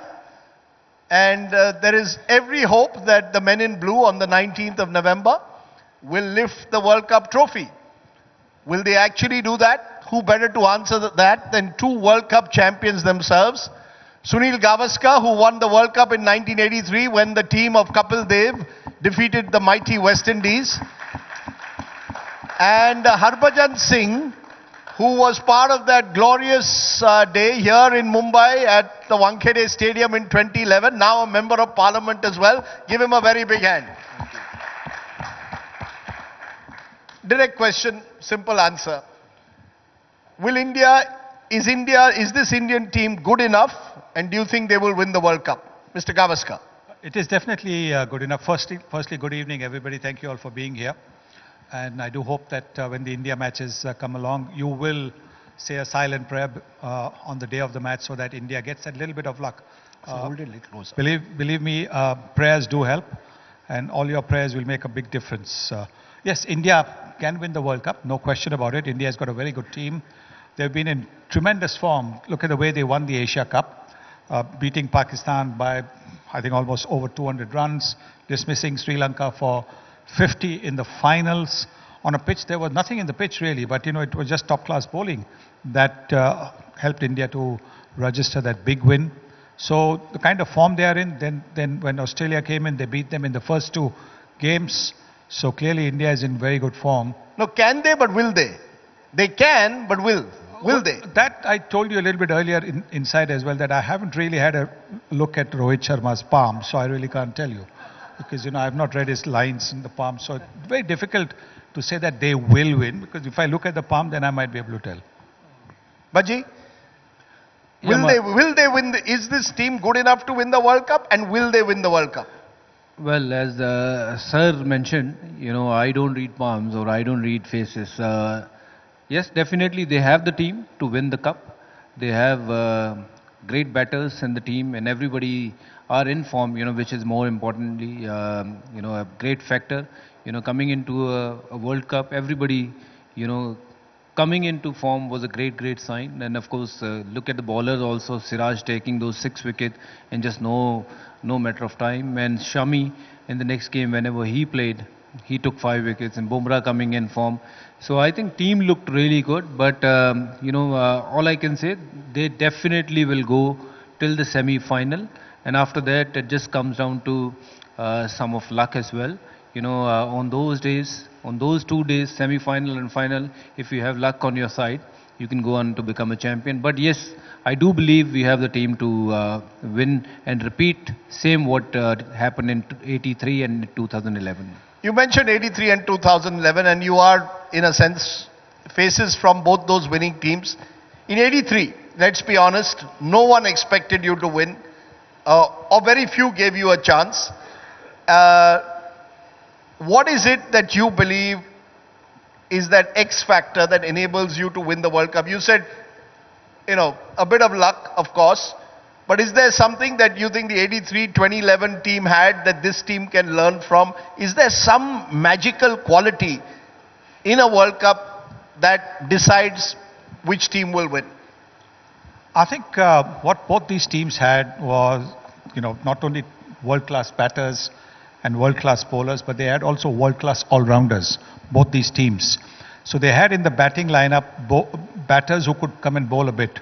They had down the order bowlers who could bat a bit. And that made a big difference, because at the end of the day, when you look at, say, the last maybe 5 or 6 overs, when your numbers 8, 9, 10, 11 are to bat, if they can, in those 5, 7 overs, if they can add about 30, 35 runs, what it does, it not only, cushions up your total, whatever your total is, but it also, particularly if you're batting first, it also makes that fielding side just that little bit, disappointed, because they're hoping to dismiss those 9, 10, 11 in a jiffy. They don't do that. And so, you go in with a buoyant feeling, when in the change room, that look, we've got these extra 30 runs, which you didn't actually expect your numbers 8, 9, 10, 11 to get. And that can make a big difference in terms of the feeling. In fact, now that you mention it and I think about it, 17 for 5 against Zimbabwe in 1983. And Kapil Dev still had Roger Binney, Madan Lal, Kirmani to come in. And that was the match that really turned India's fortunes. A match that none of us, unfortunately, could see. But that match at Tunbridge Wells was arguably the greatest innings played by an Indian in one-day cricket, because he had 8, 9 and 10. And Bhaji, you scored 2 test hundreds, which people sometimes forget. But is that the critical factor, that you need to have people right down the line who can bat a bit? And that's the one thing that the 2023 team will have to look at. People who can bat at 8, 9, 10, certainly 8 and 9 in a big match. Well, it certainly makes a huge difference. When you're 8, 9, 10 can bat a bit, you feel more confident. And, England had that kind of edge, in the previous World Cup. And even, in this team, England present team, they bat down the order till 10. They bat till 10. And even Australia, they bat very down. And if you see Team India, they have also got a long batting lineup. If they play Shardul Thakur at 8, He's someone who can hit the ball, and then Kuldeep can also bat a bit. So batting down the order, obviously a big advantage and a big bonus if you can contribute with the bat. As a bowler, my job was to not just to take wicket, but when I get the chance to bat, just make sure just I bat sensible enough to see those overs through and get the partnership right. Okay, World Cup at home. 2011, the last time the World Cup was at home, Mahendra Singh Dhoni and team, including you, won the tournament. Handling pressure of home expectations. Is it true that during that World Cup, Gary Kirsten did not allow you to read any newspapers or watch TV? What was the country thinking? Is that true, or is that simply a story that we are told, that the players were told, you're not going to read what Indians are thinking about the World Cup? See, those times were different. You can get away with without reading a newspaper those days. Nowadays, everything is there on your phone, and the kind of things you see on social media, you can't. I don't know how you're going to control that, because those days, of course, it was a rule made by the team, and of course introduced by Gary. Said, why don't you guys give up reading newspaper or TV, for that matter? So, would you advise the players don't look at your mobiles for 6 weeks? Just stay off your mobile or switch off all social media. Well, I don't think that's what is going to happen. They're not going to do that. But of course, if they can do it, it will help them. Of course, on social media, if you don't perform well on one particular day, or you drop a single catch, or you let the 4 go, no matter how hard you have tried, but if the 4 went, you'll see next day what people will do. This social media is good, and also it can bring you down as well. So to the player, I can just advise, stay as away as possible. Even yesterday, Virat Kohli mentioned on his social media, don't disturb me for the tickets for next 2 months. I want to focus on cricket. So I would advise, don't see your phone for next 2 months. It'll be easier for everyone. That's good piece of advice, Mr. Gavaskar. You share that. Don't see your phone for the next 2 months. Someone knocks on your door, match, India-Pakistan match, hai, ticket de do, just do not disturb. But that's not likely to happen, because, you ask room service, for example, and the room service guy comes in and he's going to ask you, he's going to serve you, and then he says, sir, 2 ticket mil sakta hai kya? That's a given. So you can't avoid, the request for tickets. You can't avoid, if you're a batter, the room service guy, the laundry guy, whoever comes to pick your clothes up maybe for laundry, him either asking for tickets, or if you're a batter saying, sir, tomorrow century, tomorrow century. So that little bit of pressure will be there always. So you can't avoid it. How do you handle home pressure? Because the last 3 World Cups, interestingly, have been won by the host nation. India 2011, Australia 2015, England 2019. So, luck, 4th time lucky, but how do you handle home pressure then? Well, what's the advice? Obviously, to try as much as possible to just, block yourself from everything, which is not easy. I know that Sachin Tendulkar used to put, headphones on. So when he got off the team bus, going into the change room, coming out from there, he had them on, so he couldn't hear anybody saying anything. And they would all be wishing him. Nobody would be saying anything wrong to him. But sometimes even just that wish, we want 100, we want, that can, add a little bit to the burden of expectation, the pressure of expectations. That can be just sometimes a little hard. So if you can block yourself off, nothing like it. And everybody, I think, today does that. In your own room, tough. But when you're coming out, I think everybody who comes in, before they hand over their phone to the guy who collects the phones from everybody as soon as you get off the team bus, you put your headphones on and you can block anybody off. By the way, I want to tell you, Mr. Gavaskar, on the morning of the 1983 World Cup, says he was less tense facing the West Indies fast bowlers, was more tense about the number of people who wanted a ticket to the match. Is that right? Absolutely, and that is exactly what I think Kohli has said just now, that don't disturb him for tickets. Even now, I think when people are asking me for tickets, all I say to them is, you're 479th in the queue. Once I take care of 479, then I will look at your request as well. Harbhajan, we mentioned Kohli a couple of times. All-time great.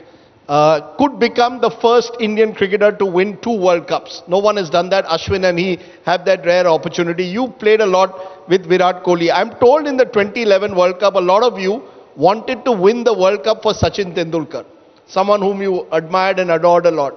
Do you think this team could think about, yaar, Virat Kohli ke liye ye karna hai? Because in many ways, Virat has changed Indian cricket. उस team में और ये team में अंतर बहुत है. क्या है? वो टीम एकजुट बहुत थी. वो टीम में सचिन तेंदुलकर की जो रिस्पेक्ट थी वो बहुत बड़ी थी और everybody wanted to win for Sachin Tendulkar. इस टीम का मुझे पता नहीं है who all want to win for Virat, but yes they want to win for India for sure. ये बहुत बड़ा एक मैंने आपको वो चीज बताई है अंतर. नहीं, आप एक ऐसी चीज कह रहे हो जो अब ट्विटर पे वायरल होगी, हो जाएगी, कोई बात 2011 की टीम एकजुट थी. यानी कहीं ना कहीं आप कह रहे हो वो रिस्पेक्ट नहीं है. वो ड्रेसिंग रूम में जो सचिन तेंदुलकर की जो रिस्पेक्ट थी वो शायद ही किसी प्लेयर की उसके बाद हुई. हम महेंद्र सिंह धोनी ने बहुत रिस्पेक्ट कमाई है ड्रेसिंग रूम में, बट उसके बाद मुझे नहीं लगता है कि टीम उतनी एकजुट, मतलब यहाँ एक चलता है वहाँ 10 चलते हैं. But yes they all want to win for the country but not for one individual I believe. End of course Virat भी चाहेगा कि वो कंट्री के लिए जिताए. वो अपने लिए तो जीतेगा तो बोनस है. तो ये मेरा मानना है. Okay, interesting. Maybe it shows the way the game is changing. Each player, in fact, our Ashwin hinted at something like this in an interview he did, that we are not in that sense, that whole notion of a team working, in a lot of great individuals, but the notion of a team. 83 was all about teamwork.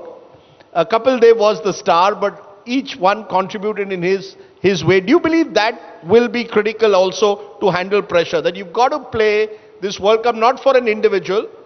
It's not about who scores, it's about how the team does. It's for India. Simply. You play for that flag. It's simply for that. I played every game, for India, not for any individual. मेरा कप्तान सौरव गांगुली हो या राहुल द्रविड़ हो या Mahendra Singh Dhoni, it didn't matter to me. All it mattered to me was that I am playing for India. And this is the greatest satisfaction I can get कि हाँ मैं भारत के लिए खेल रहा हूँ और मेरे लिए ये मौका दोबारा आएगा या नहीं, इससे बड़ी बात क्या हो सकती है. तो मैं भारत के लिए खेल रहा हूँ. ये सब मेरे लिए दुआएं मांग रहे हैं, प्रार्थना कर रहे हैं कि मैं सक्सेसफुल हूँ. आज की डेट में किसी के पास इतना समय नहीं है कि कोई किसी के लिए प्रार्थना करे, बट जब भारत का मैच होगा सब जुड़ जाते हैं प्रार्थना करने में भी और दिल लगा के ये शिक्कत में कि मैच जीत जाए, भारत मैच जीत जाए. वो कोहली मैच जीत जाए नहीं होता है, राहुल द्रविड़ मैच जीत जाए नहीं होता, भारत मैच जीत जाए. That's very well put. It's a way in which perhaps you want to build a team. You think that's critical, Mr. Gavaskar? Or do you think that this team has so many individual superstars that we as fans will keep saying, yaar, Shubman Gill, will he be the highest scorer in the tournament? Or will Kuldeep Yadav be the highest bowler? Is there that sense that we've got to stay away from and look at how the team does, not individuals? I think that really is up to those who are covering the game, because they are the ones who are talking about Shubman Gill. Will he score 600 runs to go past Sachin Tendulkar? Or, we are right now looking at individual records, which really shouldn't be the case. We should be looking at, will this team, be able to get that kind of start, say, even a 70 or 80 start, say, in 12 overs, after which, say, the Kohlis and the Shreyas Iyer, whoever plays, or Surya Kumar Yadav, or KL Rahul, whoever plays will be able to propel the team to 300 plus in every game. That is what we should be thinking. But we are not. We are only thinking, whether, somebody will go past somebody. That is an Indian sort of speciality, peculiarity, whatever you might call it. But that is what it is. India versus Pakistan. That's part of the problem, is there's so much attention focused on this game that we forget it's only one game in the World Cup. India start as favorites for you, Harbhajan Singh? Most definitely. I don't see Pakistan going forward in this tournament. The kind of team they have, they are good for T20. This is what I believe. And they are very good when it comes to T20 format. But what I've seen them recently in Asia Cup, and also the 2 practice matches they played against New Zealand and Australia, they looked below average team to me. We were talking about their bowling lineup as if Waqar Yunus and Wasim Akram, they have made a comeback with Shoaib Akhtar. this is a normal team, and I do feel that India, any day, whenever they play against Pakistan, especially World Cup, India have got great record, and I don't see it changing. India will start favorite and come out with the flying colors on that day. For you too, Mr. Gavaskar, India starts as favorites in that game against Pakistan, or is there a danger that we will end up focusing so much on that game on Pakistan, we forget we've got to win a World Cup? Oh, of course, I think we've got to win the World Cup. This match becomes an important thing because in terms of the expectations, you ask the common man, he will turn around and say, no, we must beat Pakistan. We don't know what happens in the World Cup, but we have to beat Pakistan. So winning against Pakistan will certainly boost India's morale up considerably. But we are No favorites. question. Oh, definitely, yes. I think the kind of cricket we played, recent cricket that we played, we definitely are the favorites, no question. But one thing has changed, Mr. Gavaskar, is that it appears now that all the foreign teams, a lot of them who come to India know Indian conditions. All of them play the IPL. Unlike in the past where Australians and English rarely came, they now are here every year. Is that one reason why these two teams in particular, I mentioned these two, Australia and England, remain our primary challengers? They've got all-rounders and they know how to play in India now.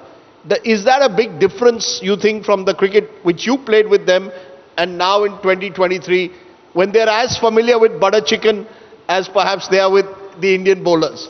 Definitely, yes. I think it's a big plus as far as these teams are concerned. Most of their players have played in India for the IPL. They know Indian conditions, they know Indian pitches. More importantly, I think, having played for whichever franchise and gone somewhere else, playing an away game to kind of get the hostility, face the hostility of the other franchises' fans is something that will mean that when they are playing in India against India, they will be used to it. So yes, it's not just the pitches, it's not just the conditions, it's just that feeling sometimes of hostility which is there, which earlier on was tough for them to overcome. Now they've got used to it, so that is going to be the big difference.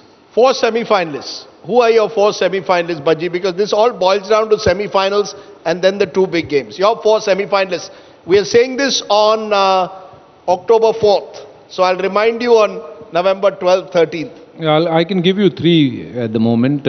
India, Australia and England. And 4th one could be New Zealand. That's what I feel. New Zealand or either South Africa. Many people are saying this is a good New Zealand team. They've got 2 good spinners. They look pretty well equipped. They unfortunately lost the World Cup last time on a boundary count rule. Your 4 semi-finalists. I think pretty much the same.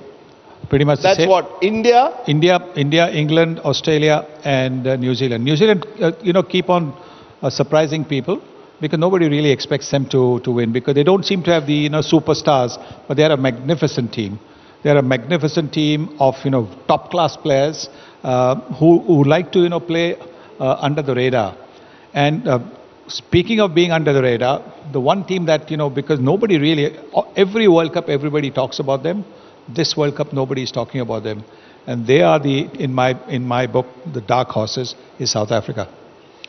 South Africa are the dark horses because they played exceptionally well against the Australians coming back from having lost the first 2 one-days, winning the next 3 one-days. The South Africa are the team to watch out for. Interesting. So South Africa become your dark horses and both of you have roughly agreed that India, England, Australia and New Zealand possible 4 semi-finalists. The players that you are looking forward to in this World Cup, Baji, both first and Indian, who is that one Indian player? And I know that we are going back to individuals, but who is that one Indian player that you are looking most forward to shining in a World Cup? And is there a global star also out there who you are looking forward to? I'm looking forward to see Surya Kumar Yadav plays and perform. Because I believe that he is one of those guys who's an X factor. Who can win you a tournament, not just 1 or 2 games. जिस दिन वो चलेगा, वो आपको match नहीं, वो tournament ही जिता देगा. क्योंकि आप उनको खिलाओगे फर्स्ट मैच अगेंस्ट ऑस्ट्रेलिया अगर आप सिलेक्टर होंगे, सूर्य कुमार को खिलाओगे नंबर 5? मैं कप्तान के बाद दूसरा नाम उसका लिखता, सूर्य कुमार यादव का. अरे वाह. क्योंकि एक्स फैक्टर है, एक्स फैक्टर आपको खिलाना चाहिए क्योंकि आपके पास you have got Virat Kohli, great batsman, you have got Rohit Sharma, great batsman, KL Rahul getting into the form, they bat like, very similar, run a ball, and they know how to, build their inning. When you have three guys like that, then of course, then Hardik Pandya is there, who's as good as anyone when it comes to hitting ability, and also if you have to play normal cricket, he's as good as anyone. So you need to have an X factor, which is Surya Kumar Yadav, who will play 30 balls, 70 runs, 60 runs, can take the game away from the opposition. So I would play him if I was part of the management or part of the team. I would insist them to play Surya Kumar Yadav. But who knows whether they'll play him or not. But sir, अगर आप होते तो खिलाते ये बड़े हैं, ये ज़्यादा बता पाएंगे. He's stuck his neck out. I'm liking the fact that he's putting his neck out on a number of issues. He's put Surya Kumar Yadav out there, someone who should be picked. Who's that Indian X Factor player? The X Factor that we keep talking about, that you need to win a World Cup. Hardik Pandya. Hardik Pandya at 6. With the bat, he can make the difference. He can play the finisher's role. If India have lost 3-4 wickets early, he's got the ability to dig in a little bit and play according to the situation. He can come in and bowl. I don't expect him to bowl 10 overs. I expect him to bowl maybe 6 or 7 overs, pick 2 or 3 wickets in that. And so he will be the game changer as far as India is concerned. Harbhajan Singh, global star. Is there somebody out there who you think is today the player who can light up a World Cup? Is there a player that we should be watching out for, that you will be watching out for globally? Anyone from any country who, whenever you see him on TV, you say, wow. That's Surya Kumar Yadav. Really? There's no one better than him. What is it about him? I don't know, but the way...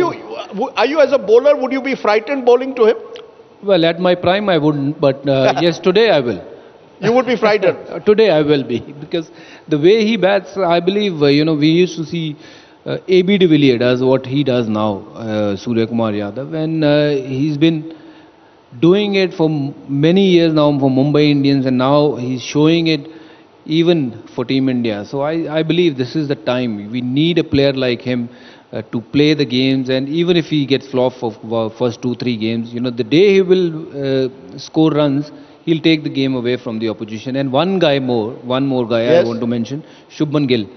He's going to be a big star in future, and it could start from this World Cup. Yes, obviously he's a star today also, but ये मौका है उसके लिए वो कुछ कर जाने का, जब उसको शुभमन गिल को याद रखा जाएगा, जैसे सनी सर को रखा गया है. इन्होंने तो बड़े साल मशक्कत करके बिना हेलमेट के वेस्ट इंडीज़ के बॉलर्स को खेला है, बट ये मौके बनते हैं, ये बड़े चांसेस हैं. शुभमन गिल के लिए अगर कुछ कर जाना है तो ये वही मौका है. Mr. Gavaskar, any global star, anyone who stands out for you when you see occasionally TV, you do a lot of commentating, but see less of TV, you say, wow, that's a real player. I'll take 2 names, and they're both from England, Joss Butler and Ben Stokes. These are the players, I'd go a long way to watch.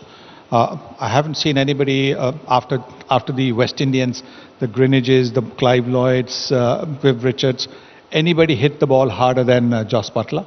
He really can tonk the ball. And Ben Stokes, I mean, what a player he is, anything.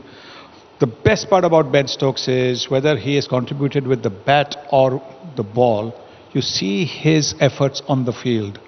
I mean, that is where you actually know what a team person a player is. He's diving, throwing himself around everywhere, trying to stop every run and trying to lift the team up.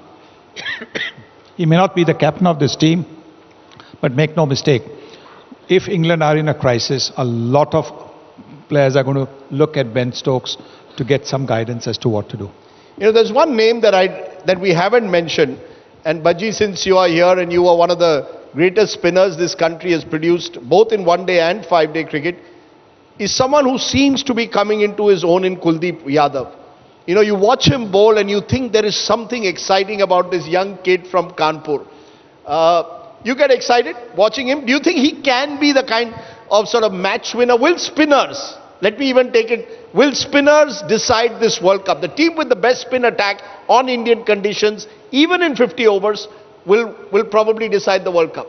Provided they bowl like spinners. Most of the spinners in young generation, they don't bowl like a spinner. They don't look to spin the ball. That is the biggest mistake, I have seen over the years now. Spinners are not bowling like spinners. Kuldeep Yadav, it's so good to see him. Why? Because he's bowling like a spinner. He's bowling slower in the air. asking the batters to come out of the crease.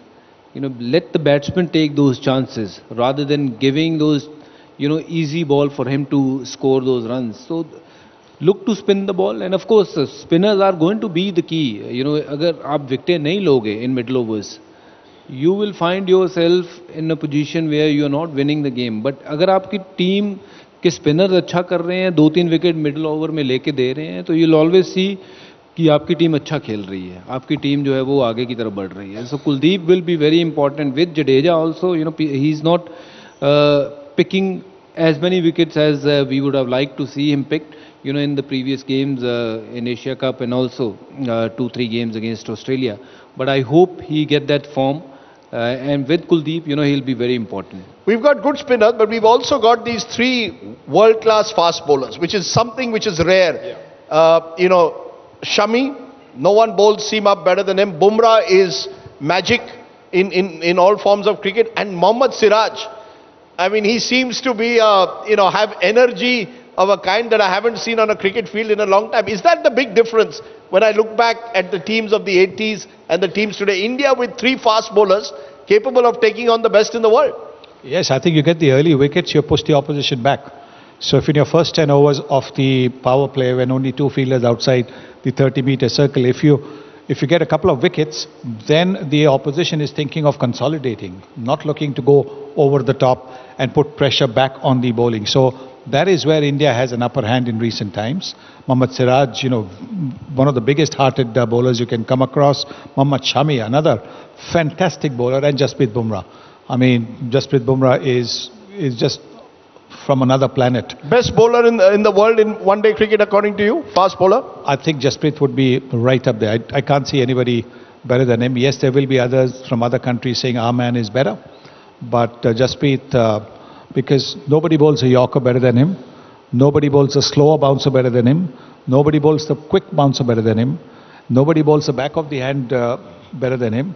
And he can get the ball to swing both ways. So, okay, we've just got a minute left on the show. I'm going to ask you a bit of a googly question. You have the 1983 team, you have the 2011 team, and you have the 2023 team. Which, according to you, is if they were all 3 playing each other, who would win? Who would win between Kapil Dev's team, Dhoni's team, Rohit Sharma's team? All 3 of you are there playing each other. Who, according to you, would win that match? Kapil Paji's team. They'll always win. Because they are the one who started this. और ये हमारे hero थे, हैं और रहेंगे. Kapil पाजी's team, Sunny सर's team. ये आपने member of parliament की तरह से बोल दिया. देखिए, मैंने क्रिकेट शुरू करी थी जब मैं बहुत छोटा था, तो मैंने वो तस्वीरें देखी हैं. वो हमारे लिए एक प्रेरणा स्रोत है कि चीज़ जब आप कुछ देखते हो उन्हीं की तरह बनना चाहते हो. और जब वो सपना पूरा हुआ 2011 में, तो लगा कुछ ज़िंदगी में किया है. तो वो सपना लेके चले थे, वो पूरा हुआ था. तो टीम इनकी ही जीतेगी क्योंकि शुरू इन्होंने किए थी. तो कहते हैं ना, शुरुआत जहाँ से होती है वो बड़े होते हैं और बड़े हमेशा बड़े रहते हैं. Mr. Gavaskar, who would win? Dhoni's team, Kapil Dev's team, Rohit Sharma's team. We have a 50-over match. You're even getting the bigger bats we'll give you, which you always missed in your days. Who would win? Well, I mean, on the field, it's hard to... no diplomatic answer. No, I'm not giving a diplomatic answer. Listen to the answer first. No? On the field, difficult. But off the field, 1983, hands down will win. 1983? Will win hands down off the field. See, now you're getting into trouble. What did you do in 83 that Harbhajan couldn't do? Now, what did you do? When you say you're going to win hands down, you've got to tell us why do you think you would win hands down? Because we had a team which had so much fun off the field that when they came to play the next day, they all had that feeling, listen, we've got to make up for the fun that we've had last night. Baji, you didn't have fun? I was told that when we won the 2011 World Cup, you were dancing and partying all night. No one could find you. No, but sir ने कहा जो बिल्कुल सही कहा है. On and off the field, 83 जीतेगी. Okay, we'll leave it there. Either way, sport is a baton relay. It's carried forward by one generation to the next. Sunil Gavaskar's generation handed over the baton to Harbhajan Singh and his generation. And hopefully they will hand it over to the generation, the men in blue, who will represent us at the World Cup. To all of you, all I can say is we will remain fans forever. So thank you for the memories and thank you for being true icons of the game. Thank you very much, ladies and gentlemen. Harbhajan Singh and Sunil Gavaskar. Thank you. Thank you.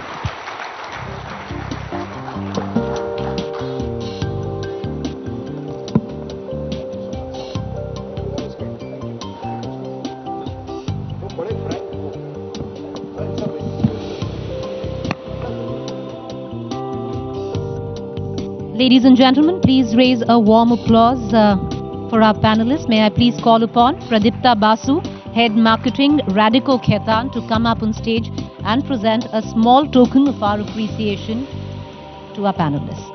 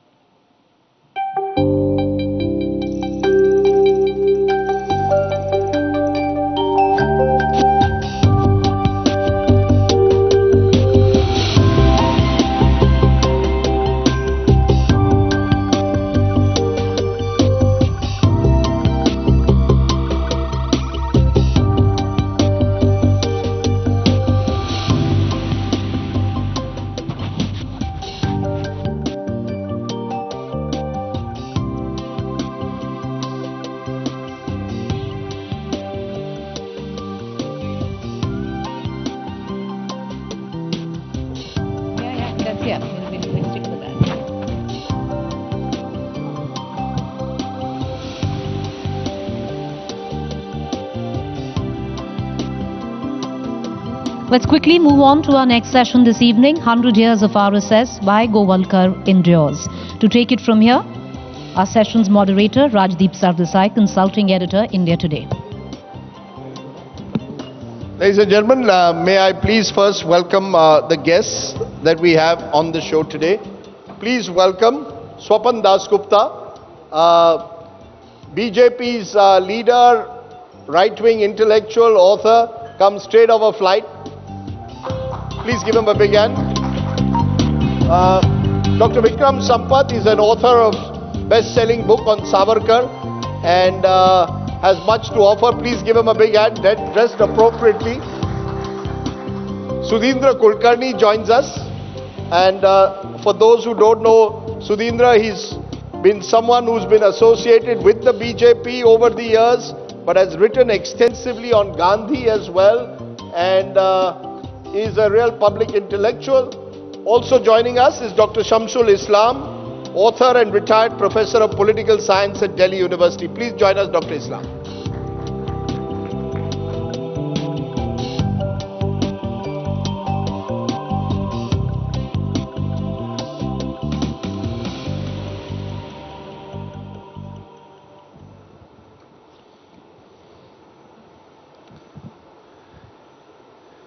You have your mics next to each of you. Thank you. There is perhaps no bigger cultural, political organization in the country at the moment than the Rashtriya Swayam Sevak Sangh.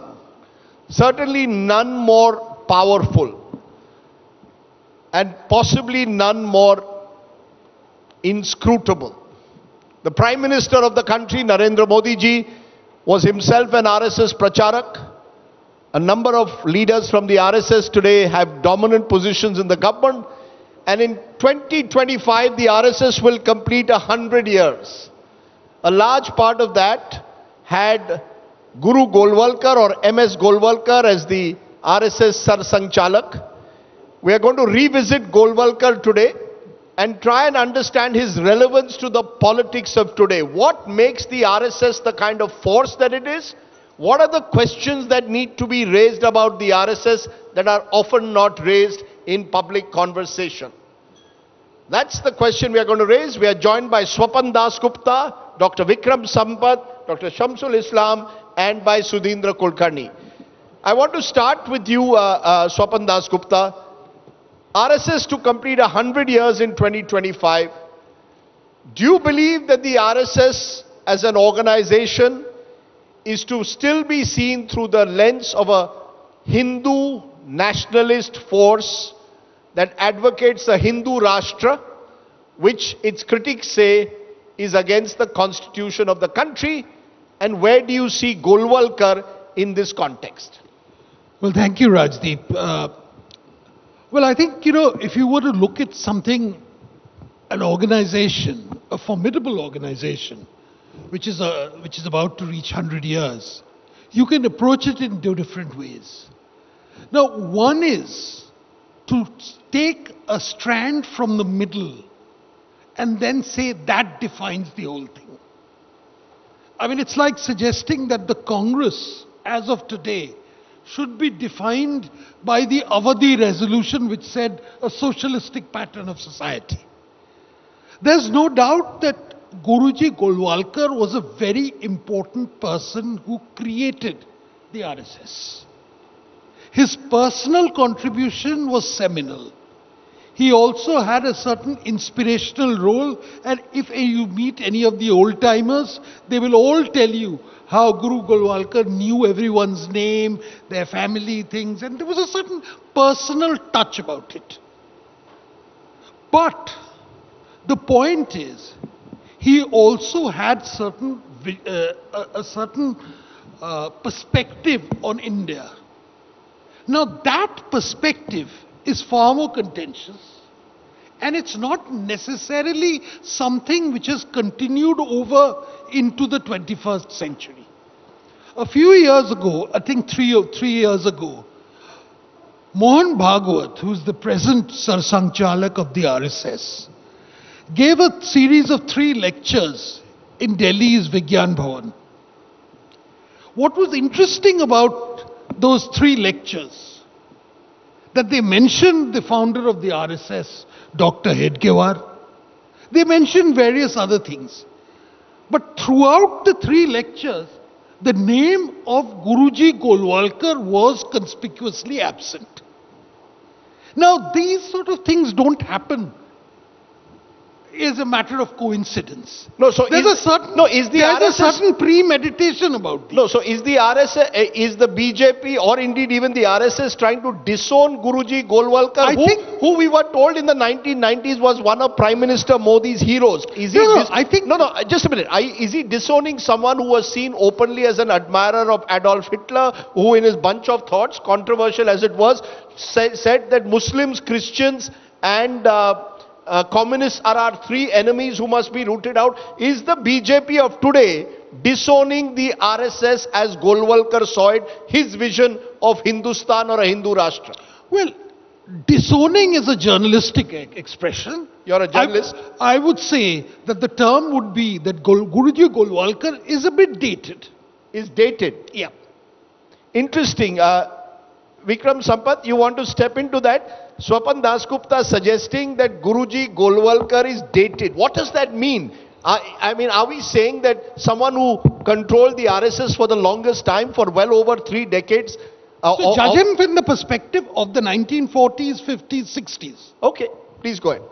Thank you, Rajdeep, and I think I agree with what Swapanda said, and I'm talking about this as an outsider who's not part of the RSS. I've not even attended a Shakha, and I don't know how things operate there. But as a scholar who's looking at Hindutva movements right from the time Savarkar coined the word Hindutva or popularized it, I think we in academic circles or in media circles, we conflate Hindutva and look at it as one monolithic entity. There is a very fundamental to understand the RSS, and that's what is my understanding over the several years I've tried to research about the phenomenon, is that there's a huge difference between a Savarkarite version of Hindutva and the Hindutva that the RSS practices. In the Savarkarite version of the Hindu Mahasabha, and we conflate the two as being the same, it was a very person-centric movement.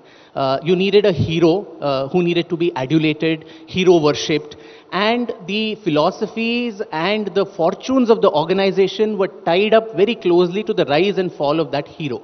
So as Savarkar became unpopular following his implication in Gandhi's murder, you had the Hindu Mahasabha's fortunes go down. But it is the opposite when it comes to the RSS, where yoking the philosophy to one individual or what he or she says is not important. The larger cause was important. And so it could be the Sar Sangchalak himself. You can say he was there for 33 years.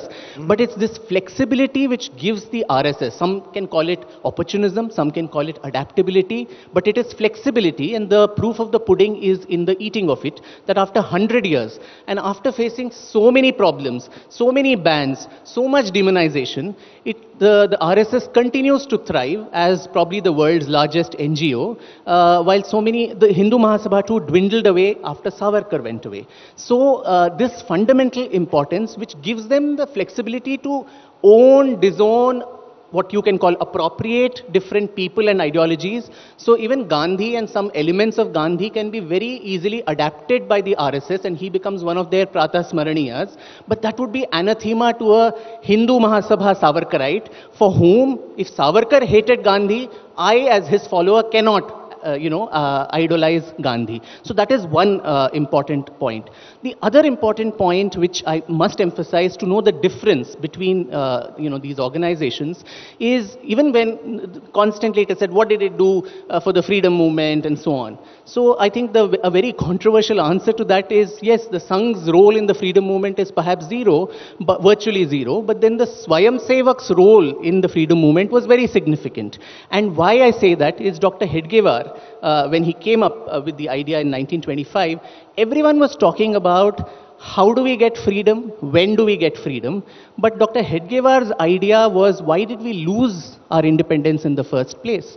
That was more fundamental for him. So tactical, short-term approaches of agitations, taking part in that was not important. Tactical planning versus strategic planning. So we lost freedom, according to him, because of a loss of national character. And so building that national character was so much more important than taking part in short-term, agitations. And so the philosophy of the Sangh has been that once we build this national character so much, we would like the Sangh itself to become redundant. The Sangh should fold up because everyone has been aroused so much enough that there is no need for an organization which focuses on nation building. So I think these two fundamental bedrock of the RSS, and for us to understand, can they disown Golwalkar and still remain an RSS? They certainly can. Can they appropriate Gandhi and still remain RSS? They certainly can. Can they pick and choose a bit of everything and still remain? They certainly can. And that is what has made the RSS survive for 100 years and made it such a powerful and growing organization with so many offshoots, the Mazdoor Sangh, the ABVP, the Vishwa Hindu Parishad, all of this. So unless we understand that and look at it through this, it's a hero worship organization, you can't question the leader, we won't understand, I think, why the RSS thrives. Let's get a contrarian view. Professor Islam, you want to respond to what you've just heard? Because what Vikram Sampath is suggesting, and Swapan Dasgupta, is that one of the reasons why the RSS or indeed Golwalkar endures is because the RSS should be seen as a flexible, strategic organization that over the years has been able to build itself, to use Vikram's words, into the largest NGO. Don't look at it through the narrow prism of just a political organization committed to Hindu Rashtra. Your response? It would have been wonderful if this conclave, some RSS person, because people are denying that they have nothing to do with RSS. They are not RSS members. If some RSS person, RSS card holder, though they say we do not issue any card.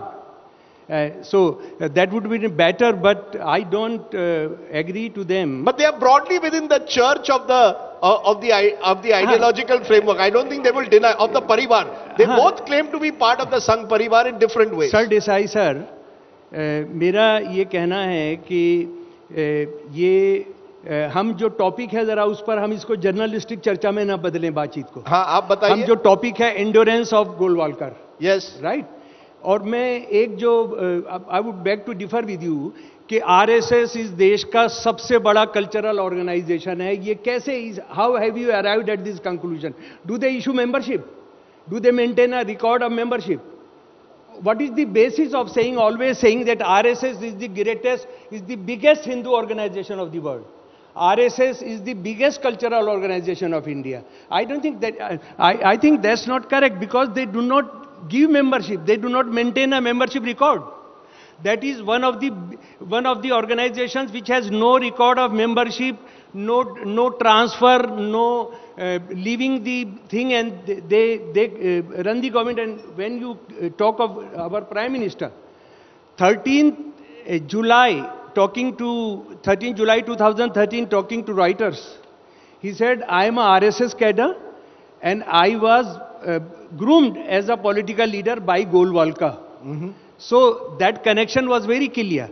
But what I would like to emphasize, जिस पर मैं जोर देना चाहूँगा, और मुझे लग रहा है कि ये मैं मजाक में नहीं कह रहा हूँ, लेकिन गुरु गोलवालकर जी जिन्होंने 80% हिंदी में लिखा, उन पर हम अंग्रेजी में बात कर रहे हैं, तो ये उनकी आत्मा बड़ा परेशान हो रही होगी. मुझे लग रहा है कि ये जो है, मुझे लग रहा है कि गोलवलकर जी ने जो 80% हिंदी में लिखा और उसमें बहुत सारा मैंने जमा किया है, हम थोड़ा उनके मुंह से जानना चाहेंगे. और मुझे डर लगता है कि जो लोग नॉन हिंदी स्पीकिंग जो आरएसएस को या गोलवलकर जी को डिफेंड कर रहे हैं, उन्होंने गोलवलकर जी को पढ़ा ही नहीं है. खास तौर पर उनके 7 वॉल्यूम जो 1970s में आरएसएस ने छापे थे और वो गायब हो गए, वो कहीं मिलते नहीं है. अब वो 12 वॉल्यूम में एक सैनिटाइज्ड उनका एक 12 वॉल्यूम में है. लेकिन श्री गुरुजी समग्र दर्शन जो 7 वॉल्यूम है, वो पूरा सब जगह से गायब है. तो हमको पढ़ना चाहिए, और मैं उसमें से कुछ आपको पढ़कर सुनाना चाहता हूं. मुझे लगता है जब भी उसका मौका मिलेगा. जी धन्यवाद. नहीं, आप अपनी बात, what is it that central point that you want to make about Guruji Golwalkar that you are troubled with using what he quoted? जी, एक प्रॉब्लम ये है कि आरएसएस या गुरुजी को लेकर हम मुसलमान और ईसाई वाला सवाल जोड़ देते हैं, उसके बाद फिर किसी और चीज पर चर्चा की जरूरत नहीं. गुरुजी का जो आइडियाज हैं, जो देश के बारे में सब कुछ है, that is far more dangerous and critical, and with that kind of endurance India will not survive. What is that idea? 26 November 1949 Indian Constitution Assembly passed the Indian Constitution. 4 days after that, RSS mouthpiece, English mouthpiece, 30th November 1949, and that is the time when Guru Golwalkar ji Sar Sanchalak. What is the editorial? But in our constitution, there is no mention of the unique constitutional development in ancient Bharat. Manu's laws were written long before Lycurgus of Sparta or Solon of Persia. To this day, his laws, as enunciated in the Manusmriti, excite the admiration of the world and elicit spontaneous obedience and conformity. But to our constitutional pundits, that means nothing. And he himself writing in Bunch of Thoughts, page 238. Our constitution too is just cumbersome and heterogeneous piecing together of various articles from various constitutions of Western countries. It has absolutely nothing which can be called our own. Is there a single word of reference in its guiding principles as to what our national mission is, what our keynote is in life is? This is exactly what's about Congress and their so many drafts. You're saying he had no belief in the constitution. Exactly. He believed in the Manusmriti, but that is 1949. We are in 2023. But have RSS or anybody or these friends have rejected Mr. Islam, do you want everyone to let me finish, this? No, please. You must answer this. Do you want what Golwalkar said in 1949 to be a defining facet of Indian politics? Do you want it? No. Do you want it? I'm not supposed to. That you want. Gentlemen, I'm not supposed to respond. You are supposed to respond. Have you rejected it? Have any forum of RSS rejected it? And about tricolor, 14th August 1947, they come out with an editorial. Those who have come to power through quick of fate may give tricolor in the hands of Hindus. Hindus will never accept it. It has 3 colors, and 3 colors are bad omen. Can I just add to what Professor Islam just said? I will I'll take 1 minute. I think what I'll just take 1 minute, Rajdeep. Yeah. I mean, these were the times that he's talking about, where there was a lot of churn and discussion about this. The constitution, I'll just finish, sir. The constitution was being formulated. People had different views about it. For tricolor, I mean, Gandhiji in July 1947, just before the tricolor was being adopted, he wanted the Union Jack also on the tricolor. And in August, Gandhiji, in his collected works of Mahatma Gandhi, you can go and check it out. In August 1947, he says, if there is no charkha in the middle, and you have the Ashok Chakra and not the charkha that he, had, I will not salute this national flag because I do not consider it as our national flag. So is Gandhiji also then anti-national because he said, I don't want to accept the tricolor. So this was a time of churn. People were talking about the constitution. And how is it so bad to have a different opinion about the constitution and say we should include different elements of it? It's not the blasphemy as it is in some Abrahamic religions to talk about a holy book and say anything against it is, a renegade. Just a minute. Sudhindra Kulkarni, you are listening patiently. You see, Golwalkar, the moment you get deeper into him, will evoke stronger responses because of some of the comments he made, especially in Bunch of Thoughts. Do you believe they are still relevant in 2023, that we should still be debating it, given the fact that the RSS completes 100 years in 2025? And the fact is, most of the people in the government, including the Prime Minister, are from the RSS. Should we be assessing the RSS more dispassionately, more clearly, even looking at Golwalkar in a more dispassionate manner? Rajdeep, in 2 years from now, RSS will commemorate its centenary.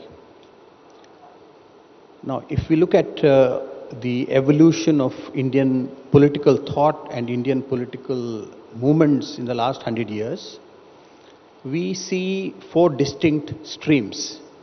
There was the Congress, there was the Muslim stream, there was the Communist Party of India, founded in 1921, and the RSS, which came into being in 1925.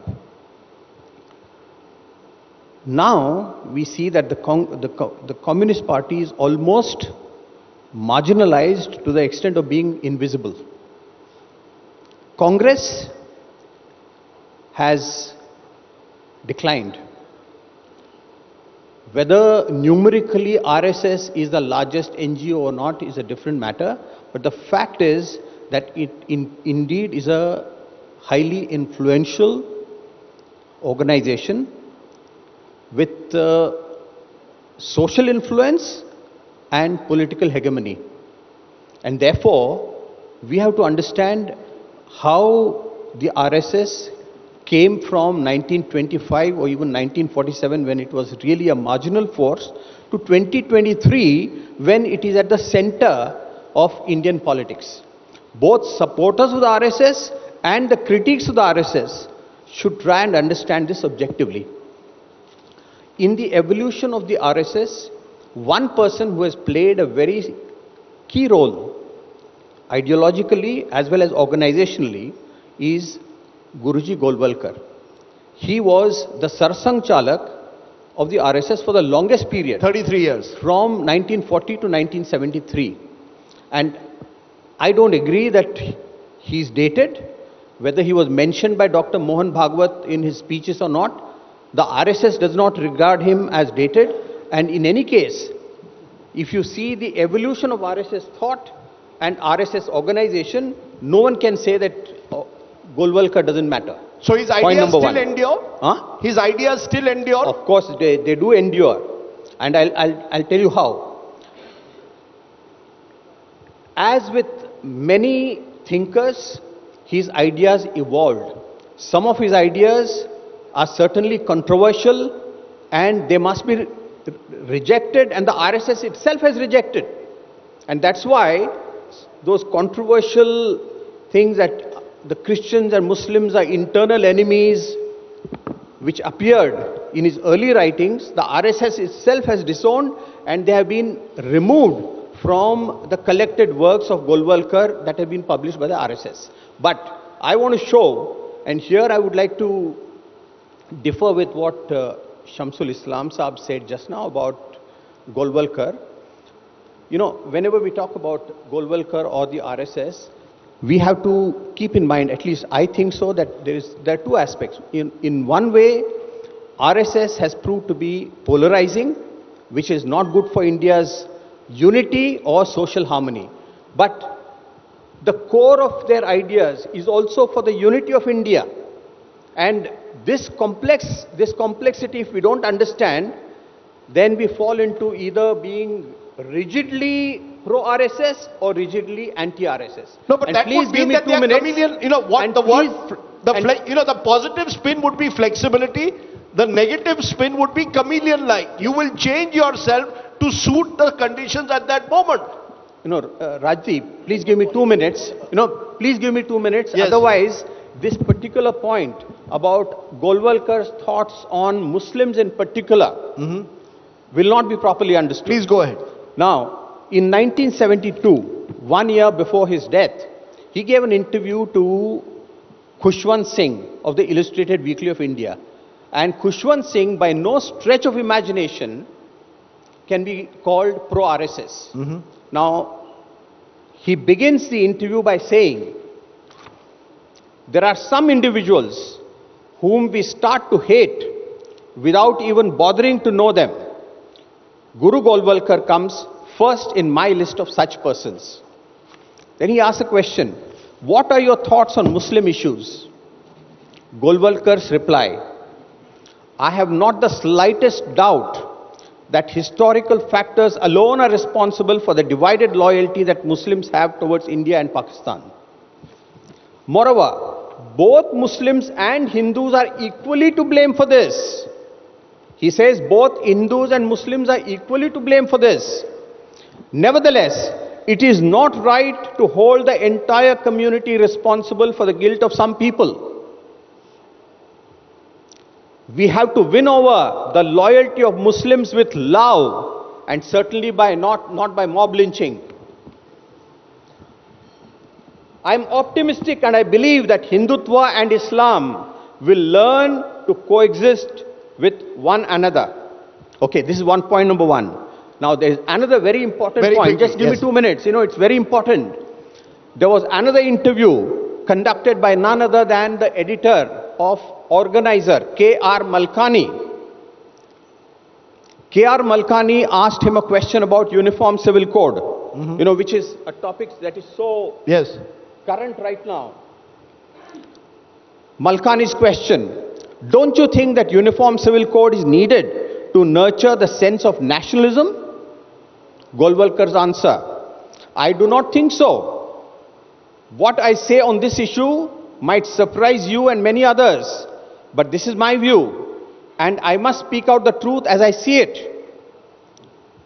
Malkani questions, don't you agree that uniformity is needed to promote national unity? Golwalkar says, harmony and uniformity are two different things. For harmony, uniformity is not necessary.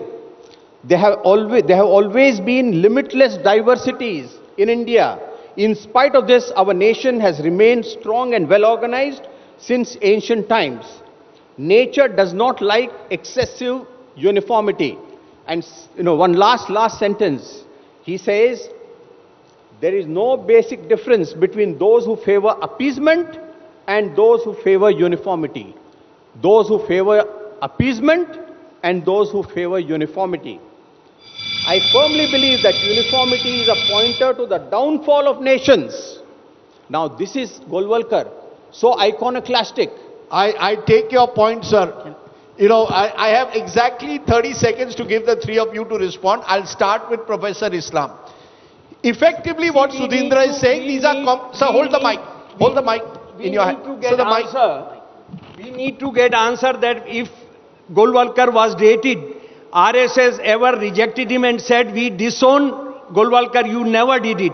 And when you talk of, Kulkarni Sahab, when you talk of that he united India, what did he think about South Indian Hindus? Let me read again. I had come not to talk of anything but read his writings, his speeches.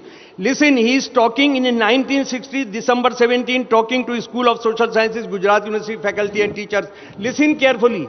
Uniting India, uniting Indian Hindus in an effort to better the human species through crossbreeding, the Nambudiri Brahmins of North were settled in Kerala, and a rule was laid down that the eldest son of a Nambudiri family could marry only the daughter of Vaishya, Kshatriya or Shudra communities of Kerala.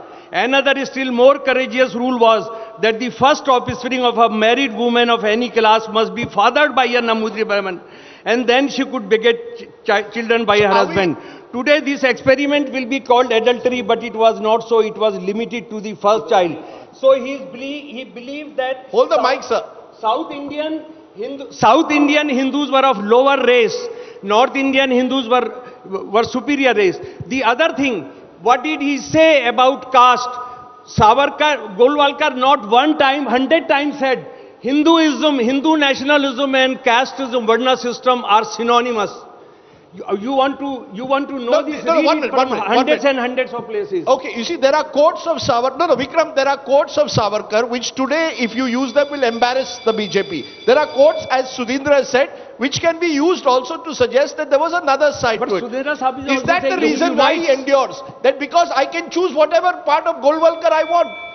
Rajdeep, as a historian, for me, cherry picking quotes like this can mean anything to anyone. I think you need to see a context in which a lot of these people wrote what they wrote, and I would like to... What was this context? If you allow me, I will tell you the context. So, I mean... very quickly. Yeah, so I think what the answer is what Gandhi said, like only my latest views on any subject should be taken as my views at that time, not my earlier views. All these were political ideologues and thinkers, and their views evolved over time. That way, Gandhi in 1932, when a group of untouchables went to him, as they were called untouchables, he said, I believe in the Varna system. I don't think it is odious. I think the caste system, it's not a sin, and only untouchability is the only sin. Everybody cannot become a viceroy or a prime minister. It has to come hereditary. You can be, Varna is so important, and that was the fight between him and Ambedkar. So today, if I just pick one quote like this, I can tell you that Gandhi is also a casteist. Now, I'm telling you one thing, Rajdeep, that, Varna, can we have some civility? Can we let me finish? You're not letting me finish. Whoever talks of Golwalkar is uncivilized. Finish, please. Okay, you have exactly... I never interrupted him like this. No, you've got... Vikram, we are running completely out of time. I can't help that, Rajdeep. You should control this intermission. Professor Islam, allow him to finish. No, allow him to finish, and then I'll let See, on the one hand, you say Hindutva is an ideology that pits Hindus against Muslims and Christians. Anybody who does that, I mean, common sense logic, I'll ask the audience here. The first thing would be to consolidate all the Hindus. If you actually encourage casteism and divide the Hindus into groups, how are you going to unite them as one block against the purported enemy? So Hindutva in its own, strategic thinking, it cannot be casteist. And, in 1966, when the Vishwa Hindu Parishad was formed, at the insistence of Golwalkar, in this very city of Bombay then, with Swami Chinmayananda, it passed a unanimous resolution which said, Hindavaha Sahodaraha na Hindu Patito Bhavet. All Hindus are born of the same womb, and no Hindu can be a fallen person. So did Savarkar also distance himself from... For Hindutva to survive, I get your point, but the fact is many of the RSS are actually incompatible with each other. Were South Indian Hindus of inferior race? No. Many of the RSS Sarsanchalaks were upper caste Hindus, and they remained so. Savarkar wanted to reject, in a way, the caste system, which is also true. Swapan Dasgupta, while you smile, I therefore want a final word to the big question that the India Today asked there. Why Golwalkar endures 100 years? Why does he endure 30 seconds? You can look at Gandhi as either a crank. You can look at Mahatma Gandhi as the apostle of enlightenment.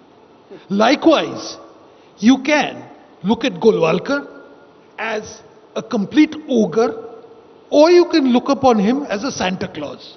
Now, it depends on what politics you'd like to propagate. Okay. And I think we would go in for the Santa Claus politics. I wish we... Raise a warm applause, ladies and gentlemen. I wish we had much...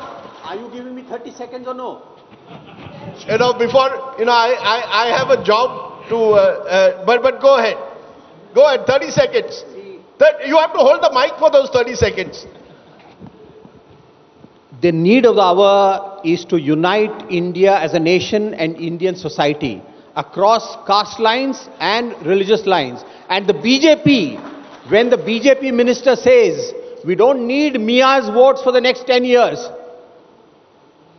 this is anti-national. When Udaynidhi's talent says Sanatan, looks at Sanatan Dharma and compares it to dengue and malaria? Even that's wrong.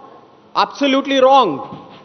So you're saying reject what a chief minister says and also reject what Udaynidhi Stalin has said. Okay. Both are wrong. The challenge of our times, therefore, is to unite people. Some, like it or not, Golwalkar today is seen as a divisive figure. We've cherry-picked some of you, various quotes of him, which may cast a very different look, depending on who views it. But I appreciate all of you joining us, and I hope that this samvad continues without vivad. That's what we want. We want if Golwalkar endures, then we do not need any foreign enemy to destroy this country. They will do it. This is also Thank the you. time where we missed that we much. should have had a parallel stage where we could have moved this conversation. But ladies and gentlemen, warm applause as I call upon Mudit Dalmia, Vice President, Dalmia Education Society, to come up and present a small token of our appreciation to our esteemed panel. We can take this conversation offline when we power into our next session this evening.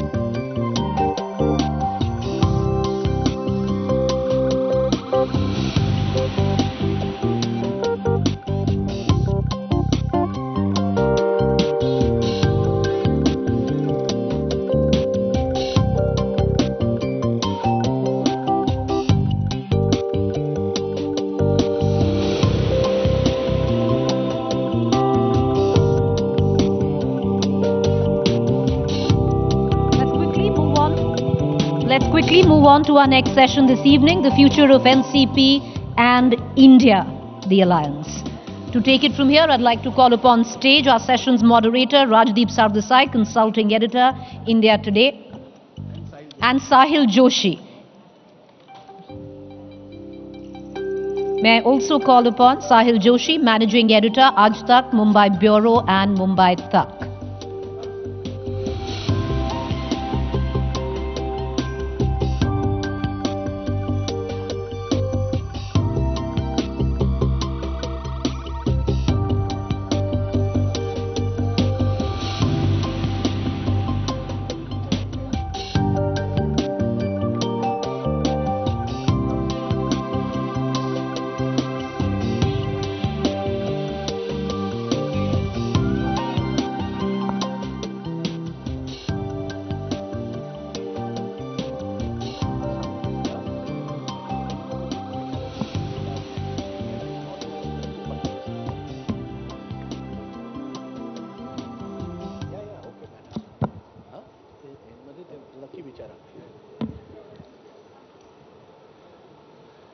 Ladies and gentlemen, welcome once again to the India Today Mumbai Conclave.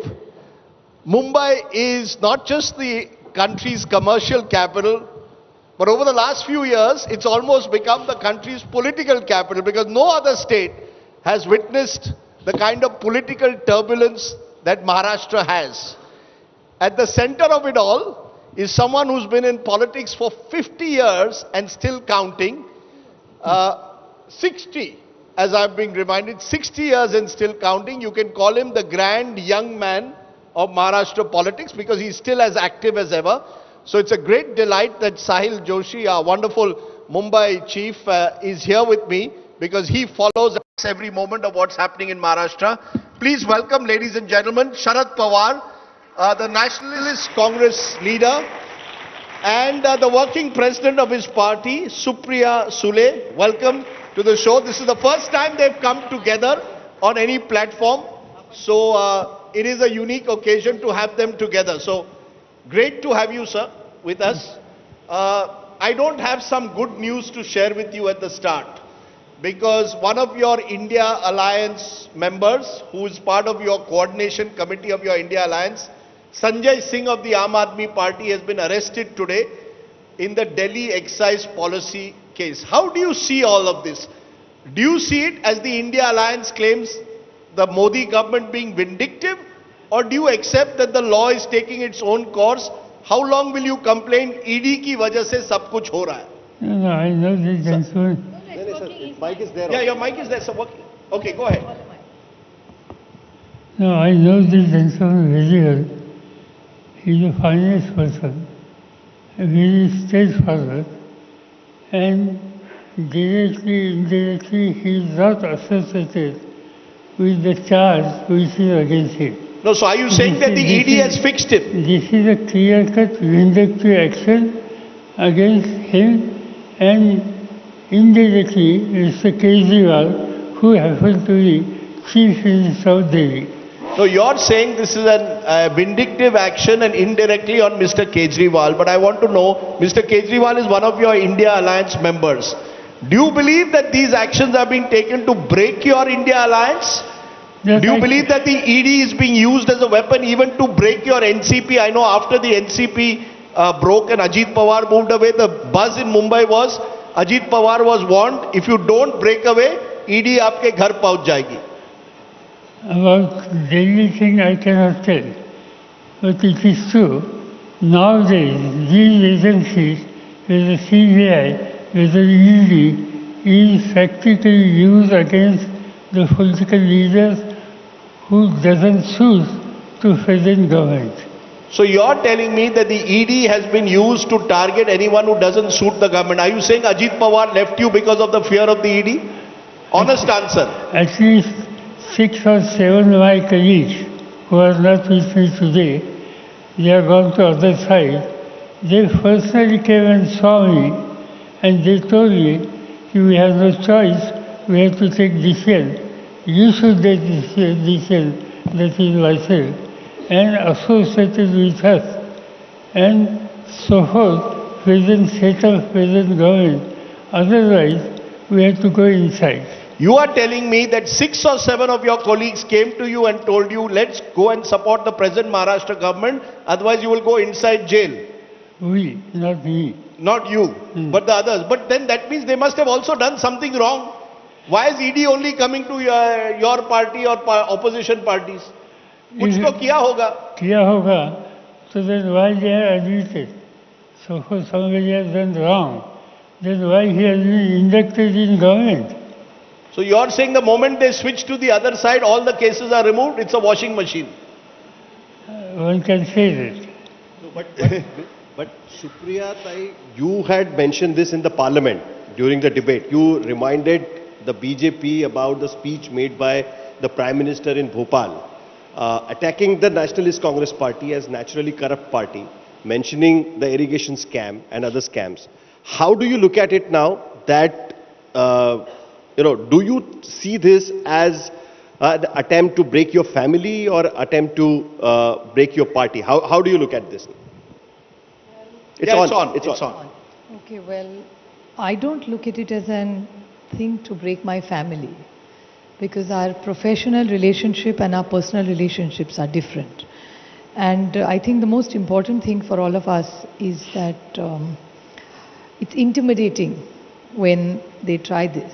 But I think at the end, what I'd like to ask the Honorable Prime Minister is there are only 2 ways of looking at it. Either what he says, na khaunga na khane dunga, and he made allegations against NCP calling it the naturally corrupt party. If we are naturally corrupt, then you must go after us and prove it. And if we are not, now he owes, and BJP owes NCP a public apology to say कि हमने जो कहा वो सही नहीं था, हम गलत है, and we are sorry about what we said, and all the allegations made against the NCP were politically motivated. No, why I asked whether it is an attempt to break your family is because Ajit Pawar, in his first speech after he joined the BJP and Shinde government, he said that because he's not his real son, that's why he did not get the opportunity, to become the chief minister. How do you look at that? I mean, No, that's not what he said. that's what he said. No, he didn't say I didn't become the chief minister. He didn't say. He only I didn't said get the first part. opportunity. No, he didn't say opportunity. It was a very generic, emotional statement. See, when people take decisions, we're all humans at the end of the day. You have a right to express your views. No, but how do you separate? You said we keep the personal from the professional apart. That's the difference it seemed between NCP and the Shiv Sena split. When the Shiv Sena split, Eknath Shinde and Uddhav Thackeray were at each other's throats every single day, and they still are. When the NCP splits, you all meet each other cordially, you hold Ganesh celebrations, if someone is ill, you go. I am told Sharad Rao, and he can of course confirm it, spent a couple of hours with Praful Patel inside Parliament chatting. So the question is this really a break? Or are you still looking at options? Yahan bhi, wahan bhi. Ajit Pawar is with BJP-led alliance and Sharad Pawar and Supriya Sule with India alliance. What is the truth? Even your workers are confused. Which way? Who do you want to answer? Both of you. Both of you can answer it. I don't think my workers are confused. There is a clarity. Those who are going to associate with BJP, they doesn't belong to my party. My party workers doesn't believe them, doesn't respect them. So no question ever of joining hands with the BJP. What if I can't understand, this is a foolish question. You see, one should say, I am in public life for more than 50, 60 years. Yes. So question doesn't arise this. There is a question of going with BJP or anybody. You're saying there's no question of going with BJP. The interesting reason I'm asking you this is just this morning, Devendra Fadnavis was at this platform. And Devendra Fadnavis told Sahil Joshi that in 2019 you were more than willing to go with the BJP. Last minute you ditched them.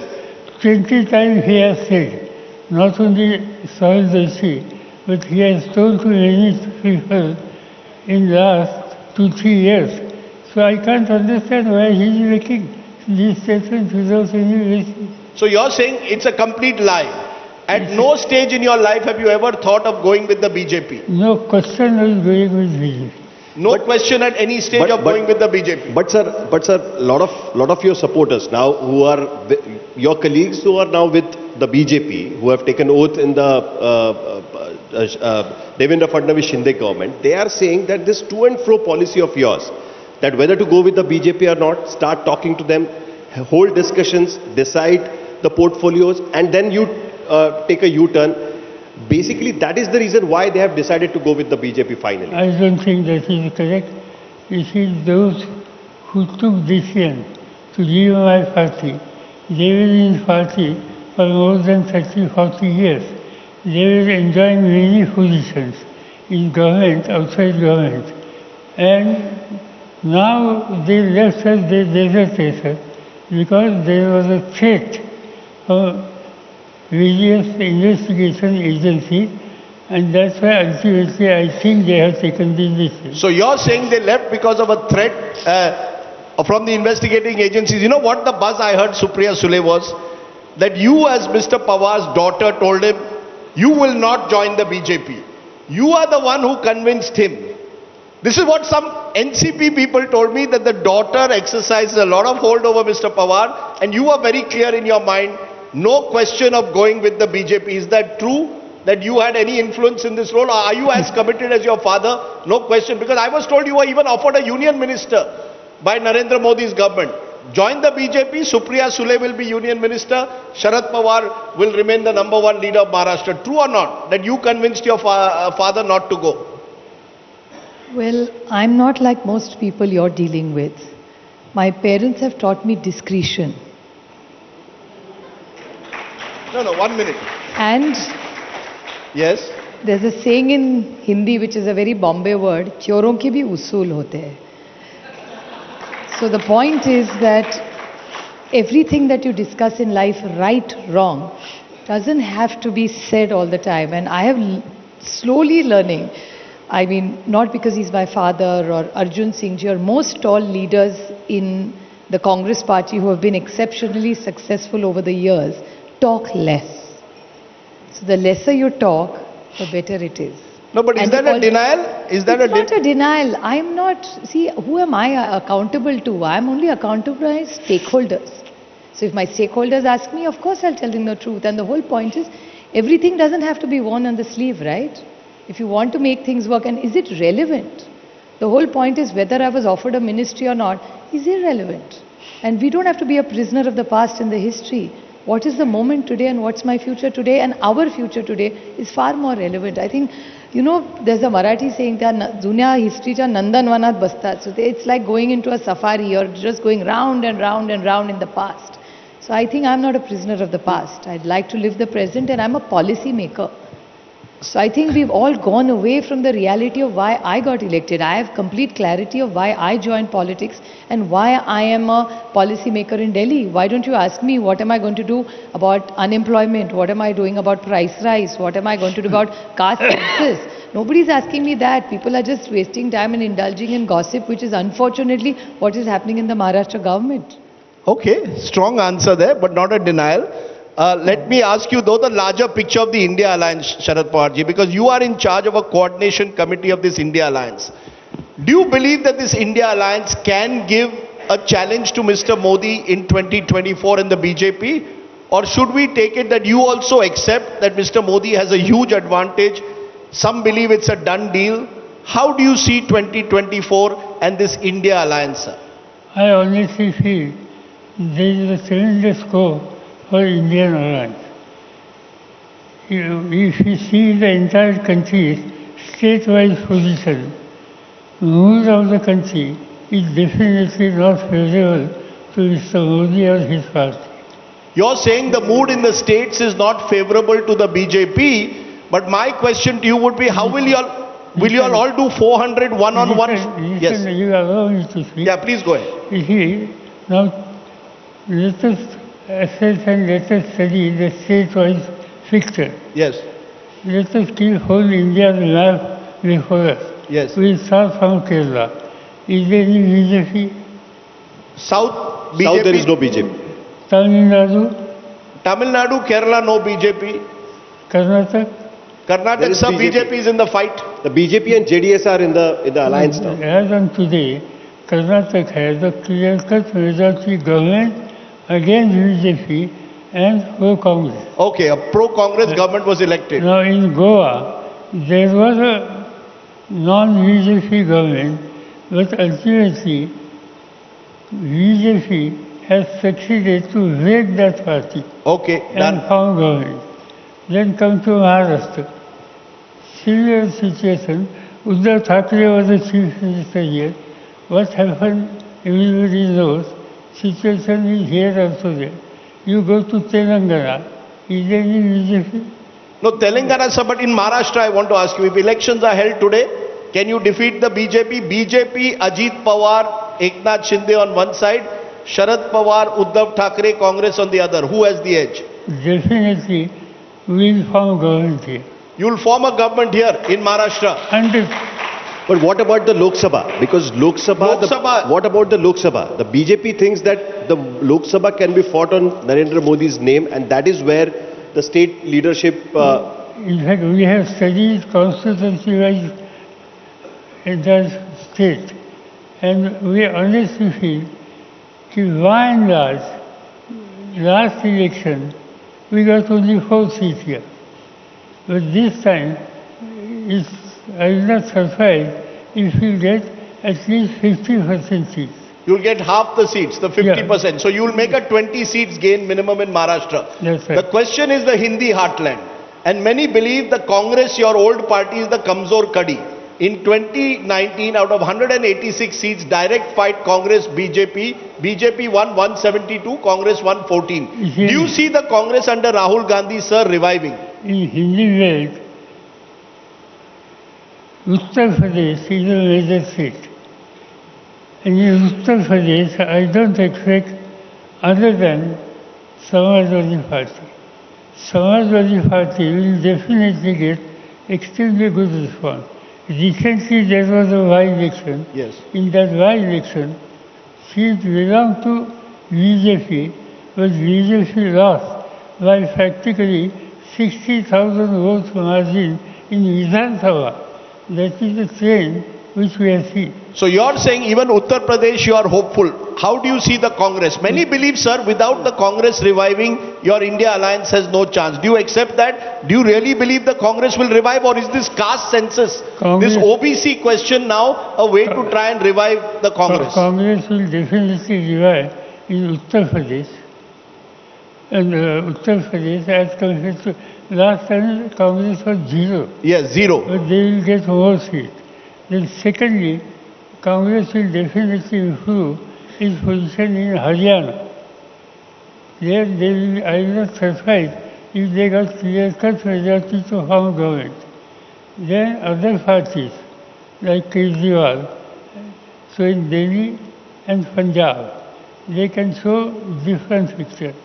So like that, many states, there is no BJP. So do you see, when you say that Kejriwal, others will unite, do you see them all coming together? Do you really see Arvind Kejriwal and Congress fighting the elections together in 2024? Do you believe that is possible? Or with this ED raid now, Mr. Kejriwal will also think like your NCP people, chalo ghar mein baith jate hain, no part of this alliance, nahi to ED mere ghar aa jayegi kal. In fact, ED की action जो हो गई दिल्ली में, इससे consolidation हो जाएगा. ED के action से कंसोलिडेशन हो जाएगा. से Kejriwal and others will take a very strong line. So you're saying ED action will actually bring Kejriwal and Congress closer together? Definitely. In fact, I had a talk with Kejriwal on one occasion about Delhi seat. I think Delhi has a 7 seats, sir. As on today, Congress got 0. Yes. But Mr. Kejriwal told me, if he discuss with Congress, out of 7, I am ready to give 3 seats to Congress, and I will manage with 4 and resolve that issue. So if this is thinking of Kejriwal, Kejriwal is ready to accommodate other major parties, and he is definitely thinking that we have to build non-BJP section and we have to encourage non-BJP section. Are you saying, you're giving us an important news point, you're saying Kejriwal has told you, I'm ready to go and give the Congress 3 seats, I will fight 4 in Delhi, I'm ready to go and accommodate. Is this alliance therefore, sir, coming together out of fear of Modi and the BJP? That you all are worried ki 2024 also if you lose, that's the end of the opposition. Is that the fear? It is politics and democracy. Nobody can say that end of this party or that party. They may lose, but they can revive. We can show many things, many parties who lost the election and next election they have revived. So you're saying they'll revive, but what is bringing this India alliance together? What is it that brings Rahul Gandhi, Kejriwal, Sharad Pawar, all of you together? And very interestingly, sir, you didn't answer about Rahul Gandhi. How does Sharad Pawar view Rahul Gandhi? I think where Rahul Gandhi is working, where he is traveling throughout India, definitely, I recollect, about 3, 4, 5 years back, by and large, media or even general public at large was not ready to take him seriously, just calling something to him. But nowadays, everybody started taking serious. When he has completed his Bharat Yatra, then people realize he is the person who is a serious child, he is a gentleman who is ready to take any fail, and one should not just neglect. Today or tomorrow, you will see he can provide leadership to the nation. You're saying that Rahul Gandhi can one day or the other or soon provide leadership to the nation? No, but sir, still the problem lies with the Maharashtra. The way your party has been broken, your top leaders have been taken away from you, and they are now claiming that they are the real NCP. On 6th, the hearing is going to be in the Election Commission. Similarly, the way the Shiv Sena has been broken. Don't you think that the BJP has tried it well to break your parties and made NDA stronger? Because all these people were with you for so many years. Basically, BJP's strategy is to wreck other political parties. They are using, as I say, investigation agencies. They are also, I don't know what exactly they offer, but generally discussion among the political circle.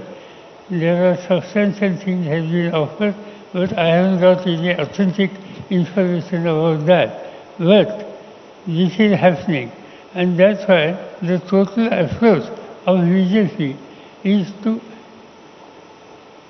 disturb other political parties who are against them. But now it looks like you said that Devendra Fadnavis is been saying this since last 2-3 years. But there is a specific allegation he tried to make is that in 2019 there was a time period came when Maharashtra was put under the president's rule. Even that was your idea. What he was trying to say is that on one side, Mr. Pawar was talking to us, but on the other side, they were also discussing an alliance with the Mahavikas Aghadi partners. And to put Maharashtra in the, under president's rule was your idea. Your comments are very important on that. No, simple thing.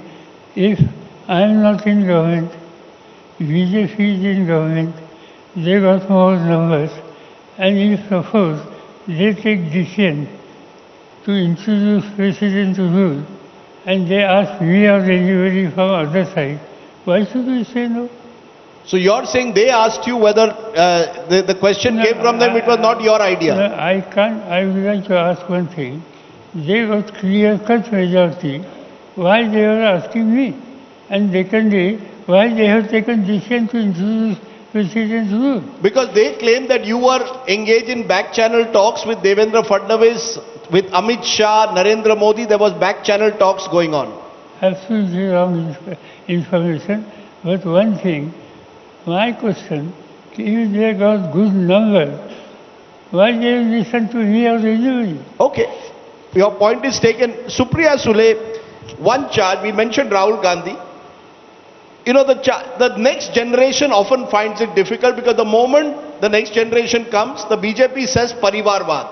The Prime Minister in the very same speech that you quoted in Bhopal, where he attacked the Nationalist Congress Party, also attacked parties like the NCP saying, ye to Parivarvad ke parties hai, y'all are dynastical parties. How do you respond to this dynastical charge that the BJP is making? Y'all are all Parivarvad parties. It's too jaded, it's boring now. He should come up with something new and innovative. Because he has more Parivarvad in his party than we have anymore. And he was going to have a Congress Mukta Bharat. He has more Congresses in BJP than in powerful positions than we have left now.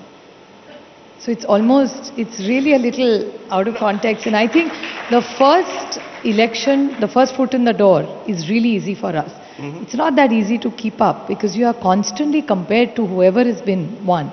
Second is that look at our parliamentary performance, no? I mean, if you take me as an example of Parivarvad, let data speak for itself. I don't rate myself, nor does my father rate me in parliament. Om Birla ji rates me in parliament. I happen to be the first number in India's parliament. I'm not rating. Narendra Modi is not my uncle or my father or my anybody. So let data speak for itself and performance be. And I'm not ashamed of being a Parivarvad at all. Because I'm proud of the family I'm born in. Why should I run away from the fact? And But is that a minus for you in politics or not? And why should it be a minus for anybody which family you're born in? The first foot in the door, yes, my second and third election, and go by my parliamentary data. No, but why that's precisely it. And my constituency performance. Sure, my constituency performance and my parliamentary performance, both. You're a very good parliamentarian, yet people will always see you as Sharad Pawar's daughter and say she's in politics because she's Mr. Pawar's daughter. She's the working president of NCP because she's Mr. Pawar's daughter. I absolutely hear that with open ears, arms, everything. My limited point to him is that you have to practice what you preach. I would like to quote Amit Shah ji. Amit Shah ji on the floor of the house has said to us, जब तुम सामने वालों को एक उंगली दिखाते हो तो तीन उंगलियां तुमको भी दिखती है. So when BJP shows one ungli to us, three are showing to BJP. So let's not forget that. And they also have Parivarvad. So it doesn't, if it's applicable to everybody, you can't have different rules. It's not oranges and peaches. But the biggest challenge right now in front of you specifically, even as a working president, is to rebuild the party. Because almost what Ajit Pawar's faction claims that almost more than 40 MLAs are with them right at this point of time. Most of your MLAs, have been in Maharashtra Assembly since last 4 to 5 terms. So almost all the leadership has been wiped out. How do you see the revival of Nationalist Congress Party in Maharashtra? How do you see that the new generation will come and pick up the politics, specifically in state like Maharashtra, because it's claimed that it's Ajit Pawar who was running the party in Maharashtra, beyond a point. So how do you see that? How are you planning? Actually, I find it very interesting now, because sometimes when something takes over a tornado in your life, the dust takes time to settle. And now when I look back, if you look at us as two entities, I feel we have got the better deal by default. The reason being that on that side of the group, there is everybody above the age of 65, and most have some charge or the other, which I haven't made, they have made. And if you look at our side, we have Mr. Pawar, who is young and happening at 83. Then we have Mr. Jayant Patil, who's leading from the front. We have Jiten Rawat, they are in their 60s, me in the 50s, and many, many youngsters like maybe Sakshana Salgar, Mehboob Sheikh, Rohit Pawar, Rohit Patil, all in their 30s and 40s. In a way, it has given you an opportunity to rebuild the party. You were looking for it, that these people, one day... I was not looking for it at all. Please don't live in any illusion. I was very happy being in Delhi, and I think it was very, very clear that they would all run the state, and I was very happy working in Delhi. No, why I asked is because the day this happened, on 2nd of July, you were there at Ajit Pawar's residence. It happened in front of your eyes. No, it didn't happen in front of my eyes. You were there on 2nd No, I was there, but each one of them denied the oath. Nobody told me there was an oath at 2 o'clock. I want to ask you though, Mr. Pawar, are you hurt by all of this? You gave Ajit Pawar a lot of opportunities. I know in personal conversations you're very fond of him. So are you hurt or not? I want an honest answer today. No, I don't approve his decision. You don't approve of his decision. But are you hurt? Not hurt. Angry? But I don't know, no question of angry. You see, that entire lot who left, practically, if you ask them individually, they will realize that they are the most uneasy people. Uneasy. So if he asked you tomorrow, Kaka, mala parat yaitsa, I want to come back, what will you say? Now, you see, those who are going to associate with BJP, I think there is no incident of party. No, he also said, but what if he says, sir, I'm leaving, I have also had enough, I want to come back to you, you are my real leader. I said there is no exception. This rule, this approach is applicable to everybody. Okay, I want to ask you... But I want to ask about this. In 2019, when he actually went ahead and took oath in the morning on 23rd of November 2019, you took him back. You made him again the Deputy Chief Minister. Do you think that it was a mistake? No. If you wouldn't have taken him back, maybe the 2nd of July wouldn't have happened. I discussed with my colleague, Ellis and others, and everybody come to conclusion that it was a mistake. Forget about that, give him opportunity, and that's why it was a collective decision. So it was a collective decision of your colleagues. I want to throw one or two googly questions. So one googly question is this. About a week ago, on the very day that Rahul Gandhi was attacking Gautam Adani, the industrialist, and saying, taking him on, you were seen cutting a ribbon with Gautam Adani at a plant in Gujarat. And people said, ye kaisa India alliance hai? Where you are cutting ribbons with Gautam Adani and there Rahul Gandhi is attacking Gautam Adani. What is your relationship with Gautam Adani, and do you believe this is the way an alliance can work? You see, regarding I am cutting ribbon, that what we are saying is absolutely right. There is a place near Ahmedabad, Sanan. Yes, you went there near Sanan. And one of the gentlemen from my hometown was working in that area for 10 years, in the area of cows. And he has set up one unit, and that unit was producing certain type of medicine from these cows' milk. Right. And that unit he has set up, and he invited me for inauguration. He also invited Mr. Gautam Adani. So Mr. Gautam Adani was also there. There are many occasions here in Bombay also. We may agree, we may not agree with anybody. But if there is a public function, and invitation is not only me but other side also, we attend that. There is no question of any political issue. So you're saying that you will attend it at a personal basis. It was a personal invite. Gautam Adani happened to be there, but you are a good friend of Gautam Adani. And you have said that in the past, that you believe industrialists like Gautam Adani are good for the country. Rahul Gandhi believes that they are crony capitalists. They are terrible for the country. I don't know what one thing about the now, government of Maharashtra has taken certain decision. Yes. Government of Maharashtra has taken decision to provide certain jobs to Mr. Adani or his company.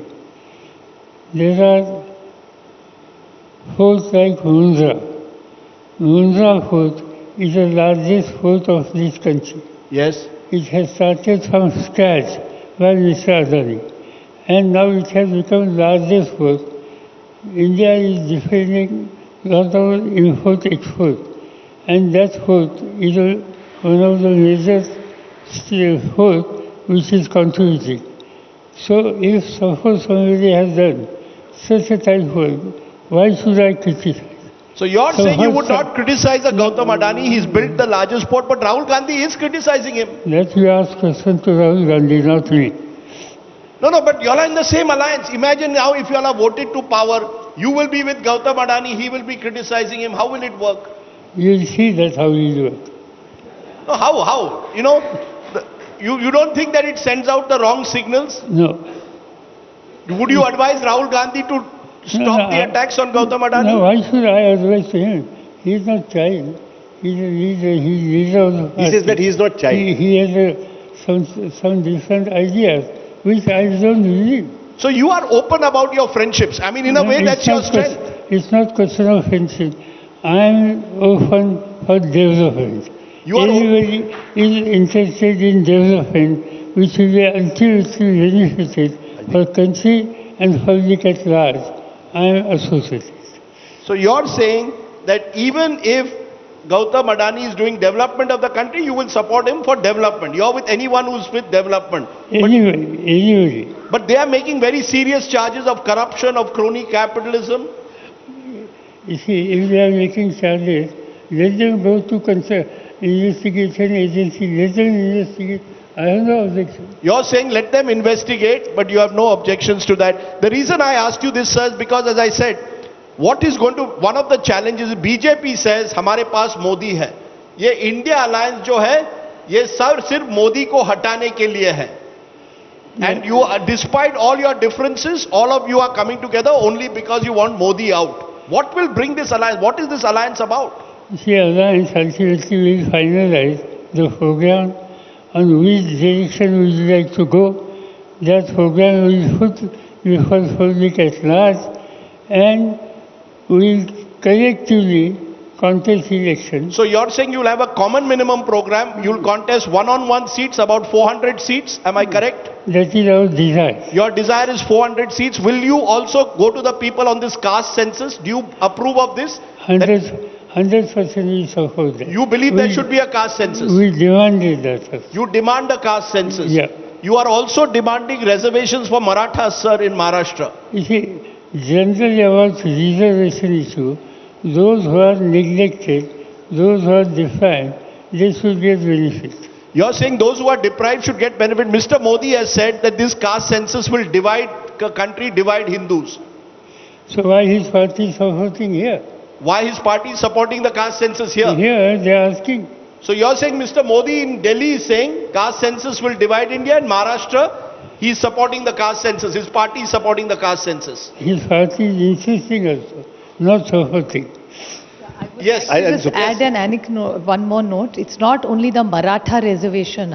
There's a Maratha, Dhangar, Lingat and Muslim reservation. So Maharashtra has 4 challenges, and the BJP had committed in 2013 for reservation for Marathas, for Dhangars, for Lingats and for Muslims. So this was in their manifesto and they had committed. But do you believe that this type of reservation politics is good for development? Mr. Pawar, you are speaking of development and we are now fighting the elections on reservation politics.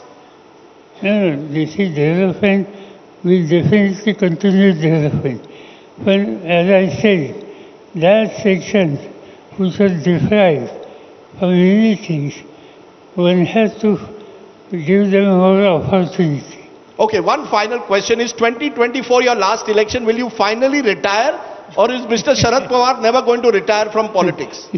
I'm not going to contest election, but I will work for others. So you're never going to retire?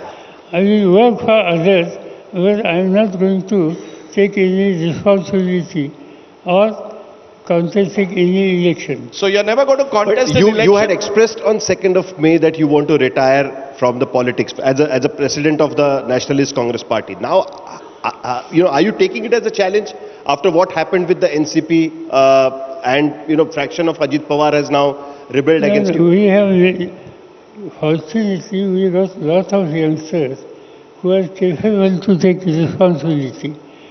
By and large, public doesn't know them well. But when they get opportunity, people will realize that here is a lot of capable youngsters who can take responsibility and effectively run. Now, Mr.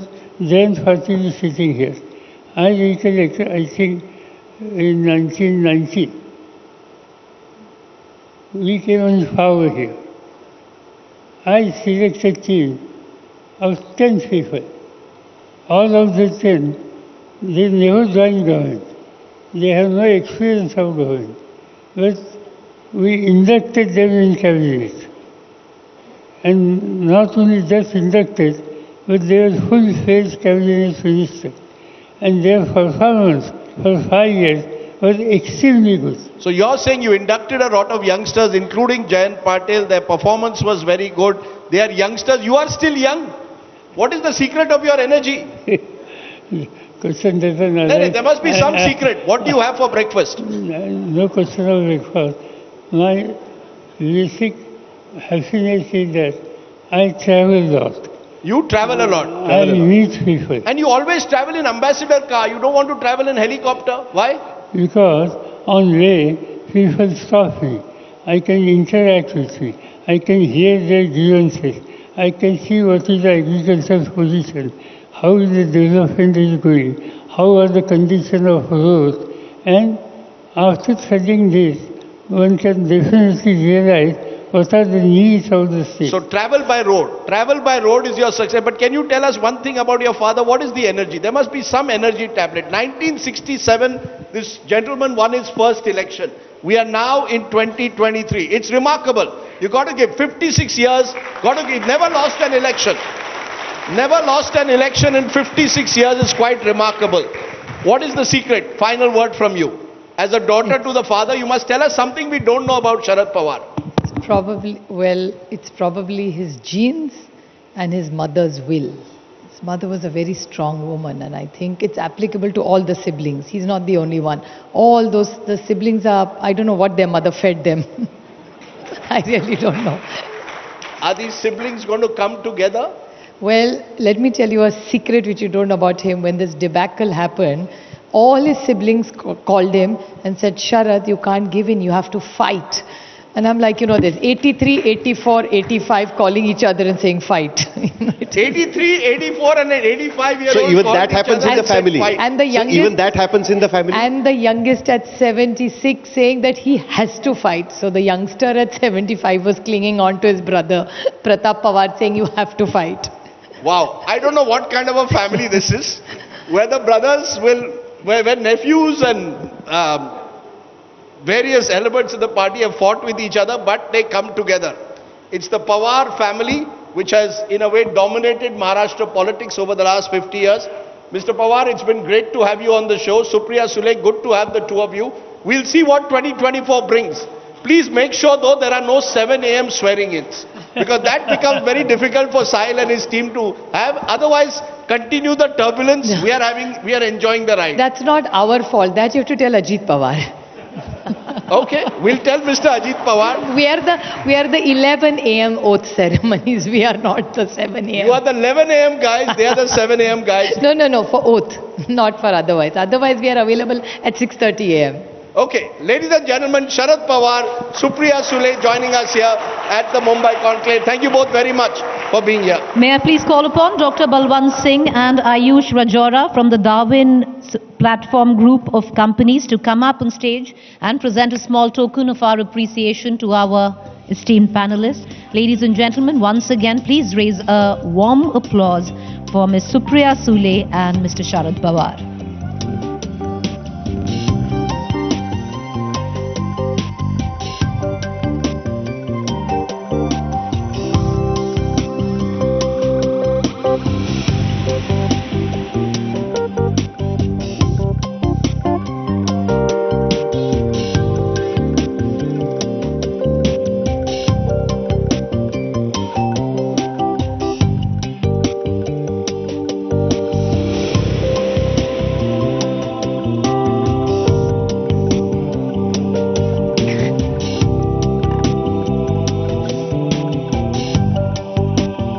Thank you, Mr. Pawar. Thank you, Ms. Sule. Thank you, Rajdeep. Thanks, Sahil. Thank you. Just a quick 30-second turnaround time and we power into our next session this evening.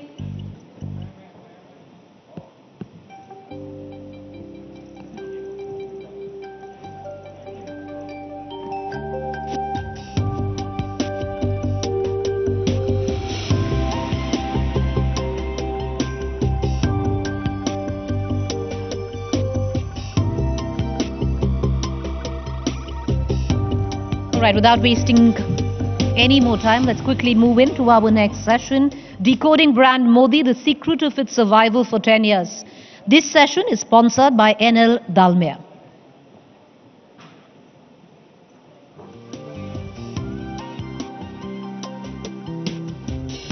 And to take it from here, may I please call upon stage sessions moderator Rahul Kanwal, News Director India Today and Aaj Tak, and Executive Director Business Today. May I also call upon Sahil Joshi, co-moderating this session, Managing Editor Aaj Tak, Mumbai Bureau and Mumbai Tak.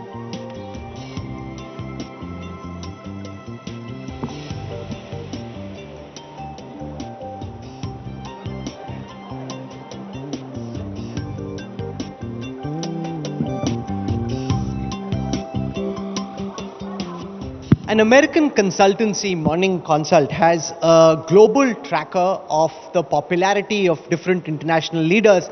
The latest survey results say that Prime Minister Narendra Modi is the most popular global leader yet again, enjoying a popularity in the country of 76% approval rating. Those who don't want him are 18% and 6% did not give any opinion. The global leader approval rating tracker positions Prime Minister Modi as numero uno by far. Interestingly, the Swiss president comes in at number 2. Alain Berset has a 64% approval rating. The Mexican president Andrés Manuel López Obrador comes in at number 3 with 61%. For context, the American president Joe Biden has a 40% approval rating. Canadian Prime Minister Justin Trudeau 37%. The British Prime Minister Rishi Sunak at 27%. And France's president Emmanuel Macron comes in at 24%. So there's something very special at play. The question is, from a branding, marketing, communications perspective, what is it? To talk about that and to decode brand Modi, we've got Dilip Charan. Dilip, welcome. We've got India's #1 pollster, Pradeep Gupta, Managing Director at Axis My India, Santosh Desai, well-known author, columnist, marketing guru, and Sajan Raj Kakarup, founder and creative chairman of Creative Land Asia. I want to start by asking Santosh to explain what you think is the secret and behind the success of brand Modi. After 2 elections, even the likes of Margaret Thatcher, Tony Blair had a tough third election. Why is it that Prime Minister Modi, from a communications marketing perspective, seems to have a Teflon coating where anti-incumbency doesn't seem to be creeping in as far as Pradeep's polls are concerned, C-Vote, or any other polling that we look at? So if you look at, any strong brand, what are the prerequisites of a strong brand? The one is that the strong brand has a very strong, coherent idea at its core. That idea must speak to some fundamental, deep motivation that connects to a lot of people.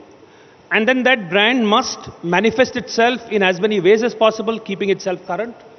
So if you were to look at these three dimensions, I think if you look at brand Modi, at its heart is the idea of a certain amount of strength and clarity. I think if I was to look at it as against politicians that are seen to be compromising, waffling, unclear, hedging bets, that is their image. there is a certain decisiveness and clarity about Modi from his days as a chief minister in Gujarat. So I think there is this very strong, and that is rooted, and that idea of strength in particular takes on more than one dimension.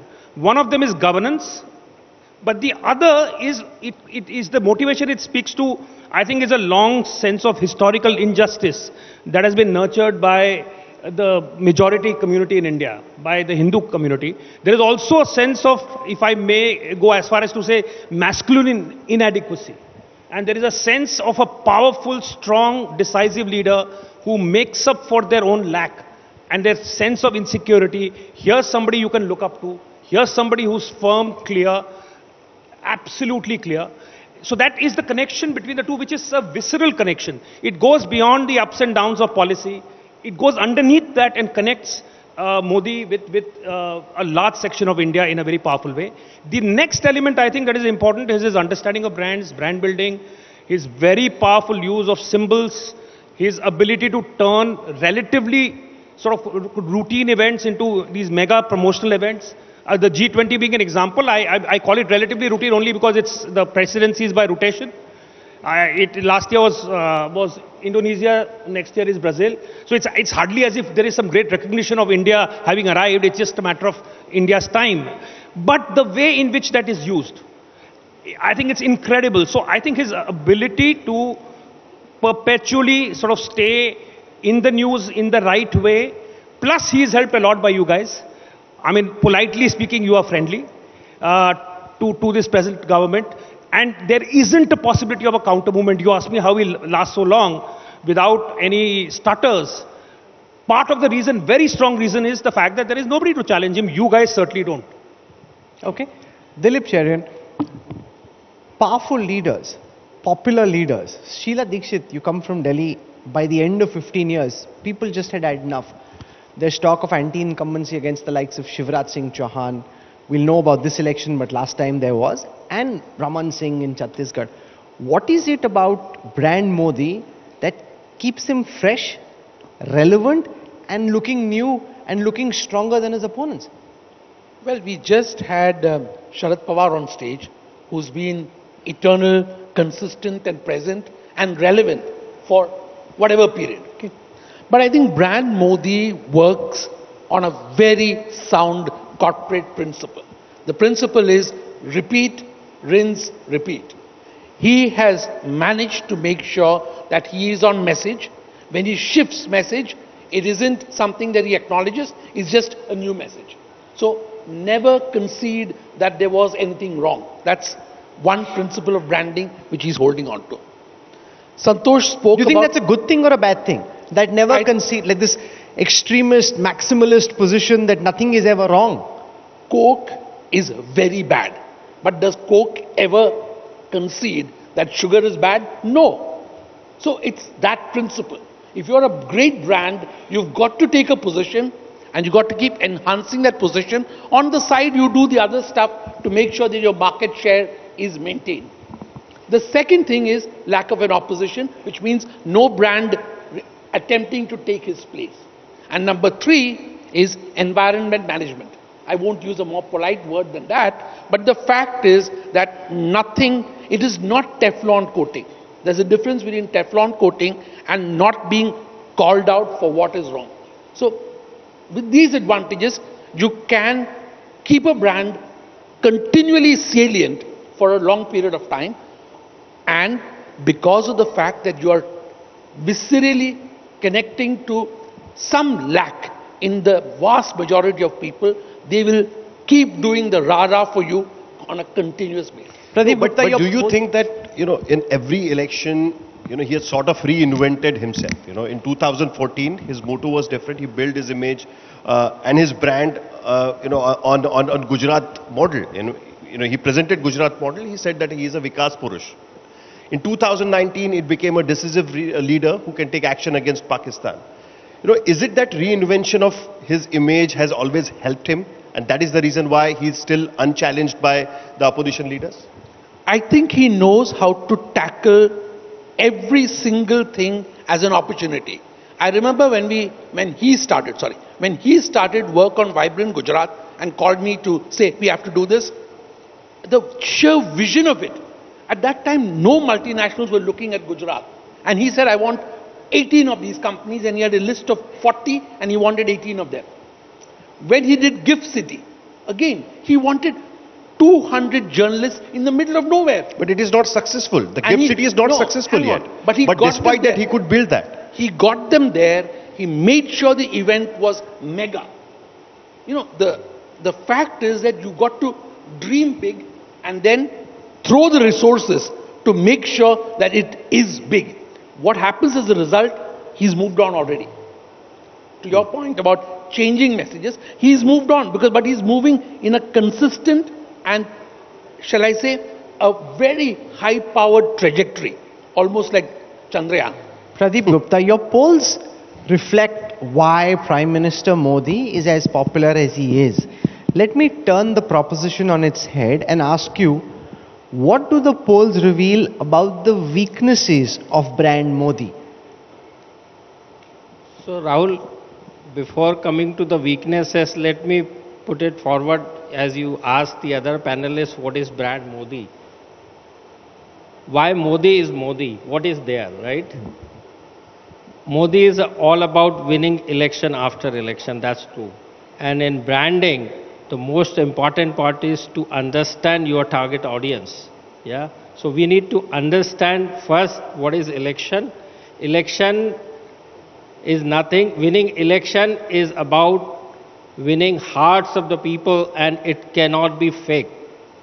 I'm underlining word, it cannot be fake. That's the first and foremost thing. And now we need to understand India or electors, the voters, who are they, which is the target audience for that matter. So every one of us knows there is construct of 70% rural India and 30% urban India. When I say 70% rural India, I am talking about 600,000, 6 lakhs plus villages. And when I say 30% contribution of urban India, which is 6,500 cities and towns. So this is the India. And 100 vote cast. Those who turn out to vote, last time in 2019 election, 67% was the turnout. 80% of this 67% belong to rural and poor. What is their state? Please understand this. 10 years back, they were struggling, their smoke-filled kitchen. वो खाना जो है wood और कोल में बनाते हैं. उनके घर पे नल से पानी नहीं आता है, 2 किलोमीटर वोमेन को ट्रेवल करना होता है. आपने कभी देखा है कोई मेल मेंबर को अपने सर के ऊपर पानी रखते हुए? नहीं देखा है. आप ये देखिए कि दे गो इन ओपन डिफिकेशन, वो खुले में शौच में जाते हैं. वुमेन की हालत ये है कि they have to deal with lots of atrocities at home. This is the state. Then coming to the housing, they don't have the house. So this is the state, and they live less than $100 a month. These 80%, they live less than $100 a month. This is the reality of the electors of the India. 80% I am talking about, those who turn out for the vote. Now coming, what is there in Modi? So I would summarize in one word, it is intent. Intent. One point agenda, development of country and countrymen. Now what he has done, everybody knows in last 10 years.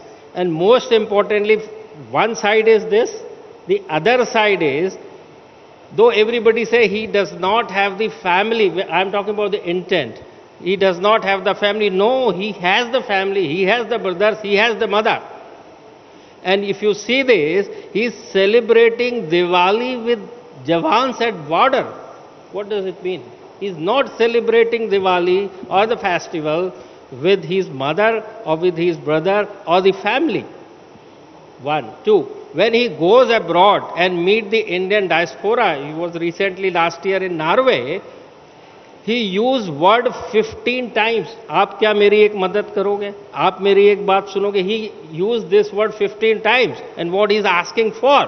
He said, आप कम से कम 10-10 लोगों को India में लेके आइए. India में visit कर दिया. He is promoting India there, right? And international and business affair, every one of us here knows. I don't need to repeat that. So this is the Modi. and he has established himself as CWE in branding sense, what we say, chief wage earner, because this 80% livelihood is largely depend on government of the day, whether it's the road, education, electricity, water, electricity and water for irrigation, PDS, everything. So he himself is positioned and established as chief wage earner of the family. So this is the Modi, and that is the reason why he ruled the hearts of the people and winning after winning. Pradeep Gupta, you said, आपने एक शब्द का इस्तेमाल किया that he knows his audience well, right? ये audience क्या है? What is his audience? Is it it's by and large the way people see that, a lot of his current speeches, he made it a point that he is a Hindutva icon. He speaks about that particular topic. So is it a particular audience? He means to be the majority community of this country. Is that his audience?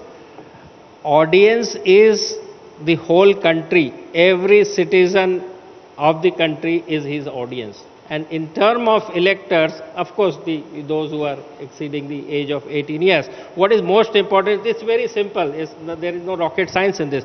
If I purchase this pen to write, the moment I stop writing, I will throw it or replace it, isn't it? It is as simple as that.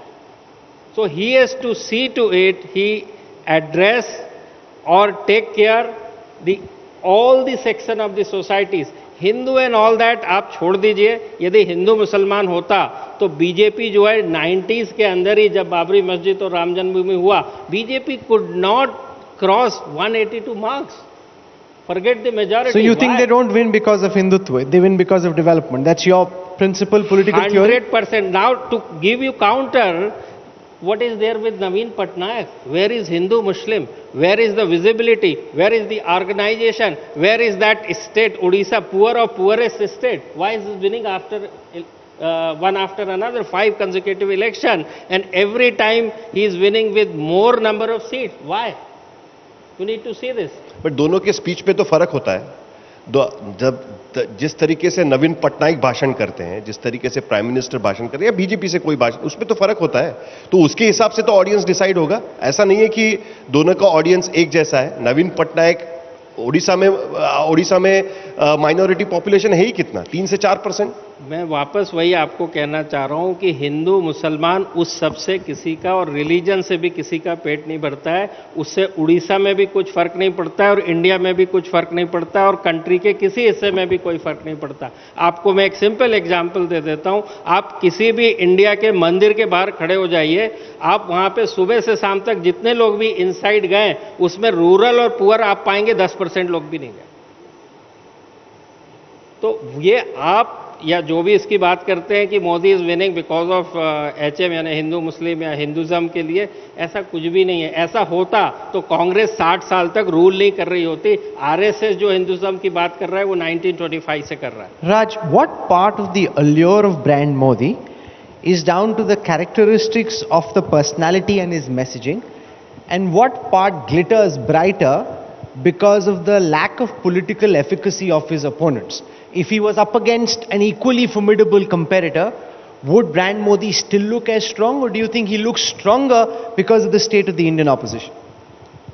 See, to understand brand Modi, you have to understand what is brand to this country. One, I feel that brand is a foreign concept, right? India as a country, there are only 2 ways that we have understood products. One, familiarity, and the other one is culture. आप अगर भारत में देखोगे, ठंडा मतलब right, नमक मतलब टाटा मतलब नमक, राइट, आपको समझ में आ जाएगा. सिमिलरली मोदी मतलब राइट, सरकार, right. So there is one of the most incredibly interesting things that has happened is the fact that generics have always worked in this country, right? पानी बोलूंगा तो आपको पता है बॉटल कौन सा याद आएगा, right? So you have to understand how this country understands brands. So the moment, and I completely agree with Pradeep ji that when you look at, there are 2 parts to the country. There is a Vedantic concept of samruddhi and saundarya. Samruddhi is in the 70% that we are speaking about. This is where the prosperity comes from, the 70%. That's the mool, that's the root of this country. And Saundarya is the urbanization and our entire ambition. Here is a man and here is a brand that has been able to bridge मन की बात से लेकर moon की बात तक.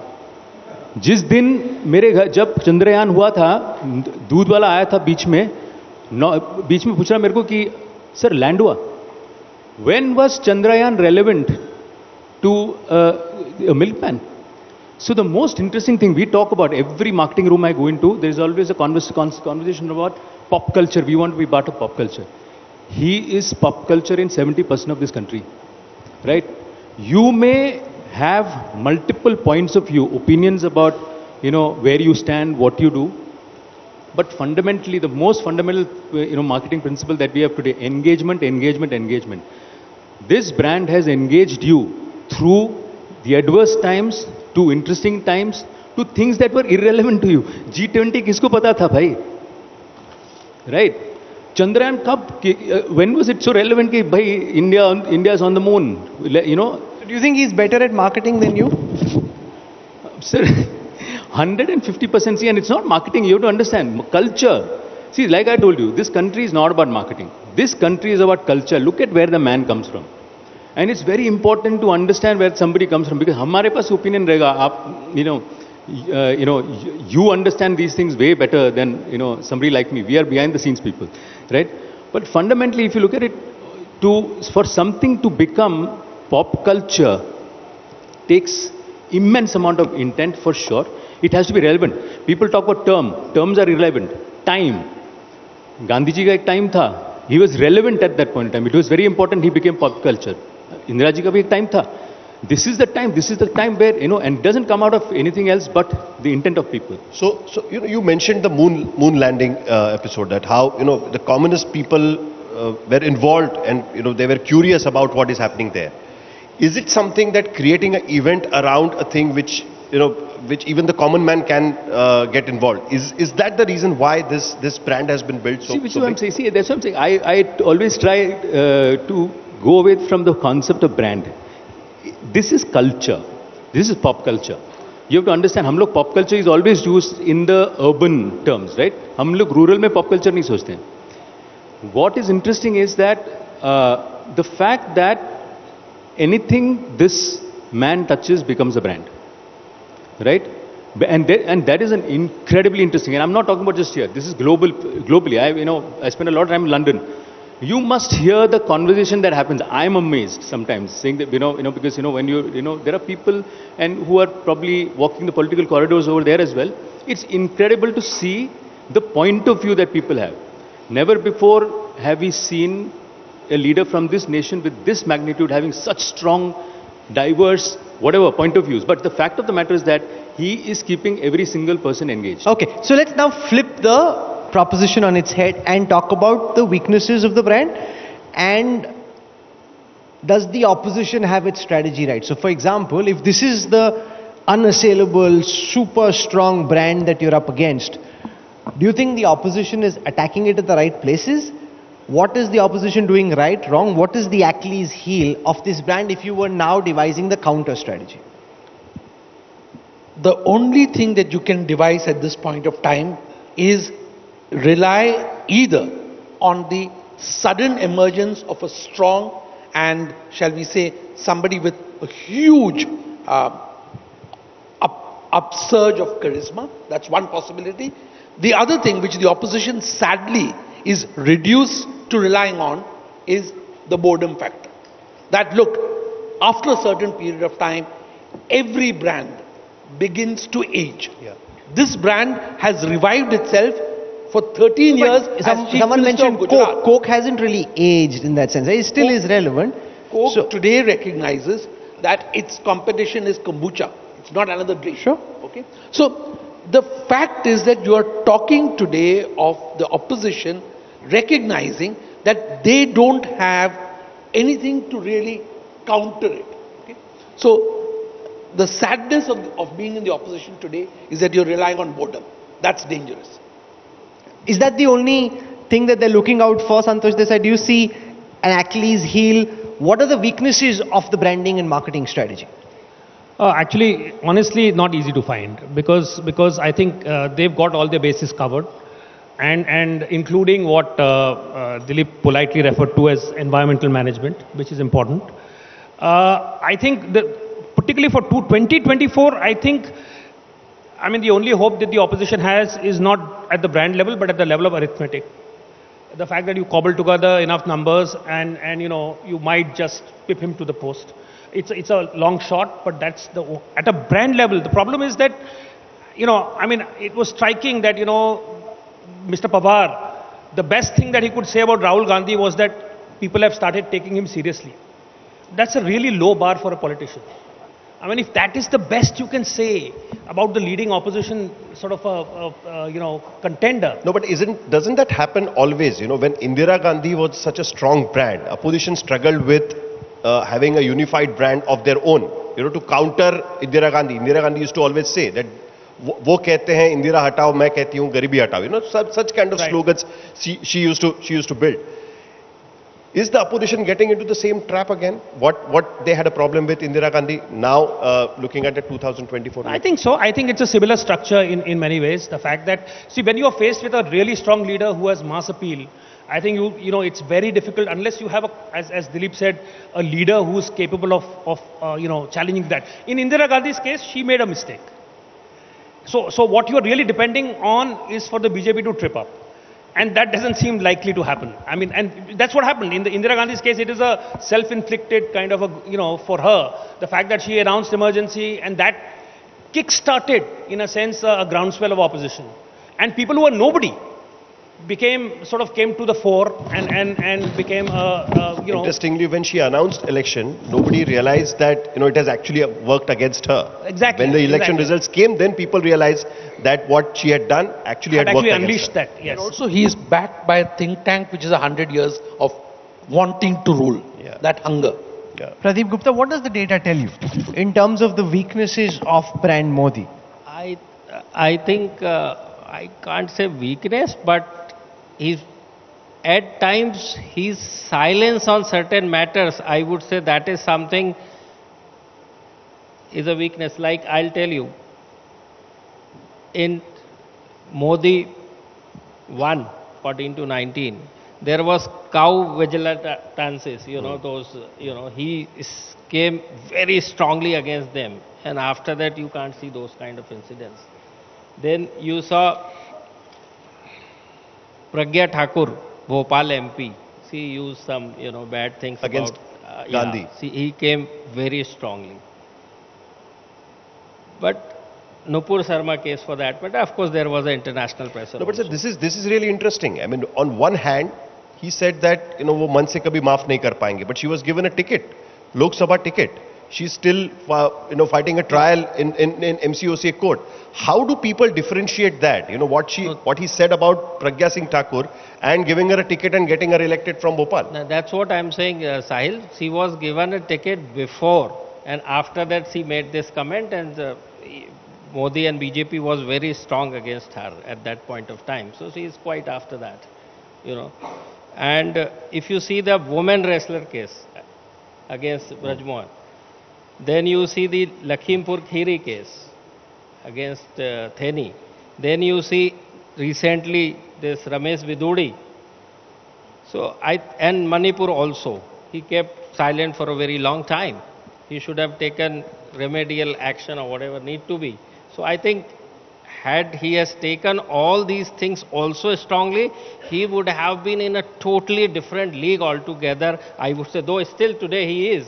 But he would have been the real statement, I would say. Raj, what are the weaknesses you see in the branding and marketing strategy of the Prime Minister and the BJP at the moment? See, strategies, I always look for is there a weakness in the product first, right? Because that's what's representative of elections. Fundamentally, I feel that one of the only weakness that I see is there is an utopian sort of aspiration for this country that is in that product, right? And that is going to be uncompromising. And sometimes in politics, there is a certain amount of compromises that you make. is the only Achilles heel that I see, because here's somebody and I've seen some from close quarters that will be uncompromising on some of the aspiration that the person may have for the larger cause, and that's the only thing that I see as playing up as some sort of a weakness. Strategies are always reinventable. If I may just, on the further thought, I think one of the potential, I don't think it's a weakness yet, but the problem with having somebody who stars over everybody else and where there is no opposition is the fact that there is absolutely no feedback. And you live in your voice is heard in a vacuum. It kind of, it dominates everything else. And there is the danger of potentially, of what is the primary source of strength becoming a weakness. I don't see it happening yet, but I think the fact is that there is no media to tell him that, what he's doing wrong. There's nobody in his party who can, so this whole sense that, and there is fear. I mean, let's be very clear, let's admit it. There is fear all around. Fear hides a lot of things. So right now, I don't think it is hiding anything. I mean, I don't think so. But potentially in the future, if things begin to change, it will be very difficult to discern that very often because of the fact that there is a sort of silence which is not It voluntary. happened in China, Dilip, what Santosh is saying, that Xi Jinping becomes so prominent and so powerful that he starts making policy mistakes, and he's saying that this could be one of the concerns to be on the lookout for. It hasn't happened yet, but could potentially be a pitfall going forward. If you read between the lines of what Pradeep said, the last 3 episodes where there has been no reaction is because nobody has told him that on Manipur, on the wrestlers, you should respond. That's not happening. No, but can I counter that to say, it is bad strategy if it hurts you. There is no empirical evidence to suggest that it's hurting him so far. Yeah. Pradeep Gupta is saying what he is from his gut. He's not saying it from data. No. What I'm saying what data point do you have as evidence to Rahul, prove it's not that. There is no question of data. It's all about intent. You have to try things in the perspective. That's what your job is. No, sure. So that's your opinion, which is fine, which is different from the data, because there's no data to suggest not speaking out. I agree. Let's assume that there is no data. But when you have a certain behavioral pattern as a brand, there is an expectation of that brand. When that weakens, it begins to crumble and you don't listen to the sounds of the crumbling cookie. No, but can't it be a strategy, Can't it be a strategy that, sometimes deliberately the politicians do not comment on a particular issues? Because they think that if they comment, it may, backfire with respect to the people who are supporting them, with respect to the voters. Do you think it's a strategy or it is... You asking me? Yeah, I'm asking anyone who wants to take this.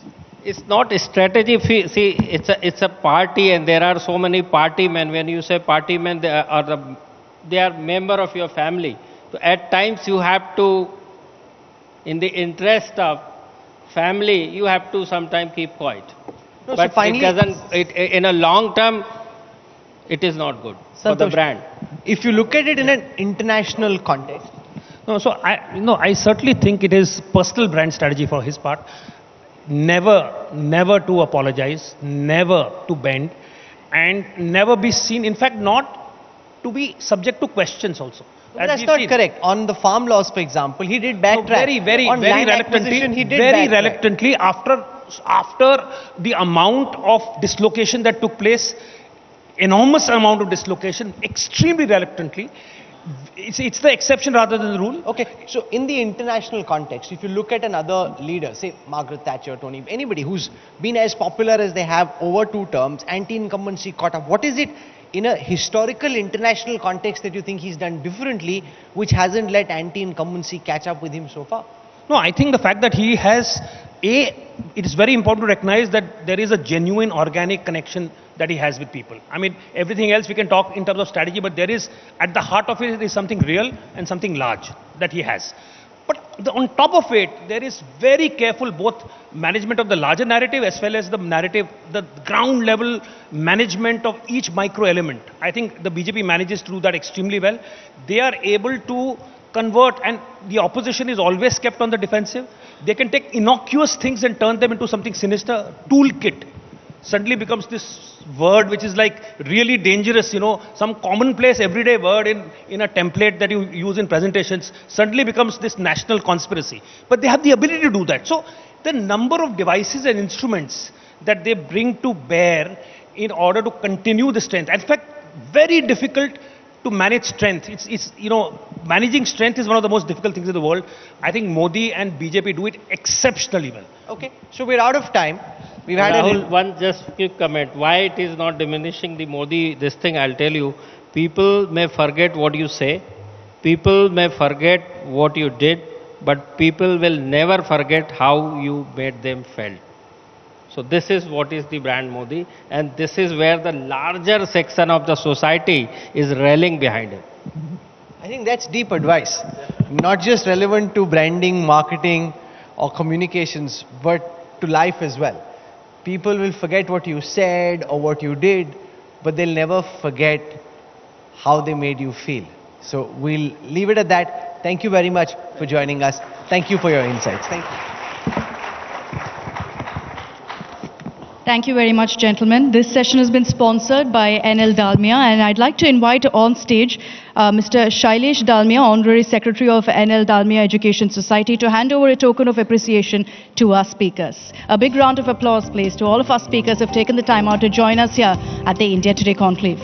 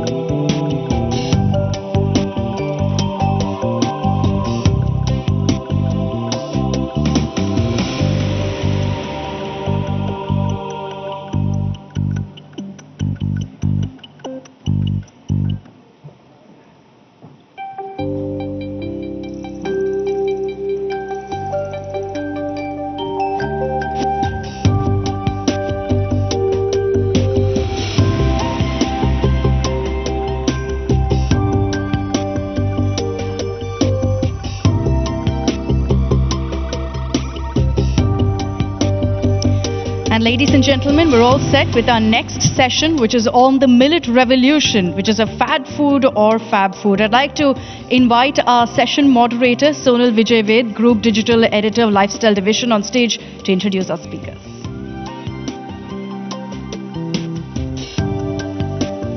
Hello, everybody. There must be something about millets that has everyone from Priyanka Chopra to the Prime Minister talking about it. Also, to have this whole year dedicated as the year of the millets. From where I see it, millet is the new turmeric.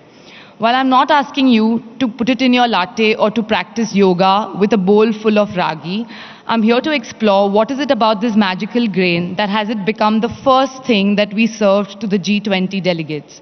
What is it that it is the common factor between the dabbas of Virat Kohli and Kiara Advani, who probably have nothing else in common between them? So joining me today to explore this subject are Dr. and independent scientist Padma Shri awardee Khader Wali, also known as the Millet Man of India, clinical nutritionist Raksha Lulla, and corporate executive chef of ITC Hotels, Manisha Bhasin. Can I please call my panelists to the stage?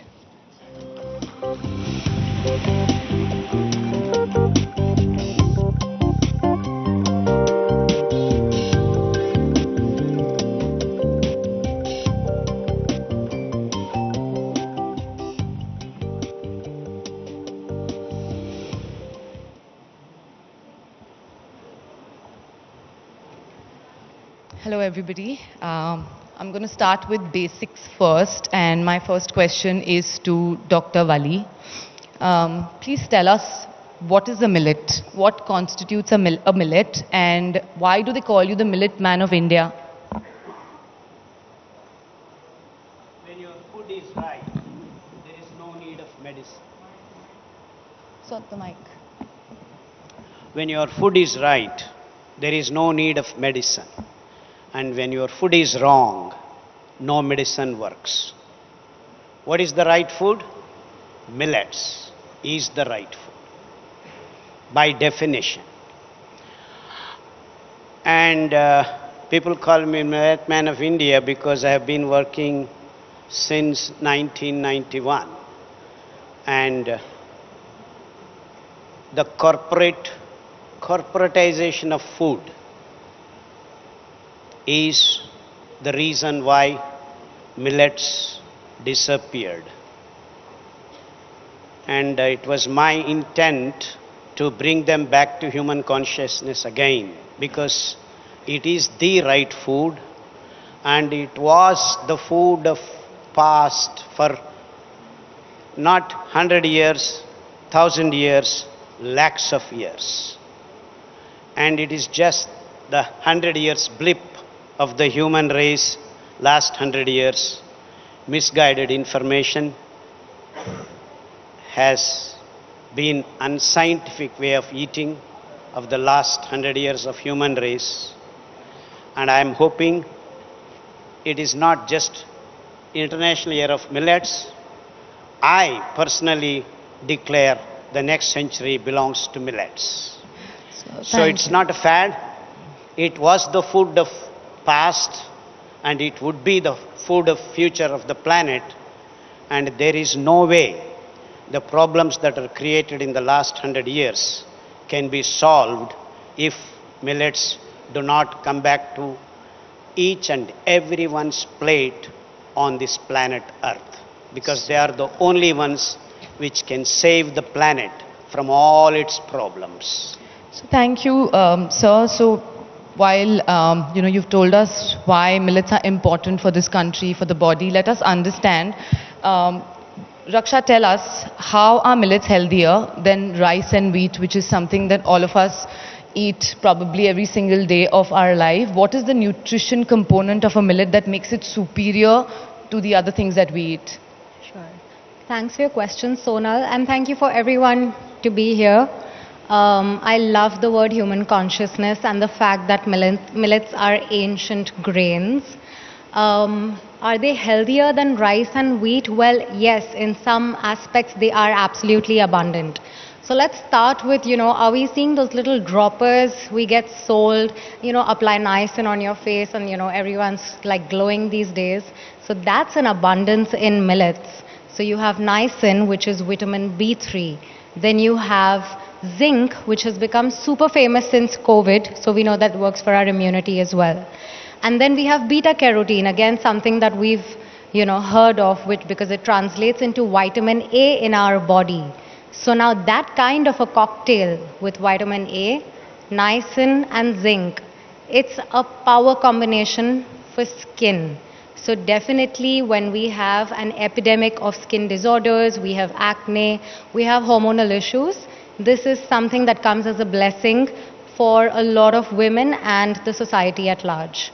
The second, definitely it has something that I would say 100% of the population needs, which is magnesium. Magnesium is so little and it in all the other meals, and it is not even celebrated. You need it for, at a cellular level, your ATP can get activated by magnesium. You sleep better, you poop better, you look better, you feel better. It has magnesium, which works as a muscle relaxant along with a lot of fiber. Now this combination is something that works to regulate blood sugar levels. And this is not just a message to diabetics. No, this is to everyone. It's to all four of us sitting here. It's to the entire audience as well and everyone watching us. This is a combination that will take care of how your sugars as well as insulin levels, which means how your stomach looks, which means we're going to control obesity. All of that comes under this, and this can actually save the entire population from all the lifestyle disorders, inclusive diabetes, blood pressure, PCOD, and all the other hormonal bits there. Can I just add? Sure. Basically, the food that we have been eating is causing imbalance of the blood, what is called homeostasis, and the release of sugars, carbohydrates, into glucose is slow and steady when you eat millets. And all the other foods do not have this capacity, and it's because of the fiber. And the fiber is two types, soluble and insoluble. So this is the most important aspect, that the glucose imbalance is the source of all the diseases, and glucose imbalance is completely eliminated when you eat millets. So I have a question for Chef Manisha. Now we just spoke about brand Modi and the things that are being done to make him exciting. I think millet right now has a very Doordarshan vibe to it somehow, and I think it needs a little bit of a Netflix vibe. So Manisha, tell us how, like I know how to have millet in my roti and in my upma. How do I make millet exciting? And not for the millennial, but for the generation after that. You're so right, to move away from the Doordarshan vibe to the Netflix vibe. So when we did G20, the challenge was given to us to add millets in the menu. So we all sat down and we thought through the whole thing, and we said, let's look at the menu from a new dimension. So we looked at something, I thought Indian but cooked global. That was the whole mantra. So we went to the... That's beautiful. So think Indian but cook global. Because I was catering to 42 heads of state from across the world, and we were putting India on the stage. So I had to put the humble grain, which is millet, on the global plate. So it was important for me to bring that millet goodness forward, but in a very interesting and a unique twist to it. If I was to just make a millet khichdi, maybe it wouldn't have resonated very well with my audience at that point of time. So we all saw what happened, with the millet menu. It got rave reviews, so that's what we did. So we incorporated millet in each course, but not very on the face of it. People didn't even know, didn't even think that they were eating millet. It was so tasty and so well presented. So what are the kind of things that you made? So we made a 3-course menu because the time limit is a little tighter for this kind of state dinners. We had to finish it within an hour. So we did a starter, which was called Patram. So I took the theme of Sharad Ritu, because autumn had only started, about to start. It was the end of September. So we took the autumn theme, and so that was falling leaves. So I started with the patram. So patram was served on a millet papdi. So it was a spherical chutney, which was enrobed in the yogurt sphere. Of course, put with the chutney dust, which was dehydrated. So like I'm saying, I'm thinking global at that point of time, but I'm cooking Indian. So that's what we did, and we presented the food, and the main course was, again, we wanted to showcase the indigenous ingredients that India has to offer. So Chef, when you say indigenous ingredients, we just had this discussion off stage about how millet is not technically indigenous because it has certain African roots. I have a question for Dr. Wali here, saying that, the grain fossils that they found in Mehergarh, which is conventionally the first Indian civilization, was mostly emmer wheat and barley, and ancient Hindu scriptures mention the presence of, again, a lot of barley. So where are millets mentioned in terms of Indian history, and can we as a country take ownership of millet being indigenous? No, I disagree that millets are indigenous. Millets are universal. That brown top millet is called American millet. Foxtail millet is called Italian millet. Little millet is called African millet. Barnyard millet is called German millet or Japanese millet. What it means that millets were there everywhere, everywhere and everywhere. So Jesus Christ ate unleavened bread. Muhammad Paigambar drank barnyard porridge. Like this, I can go on rambling, and our Srinivas, our Balaji, Timmappa, down south, Tirupati, he was cured of his injuries by giving little millet porridge by Vakula, his mother. And Varahaswami was, after fighting 18 years or 18 days, we don't know exactly, his lungs were so udveg and angry. So the bhaktas asked, what do we do? He said, give me Priyangu Paisa, Priyangu Kheer, that is foxtail millet. So, and pyramids, you find not wheat and rice, you find the millets. Millet. And come down, we have wonderful temple sculptures where you find these wonderful millets in the hands of the women sketched on the temple walls. So, these millets were the only food that humans ate because when they could walk, they could get to their hands, is 90% of the land is covered by these wonderful grasses called C4 grasses. Out of 6,000 varieties, humans used more than 200 millets all over the planet, all over the planet. So it's to our luck and credit that we have in the last 100 years not lost all the seeds of these grains. And luckily, I came back in 1991 recognizing that we are losing the biodiversity of food because corporatization of food made it monoculture, because New York people eat pizza, and in Chamarajanagar, a small town in my Mysuru district, also eats pizza. Absolute nonsense. So, there is so these are the kinds of things that we have lost. So one of the things that I think that is preventing this generation to indulge or like experiment with ingredients like millet is not knowing how to cook them or not knowing the variety. So sure, we need to educate ourselves there. But I have a question for Raksha here. So with dry fruits and nuts, you have to soak them to extract the anti-nutrients. What is the ideal way to cook millet, and what are the ingredients you can or cannot pair it with for benefits? Thanks again.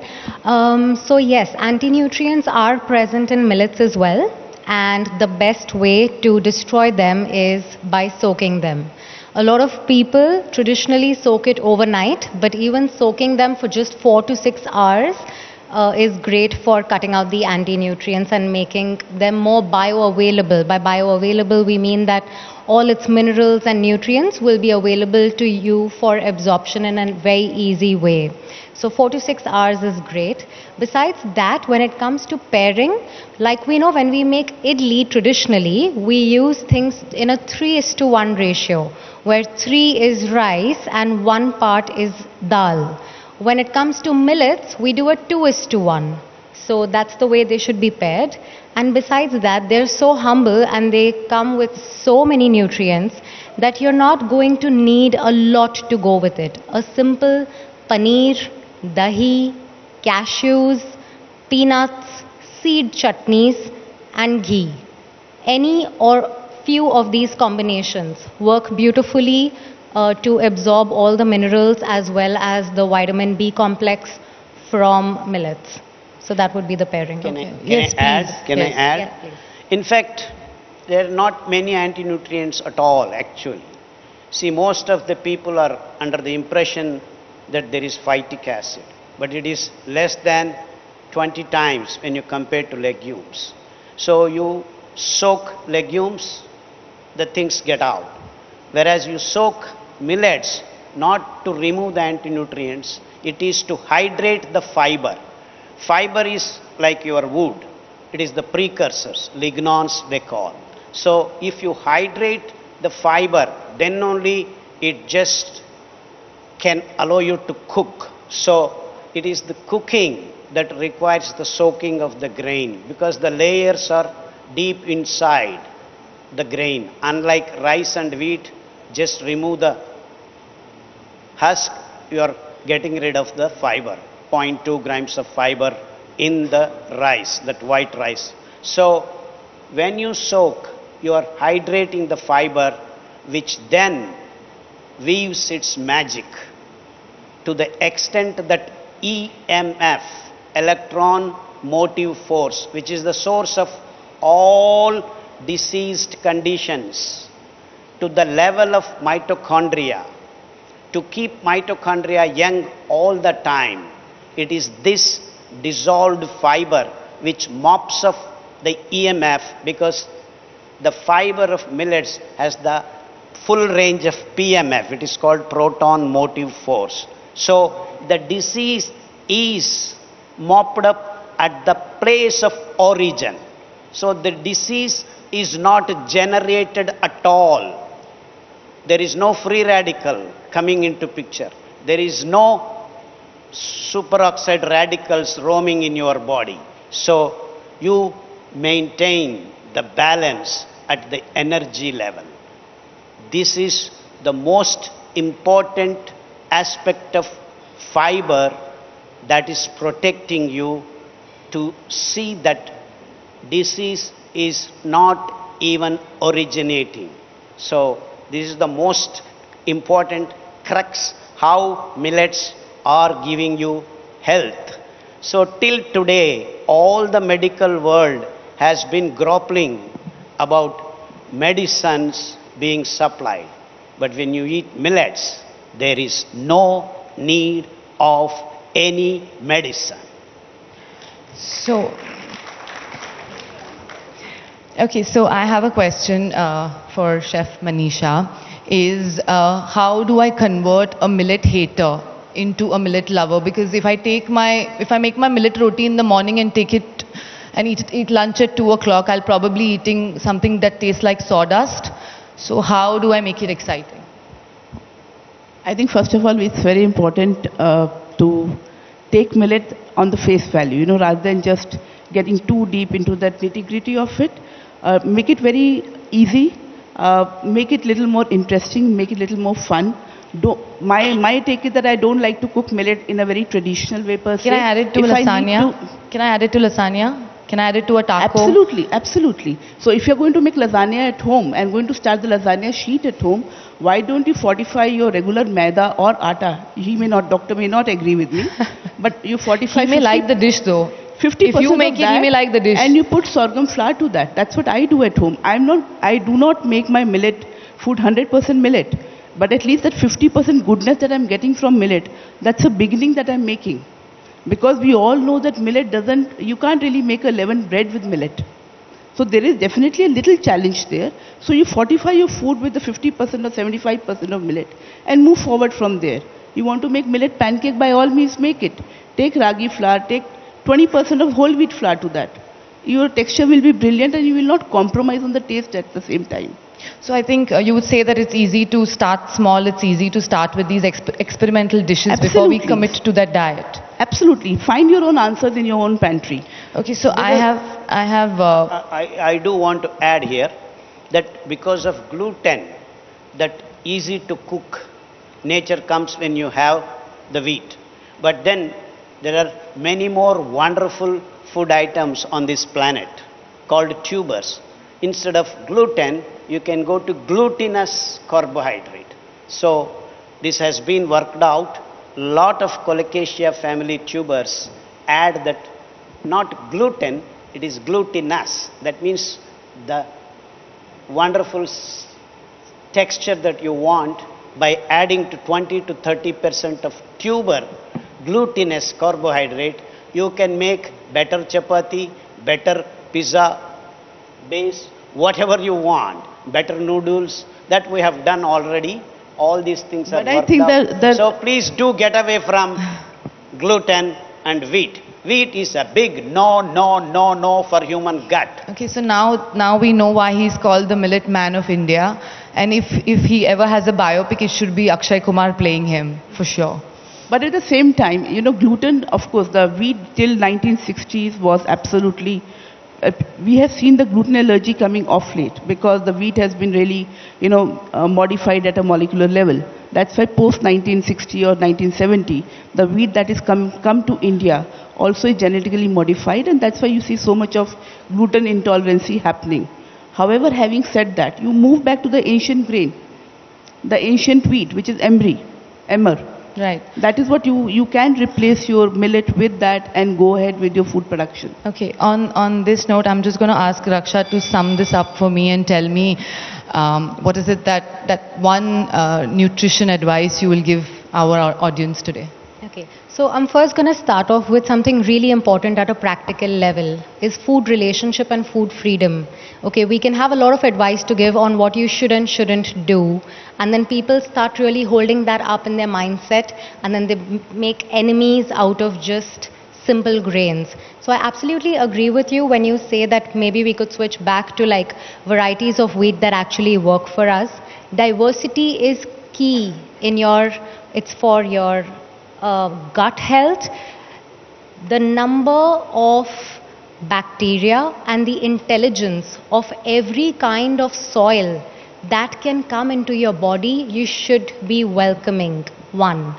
2, you must definitely incorporate millets at least in one meal in the day.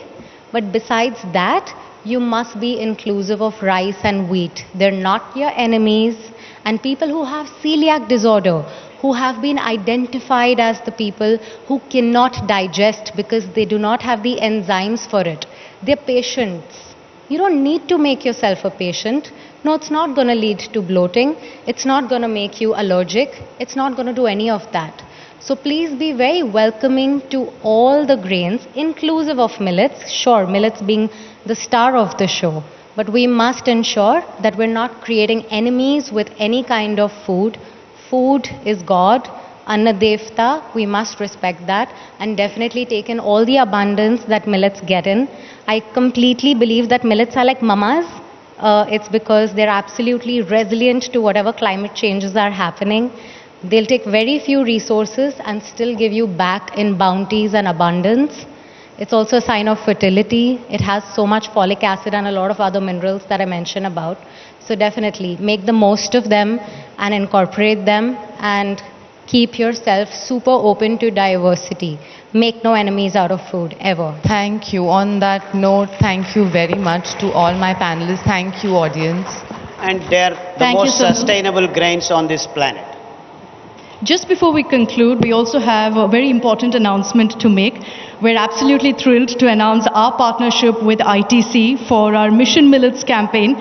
Our mission essentially is to shine a spotlight on millets, not only as a nutritious and sustainable crop, but also as a source of empowerment for farmers across India, as all of you have been highlighting. So we're very excited, Chef Manisha, of this collaboration as well. And with that, I'd like to invite Pradipta Basu, Head of Marketing, Radico Khaitan, to hand over a token of appreciation to our speakers. Thank you very much. A big round of applause, please, for our speakers.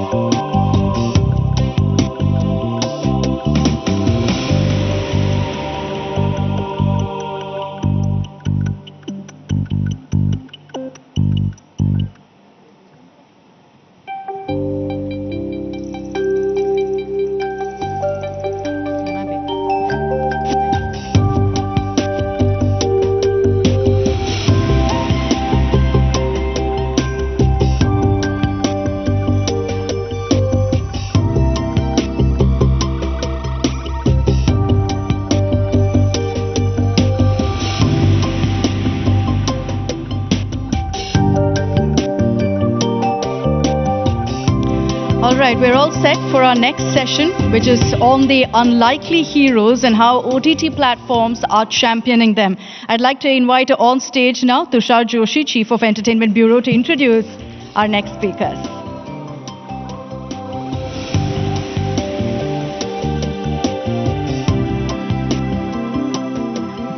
In the world of entertainment, there is a phrase that says that acting तो अच्छा कर लेता है, अगर acting अच्छा कर रहा है तो इसको वापस एक फिल्म में कास्ट करो, वापस उस फिल्म में कास्ट करो, लेकिन पैसे थोड़े कम करो.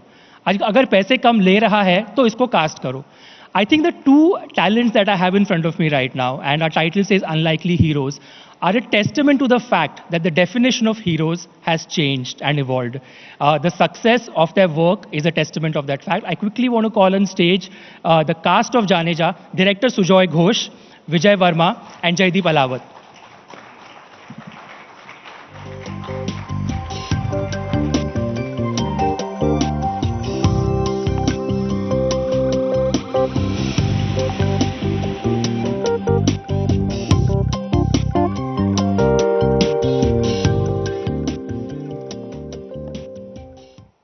Hello and welcome to the India Today Conclave Mumbai. You know, every time this name, the name of Vijay Verma, Jaideep Alawat, Sujoy Ghosh is taken, there is so much excitement in the audience. There is excitement to see what next do you guys have to offer. What, like chameleons, what roles are you going to get into? I have to start by asking you, unlikely heroes, you both have proven that. Vijay, do you think that the definition of heroes has changed and evolved? In today's day and age, how would you describe a hero? I think we had all kinds of heroes ever since the movies have been making. I don't think we've redefined it. It's just that, you know, when I went to the film school, I found a different kind of heroes. I grew up on a staple diet of either Hollywood actioner with my father. Then I went to the film school. I discovered, and I'd seen enough Bollywood movies when I was growing up. And then I went to the film school. I saw movies by Mr. Shyam Benegal, Mr. Govind Nehlani, Sai Paranjpe, and so on. And I found a great treasure and a very new perspective and a new way of looking at cinema. So I feel like we had all kinds of heroes all along. It's just that with OTT platforms, there's a torch being put on our faces now. Oh, there's a spotlight for sure. Jaideep, not a lot of people in the audience know this, but you and Vijay, obviously, you know, you have a history, you have a past, you are both from FTII. When you see success, you see shows that are super hit, films that are super hit, you get papped when you go outside. You can't do normal things like you used to do before. What's the one memory from those FTII days you wish you could relive with him again? I think we still relive many moments together. We still are in very much touch. We play cards and meet almost regularly. But in FTI days, I would say that they used to be very interesting. Vijay was staying in A block and I was in the C block, and they are opposite each other. And the bathrooms are like ground floor and the first floor. So we used to shout Hasil's dialogues. Him from that bathroom. And like, what would it sound like if you had to recreate that moment? Sorry? all the dialogues. Like that kind of thing. But that was amazing. Yeah. Sujoy, you know the film has top charts. I was just telling you congratulations, and I know how little you speak and how humble you are when somebody comes and tells you, yeah, your film is #1, it's trending or it's getting all these rave reviews. You in your own way will try to underplay it.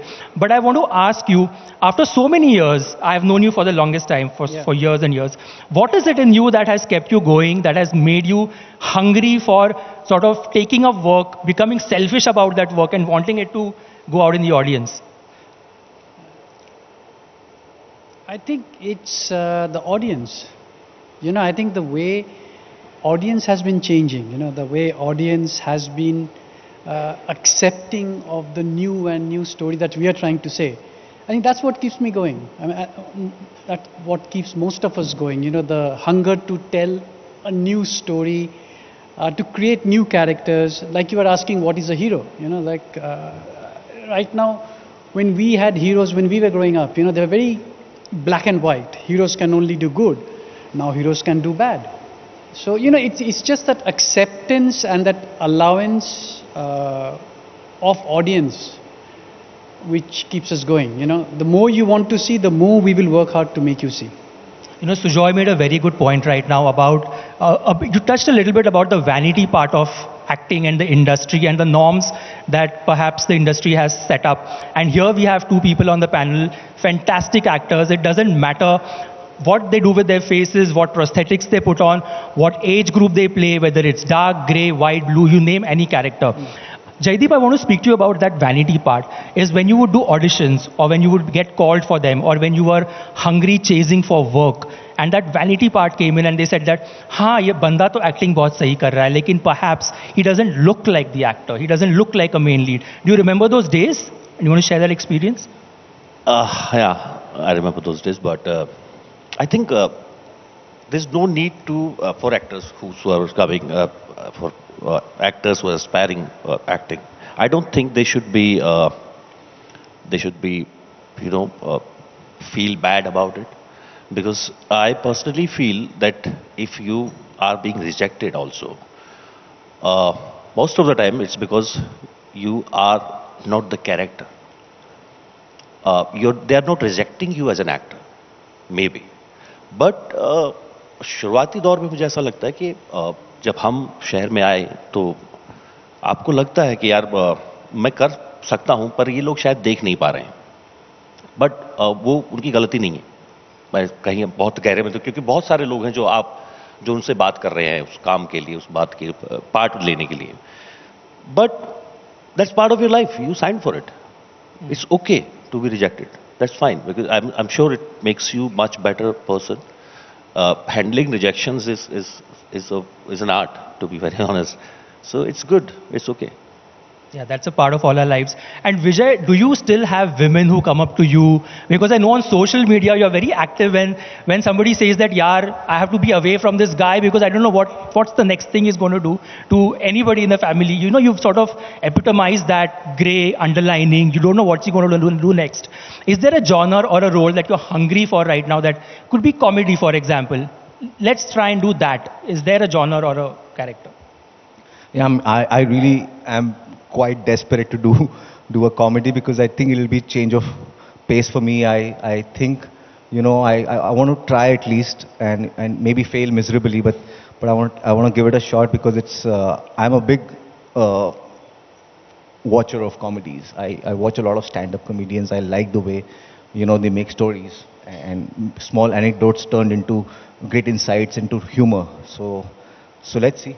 You want to give it a shot, and I think the India Today Conclave could be the best place ever because everybody is watching.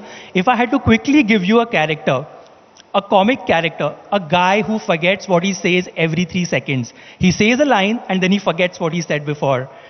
If you had to audition for it, Vijay, and your take is lights, camera, action. I'm done past the audition days, guys, sorry. I wouldn't say audition, but say there's a producer or a director watching this right now and, you know, this could be any part. Okay, so you know, a lot of people have been asking on the social media and everywhere after watching Jaane Jaan ki body kahan hai. So I'm going to tell you. So this morning when I woke up, sorry, what was I speaking? What was the question? That's Vijay Verma for you guys. It doesn't get more versatile than that. Similarly, like he said this, Jaideep, I want to sort of recreate and put you in a tight spot and become a producer for a second. Okay? I have met many producers in my life and interviewed them.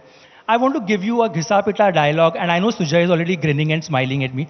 I want to give you a very Ghisa-Pita dialogue of producers which says that acting तो आपने बहुत अच्छी कर ली यार, हमने आपकी पहली film भी देखी थी, क्या एक्टिंग करी थी, 4 स्टार रिव्यूज मिले थे, आपको अवार्ड भी मिला था, लेकिन हम पैसे नहीं दे पाएंगे आपको बॉस, वो आप थोड़ा ना उसमें थोड़ा कट शॉर्ट कर लो. What would your response to him be? And a lot of producers are watching this. Film institute के दिनों में एक बहुत अच्छी बात हम करते थे. भाई कहावत थी कि या तो काम अच्छा दो या पैसे अच्छे दो. तो अगर पैसे कम है तो काम बढ़िया दे दो. I'll handle the money. That answer in itself says it a lot. Sujoy, you know, you've worked with so many people. Sorry? I thought you were going to give me one of these tasks also. No. If you're asking for it, then there's a task for you. Thank you. I can put you on that spot. He'll do the dialogues, yeah. I think he wants to break into a little dance. Yeah, I know he's good at that. But Sujoy, talk to me about the fact that do you feel that whole, you know, films are working, people are back in theaters. Yeah. It's one of the bestest times for the industry. Whether it's OTT or theaters, audience is back in a very big way. When that narrative of, theaters, I mean, industry shutting down, films are not working, pitting a region against another was going on, what was going in your mind? What were you going through in that phase? You know, I wasn't really... I was more worried about the other side, you know. Oh, sorry, the mic. I was more worried about what's happening otherwise, more than the films in terms of COVID and all the other issues that were happening. So that, to me, felt like a very natural reaction to what was going on in our lives. You know, people not going into the halls, people not going into malls, people not doing a lot of public activities. So what theek tha, and it took a while to get back. I never lost faith, actually. I'm just me. I could be wrong, but it didn't scare me that much. OTT was there, yes. We were definitely looking at new content. You know, it gave us a lot of scope of looking at various different contents across the world. But film was always there. You know, film was always in the back of the mind. So it didn't really bother me that much, personally. Kareena in a recent interview said that Saif told her that, she has to be on her toes because she has to work with Vijay and Jaideep. And coming from a Kareena, I mean, she's a superstar. When you get to be in a frame with her, or when she walks into the room, she spells superstardom. What do you make of that comment of hers? I mean, that says a lot, right? Vijay, you want to take it? I mean, yeah, when she spoke about this a few times, and me and Jaideep would get so embarrassed because, here's a person, an actress who we grew up watching on the big screen, and we had our own wide-eyed, staring at her and do marvelous things. And when somebody like that speaks so highly of you and many times, so we got really embarrassed and we didn't know what to do. We just look down, we look here, we look there. We just, but I think I would like to thank Saif because had Saif not told her about us, I don't think she would have known. Yeah, Bebo perhaps would have continued living under a rock and been on Instagram. That's all for you. But Jaideep, given the fact that, versatility is a tag that you often get attached with, and it's loosely used, oh, he's a versatile actor. But tell me, is there a certain myth about yourself that you want to perhaps break, that you feel that has come on to you unknowingly? That there is this myth about Jaideep Ahlawat, the persona, the figure. And if you were asked that there's one myth that you would like to break today, what would it be? I don't know. मुझे लगता है लोगों ने बहुत serious आदमी समझ लिया मुझे. उनको लगता है कि बहुत ही ज़्यादा टेंस रहता हुआ सारा दिन. मुझे लगता है रोल भी ऐसे दे दिए कि आप पहचान नहीं पाते बहुत सारे लोग कि अच्छा आपने वो मेकअप वाला था इन्होंने. बट आई एम श्योर जैसे विजय ने कहा कि I would like to see myself in an out-and-out comedy, which is very difficult, but it depends on a very good script also and a very good director. I want to play a Hindi news reporter, like the one that creates the set inside the studio. कि यहाँ पर बाढ़ आ गई है और helicopter में हम लोग जा रहे हैं. I would like to do a character like that. Either out-and-out action film. We would love to do that. So Joy, there's a checklist right now for you for the variety of roles that these guys want to play. I think you should just sort of sign them on as you leave. Yeah. I mean, they're already signed on. I'm not part of that producer clan if I just उसमें पैसे कम थे, काम अच्छा है.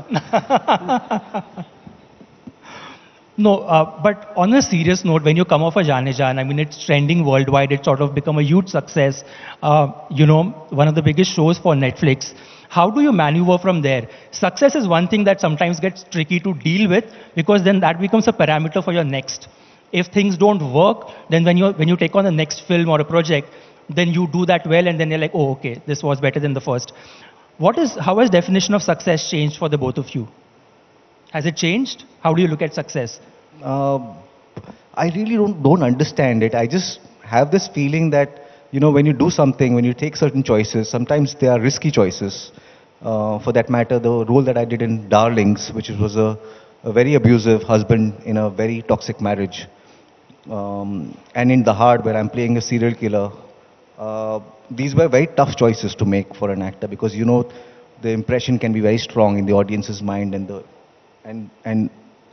the trade and the media and the producers and the directors could be extremely harsh in choosing me next time, But when they connect and when you find an audience, when you take a choice, when you actually, audience finds you and they like you for what you did, it just gives you a lot of confidence in believing in yourself. That, some part of you, you put your bet on it and it worked. So right now, for me, success feels like, some kind of an intuition that works for you and it connects. So that's the feeling I am living with right now. So I'm in the thick of things. I'm feeling most creative right now. And it feels amazing because there's enough money in the bank and I can afford to take a few months off. Oh, more than a few months off, I reckon.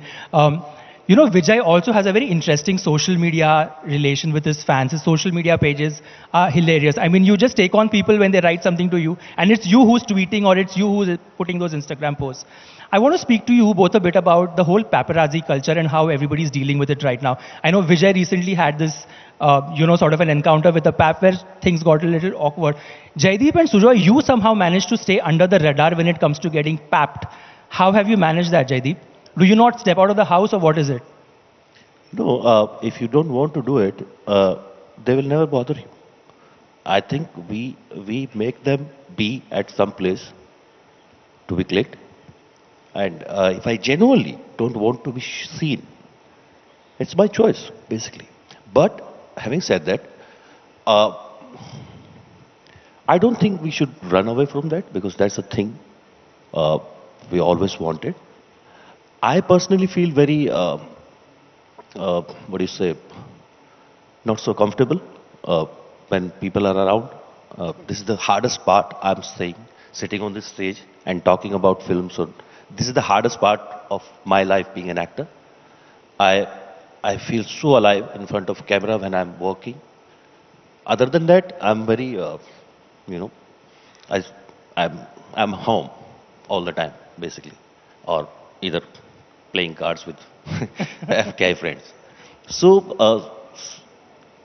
of course, people around me, friends and actors, co-actors, they always say, "Yaar, do something about this, do more PR." I try, but I fail every time. I think I was doing fairly good on my own. I think the PAP situation kind of escalated a bit as soon as I started seeing Tamanna. That's when the PAPs lost their minds. And I couldn't control it. And there were times they came right at my doorstep and nobody came to my building before that. And I walked up to my building and I said, "Do not ever come back. I live in this isolated part of Andheri that nobody should know where I live, and don't go tell your friends where I stay, and I don't want you outside my house." So yeah. But you know what's interesting is how you both have navigated that, like sort of a public relationship now. You both are so popular. You both are seen at public events. You both are spotted in the city and all about. Yet the PAPs and you sort of have that equation that perhaps they know where to draw the line. Is that something you both discussed, that how should we navigate our relationship? It's just not with PAPs. It's with people. Like I like to have my boundaries with people, you know. And they're not my friends. I mean, I like them. I don't mind them. And they like me. And it's a work relationship as well. But I don't want them to ask me personal questions. Who are they? They're not journalists, right? So, and even journalists aren't allowed to ask too many personal questions. So yeah, I mean, it's an equation that I share with people, generally. And I really enjoy them because they're a lot of fun. Have you seen that thing at NMC, at the Ambani? Yes. It was pure joy for 3 days, just listening to them.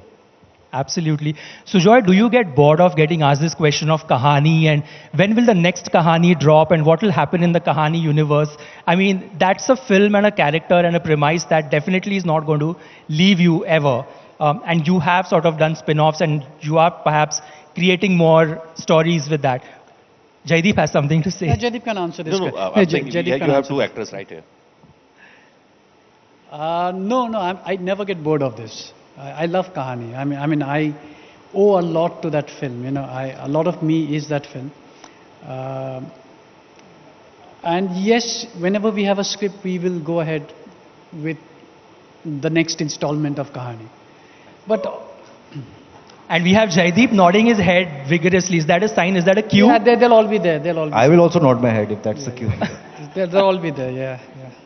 Okay, so that's almost we'll take it as a casting announcement. We love taking these things as announcements. Sujoy, what are your favorite films to sort of, what are your favorite films that you indulge in? I mean, you sort of created a signature genre in your own space, right? Cliffhanger, and then there'll be a twist somewhere, or it'll be dark in some spaces. Is there anything that you've watched of late that has sort of impressed you? Oh, I loved Rocky and Rani. Wow. Yeah. Have you told Karan that? Huh? Have you told Karan Johar that? Yes. And I love Jawan. I love Pathan. Yeah. So I love any films, which keeps me invested for 2 hours or 3 hours or whatever. So yeah. I enjoyed Jawan as well. It was wild. It was so good. And fun fact, Mr. Shah Rukh Khan enjoyed Jaane Jaan as well. He called us, he called me, and then he called Jaideep. And he's spoken to Sujoy sir as well. He congratulated us. He took your numbers from me. Yeah, that was the moment. He called me and he said, अगर आप बहुत ज़्यादा busy नहीं हैं तो थोड़ी सी बात करनी, शाहरुख बोल रहा हूँ. मैंने उनको कहा, अगर मुझे हार्ट अटैक आया तो इसके जिम्मेदार आप होंगे. But we have to speak about Jawan and Shahrukh, and just the fact that magic on screen, we are living in a world that is all about the magic of Shah Rukh Khan, the reason why we make movies, why we love movies. Do you both have any favorite Shah Rukh Khan memory or a Shah Rukh Khan story to tell? We would love to hear. Vijay? I think we are living in his phase, like we are living in Shah Rukh's shadow. Everything about this incredible man is so inspiring in so many ways. He set a benchmark right now, which only he can cross. As a person, as an actor, as a personality, as a star. And I think I've had,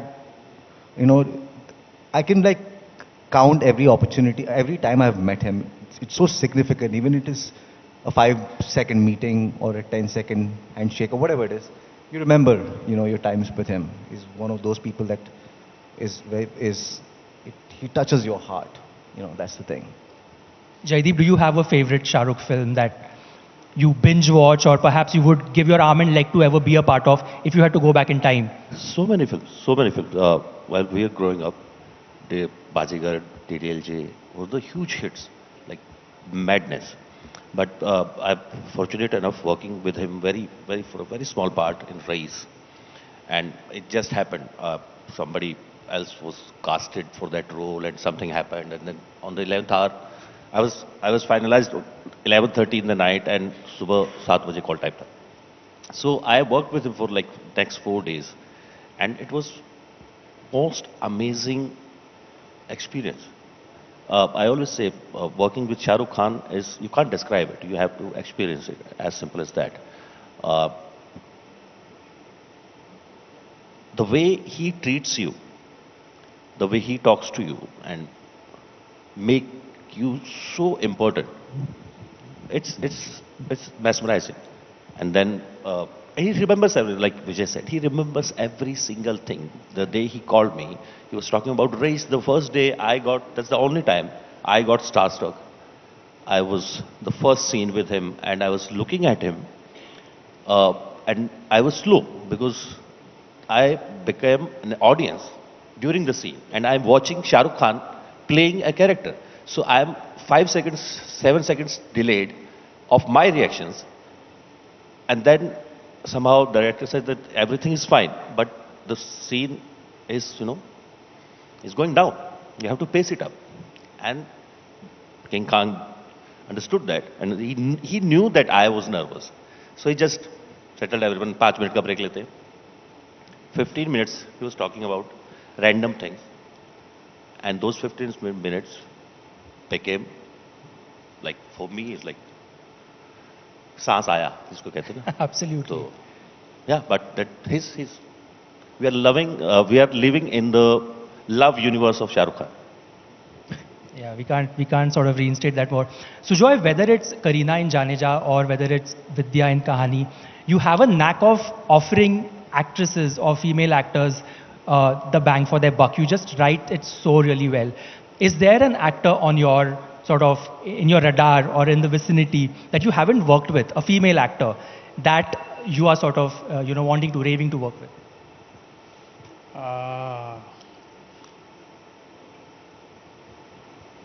Can't think any offhand, but all the new breed of actors are very exciting. Whether you look at a Kriti or whether you look at a Kiara, they're all very exciting to work with. Even, I would love to work with Alia, I would love to work with Deepika.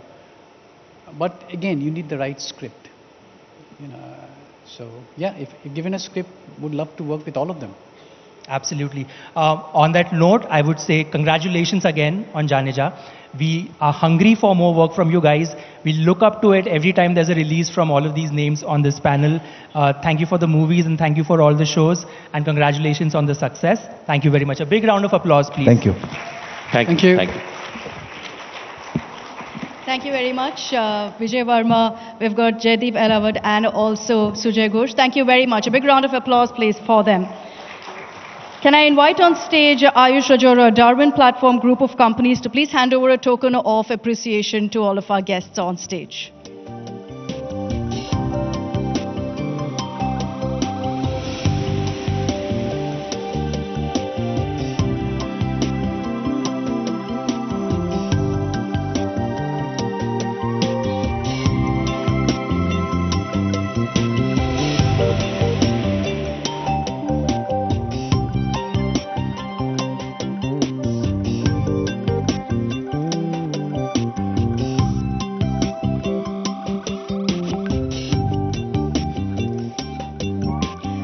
Thank you very much, gentlemen, for taking the time out and joining us here at the India Today Conclave. A big round of applause, please, for the unlikely heroes, as we call them.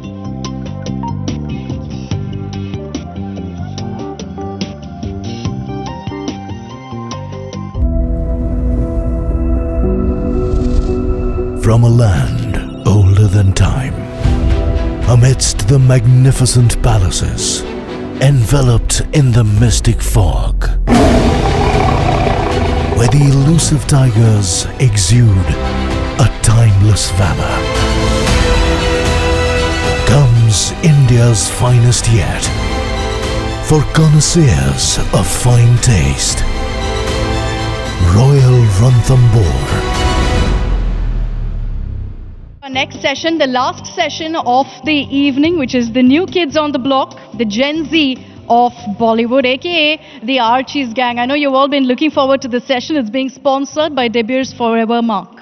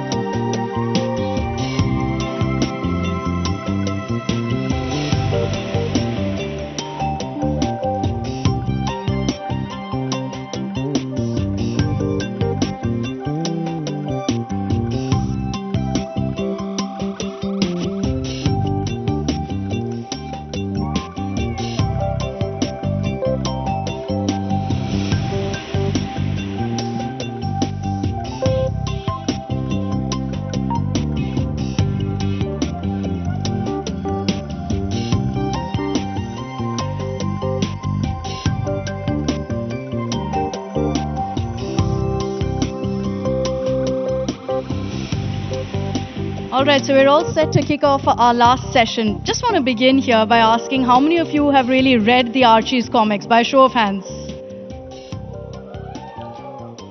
There you have it. I think what's amazing about Archies is that it cuts across generations, it cuts across geographies, and it's clicked with all of us one way or another. It's our absolute pleasure here at the India Today Conclave to be joined by our very own Desi Archies. For the very first time, the Gen Next of Bollywood is here. So please give them a warm welcome, a warm round of applause for all of them. I know you're all looking forward to hearing from them. We'll get to that bit in just a while from now. But we first want to focus on the brains behind the Archie series, which is coming very, very soon to Netflix. And it's my pleasure to introduce here, to bring to our stage at the India Today Conclave, Monica Shergill, Vice President of Content, Netflix India. A big round of applause, please. And also Reema Kagdi, writer and producer.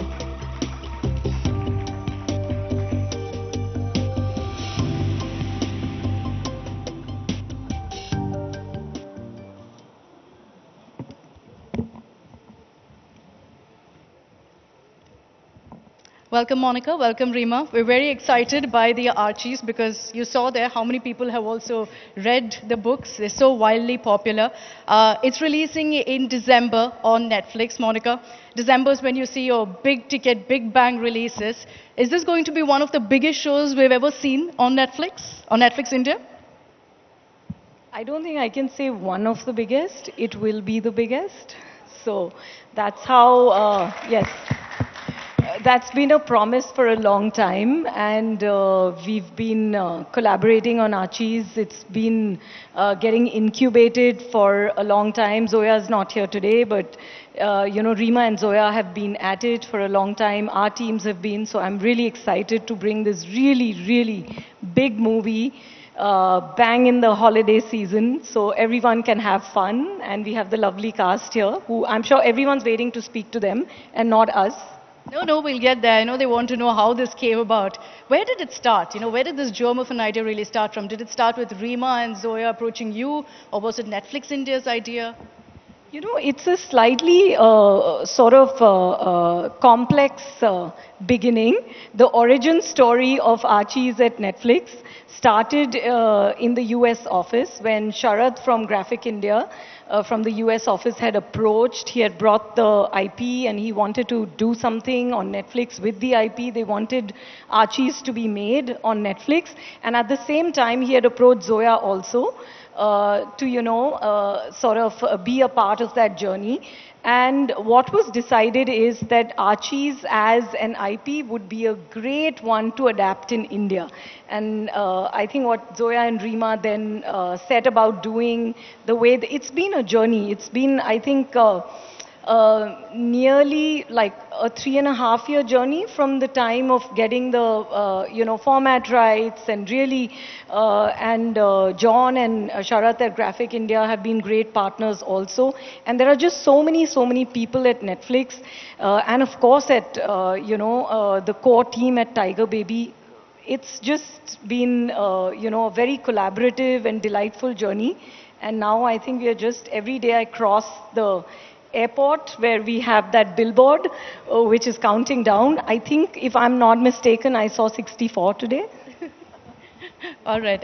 Rima, what's it been like, this creative partnership with Netflix India and bringing alive the Archies? Can I refer to it as the Desi Archies?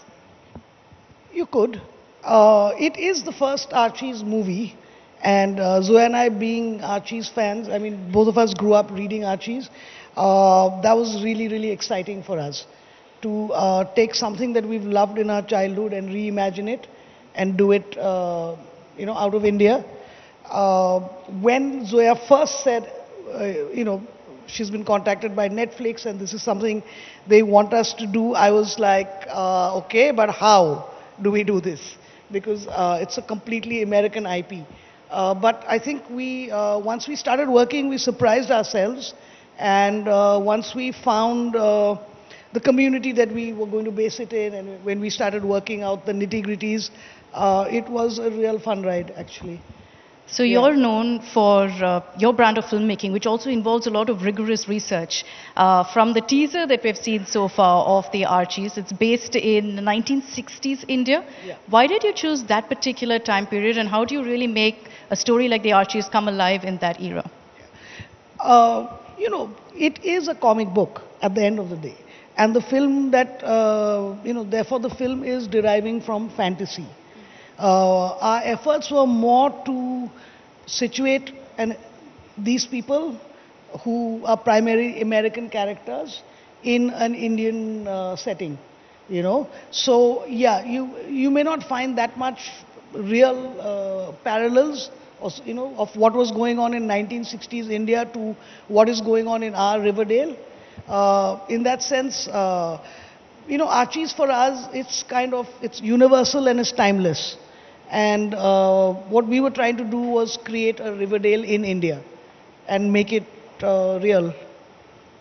Sounds extremely interesting, but I think the focus is also on youth and bringing forward their issues. Monica, for Netflix India, and I'm thinking of a few examples here. You look at Quota Factory, you look at Class, now the Archies. Is that a specific stream that you're now focusing on, reaching out to young audiences, to youngsters, catering to their needs? Globally, Netflix and the stories on Netflix have really been powered by a lot of young audiences watching all formats. Of stories, whether it's scripted series, the binge watch became so popular, the whole reinvention of the documentary format, the films that we started doing globally also a couple of years ago. So I think for Netflix India particularly, we have a very broad base of audience, and YA category is actually by itself such an exciting space to explore. The kind of stories that you can do. So like you rightly said, Quota Factory, class, which talks about the, social divide through the lens of youth or mismatched. And Archies particularly now, and, looking at what Archies has become, like Rima rightly said, initially they thought that this is so American, how will it ever get made into an Indian story? I cannot tell you guys what an amazing job, they've done, the whole team, the creative powerhouse that they are. They have really taken such a loved comic book with all these, like Rima said, timeless characters, and just taken that whole story of fun, friendship, a gang, something that all of us have grown with and can identify. If you're a generation that, is the parents' generation, or, sort of YA category, or people of today, or kids, you will resonate with this story because it's just so happy, positive, it feels like your own because you've seen that, you've experienced that, or you are experiencing that. So I think just taking that space and the freshness that, a young adult category brings you in terms of storytelling themes, and the story of change that they've told through Archies. I think that will be a surprise for everyone. And I really feel that that'll be quite a gift for people to watch, in a sort of co-viewing setting, whether as friends or family. The young adult demographic, Rima, is something that we haven't covered or explored enough in cinema. Now, there are a lot of challenges that today's youth face. How do you kind of weave that and blend that into a 1960s India, the Archie story? Well, how we've done it, I mean, that's not something for me to say. You'll have to watch and tell us. What do you think of it? But in that sense, I think Archie's made Zoya and me both sort of broaden our horizon, because typically our work has always been targeted at 16 and above. But Archie, we really, because we love Archies, we really wanted to be true to the audience of Archie, and that is from age 8 to 80. So I think for the first time in our career, we were actually focusing on that age group.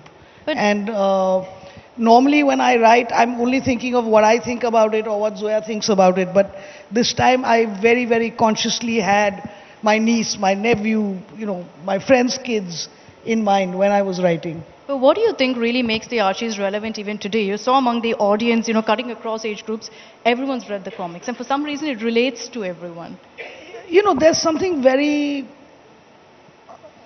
I don't know, it comes from a time when I think less was more, and there's innocence, it's about friendship, it's about community, it's, these are things that are universal.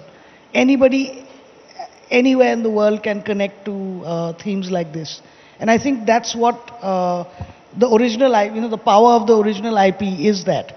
So, yeah, the pressure's intense. But Monica, I'm sure you feel a little better. Pressure may be intense. You feel a little better having Rima, Zoya Akhtar, Ayesha, Shankar Ehsan Loy, so many big names attached to this one project. Yeah, I think the wonderful thing about Archies as the film is that so many amazing people came together on all sides to make it. I mean, the wonderful cast, the directors, the writers, the whole team at Tiger Baby, the team at Netflix, and the music of the film. Like, really, Archies is about the whole world that has been created, where it's shot. It was putting together of this entire world where these characters live, and you as an audience are going into that world and you really don't want to come out of that world. It's that fun and emotionally engaging and universal. And I think the important thing here is that like a lot of people here have read the comic book, but for those who haven't, this film is not just for the people who've read the comic book. This film is absolutely universal. It touches upon themes that, somewhere resonate with all of us. And not just in India, all over the world. It is that perfect fun and family and friendship and community film. Like Rima said, it's about simpler times, but it's also relevant to today. If you look at the music, it takes the music, it takes the setting of 60s, but it gives you the sound of today, which is so, fun to really enjoy. You have the choreography of those times, but you have the songs of today, the poetry of today. So it's a great mix, and really like, like Archie sings and the whole band sings in it, that Hamari Kahani Suno. So it's literally these kids saying, Hamari Kahani Suno, and that's what the youths want to say. Please hear our stories, We have a take, we have something to say, we have something to share. So that's what the film brings. I mentioned all the big stars. I didn't mention the Gen Next sitting here, who are the stars of the Archies. What did it take to bring all of them together? What did you see in each of them that said that, hey, these are the 7 that we need in the Archies? I have to give it to each one of them. They went through several rounds of, I think, rigorous testing. Once they were selected, Zoya, I think, put them in boot camp.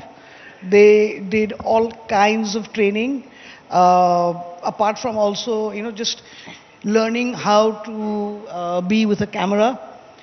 Things like eyeline, how to walk over a piece of track without tripping over it, I guess, in frame.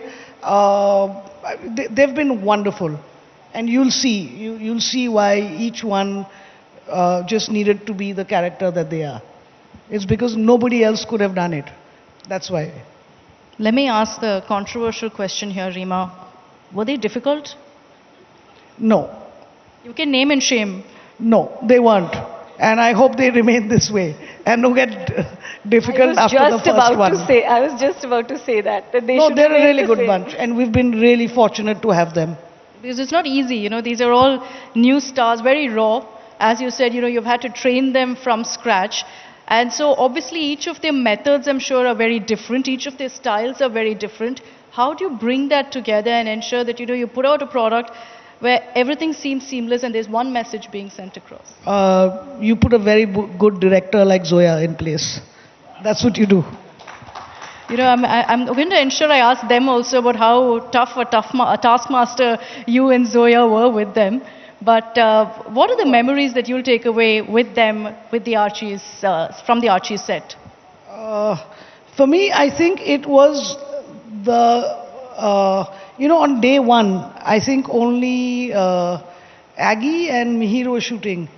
And everybody else was there early in the morning, and they stayed the whole day. Even I left for lunch and they didn't. And it was just really sweet. I think the enthusiasm and the hard work, it's just tremendous. And you'll see, I know I keep saying that, but this is something to be seen.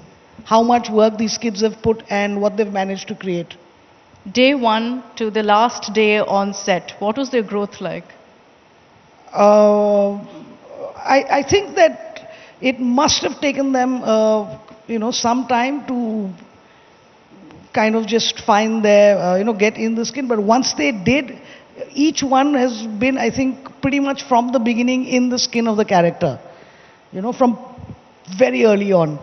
And we've been watching rushes, and each day makes us feel more and more inspired and motivated. All right. Thank you very much, Monica and Rima, for joining us here. Thank you for having us. No, so we'll now bring in the stars of the Archies. We're just going to give our team a few moments to set up, because we also have a big surprise for the team.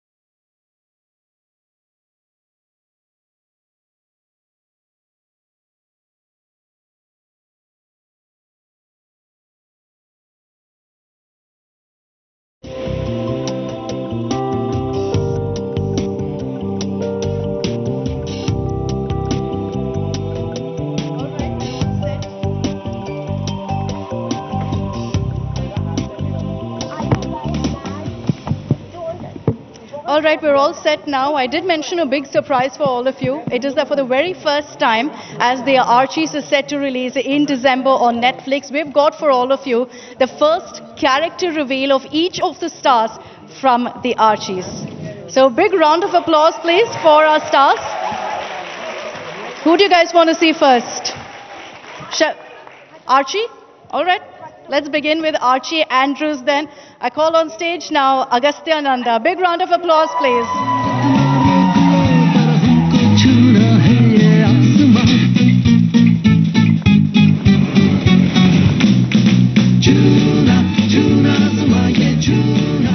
So do I call you Archie? Do I call you Agastya? Which is it? Whatever you like, whatever is easier. All right, welcome to the India Today Conclave, Thank you so much. Agastya. Thank you. Archie Andrews, we all know of him as, the proverbial boy next door, the Casanova who's kind of, stuck between Betty and Veronica, loves music. Am I defining Archie's character or Agastya's character? Archie, I wouldn't call myself a Casanova. I think something that we did share in common was music. Archie loves music, and I think music has the ability to make you feel a lot of emotions, deal with a lot of emotions.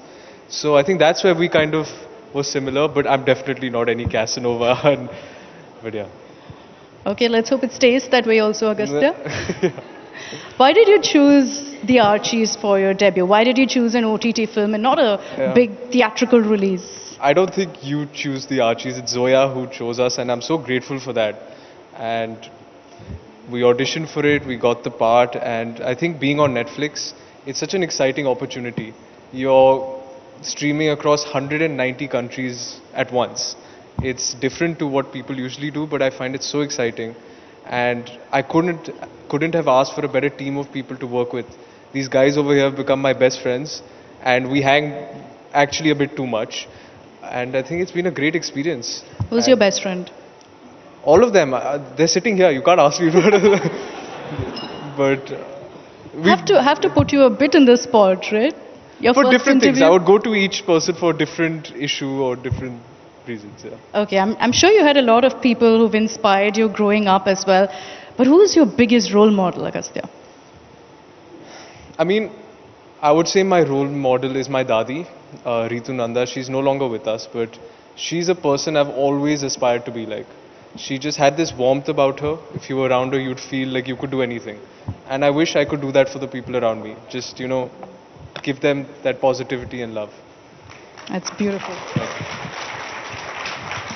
So, Agastya, when I found out I was going to do this session, I was quickly checking out everyone's Instagram profile, found that you didn't have one. You're part of the Gen Z, right? How is it that you don't have a social media profile? Everybody asks me this, why are you not on social media? I see a lot of hashtag Agastya Nanda because nobody can tag him. Yeah, I mean, the thing is, I know it's a bit, I'm just not good with Instagram personally, but never say never. I don't think that I'm going to shut off the idea of coming on Instagram. And plus I have my sister, who's my greatest PR. She posts everything that I need, and my mom, and I'm sure they're watching this right now. Do you have a secret profile that you're not telling us about? No. Yeah, I do. But I do it so I can watch reels and, see what my friends are up to. So, yeah. All right. Thank you so much. All the very best to you. Thank you, everybody. Agastya Nanda for you, ladies and gentlemen. Yes, thank you. All right. So let's have the next character up, starting off with the poster reveal of Ethel Monks. Can we have Dot on stage, please? Big round of applause for Dot.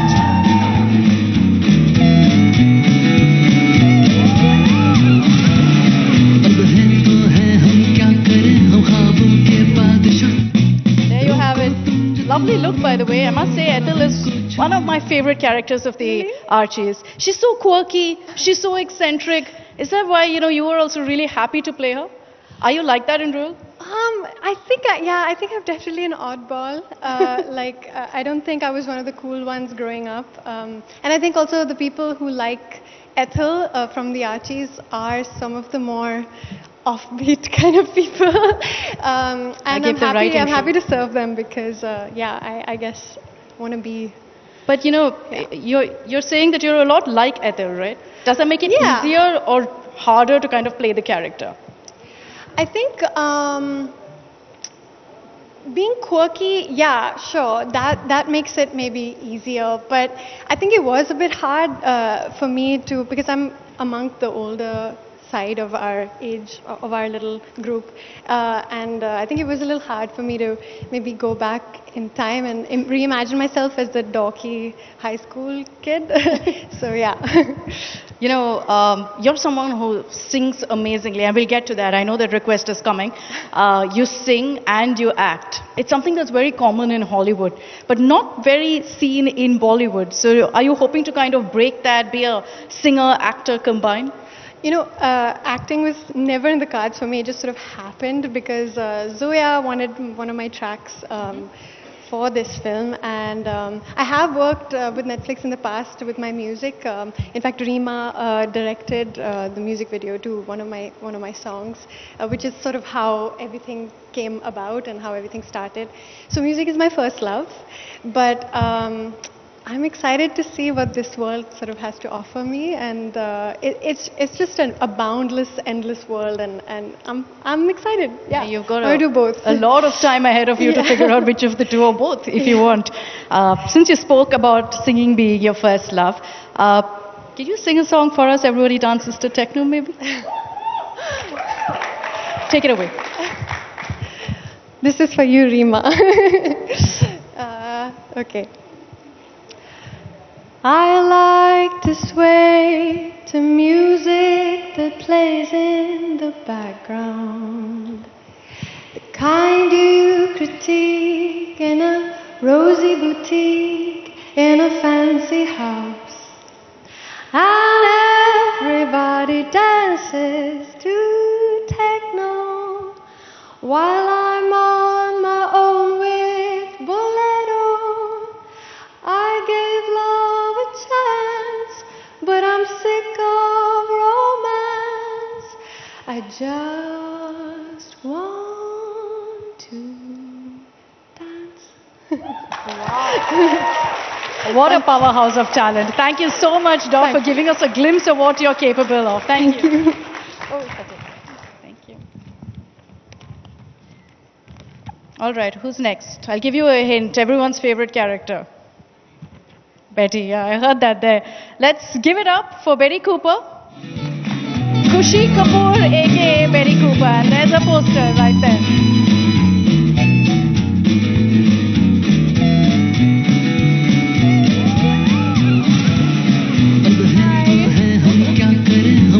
Hi Khushi, nice to have you here at the Today Conclave. You're looking lovely. Thank you so much. You look a lot like the goody Miss Two Shoes in the poster that we see here. Are you like that in real life? I'd like to think so. I mean, I think we were casted because there was so much of us that we have in our characters, and there's a lot about Betty that I see in myself as well, and I think I found that out the more I played her. I think she's very sweet and empathetic, but I think she's also sensitive sometimes.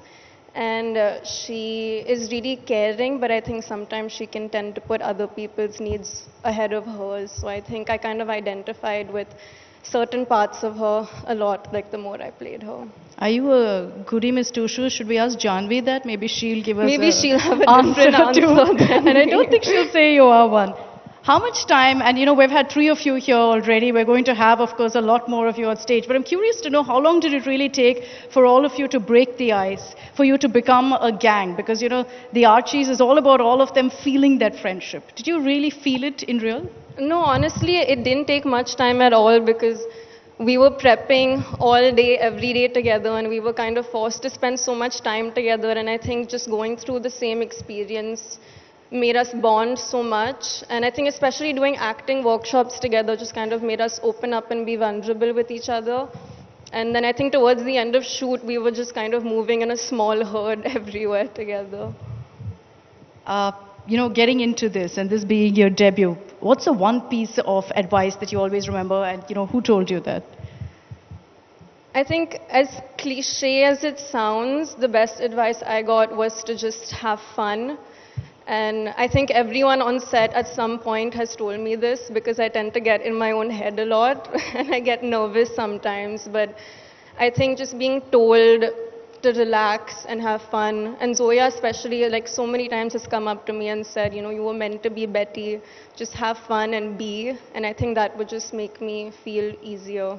Yeah. Any lessons that you learned really from your family, from Janvi, that you feel that, you know, helped you through this journey also? Honestly, I think it was just having that support that made it easier for me. I don't know if they gave me any particular tips specifically, but I think just having them to talk me through things and be there for me helped a lot. You know, you've set social media on fire already ahead of your debut with, you know, how you style yourself, your fashion sense. You were recently in Paris. So what's your go-to style mantra? I don't think there are any rules in fashion. I think if you feel good in something and if you like wearing something, then you should completely just own it and wear it. I think confidence can elevate any outfit. And yeah, I think you should just do whatever makes you feel good about yourself. Great. Thank you very much, Thank Kushi. you. All the very best Thank to you. you. Our very own Betty Cooper here, ladies and gentlemen. All right, who do we have next for us? Let's get in Jughead Jones, shall we? Mihir Ahuja. Round of applause, please, for Jughead Jones. There you have his poster being put up.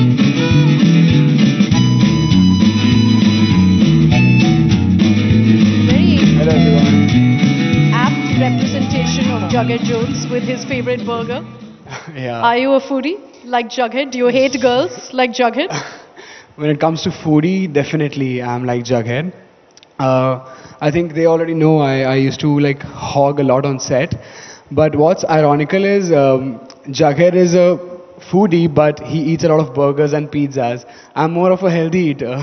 I carry these tiffins on set with oats and fruits and my boiled eggs. You're a salad boy. So yeah, but I eat a lot, and I'm actually blessed that I don't know. Like people say, I'm blessed because I have a very fast metabolism, like Jughead in the comics. I don't put on weight easily, so I eat a lot, but I don't jinx gain it. weight. Don't jinx it, Mihir. You're still young. Don't jinx it. I really want to. I mean, yeah, it's okay.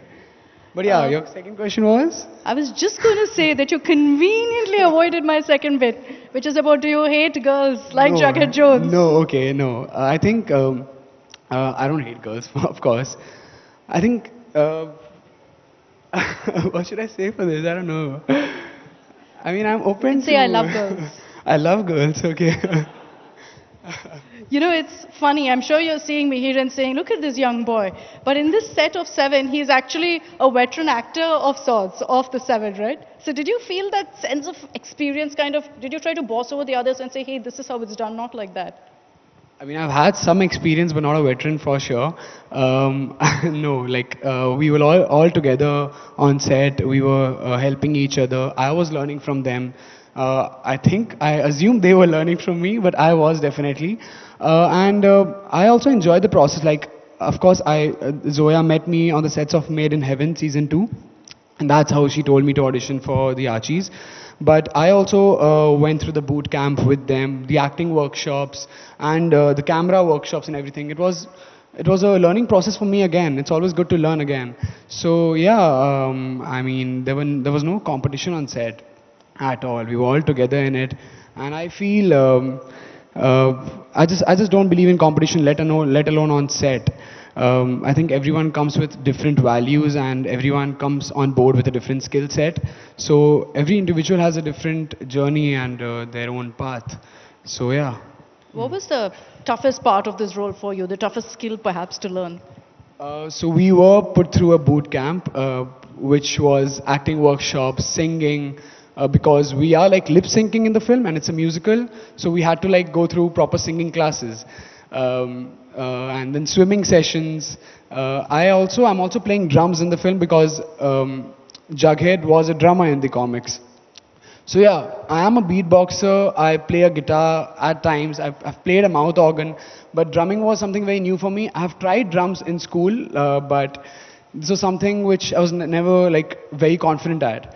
So I got drumming sessions, and I think that was one skill set which was, I won't say toughest, but yeah, it took a little bit of time. But I mean, you will see the film now. You know, I'll tell you something, nothing gets past me. You mentioned something very dangerous. You said you can beatbox. So now you're going to have to Yeah. do it for our audience here. I'm ever ready for it. But I'll have to minus this box, sorry, for me to beatbox. Give that to me. Hold on. Go for it. Can we reduce the echo, please?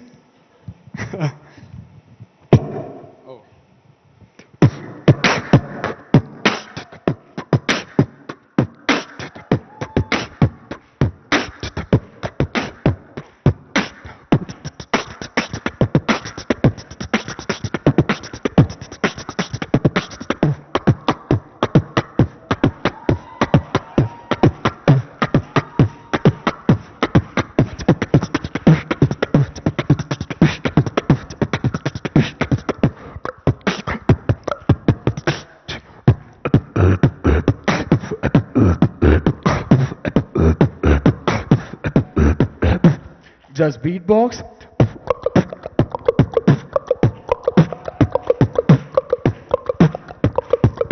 Hum plus beatbox, which goes like.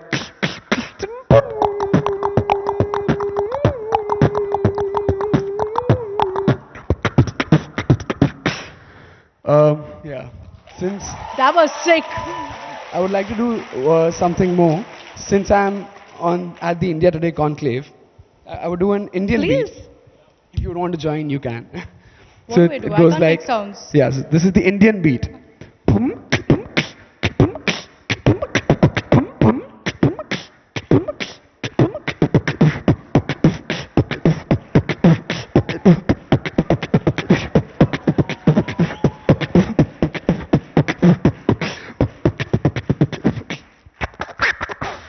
Thank you. Wow, wow. You killed it. It's back to its place. Thank you so much. That was amazing. You are supremely talented, and I'm glad I got you to beatbox. Thank you so much. Jugget Jones there for you, ladies and gentlemen. Extremely, extremely talented. Tough act to follow.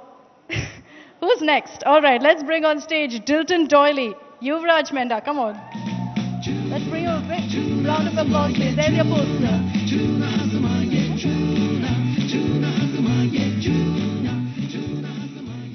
All right, Yuvraj. Tough character, this one, Dilton. You know, he is a bit of a nerd, also very fashionable, also has secrets. So you had to weave all of that together. I mean, Zoya always said that when she cast us, the one thing she made sure of was the fact that all of us have the essence of our character. And I think it's amazing how accurate she was with like meeting us like 4 or 5 times. I think all of us identify with our characters so much. That's what makes it so easy. I think there's so many things about Dilton that are just so true to Yuvraj. That's very true. And you're someone who loves fashion. I can see that. You're looking amazing tonight, isn't he? Thank you. Who to you among the Archies gang was really the most stylish, the most fashionable? Oh, without a doubt, it's Veronica Lodge. I mean, even in the script it's mentioned, Veronica's the one that brings the trends and the fashion from London to Riverdale. So definitely Veronica. We'll have Veronica here also very, very soon. I see you there. If you could bring back one thing from the 60s, what would it be? Now that I'm sure you've done all your research on the 60s. So while filming, what I realized is that the core of Riverdale really is the fact that, you know, it's this small town where everyone knows each other. There's one diner that all the kids go to after school to hang out. While shooting it, it really made me nostalgic of the times when my entire day was just comprised of me coming back from school and then going down and like playing with my building friends or my brother. So I guess I would like to bring some of that wholesomeness back that I think we've lost. How wonderful. I think we all agree also with that sentiment. Tell me, which is the one film, Yuvraj, that has inspired you the most, that you maybe have watched the most? I don't know about inspired me the most, but definitely for watched the most. When I was younger, we didn't have like Netflix back then. So when I was younger, if I'm not in the theater watching a movie, it's just whatever's on television or something that my parents have like downloaded for me. My dad read this book, Coraline, and he downloaded the movie. It's an animated movie. He downloaded it for me. And I remember just watching it on repeat as a child. Just on repeat. So that's definitely the movie I've watched the most amount of times. But It's a great story. Thank you very much, Yuvraj. All the very best Thank to you you. so Thank much. you, ladies and gentlemen. Yuvraj here, aka Dilton. Thank you.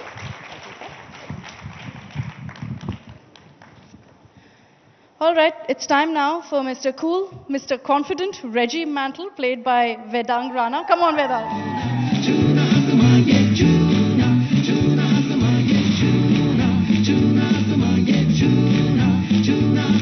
Hello everyone.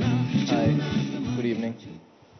Now, if I had to describe Reggie, and going by this poster, I think everyone would say self-absorbed, a little bit, a whole lot obsessed with himself.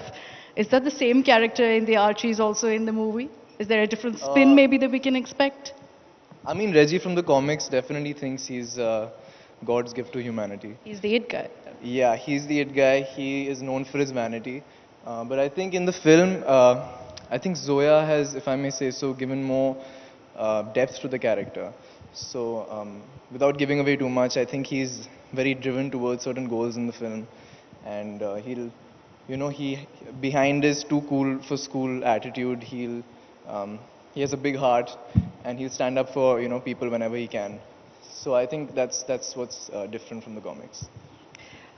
You look at a character like Reggie Mantle, it's, I'm sure, challenging to play also. And your journey is also very, very interesting. You're someone who studied management, you were in a management institute, and then you switched track into acting. How did that happen? Why did it happen? Yeah, so I was pursuing business in a university here in Mumbai. And I think since I was a kid, I've always had an inclination for performing arts. So I used to sing and play the guitar before I started acting. So I would be part of these inter-college fests and these events that used to keep happening. So I used to love being on stage, love performing, and I think during college that passion for performing arts kind of translated into acting, and that happened because I joined an agency as something I'll do on the side, maybe make some quick buck while I was pursuing my degree, because the degree was really important to me and my family. And I don't think even I ever saw this or music or any of those things as something that could be a lucrative thing for me. So my degree was happening, that was the focus, and I was doing this thing on the side. And I joined this agency for my music actually, and they pushed me into acting. So when I started auditioning, I think I was around 17 or 18 years old. That's when I fell in love with it.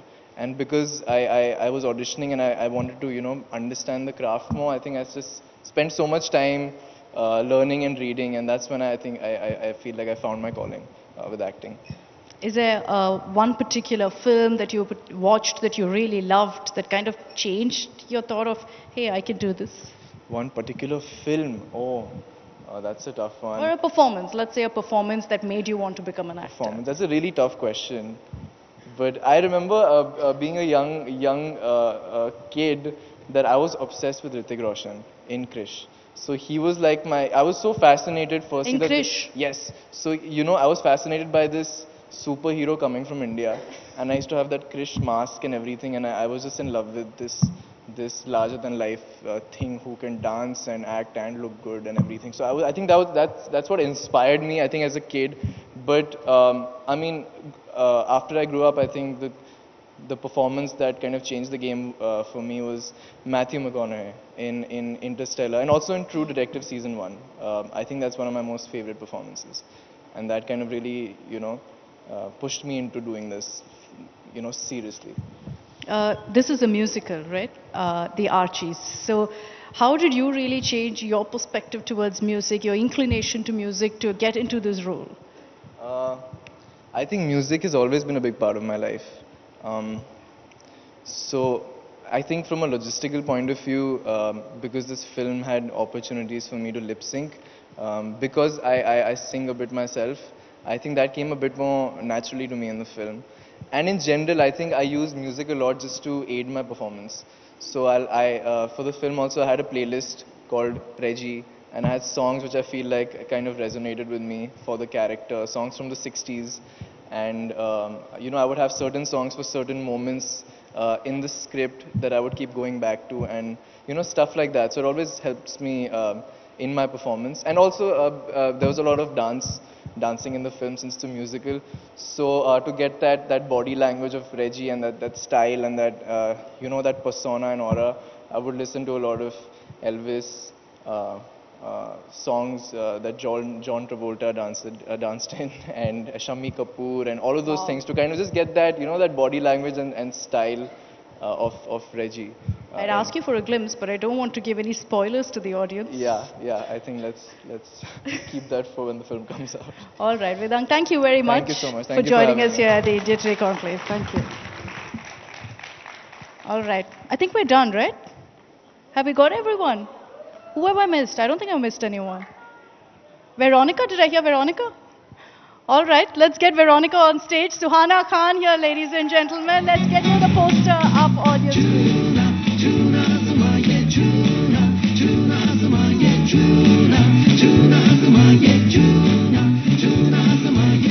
Veronica Lodge, where do we begin?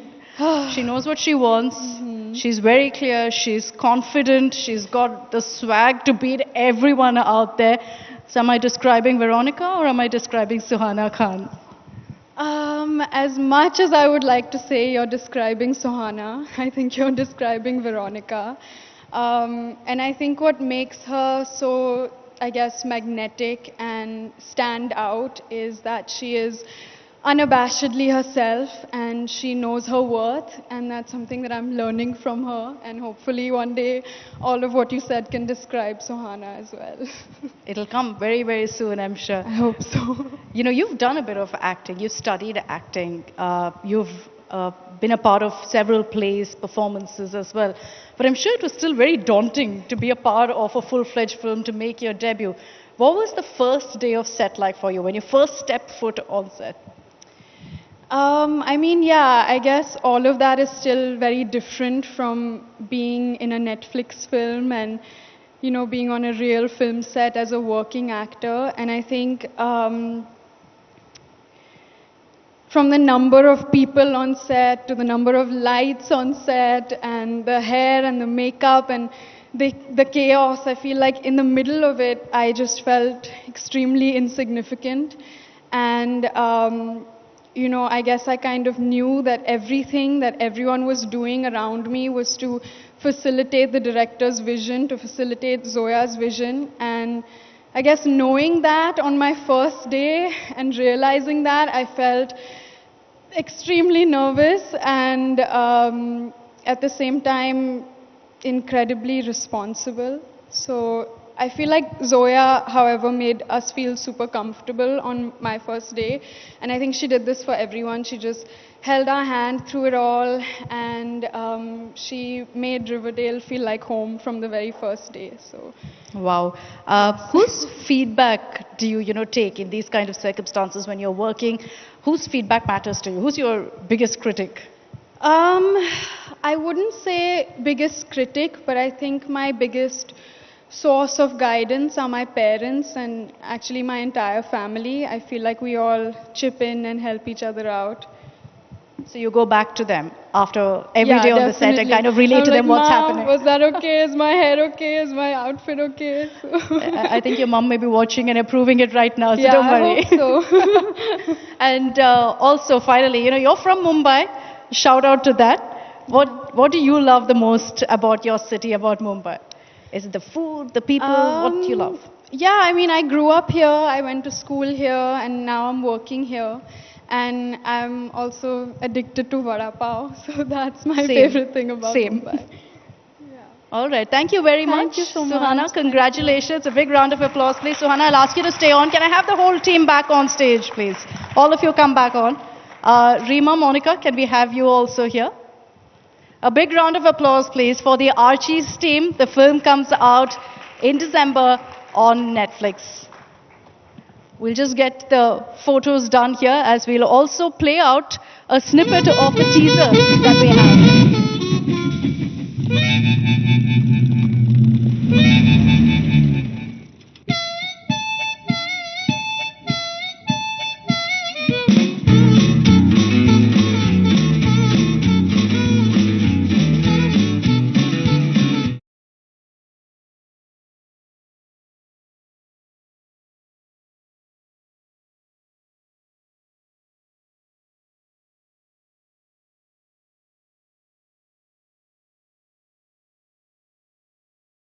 Gentlemen, a big round of applause for them for the very first time coming together here on the India Today Conclave stage.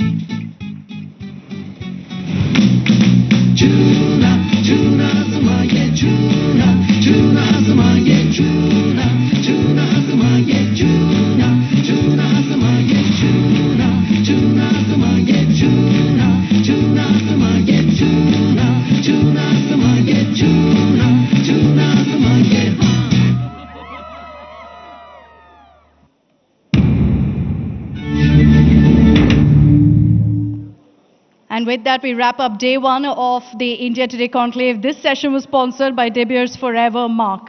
Thank you very much, ladies and gentlemen, for joining us. We look forward to having you with us on day two of the India Today Conclave as well. Request all of you to join us for dinner and cocktails. From a land older than time, amidst the magnificent palaces, enveloped in the mystic fog, where the elusive tigers exude a timeless valor, comes India's finest yet.